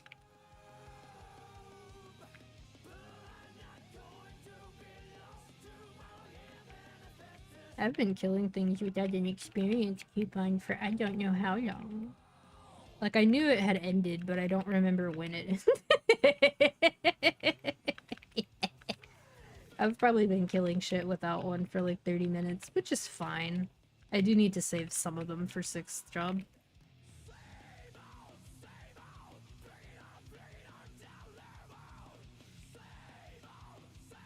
Yeah, one thing I will say, so something that Blue Protocol does that is unfortunate is they have too many currencies. Like, too many currencies is a common problem with this type of game, but like, too many currencies in that game is you have bound premium currency and you have unbound premium currency. You have bound regular currency and you have unbound regular currency. And then you have like 4 or 5 different shop currencies on top of that. And it's like, yeah, the game does tell you about them and stuff, but it's a little fucking too much. My pre-rolls. Gomen na sorry.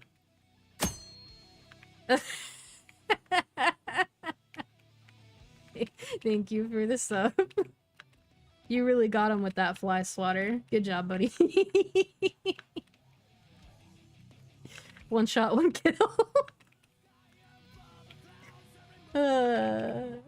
I do appreciate it though. You know I do. The other thing that I will say about Blue Protocol is I actually like its fashion system and its character creation. I would say both of those are big pluses, but the game, when it reaches a point where it has more cosmetics, especially more of them available for free, I think that that would be a healthier point to pick up the game during, especially since it's seasonal. But at the same time, it probably will not survive that long based on the way that they've decided to go about it.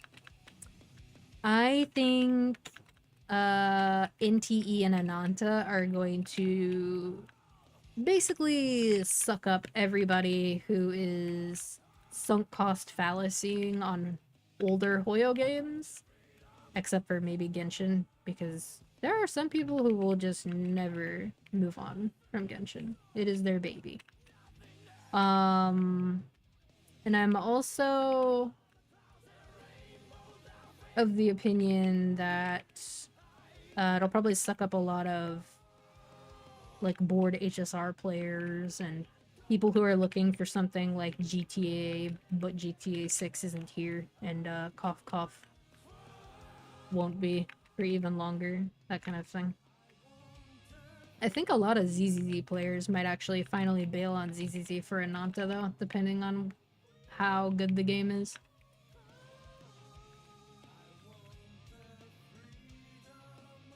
Mostly because of how articulate the character models are. They're used to how articulate the ZZZ models can be, and they don't want to go backwards a lot of the time. Ananta.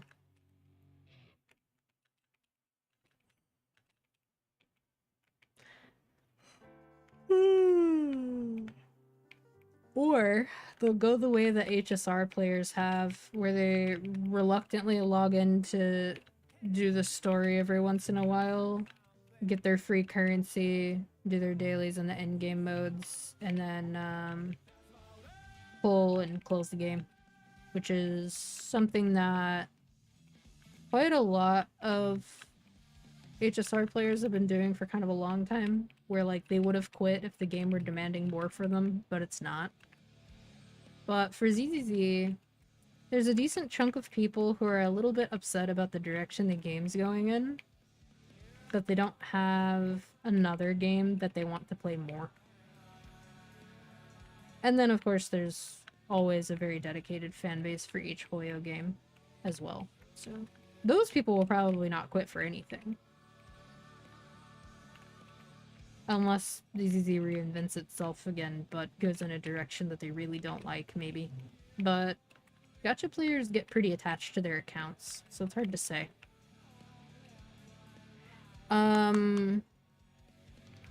I think if Ananta is able to deliver on basically any of what it tries to promise, I imagine quite a few people will probably give it at least a couple of months before they decide that they aren't into it, I guess.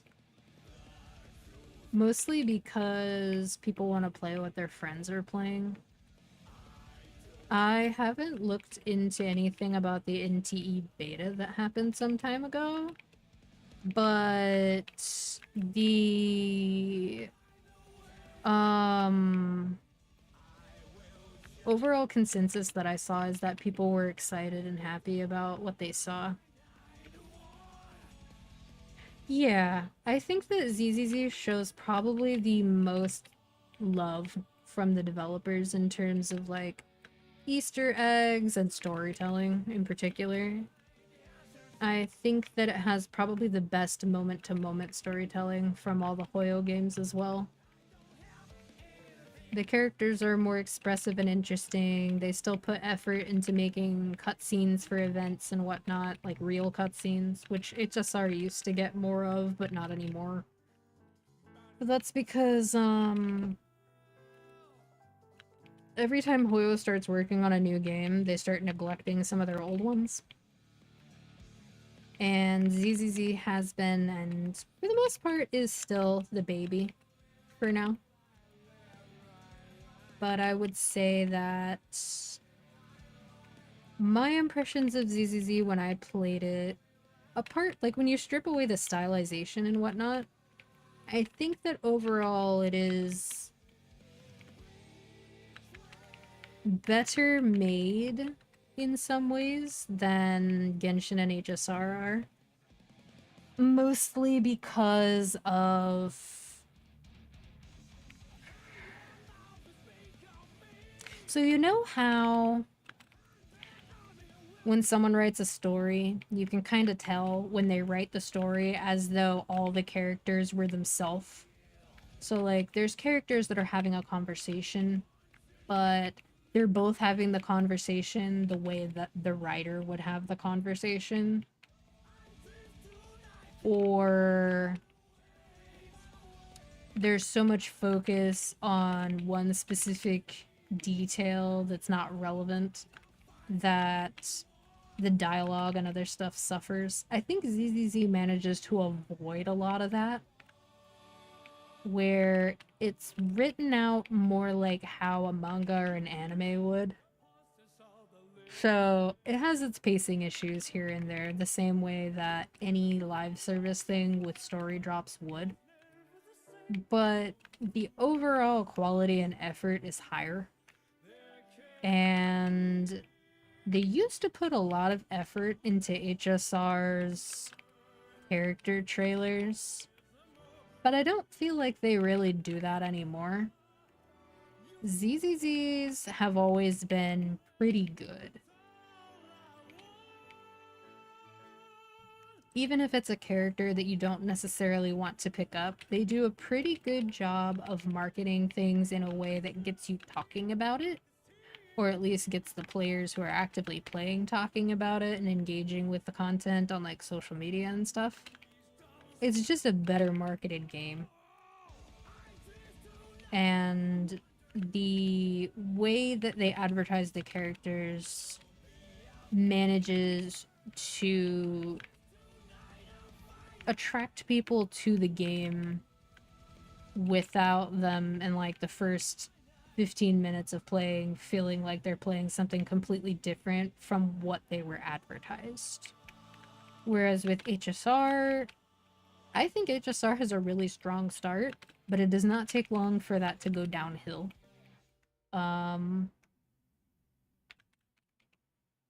You can basically tell where in Genshin's story they started working on HSR, just like you can sort of tell roughly where in HSR they started working on ZZZ. And yes, technically they use different internal teams for these things, but they definitely pull some people from previous projects to move to new projects. Like that's very clear. So it's like, in many ways I want to like ZZZ, but the main reason why I don't is to some extent Hoyo's gacha system slash currency stinginess is kind of... it hasn't gotten better, I guess. And the other thing is just that you can only juggle so many of those games that basically ask you to do all of the free content every patch to have, like, the best odds of getting the characters that you want. And I think for most people that limit is like 2 or 3.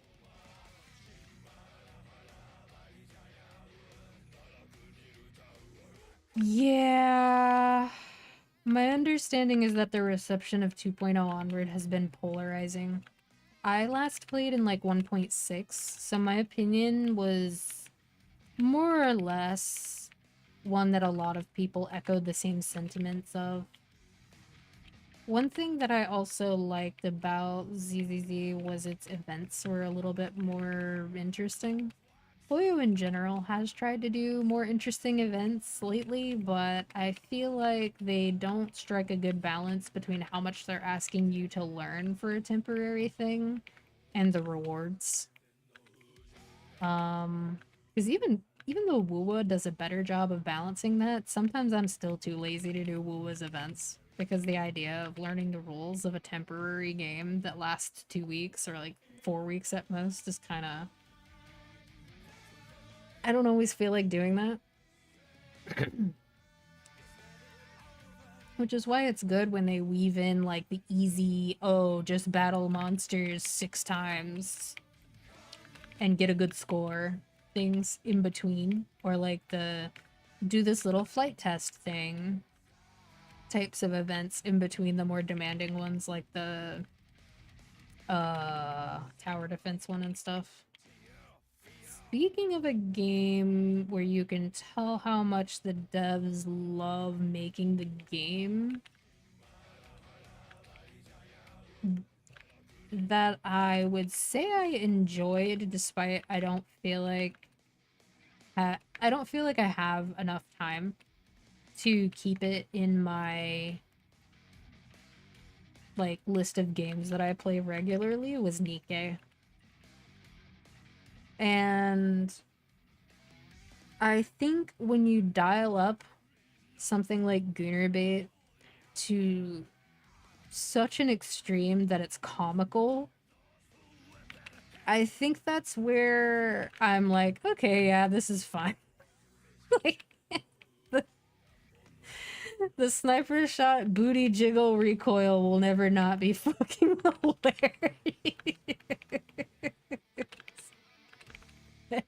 And like, I understand the objectification angle, but like, there comes a point where you have to say, like, sometimes the characters in games are not even written well enough for you to feel like you're objectifying anything. And there's nothing wrong with something being just silly and hilarious.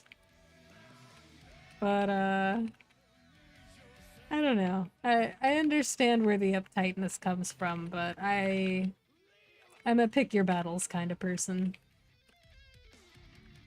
And, I would say one of the ways in which you can tell that the people who make Nikke really love their game is, they take the time to translate it really well, first of all. At least from the parts of the story I played. And while the story itself is incredibly depressing and dark, the mini games and stuff, like the permanent mini games and whatnot, are super high effort. And the player's never forced to engage with them. Oh my god. It's so silly. Another thing that was like that was Keijo. So stupid. That's such a hard show to recommend too. Because somebody will be like, oh, can you recommend something really stupid to watch that's just really funny and a parody of other anime? And it's like, oh, have I got a treat for you? And then you go, hey, but wait, do you have a do you have a problem with a fake sport about using your butt to knock other people off into the water while they also try to attack you with their butt? Like, is that a deal breaker for you?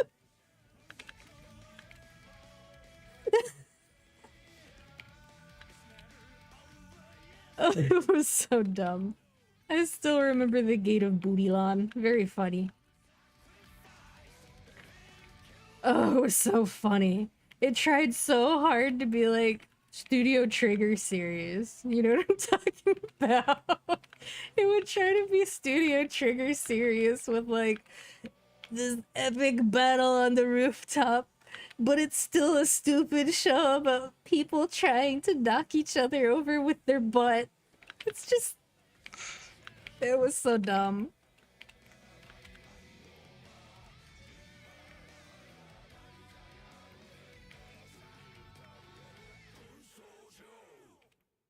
That's true. Yeah. That's fair. When it comes to objectification for me, like, I'm okay with a certain amount of it because I feel like if we're engaging with fiction, that's gonna happen, especially when so many writers are engaging in wish fulfillment. But like, there's tasteful stuff. There's trash. There's trash that knows it's trash, and then there's trash that really wants everyone to think that it is God's gift to anime. And I must say, those are really only funny when they reach such a level of like peak fever pitch ridiculousness that it's just hard to take it as anything other than comedy. So like, oh, the Dead or Alive beach games. It's another one. Oh, the eminence of shadow.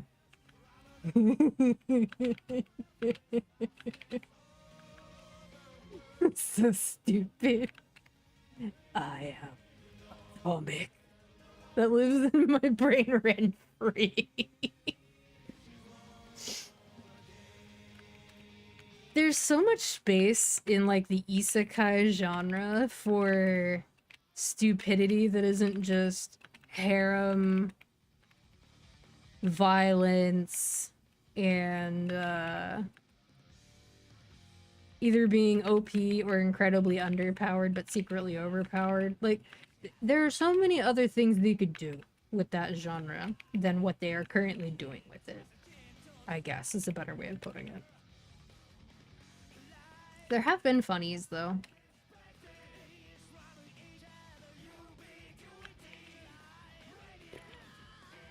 I remember when everyone collectively lost their shit that Senran Kagura was gonna be on Switch, and they were like, "Oh, Nintendo is for grown-ups now?" And now we get a Fatal Frame. Ooh. I don't own a Switch 2, so I don't get a Fatal Frame. But it looks really pretty. The trailer looked really nice.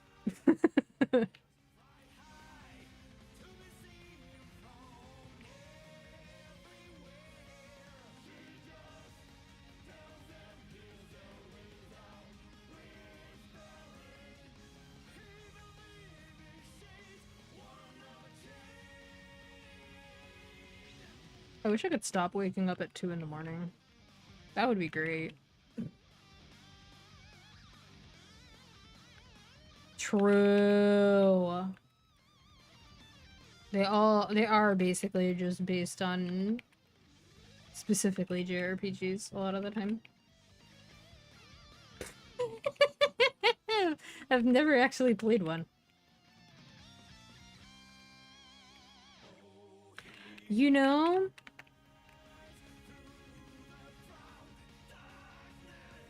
I have been sleeping at like 8, 9 p.m. because I cannot possibly stay awake any longer than that based on how early I've been waking up. And since I'm sick, I can't just do the thing where I stay up for like 2 days and reset my sleep like a fresh 20-year-old.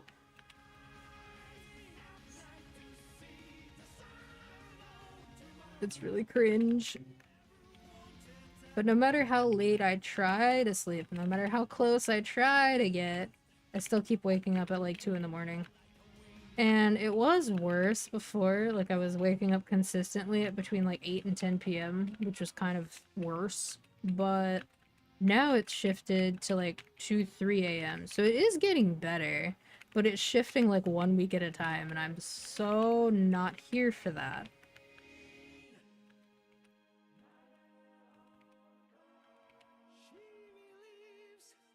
That's true.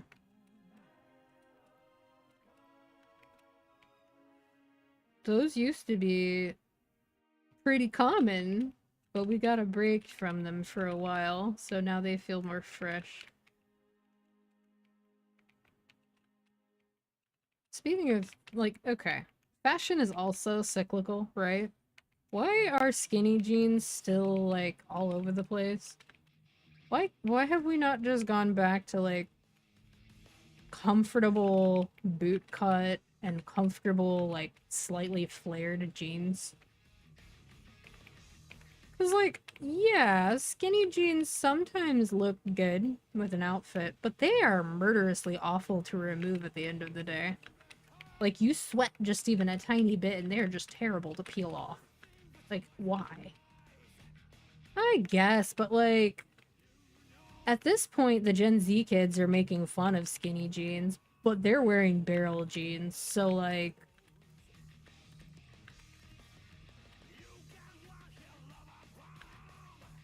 Hot meat kettle. Oh my god, J and Co jeans. I have like a pair of Levi's that I wish I could fit into, but there's something that happens, like... Even if you don't gain weight, fat redistribution happens. And it's like, yeah, I could wear these, but I would not be inconspicuous. Hmm. Let's try something else. It's a shame too, because they're like really comfortable in spite of that, but they don't look like they're comfortable. They look like an explosion is about to occur, and that's very concerning.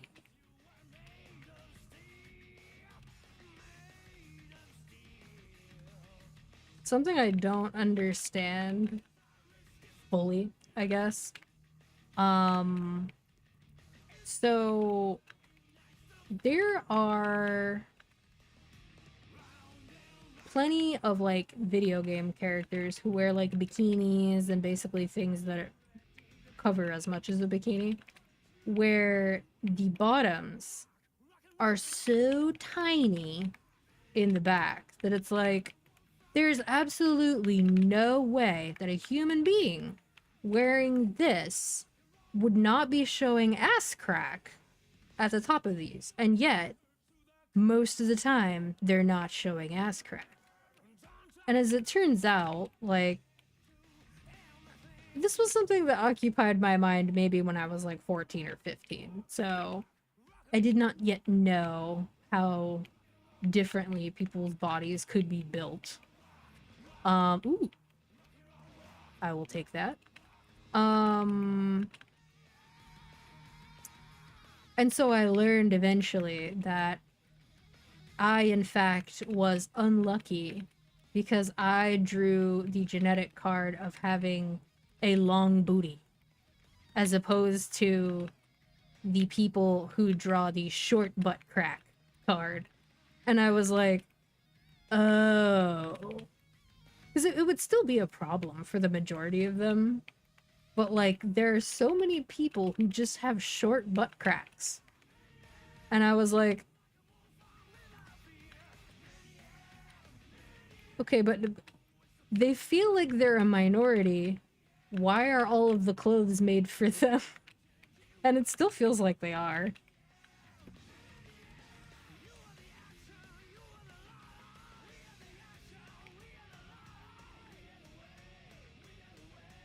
Oh, yeah. I mean, if you want an example of that, just look at Zila's, like, leotard and shorts. It doesn't really make sense that her shorts are staying on her body. Like, at all.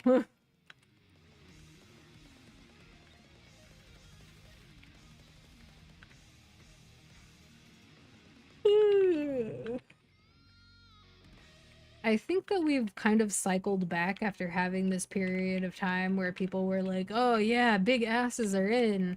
We've cycled back to the 90s where waifs are in again. And maybe that's why it feels like all the clothes are made for people with no butt. Because, like, even if you had, like, a short butt crack, having ample cushion would still cause this problem. You would still need more butt space in the jeans either way. But, like, if you go back to the 90s, we were wearing, like, hip hugger things where, like, it was impossible for you to not be showing all your bits anyways. And that's just what was for sale, including in stores that were aimed at teenagers. So it was just like, I feel like abs haven't gone anywhere. But there was, like, a period around, I want to say, like, between 2018 and 2022 where crop tops were kind of everywhere. And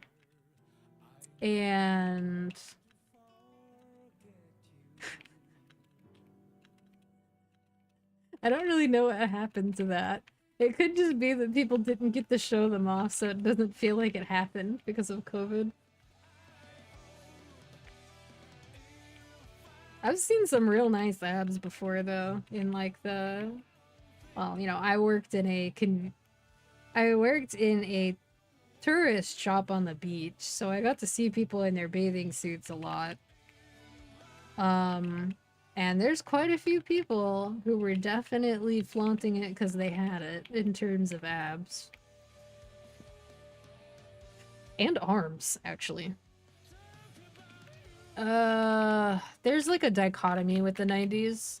So it was popular to be incredibly skinny and like not curvy, but the clothing was like it barely covered the important bits, but when it came to like excess fabric in places where there was nothing really to hide, there was plenty of that. So it was like hip hugger jeans that only go halfway up your ass crack, and you're probably able to see like the full bridge shape on somebody who has a flat stomach. Which is where like if you were to lay down, the pants hover over like between your left and right sides of your pelvis, creating a bridge that kind of floats above. That was a thing. So like when people start talking about thigh gaps, the bridge used to be a thing for people in the 90s. Just another way for people to bully women about being skinny, basically. And men to some extent.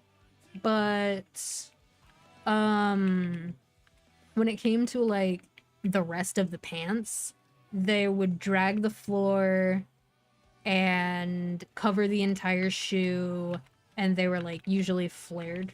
Not quite bell bottoms, but flared. So in a way, it was like bags for pants, but you might be thinking more of like the parachute pants and sweat pants that were more popular in the 80s. Which also made a comeback in like the early 2000s.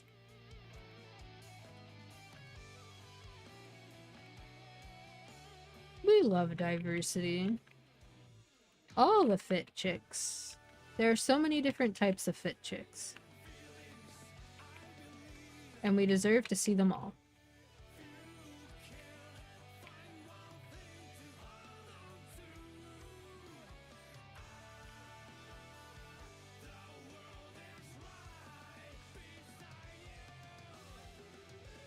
I think sometimes people forget that like build diversity in terms of aesthetics and like people's bodies isn't just like, okay, so there's skinny people, there's fat people, and then there's some people that have muscles. Like there's way more variety in there than just that.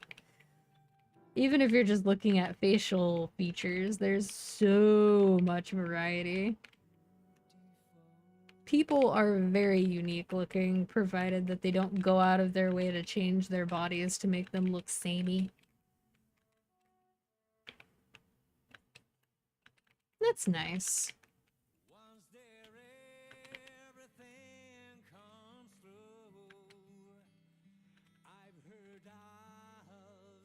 Even in real life, I've always thought it's really wholesome and nice when you see, like, a quote girly girl who would usually be written off by others as being self-absorbed, being friends with, like, someone whose main hobby is sports, or maybe another hobby that's perceived as kind of masculine. Because at the end of the day, like, we're all just people, and that's just an example of people not judging each other based on what someone else might tell them about the person, just getting to know them for themselves instead of believing whatever they might hear from somebody who might be jealous or somebody who can't mind their own business.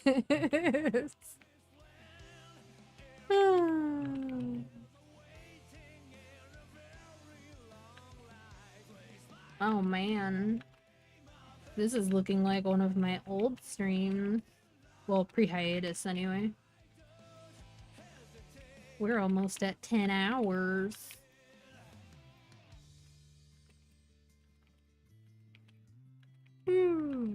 It's keeping me awake.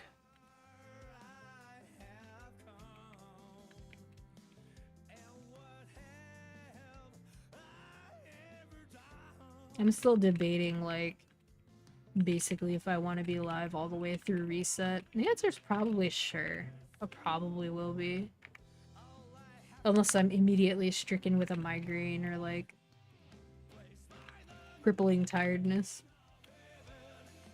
When I refer to crippling tiredness, I mean, like, where you feel fine and then all of a sudden it feels like your skull is being crushed and your body tells you, like, you need to sleep right now or you're gonna die. And you feel like both heavily compressed but also extremely floaty and like nothing is real. If you've never experienced that, good. Don't. It's something that I think I only started experiencing in like 2021 or something. I don't know if it was after I got COVID the first time, now that I'm thinking about it. Because I'm wondering if it was actually 2020, and I think it was, because I was still living at the that which must not be named house with probably the most distressing living situation involving other grown adults that I was not related to that I have ever experienced. It was entertaining in many ways, scary in many ways, and utterly ridiculous.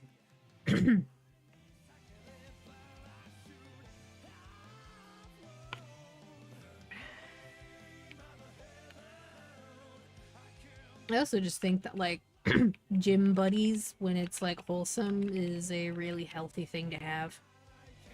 Because if you're working towards something and somebody else is also working towards something, even just having the other person there still showing up next to you, like, you're still going and they're still going, you look over and they're there every day they said they're gonna be there and stuff, it's very motivating. And it's the same with, like, learning something new, too, sometimes. Sometimes that's enough to give, like, a strong motivation. A little push. Just a little push. I did it! I completed that 3x coupon! Yay!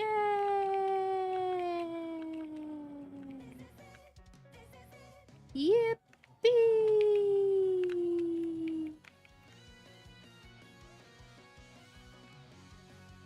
So, realistically, people being real friends in general is just something that is always nice to see.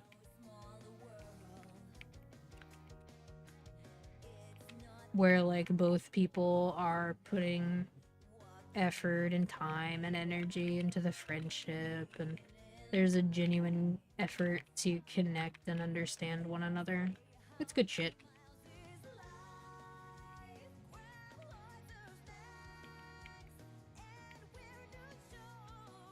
I think that's also what I like about seeing, like, a sense of community. Which, technically, there can be a sense of community around, like, anything. Granted, there are some things that you would not hope.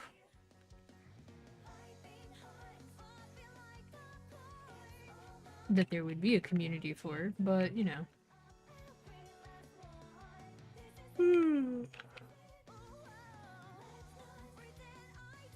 Most things are generally harmless.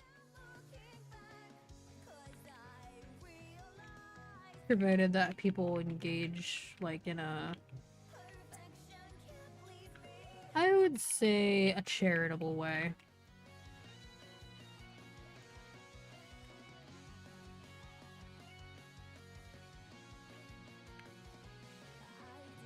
Well, I made it to 50%.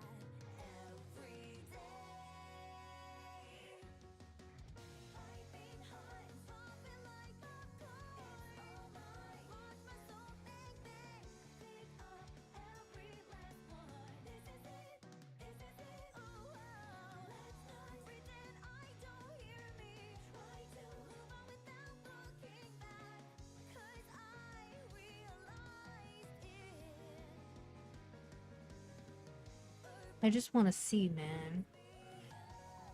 Oh, that sounded like an intentional pun. Where's the other one that I ranked up? That's the one I just did the thing for. Oh, there we go. Cool. Both of them ranked up on the first try. It's a long animation for that. Alright, so... what did we get? Crap.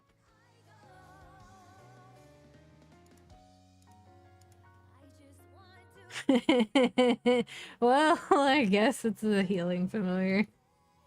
It's a regular healing familiar. Because I'm... well... I don't remember what value the large party healing fam is. Now I'm thinking about it. I thought it was 10%, which would mean that 7% would be the middle one, but it's weird because like before it would say small, medium, large. Well, there wasn't a medium, it would just say there would be no qualifier basically, but there was small, basically nothing, and large.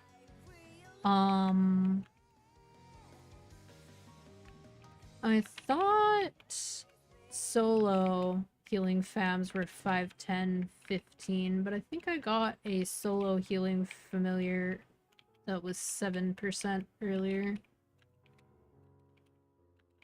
Which is weird. And I was pretty sure that the party fams cap out at 10% each, but they do stack with each other. Since Lynn has her own healing, it doesn't have a 100% uptime, but it's pretty good. I feel like in a party you wouldn't really care too much about solo healing familiars versus party ones. But the solo ones are technically more healing. They just help your party not at all. And that's why they heal for more in the first place. So,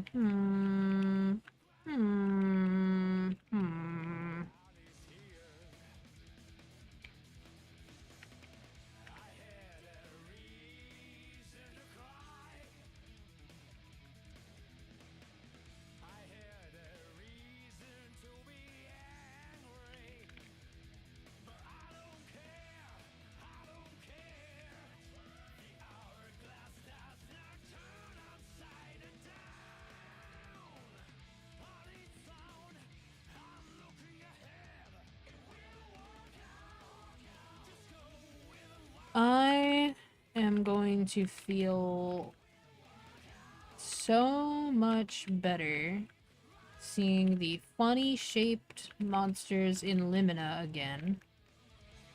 If only because I've been looking at these for too long. Which sounds ridiculous because essentially I've only been here for a level and a half. Even though I have gained 5.5 levels here.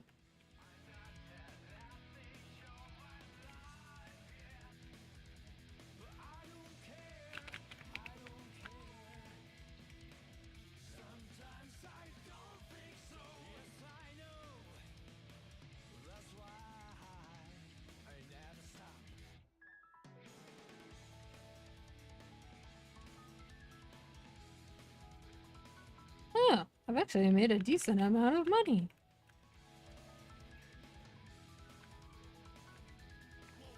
Cool.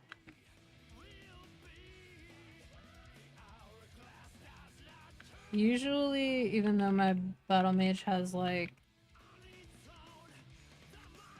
capped increased money and like 180% base drop rate, so I have 401% drop rate if I have all my stuff on.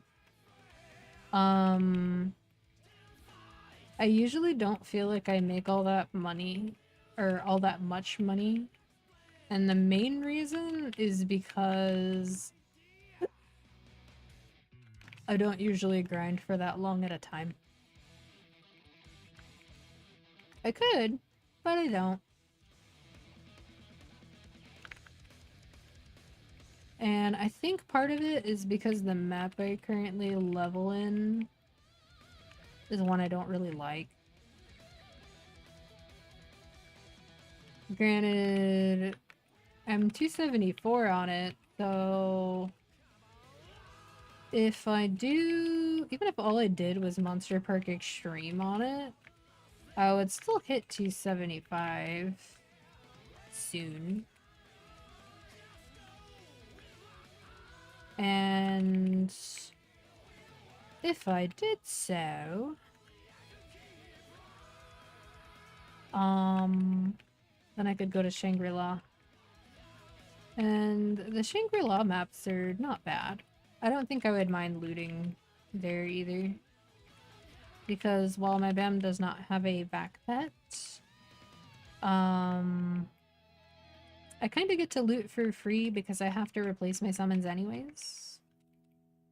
And teleporting around the map to loot without having to, like, attack things the whole way and, like, time my attacks to make sure that I hit absolutely everything that I could hit. It's pretty peaceful. Like, it's not really that hard. I can zone out on it, more or less.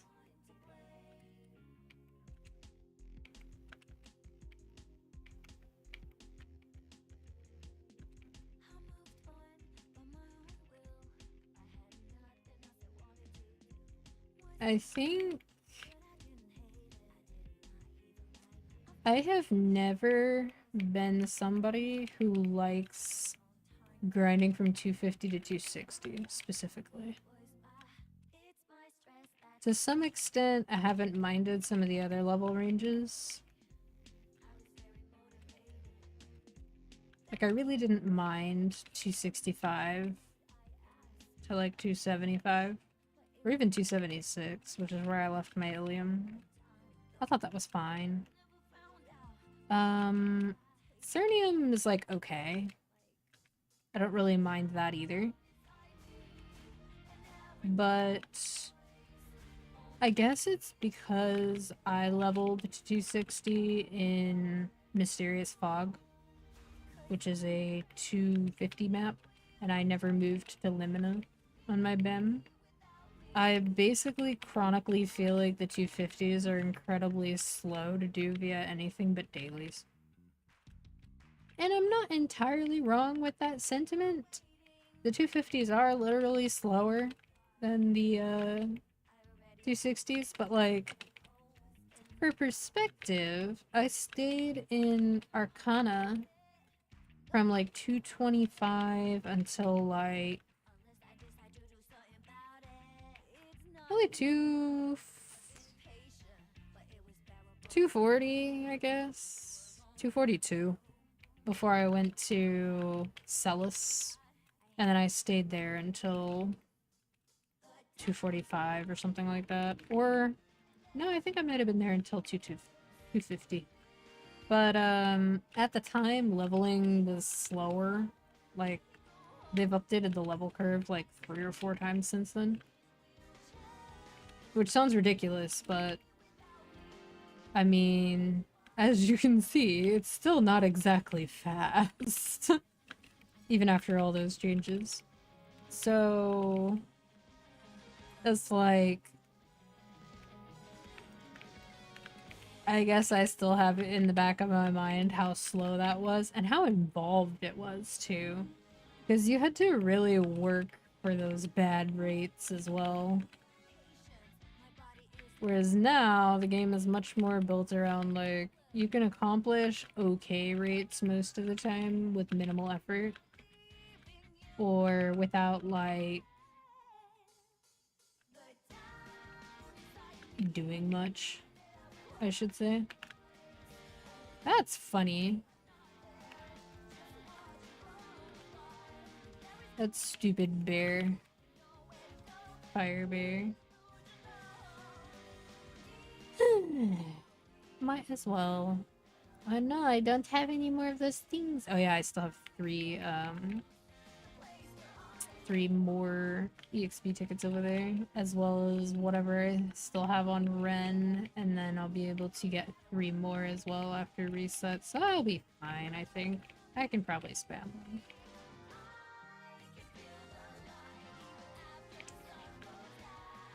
Debating whether I want to use that thing. Yeah, let's go for it. Gimme.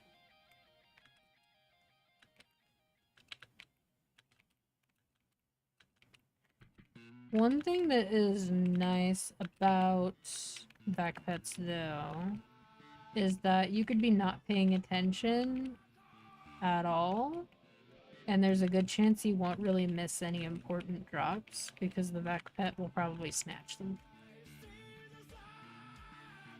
It's more likely that you won't miss any, basically.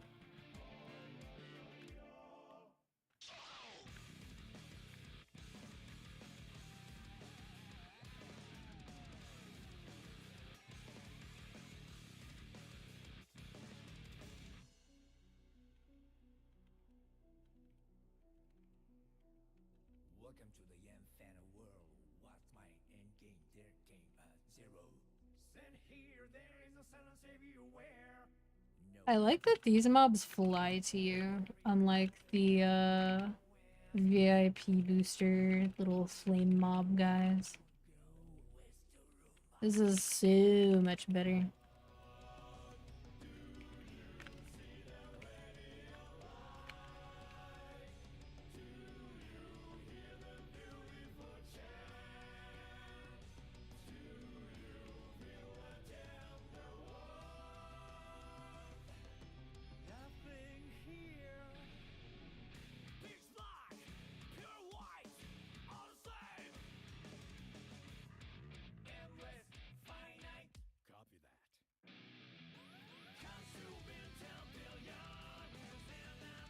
Okay.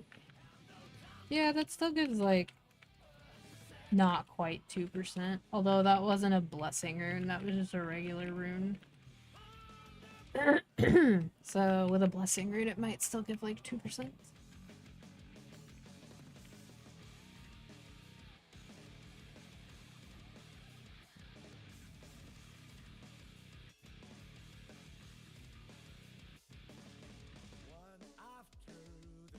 Woohoo! Treasure chest!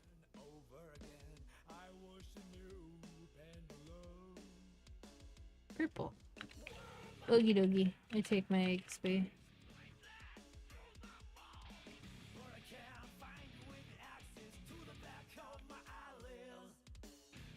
I imagine that the way that Lynn looks using the bird, the dash bird specifically, this one, to people who can't see the skill effects, looks incredibly stupid. Because the skill effects hide the fact that you're just, like, in a singular frame, sliding across the map. There's also some classes that have skills that involve them moving their weapon very quickly several times. So without the skill animation to make it look cool, it just looks really janky and funny.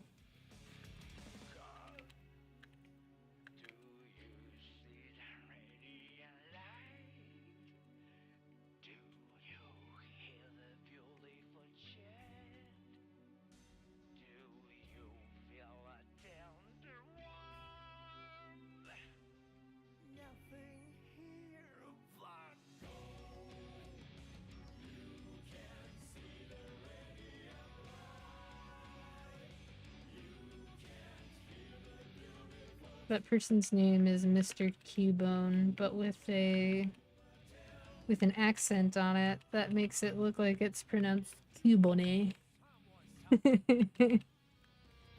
Why that make me laugh? I know they only did it that way because it was taken otherwise, but like, a lot of people don't really think about how these things would be pronounced, and it's humorous.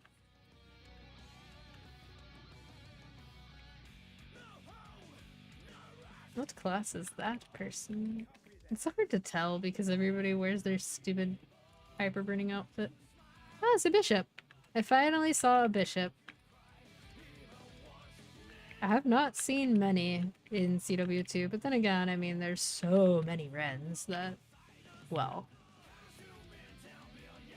the rest of us are all minorities in comparison in terms of class chosen. Although I reckon there's a decent amount of bowmasters again. At least for people who didn't already have a bowmaster because of how good bowmaster was in Challenger World 1. And nothing has really changed. They're still really good.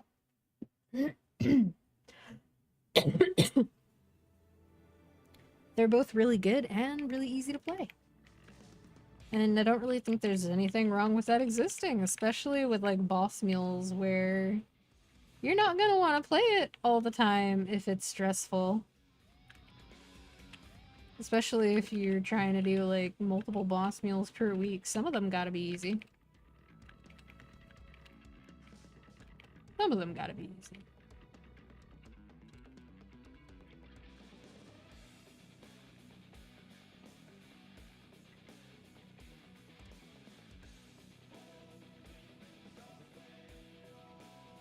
I will say though, grinding on Lynn with just 5th job feels a lot like the old grinding in Maple.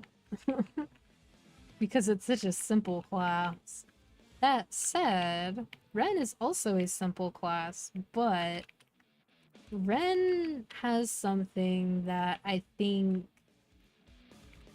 players have wanted for a long time in terms of fluidity, which is a key down skill that doesn't slow you down and doesn't prevent you from using flash jump or other movement abilities. So you can actually just hold the button down and use whatever movement tools you want to get across the map while holding it down. Which is very modern and comfortable feeling. Like it feels like something that was designed this year. Unlike most other hurricanes. Although they did get rid of the speed penalty on hurricane skills with this patch, so they are modernizing it bit by bit.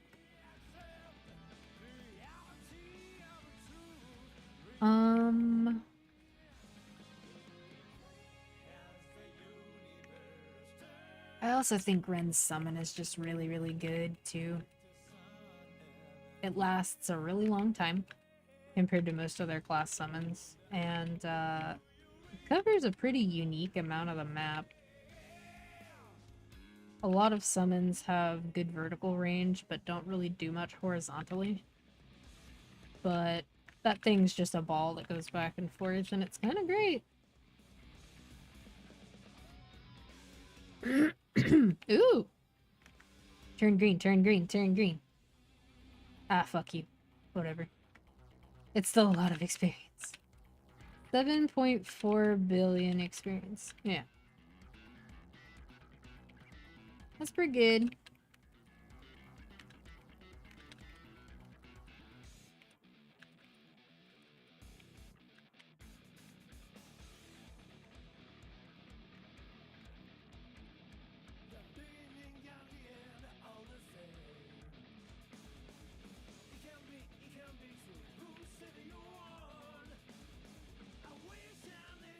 I do feel like there is kind of a niche that hasn't been filled in a while when it comes to grindy games where you just kind of sit and vibe and voice chat, or these days in stream, and you just sort of not exactly idle your way through it, but sort of fidget your way through it while you're just vibing with other people. I think Duet Night Abyss probably has good potential to be like that once it's a bit more polished. But I think with Maple, there's kind of like a tricky balance where if you always did that when you were grinding in Maple, it might be kind of like you feel like you don't have enough time to do other stuff. But if you're grinding in a game and it doesn't require all of your attention, but you're still like getting things you want out of doing so, it's a great time to catch up on shows or videos, etc.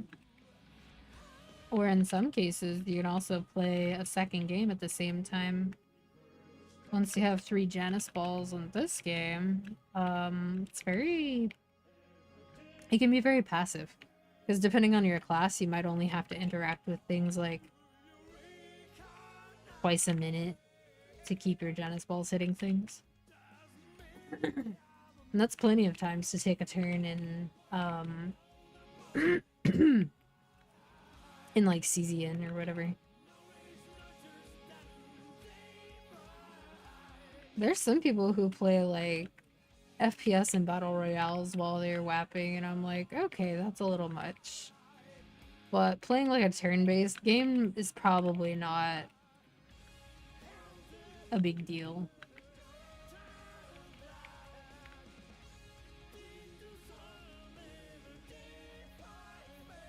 Oh. That stomach pain's coming back. Why? Well, it has been many hours since I took that last ibuprofen.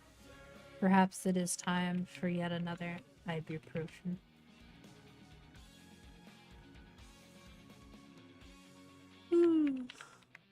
They say that your intestines don't have nerves, but I feel like for the people who've experienced intestinal distress, I don't think any of us believe that.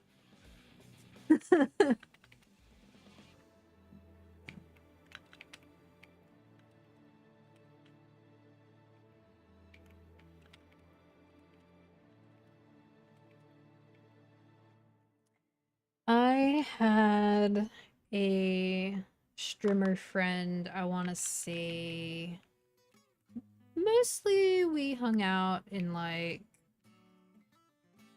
2020, a little bit of 2021, and I think that they're a very intelligent and funny person, but we're both people who are not really very good at keeping up with reaching out regularly and maintaining friendships. So I don't really know if they still view this as a friendship, but they're also somebody that enjoys Warframe, and I think that's also how they approach it. They kind of just... it's something for them to fidget with and pay attention to and farm in, etc., while they catch up on either hanging out with their chat or they sort of like group with new players and viewers to kind of get them into the game, or they when they're not live but they're playing it, I'm sure that they're probably like listening to videos and stuff at the same time. So in that regard, I feel like for an established account, at least with Warframe, I think it can also achieve that pretty well for a lot of people. Once you have like your desired playstyle available to you and everything.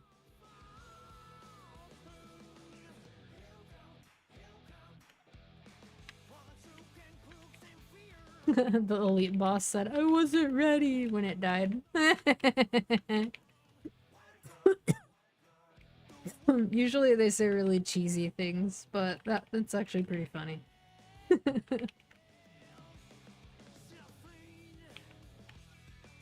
I think I have successfully overwritten my muscle memory for that. It's gonna be really weird trying to overwrite my muscle memory for my BAM though, because that hotkey that I moved that skill to is my aura scythe on my BAM. And the problem with Aura Scythe is like if you accidentally hit it a second time, it disables itself.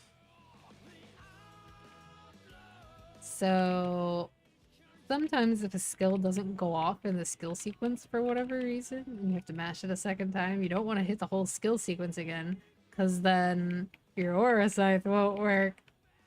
Upsetting.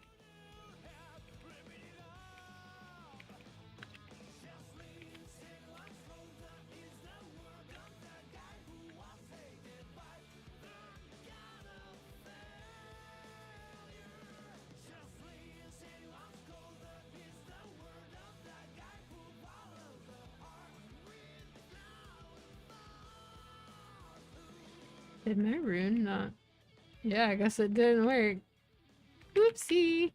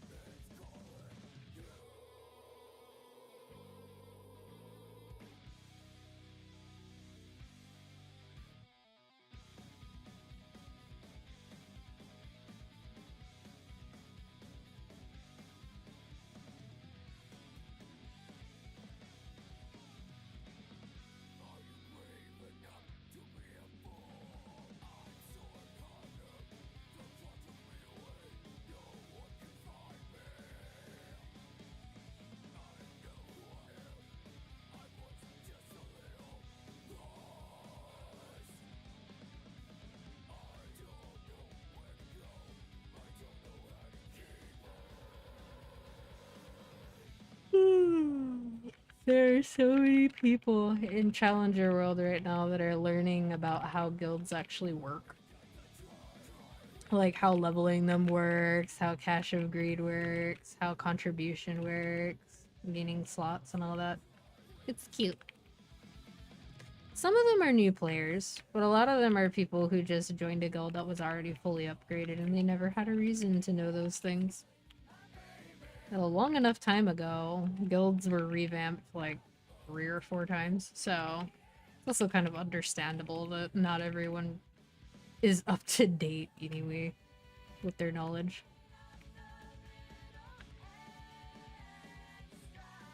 Elfeld's theme's so good.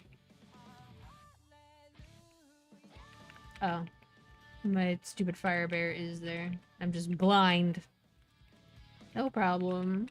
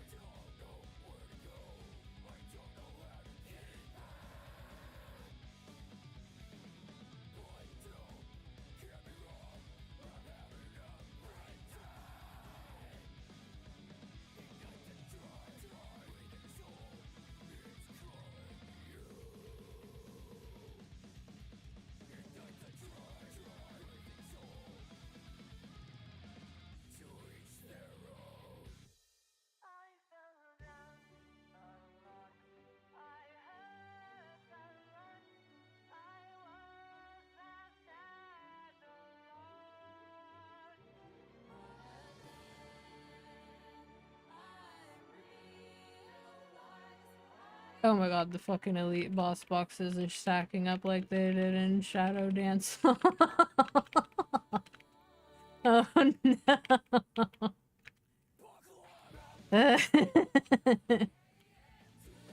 It's because the more people are in the instance map, the more field bosses die. And it only takes 20 field bosses dying from anybody for an elite boss to spawn, and everybody gets the same elite boss. And everybody gets loot from the elite boss because the loot is instanced now. So I'm just like gradually starting this collection, I guess, of epic pot scrolls and useless baby cubes.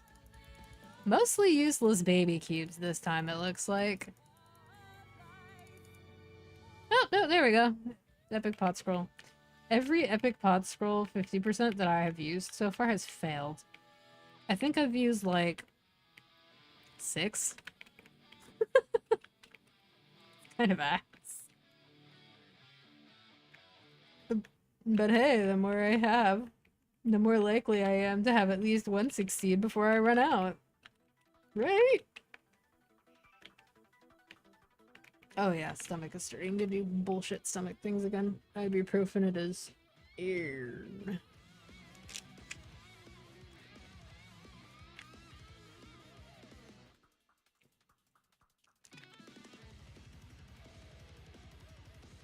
Okay.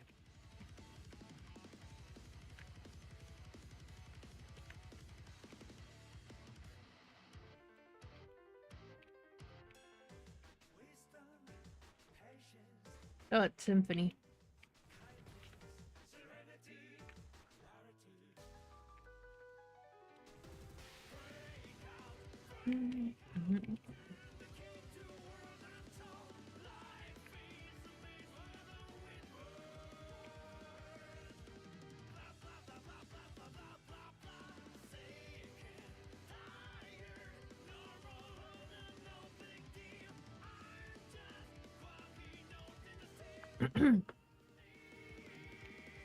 Both this song and The Circle are basically entire stories. I guess Drift is too.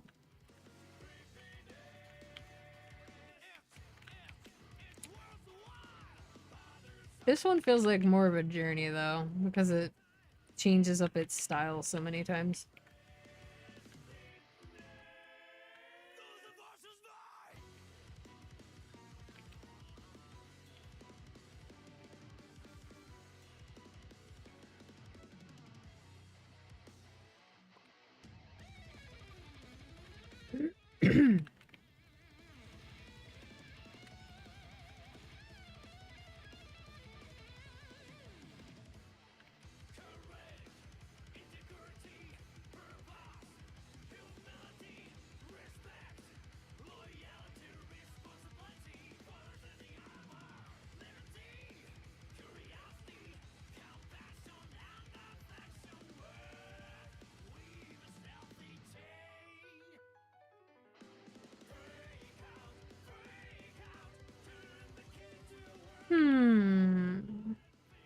So,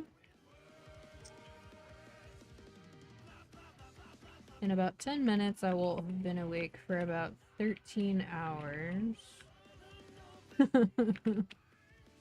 And live for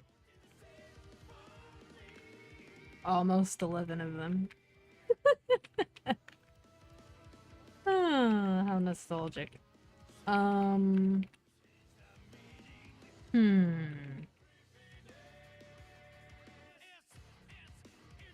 So, based on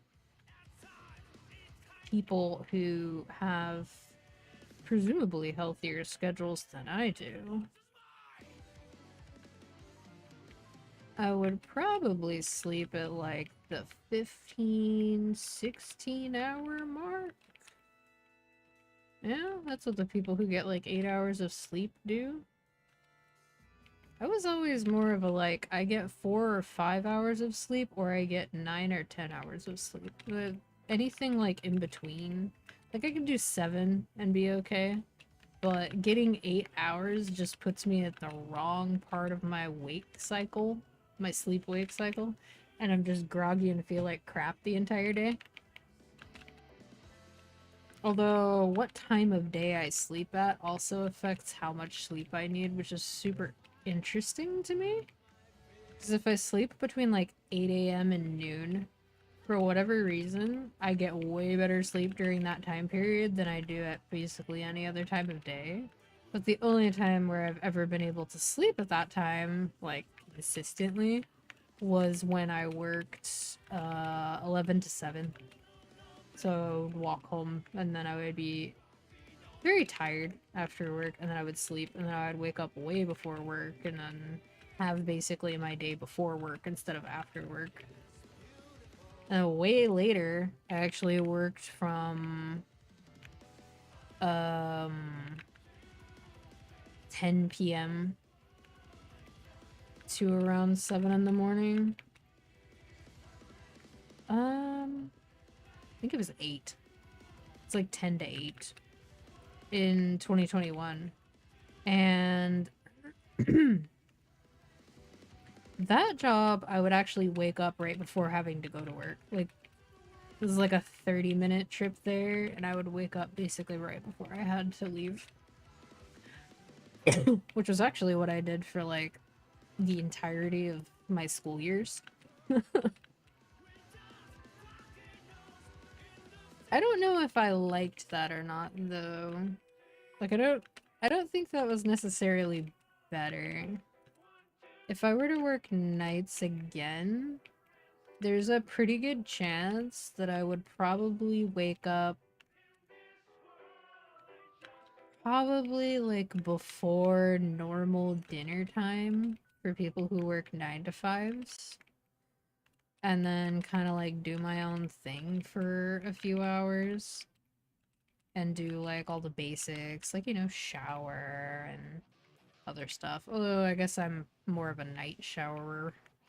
So maybe not. It just depends. I don't like sleeping with wet hair though, so it would probably go in that order and like cook and do other stuff. But stream. Play video games during like the afternoon and like the early evening. And then leave for work and then come back and be awake for like maybe an hour or two.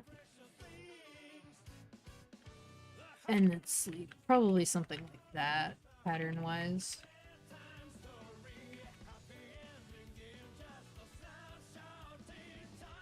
Oh, is that Slayer's theme? Yeah, it is.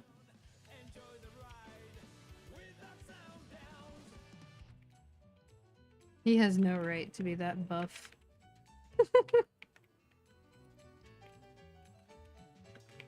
Muscle grandpa. Okay, so reset is in 25 minutes. Do I want to keep killing stuff? Probably not. I will probably get to 60% and then I will wait for resets. And give my hands a little rest.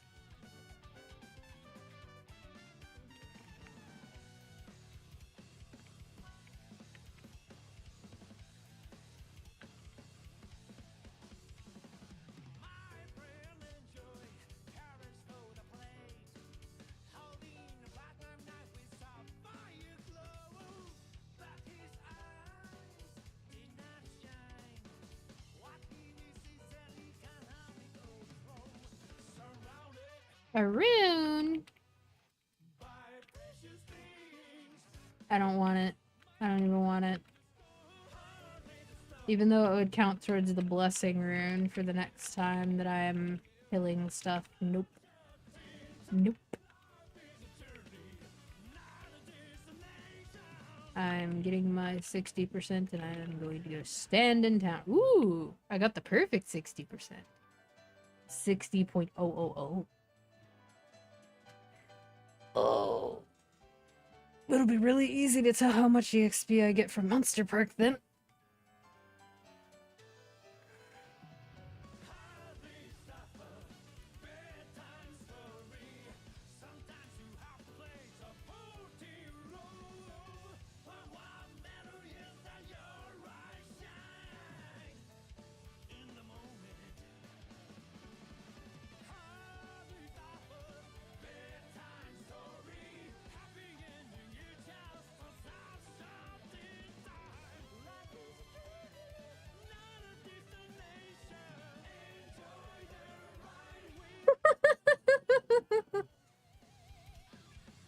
So I haven't watched this clip that was posted, but I just see the comments afterwards out of context. That's certainly something you can do to a ghost, I guess.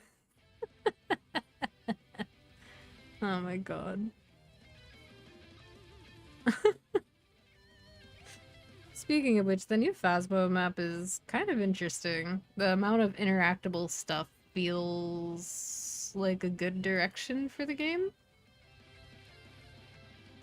If they put more thought into it, then I feel like they have most things in a while.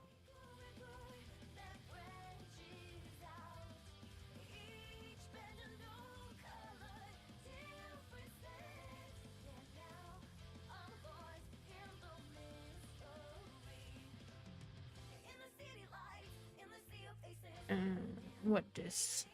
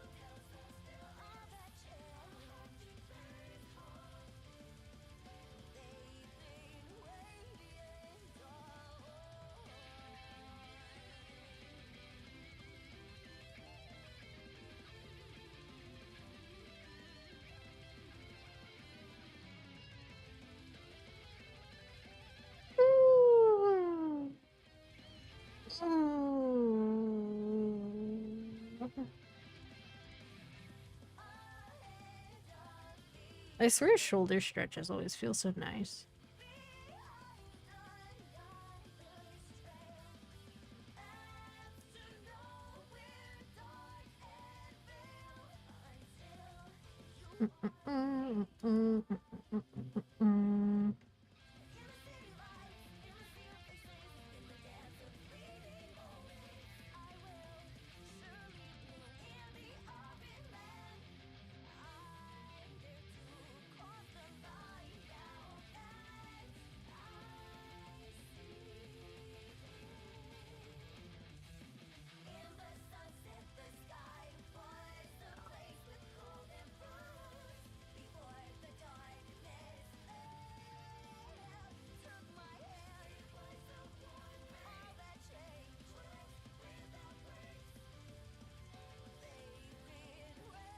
Someone sent up a megaphone that's very confusing. It reads, "There is no MVP, do not go, I'm testing." And then they put like the vertical line thing, and then it says MVP channel 11XXOOMS.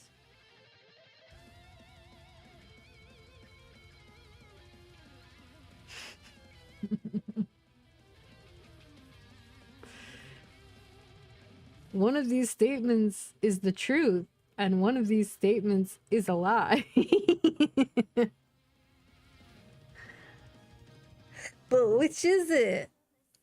Which one is the lie?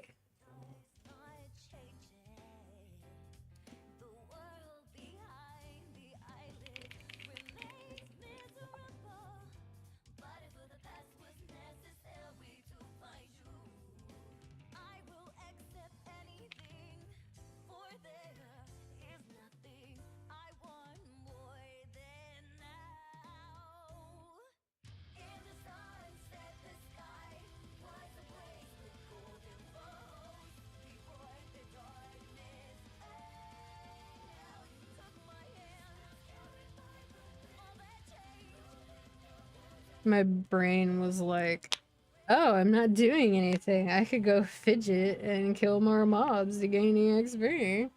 No, no, no, no, no. I'm resting my hands before reset. And doing many stretch. Why would I decide to entertain myself during my stretch break by doing that which I am taking the stretch break for? Huh. This is a... Have you seen my phone slash glasses, but then like you're holding your phone or you have your glasses literally on your face moment? Whoopsie!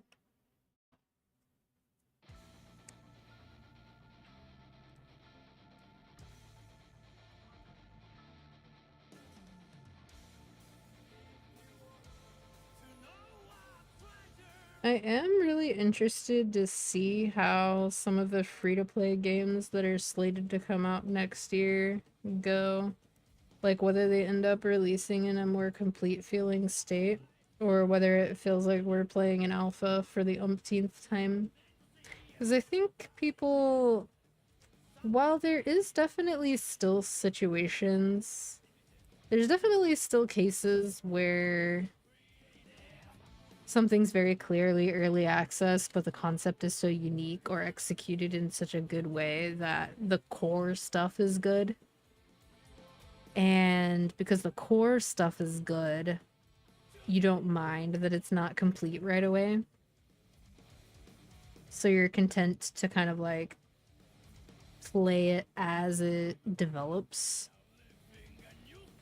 But a lot of games go into early access because basically they hit a roadblock in terms of funding, or they end up releasing before they're complete for the same reason.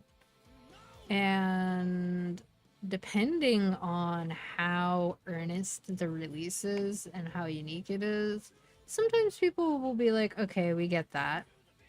We'll let it slide. But because there's so many of them, it's like you do kind of have to do a lot to stand out, or it does kind of look like you're just taking advantage of people's goodwill sometimes. That said though, there's a lot on the table upcoming, so we'll see. And then also next year is like early next year is the Night Rain DLC and some other paid stuff. Yeah, Berard was talking about that earlier. I've heard a little of the music from the game and seen part of the trailer, I think, like some clips from it, but I don't know anything else about it except for it's kind of like the Guild Wars 1 approach,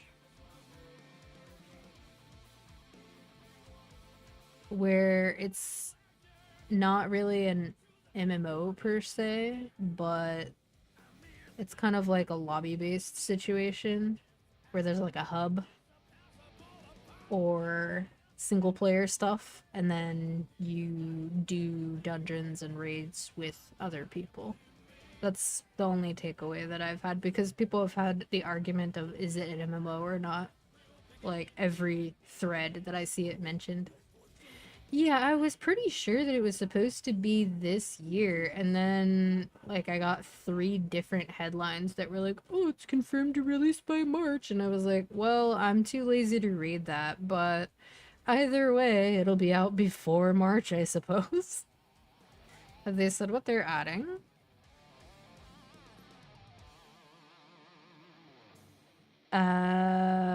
Yeah, that style of co-op. I think that that style of co-op can work. I just don't like the way Genshin did it, where when people pick up resources, it takes them from your world and vice versa. But that's rooted in Genshin having limited materials in the first place. New bosses, I figured. What's the new class? Have they confirmed it, or is it just like hee mystery? I will admit, I do like the wuxia settings. Sometimes.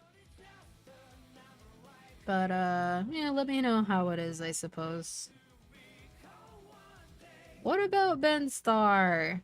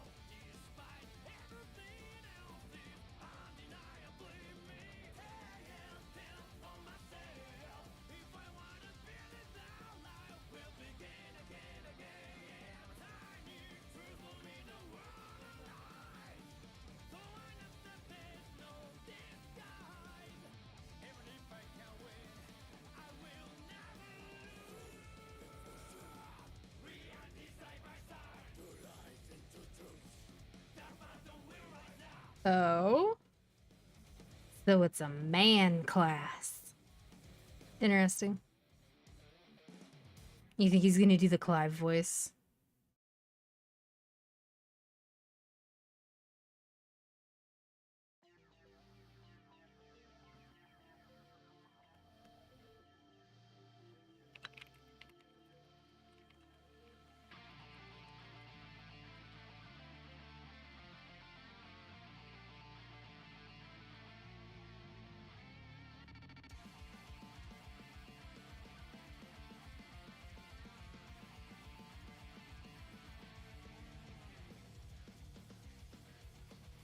Ooh, fan service. Everybody likes Artorias.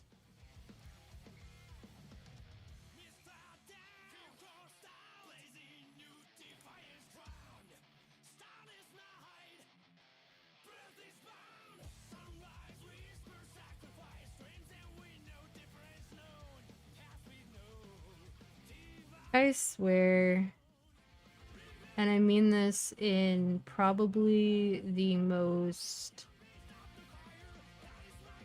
impersonal way. I feel like it's kind of frustrating me passively that it feels like I'll say something that I think is really clear, like in text, relatively short. This has been the case over like the last week or two that this has happened. And then I'll get a response that's like argumentative, but it's so clear from the response that they have no idea what they're responding to. Because if they read what I said more carefully, I didn't say anything that disagrees. Like, this has happened 3 times in the last week.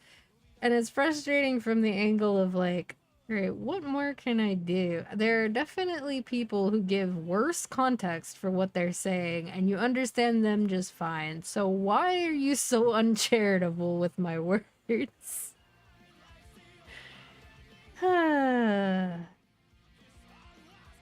It is what it is. Maybe I just have the Tism aura. The Tism aura is either 100% in the direction of maximum charisma for no reason, which is the Tism Riz, or in the other direction where people can just sort of sense that you're different and they go, ew, no matter what it is you're saying and or what it is about.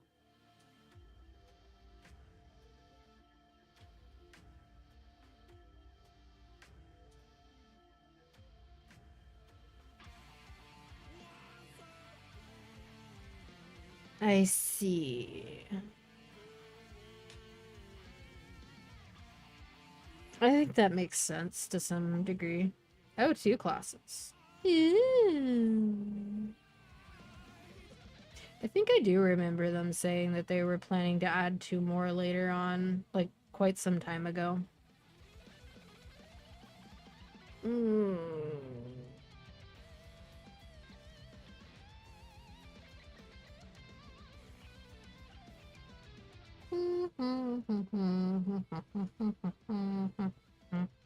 Longest 25 minutes of my life. There's still 8.5 minutes left.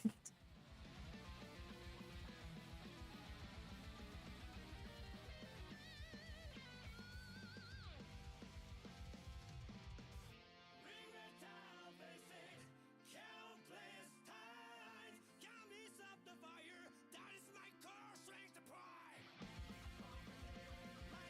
I never got to experience any of the other maps because I'm dog water. I was having a lot of brain fog around the time that Night Rain released, which was unfortunate because it basically made navigating the map really problematic because I couldn't retain anything I was looking at. So landmarks meant nothing to me.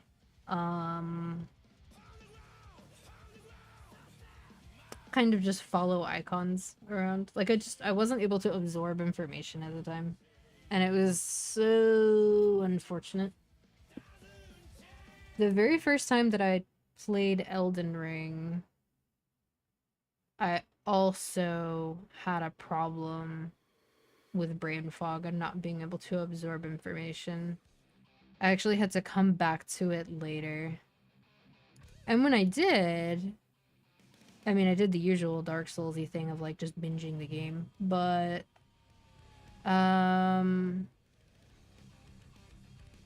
after doing that for a while, I then stopped because brain fog got worse again.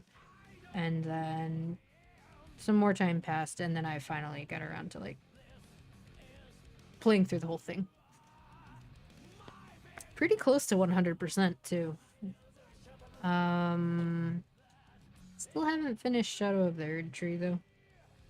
I did enjoy Shadow of the Erd Tree.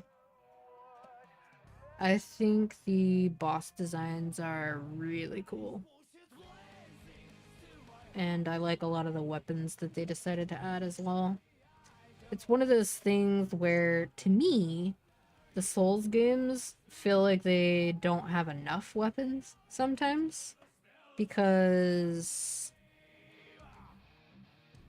there's so many of them that feel like, well, why would I use this when that exists? Because it's been kind of the same weapon archetypes for all the games.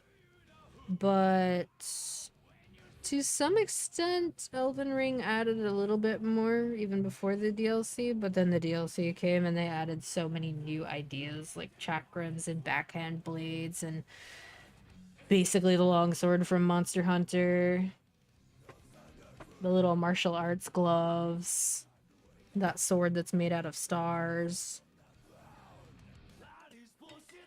Very cool stuff, really.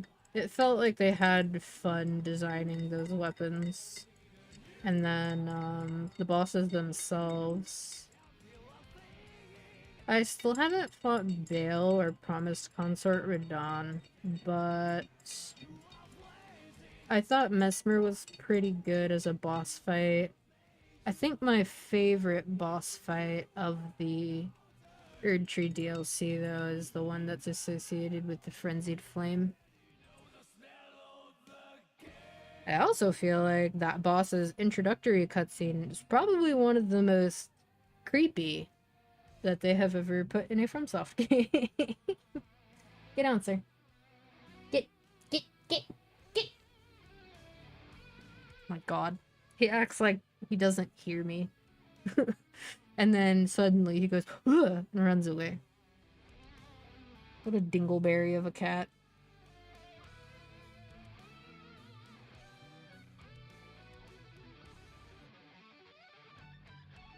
The book guy and cane guy are two separate classes.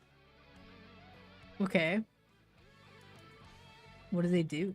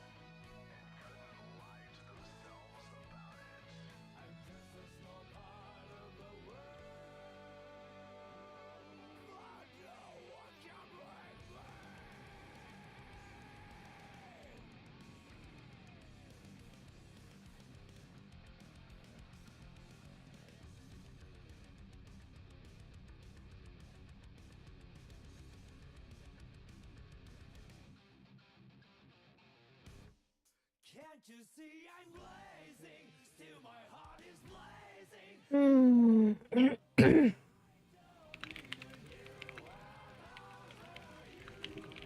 My time is my word. Your words will never make me disappear. I'm bullshit blazing. Still my heart is blazing. If the words kill me, I don't need a new word. The trailer's too shitty. That's unfortunate. We already know the smell of love. Know the smell of love. Know the smell of the game.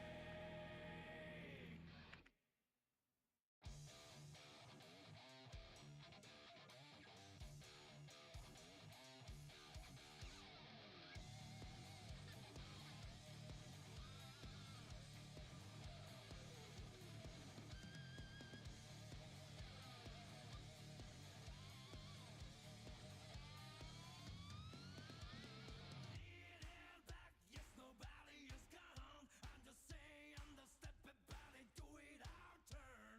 So freak out, yes, nobody is wrong. You and I both just have a views, that's all. Someone will make me do crazy shit. When have I ever forced you to do that? Give me my place back, hey, I won't take your special place still. The world is not so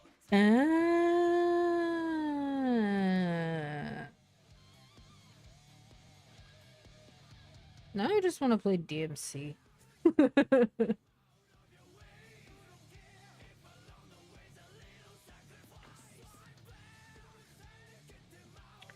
You know, out of all of the action combat MMOs, I probably would have stuck with one that felt like it kind of accomplished the DMC feel for combat. But I feel like the spectacle of that is something that inherently complicates playing with others, unless it's thoughtfully executed. The first one is okay. 2 is kind of polarizing. I think I only have 5 currently. Not that that couldn't be changed. I'm wrong. I have 3, 4, 5, and the remake of 1. So I guess I have access to all of them except for 2.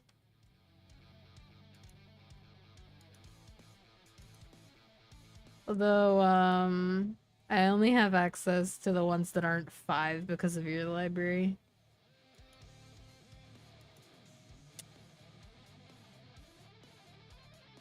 That's what I've heard. That's what I've heard.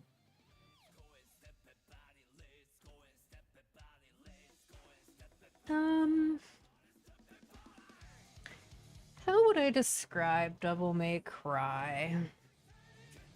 How familiar are you with Bayonetta?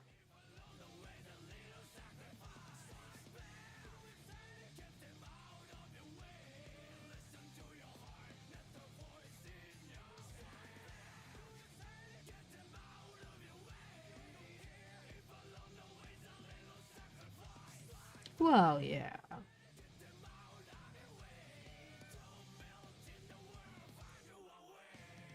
I feel like for anybody who actually played the original, that part's a given.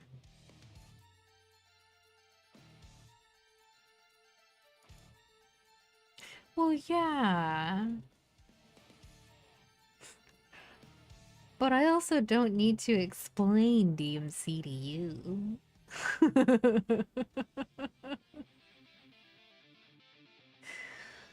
You goofy goober.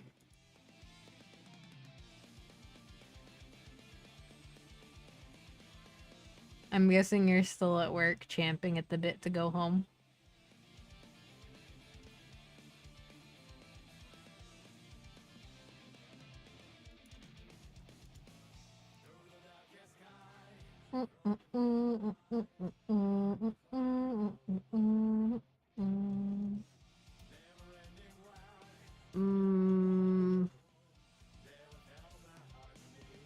I will probably sit on this until 2 days from now. Well, actually, I only have one more check-in this week, so I won't be able to get level 3 anyway.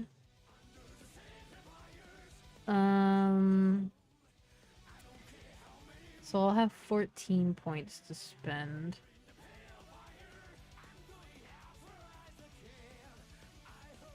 So in that case, I could spend up to 4, and it wouldn't really delay what day I get the thing.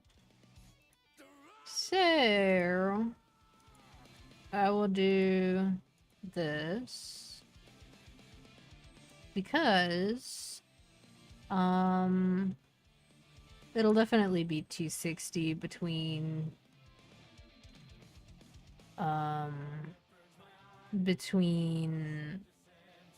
tomorrow and Monday for sure. Oh my god.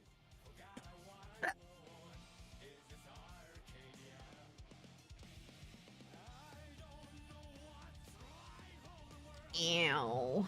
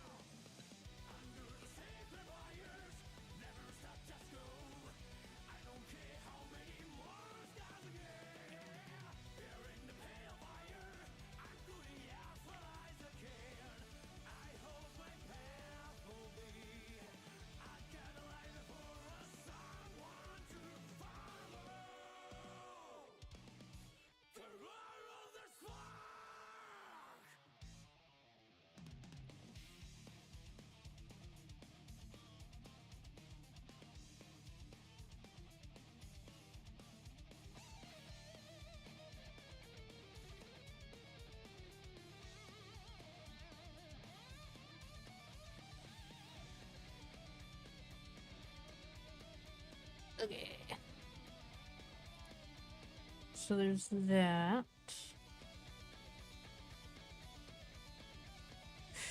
This song has the same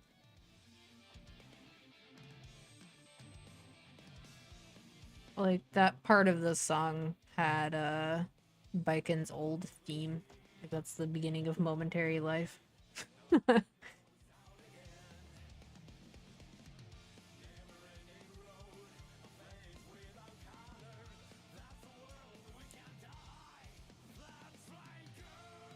I heard that song so many times when I was I believe it was when I was playing my Hit and Run Elemental in Fliff long time ago.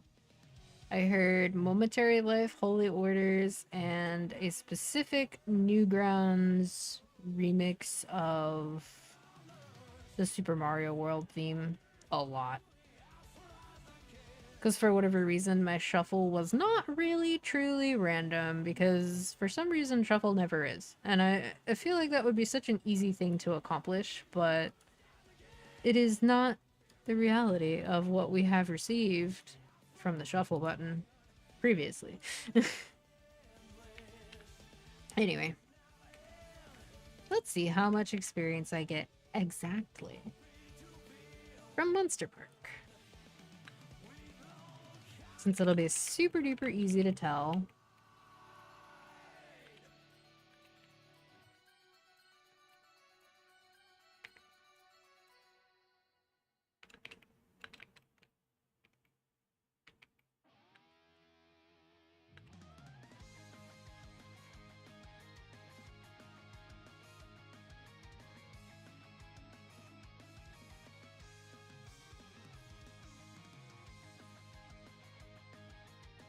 Did you decide that you're staying in the bay for the weekend?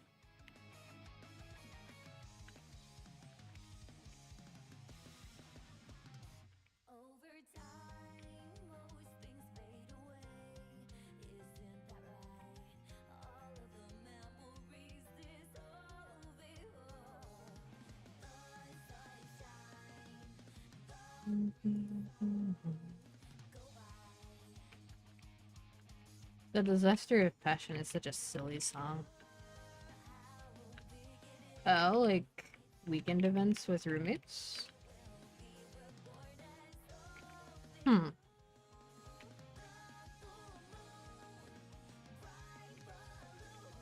I wonder what that entails.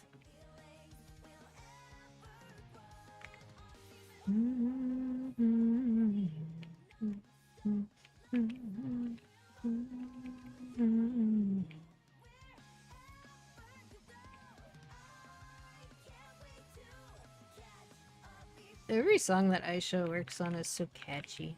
Oh, work related. Are they things you can do remotely, or do you have to actually go into the office?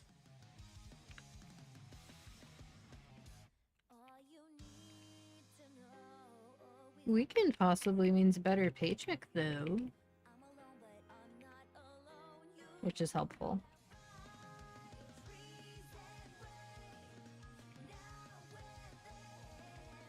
I almost jumped off the platform, so I used the bird so I wouldn't fall. 3.8%. Damn. Okay.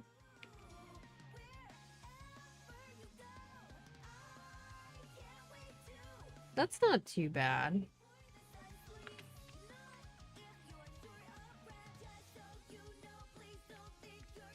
Yeah. I mean, ideally they go well, but...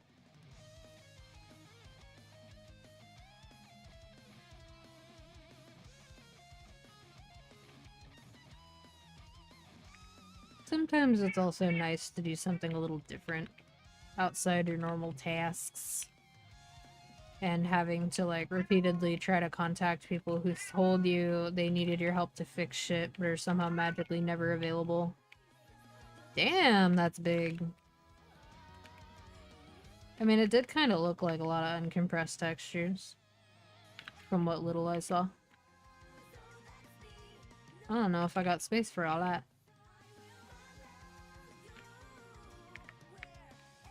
I'll take a stack of papers on my desk detailing exactly why I should and shouldn't care about this particular release before I will consider making space. I'm half joking. It's so funny to me that whenever I need, like, space, I will go and double check to see if I have Baldur's Gate installed. And if I do, I'm like, oh, I can just delete Baldur's Gate for space every time.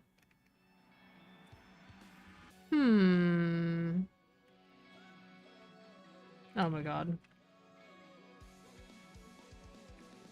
It's just so big. It's like 150 gigs, man. It's freaking huge. You mean like cosmetics gotcha?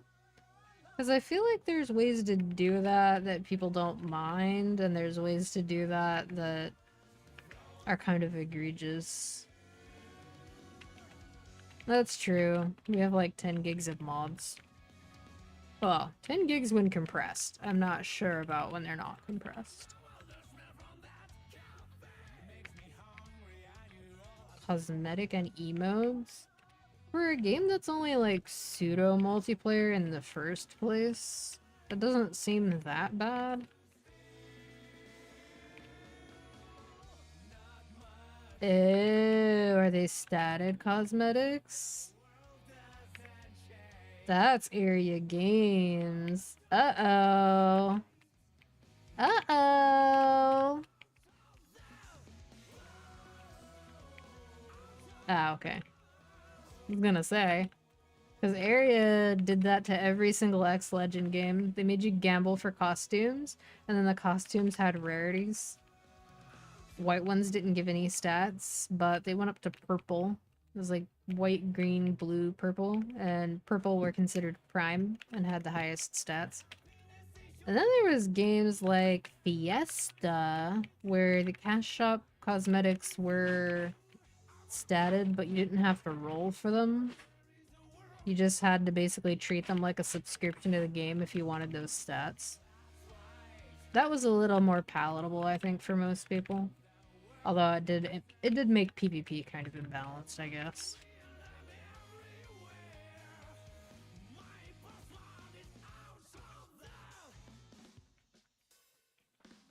Do not affect gameplay or combat. Yeah, I don't know. I guess if everyone's character looks really samey, if you don't interact with that system, I could see why that might be a negative. But also, could just be a difference of, like, player base. Because, like, DNA, people were pretty patient with it because the people who were interested in DNA in the first place are people who don't mind, like, grindy gameplay or having to work a little to get stuff. Because they made it kind of clear that that's what the game would be, given that it was kind of billed as anime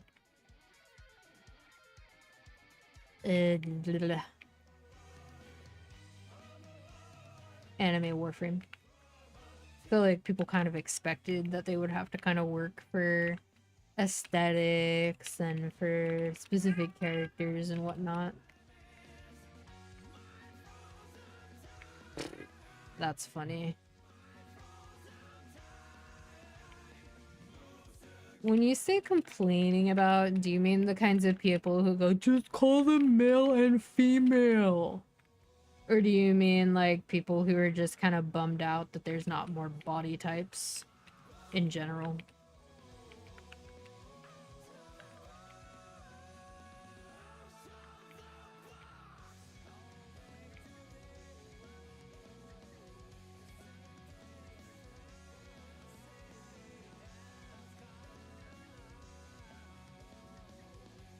The first example? Oh, yeah. Why are people like that?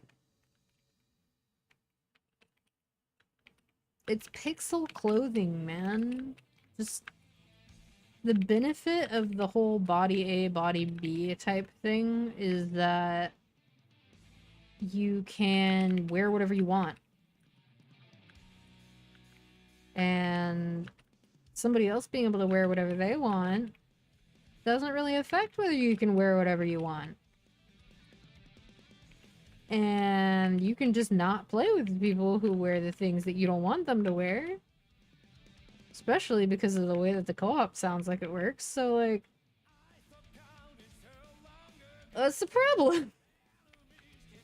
Or, like, people who go, I don't want to be asked my pronouns before I choose my character. Those people.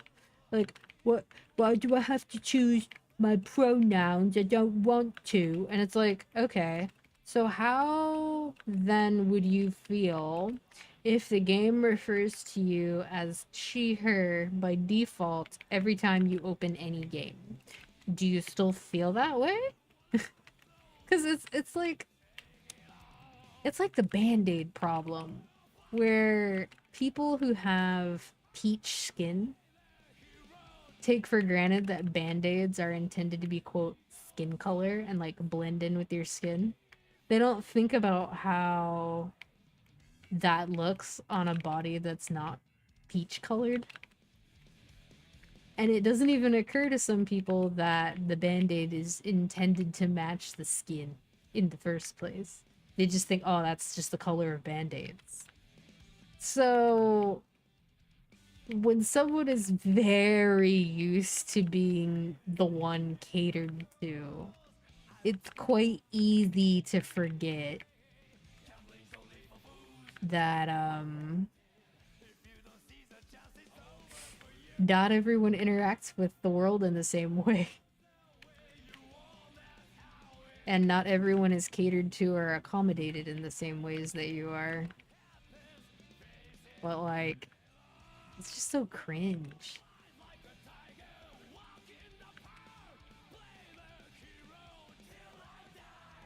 people are cringe, man.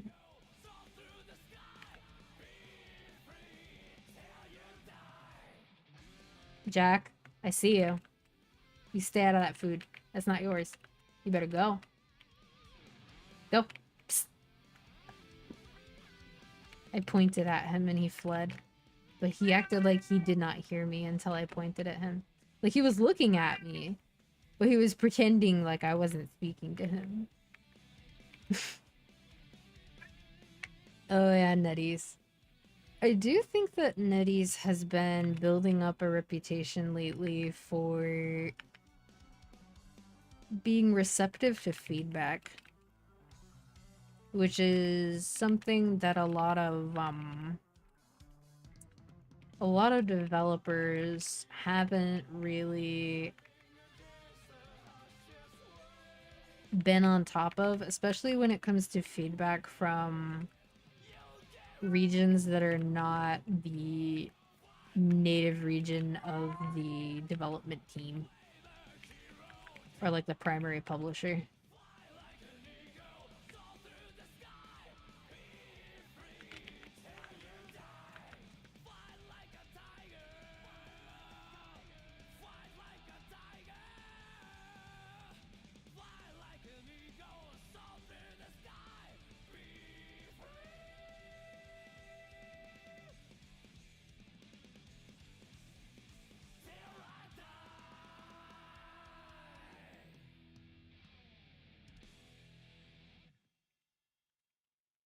That's cool. Since you get like like you get a banner and some other stuff when you get a skin, like that's pretty alright.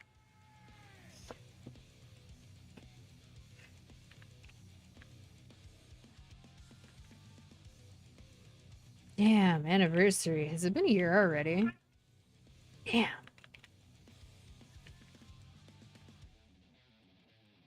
Feels like this year has been both too eventful and also gone by relatively quickly. Even though every year since 2020 feels like it's been 5 years.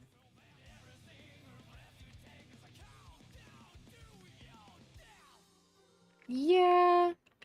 I mean, mostly when I say that they're more receptive to feedback, it's with things like the way they responded to people's opinions about rank resets in mid-season and stuff like that. It is pretty much all about TNA though, as far as aesthetic. I do think it has a stable player base. It's just not the talk of the town anymore. I do still hear about it less than I hear about like Roblox and Fortnite though. So I'm sure that like the teenage kids definitely moved on. Although considering how many teenagers are enamored by just like getting to play with a booty in their face the entire time, I could see how that would like retain some interest. I do think that the tournament matches, like the really early ones, were pretty interesting though. And I could maybe see some people wanting to esports it, but I don't know. I like the concept of Rivals more than I actually like playing it because the communities for those games are fucking miserable. Like, they're just, even if they're not like rude or nasty or anything, they're just really depressing to be around. Like, you could do the silliest shit imaginable and they would still be fucking Eeyore in the corner being obnoxious. Is it? I guess I was more so saying it from the perspective of like teenagers who want to jump on a game when it's new and try to build an esports career on it. Like those people. I'm sure some of those people have stuck around. You know, the ones who are basically like, oh, League is so old and so many people have been playing it for so long that I'll probably never be like a professional player. So they're looking at stuff that's more recent. Or like Dota. Like, they're looking for something that's not established that they can actually hop into and have like a more even playing ground, even though that's not really what you get in that situation because the skill set transfers between other similar games. Like if you've played one MOBA game and gotten really good at it, a lot of the core fundamental stuff is going to carry over to other MOBAs. Same with shooters, like trigger discipline is pretty universal.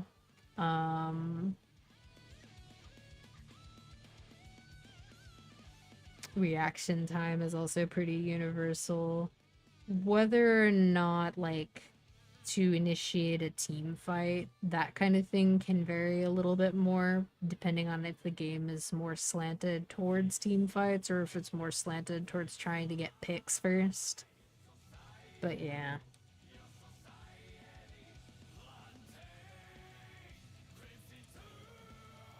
For me, I feel like if I wanted to get all the rewards from the battle pass, even though they let you keep your battle pass after like the event period ended,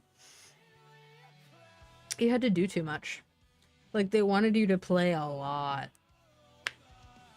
But at the same time, they only rewarded you for playing a certain amount each day. So they want you to play a lot, but they want you to play a little every day. That's where most games lose me. Because I feel like if I want to play the game more that day, I should probably make more progress than someone who logged in for 30 minutes, did their dailies, and logged off. And it's like, I think when it comes to the daily retention games, a lot of them do not understand that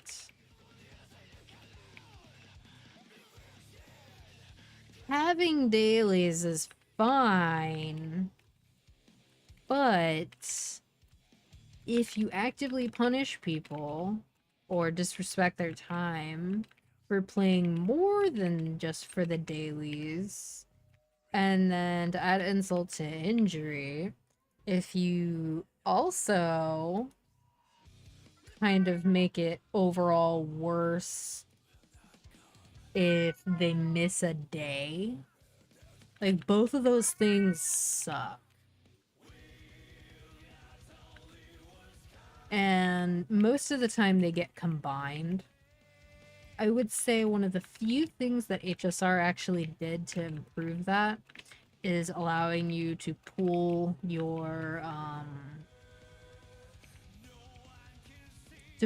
up your extra stamina that you haven't used.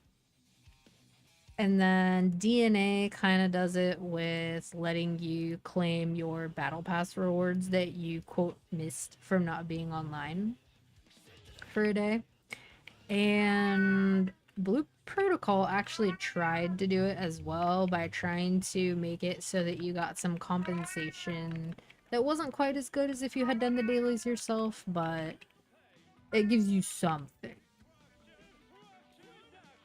Yeah, there's very few games I feel like that have done that model of having you pay for a new battle pass by completing the previous one that have managed to retain a significantly sized player base. And I'm not quite sure why that is.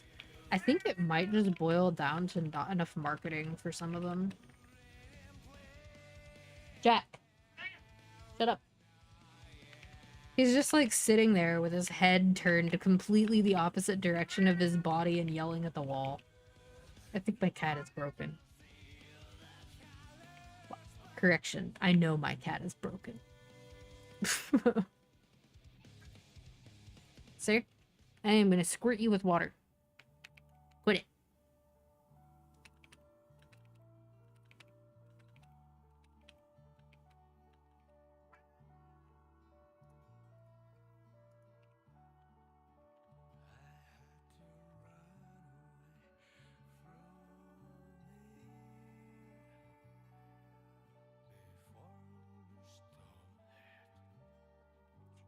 I wonder how close I will be to 255 when I complete these arcane daily.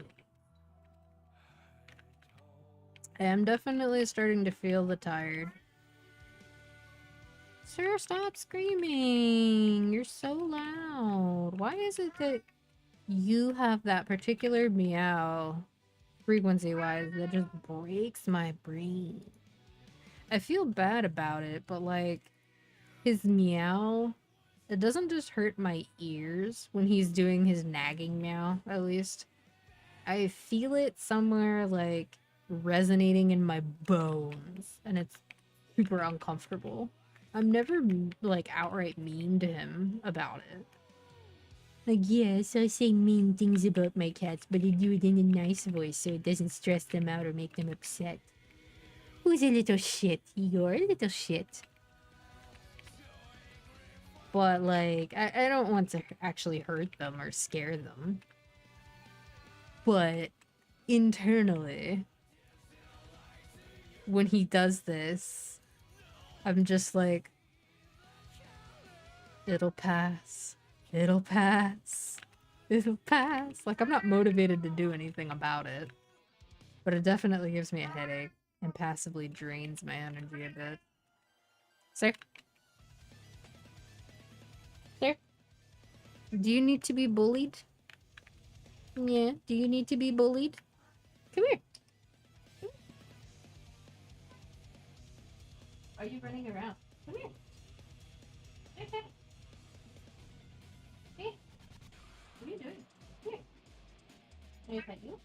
Come here. Come here.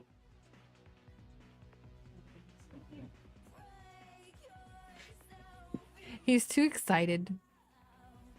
So, like, he'll saunter up close, and then he will run away, like, really fast, and then peek from behind the table. He's being goofy. Come here. Come here, you noisy boy. Hey. Hey. I'm gonna come get you. Jimmy can get you.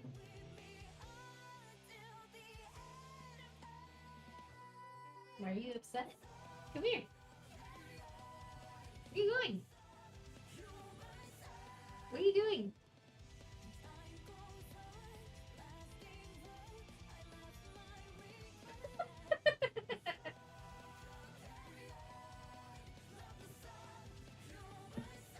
He's so funny. Like, he thinks he knows what's going on, I guess. But there's really nothing going on. He's just paranoid. Are you paranoid? Yes. He's such a little dweeb. Okay.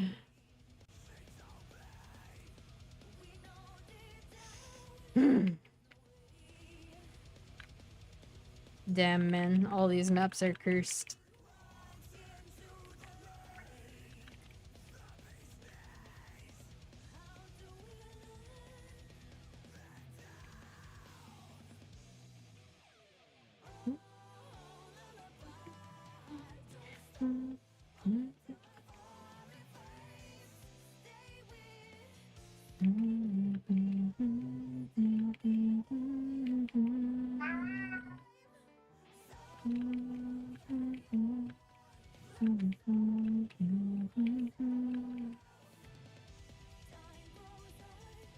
I can feel how strained my throat is from being unable to fully clear my throat.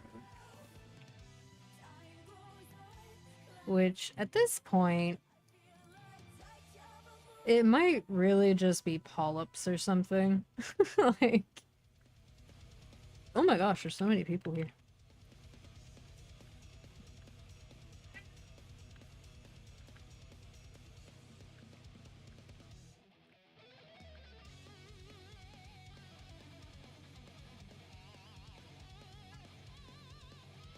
Jack. Jack. Quit yelling. Alright, moment of truth. How much EXP do we get from Arcane Dailies? About 10% almost? 9 point something. Because I went from like 86 to 95.9. I don't think that's that bad.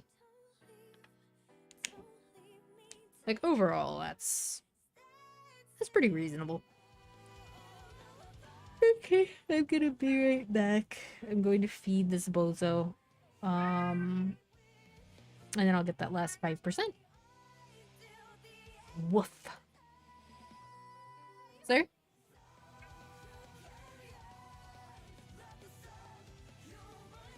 Anyways, I'll be right back.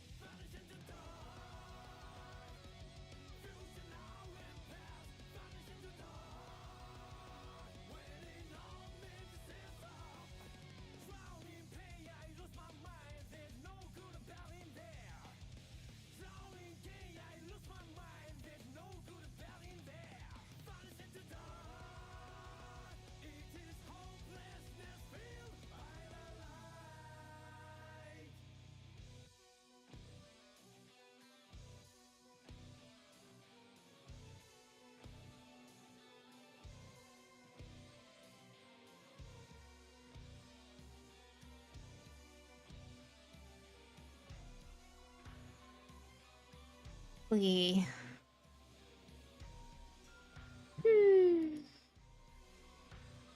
I have fed the beast, but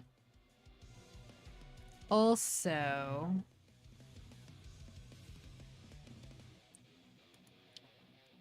I got him new water, but I hid the water.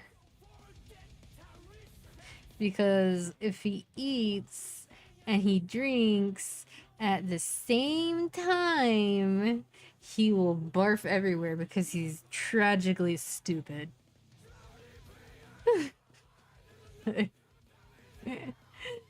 It's so unfortunate. But he's just really dumb.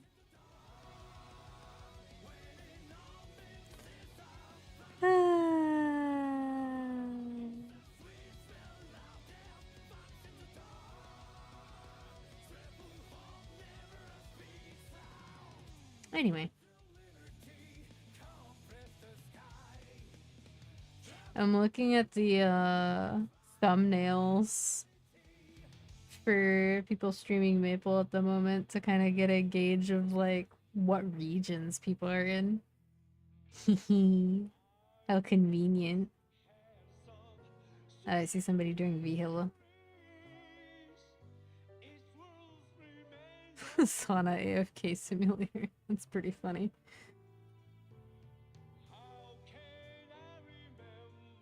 Despite how popular CW2 is, there's actually not really that many people live. And there's only like 4 or 5 rows of people that are 0 to 1 viewer. Or 0 to 2 viewers, rather. It's usually like there's a lot of people that go, hey, there's an event in this game I play. I want to go ahead and start trying streaming. And so, like, of course, since they're new, people haven't found them yet. So usually there's more of those people that are, like, there's usually more people in that range.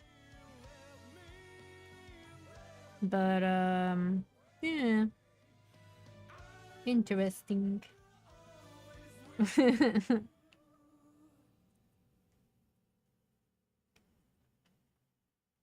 said, though, Maple is an odd game to stream because what I've always observed is that if you're looking at viewership numbers, more people engage with the Maple category when there's not an event going on. Which is kind of backwards from how most people would think. Although with content creation it can be a little wacky because sometimes a game will update, especially a game that has a story. And there will be people that want to speed through the story and just do the new content. And then experience the story on the side from, like, listening to someone else play through it. And sort of experience it, like, with them or with their chat. But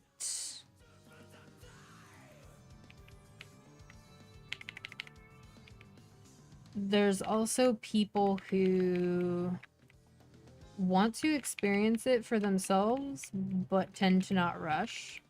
So they may not engage with a category that they normally look at a lot for like a week after a new update. Or after like a new game and a franchise that they follow comes out. And I think that's smart because if seeing something secondhand would make your experience worse in some way, then not being in places where you can accidentally see something that you weren't ready to see yet is probably the smartest thing you can do.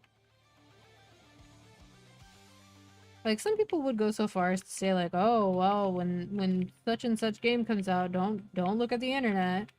And I feel like that's going a little too far, but when it comes to algorithms, if it's your hyperfixation and you Google that shit all the time, there's a good chance. There's a good chance you're gonna get spoiled on it.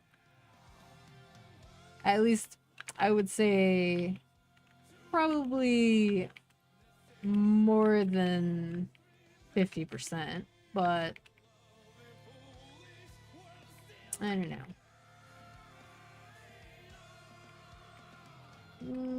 Okay, there's the challenge world daily. Go ahead and click my button.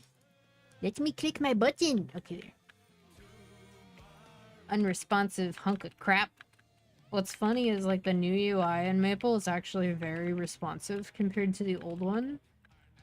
But they clearly did not prepare enough data center space for Challenger World. I think they significantly underestimated both winter event revenue and winter event player base for this year. Technically speaking, they kind of didn't properly anticipate how many people would play Stargazer, which was the summer update. But I think they undershot it this time by considerably more.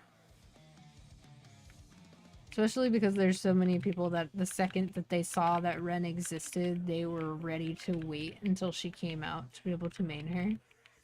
And we already knew that she was going to exist before CW1 even happened.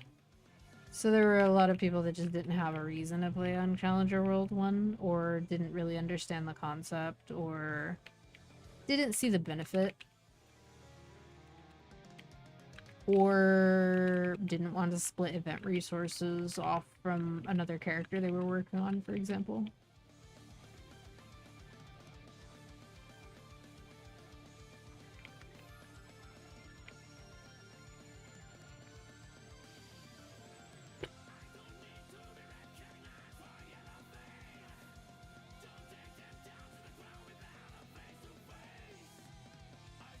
I actually don't know if I want to be using my charges for right now or not. Oh yeah, my free node stones. Give me my free node stones. Yippee! It doesn't look like I'm gonna need them if I'm already at 96.6. Well, I started at like 95.9, so if it's 0.7 per 5 minutes times 6, I mean, that's pretty close to a level.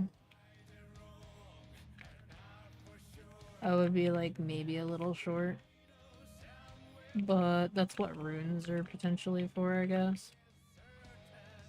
Oh my god. Oh my god. So uncoordinated.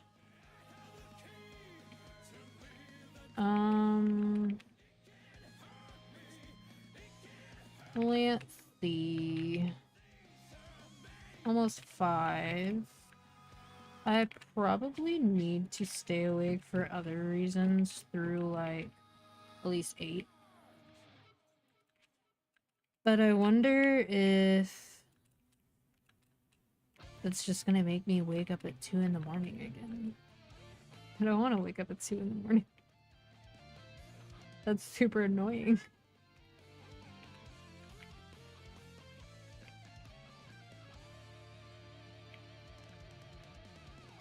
Ew, one of my eyes is doing that thing where it's blurry and it feels like there's a film over it. Just minding my own business. It's probably just like a bent eyelash or something.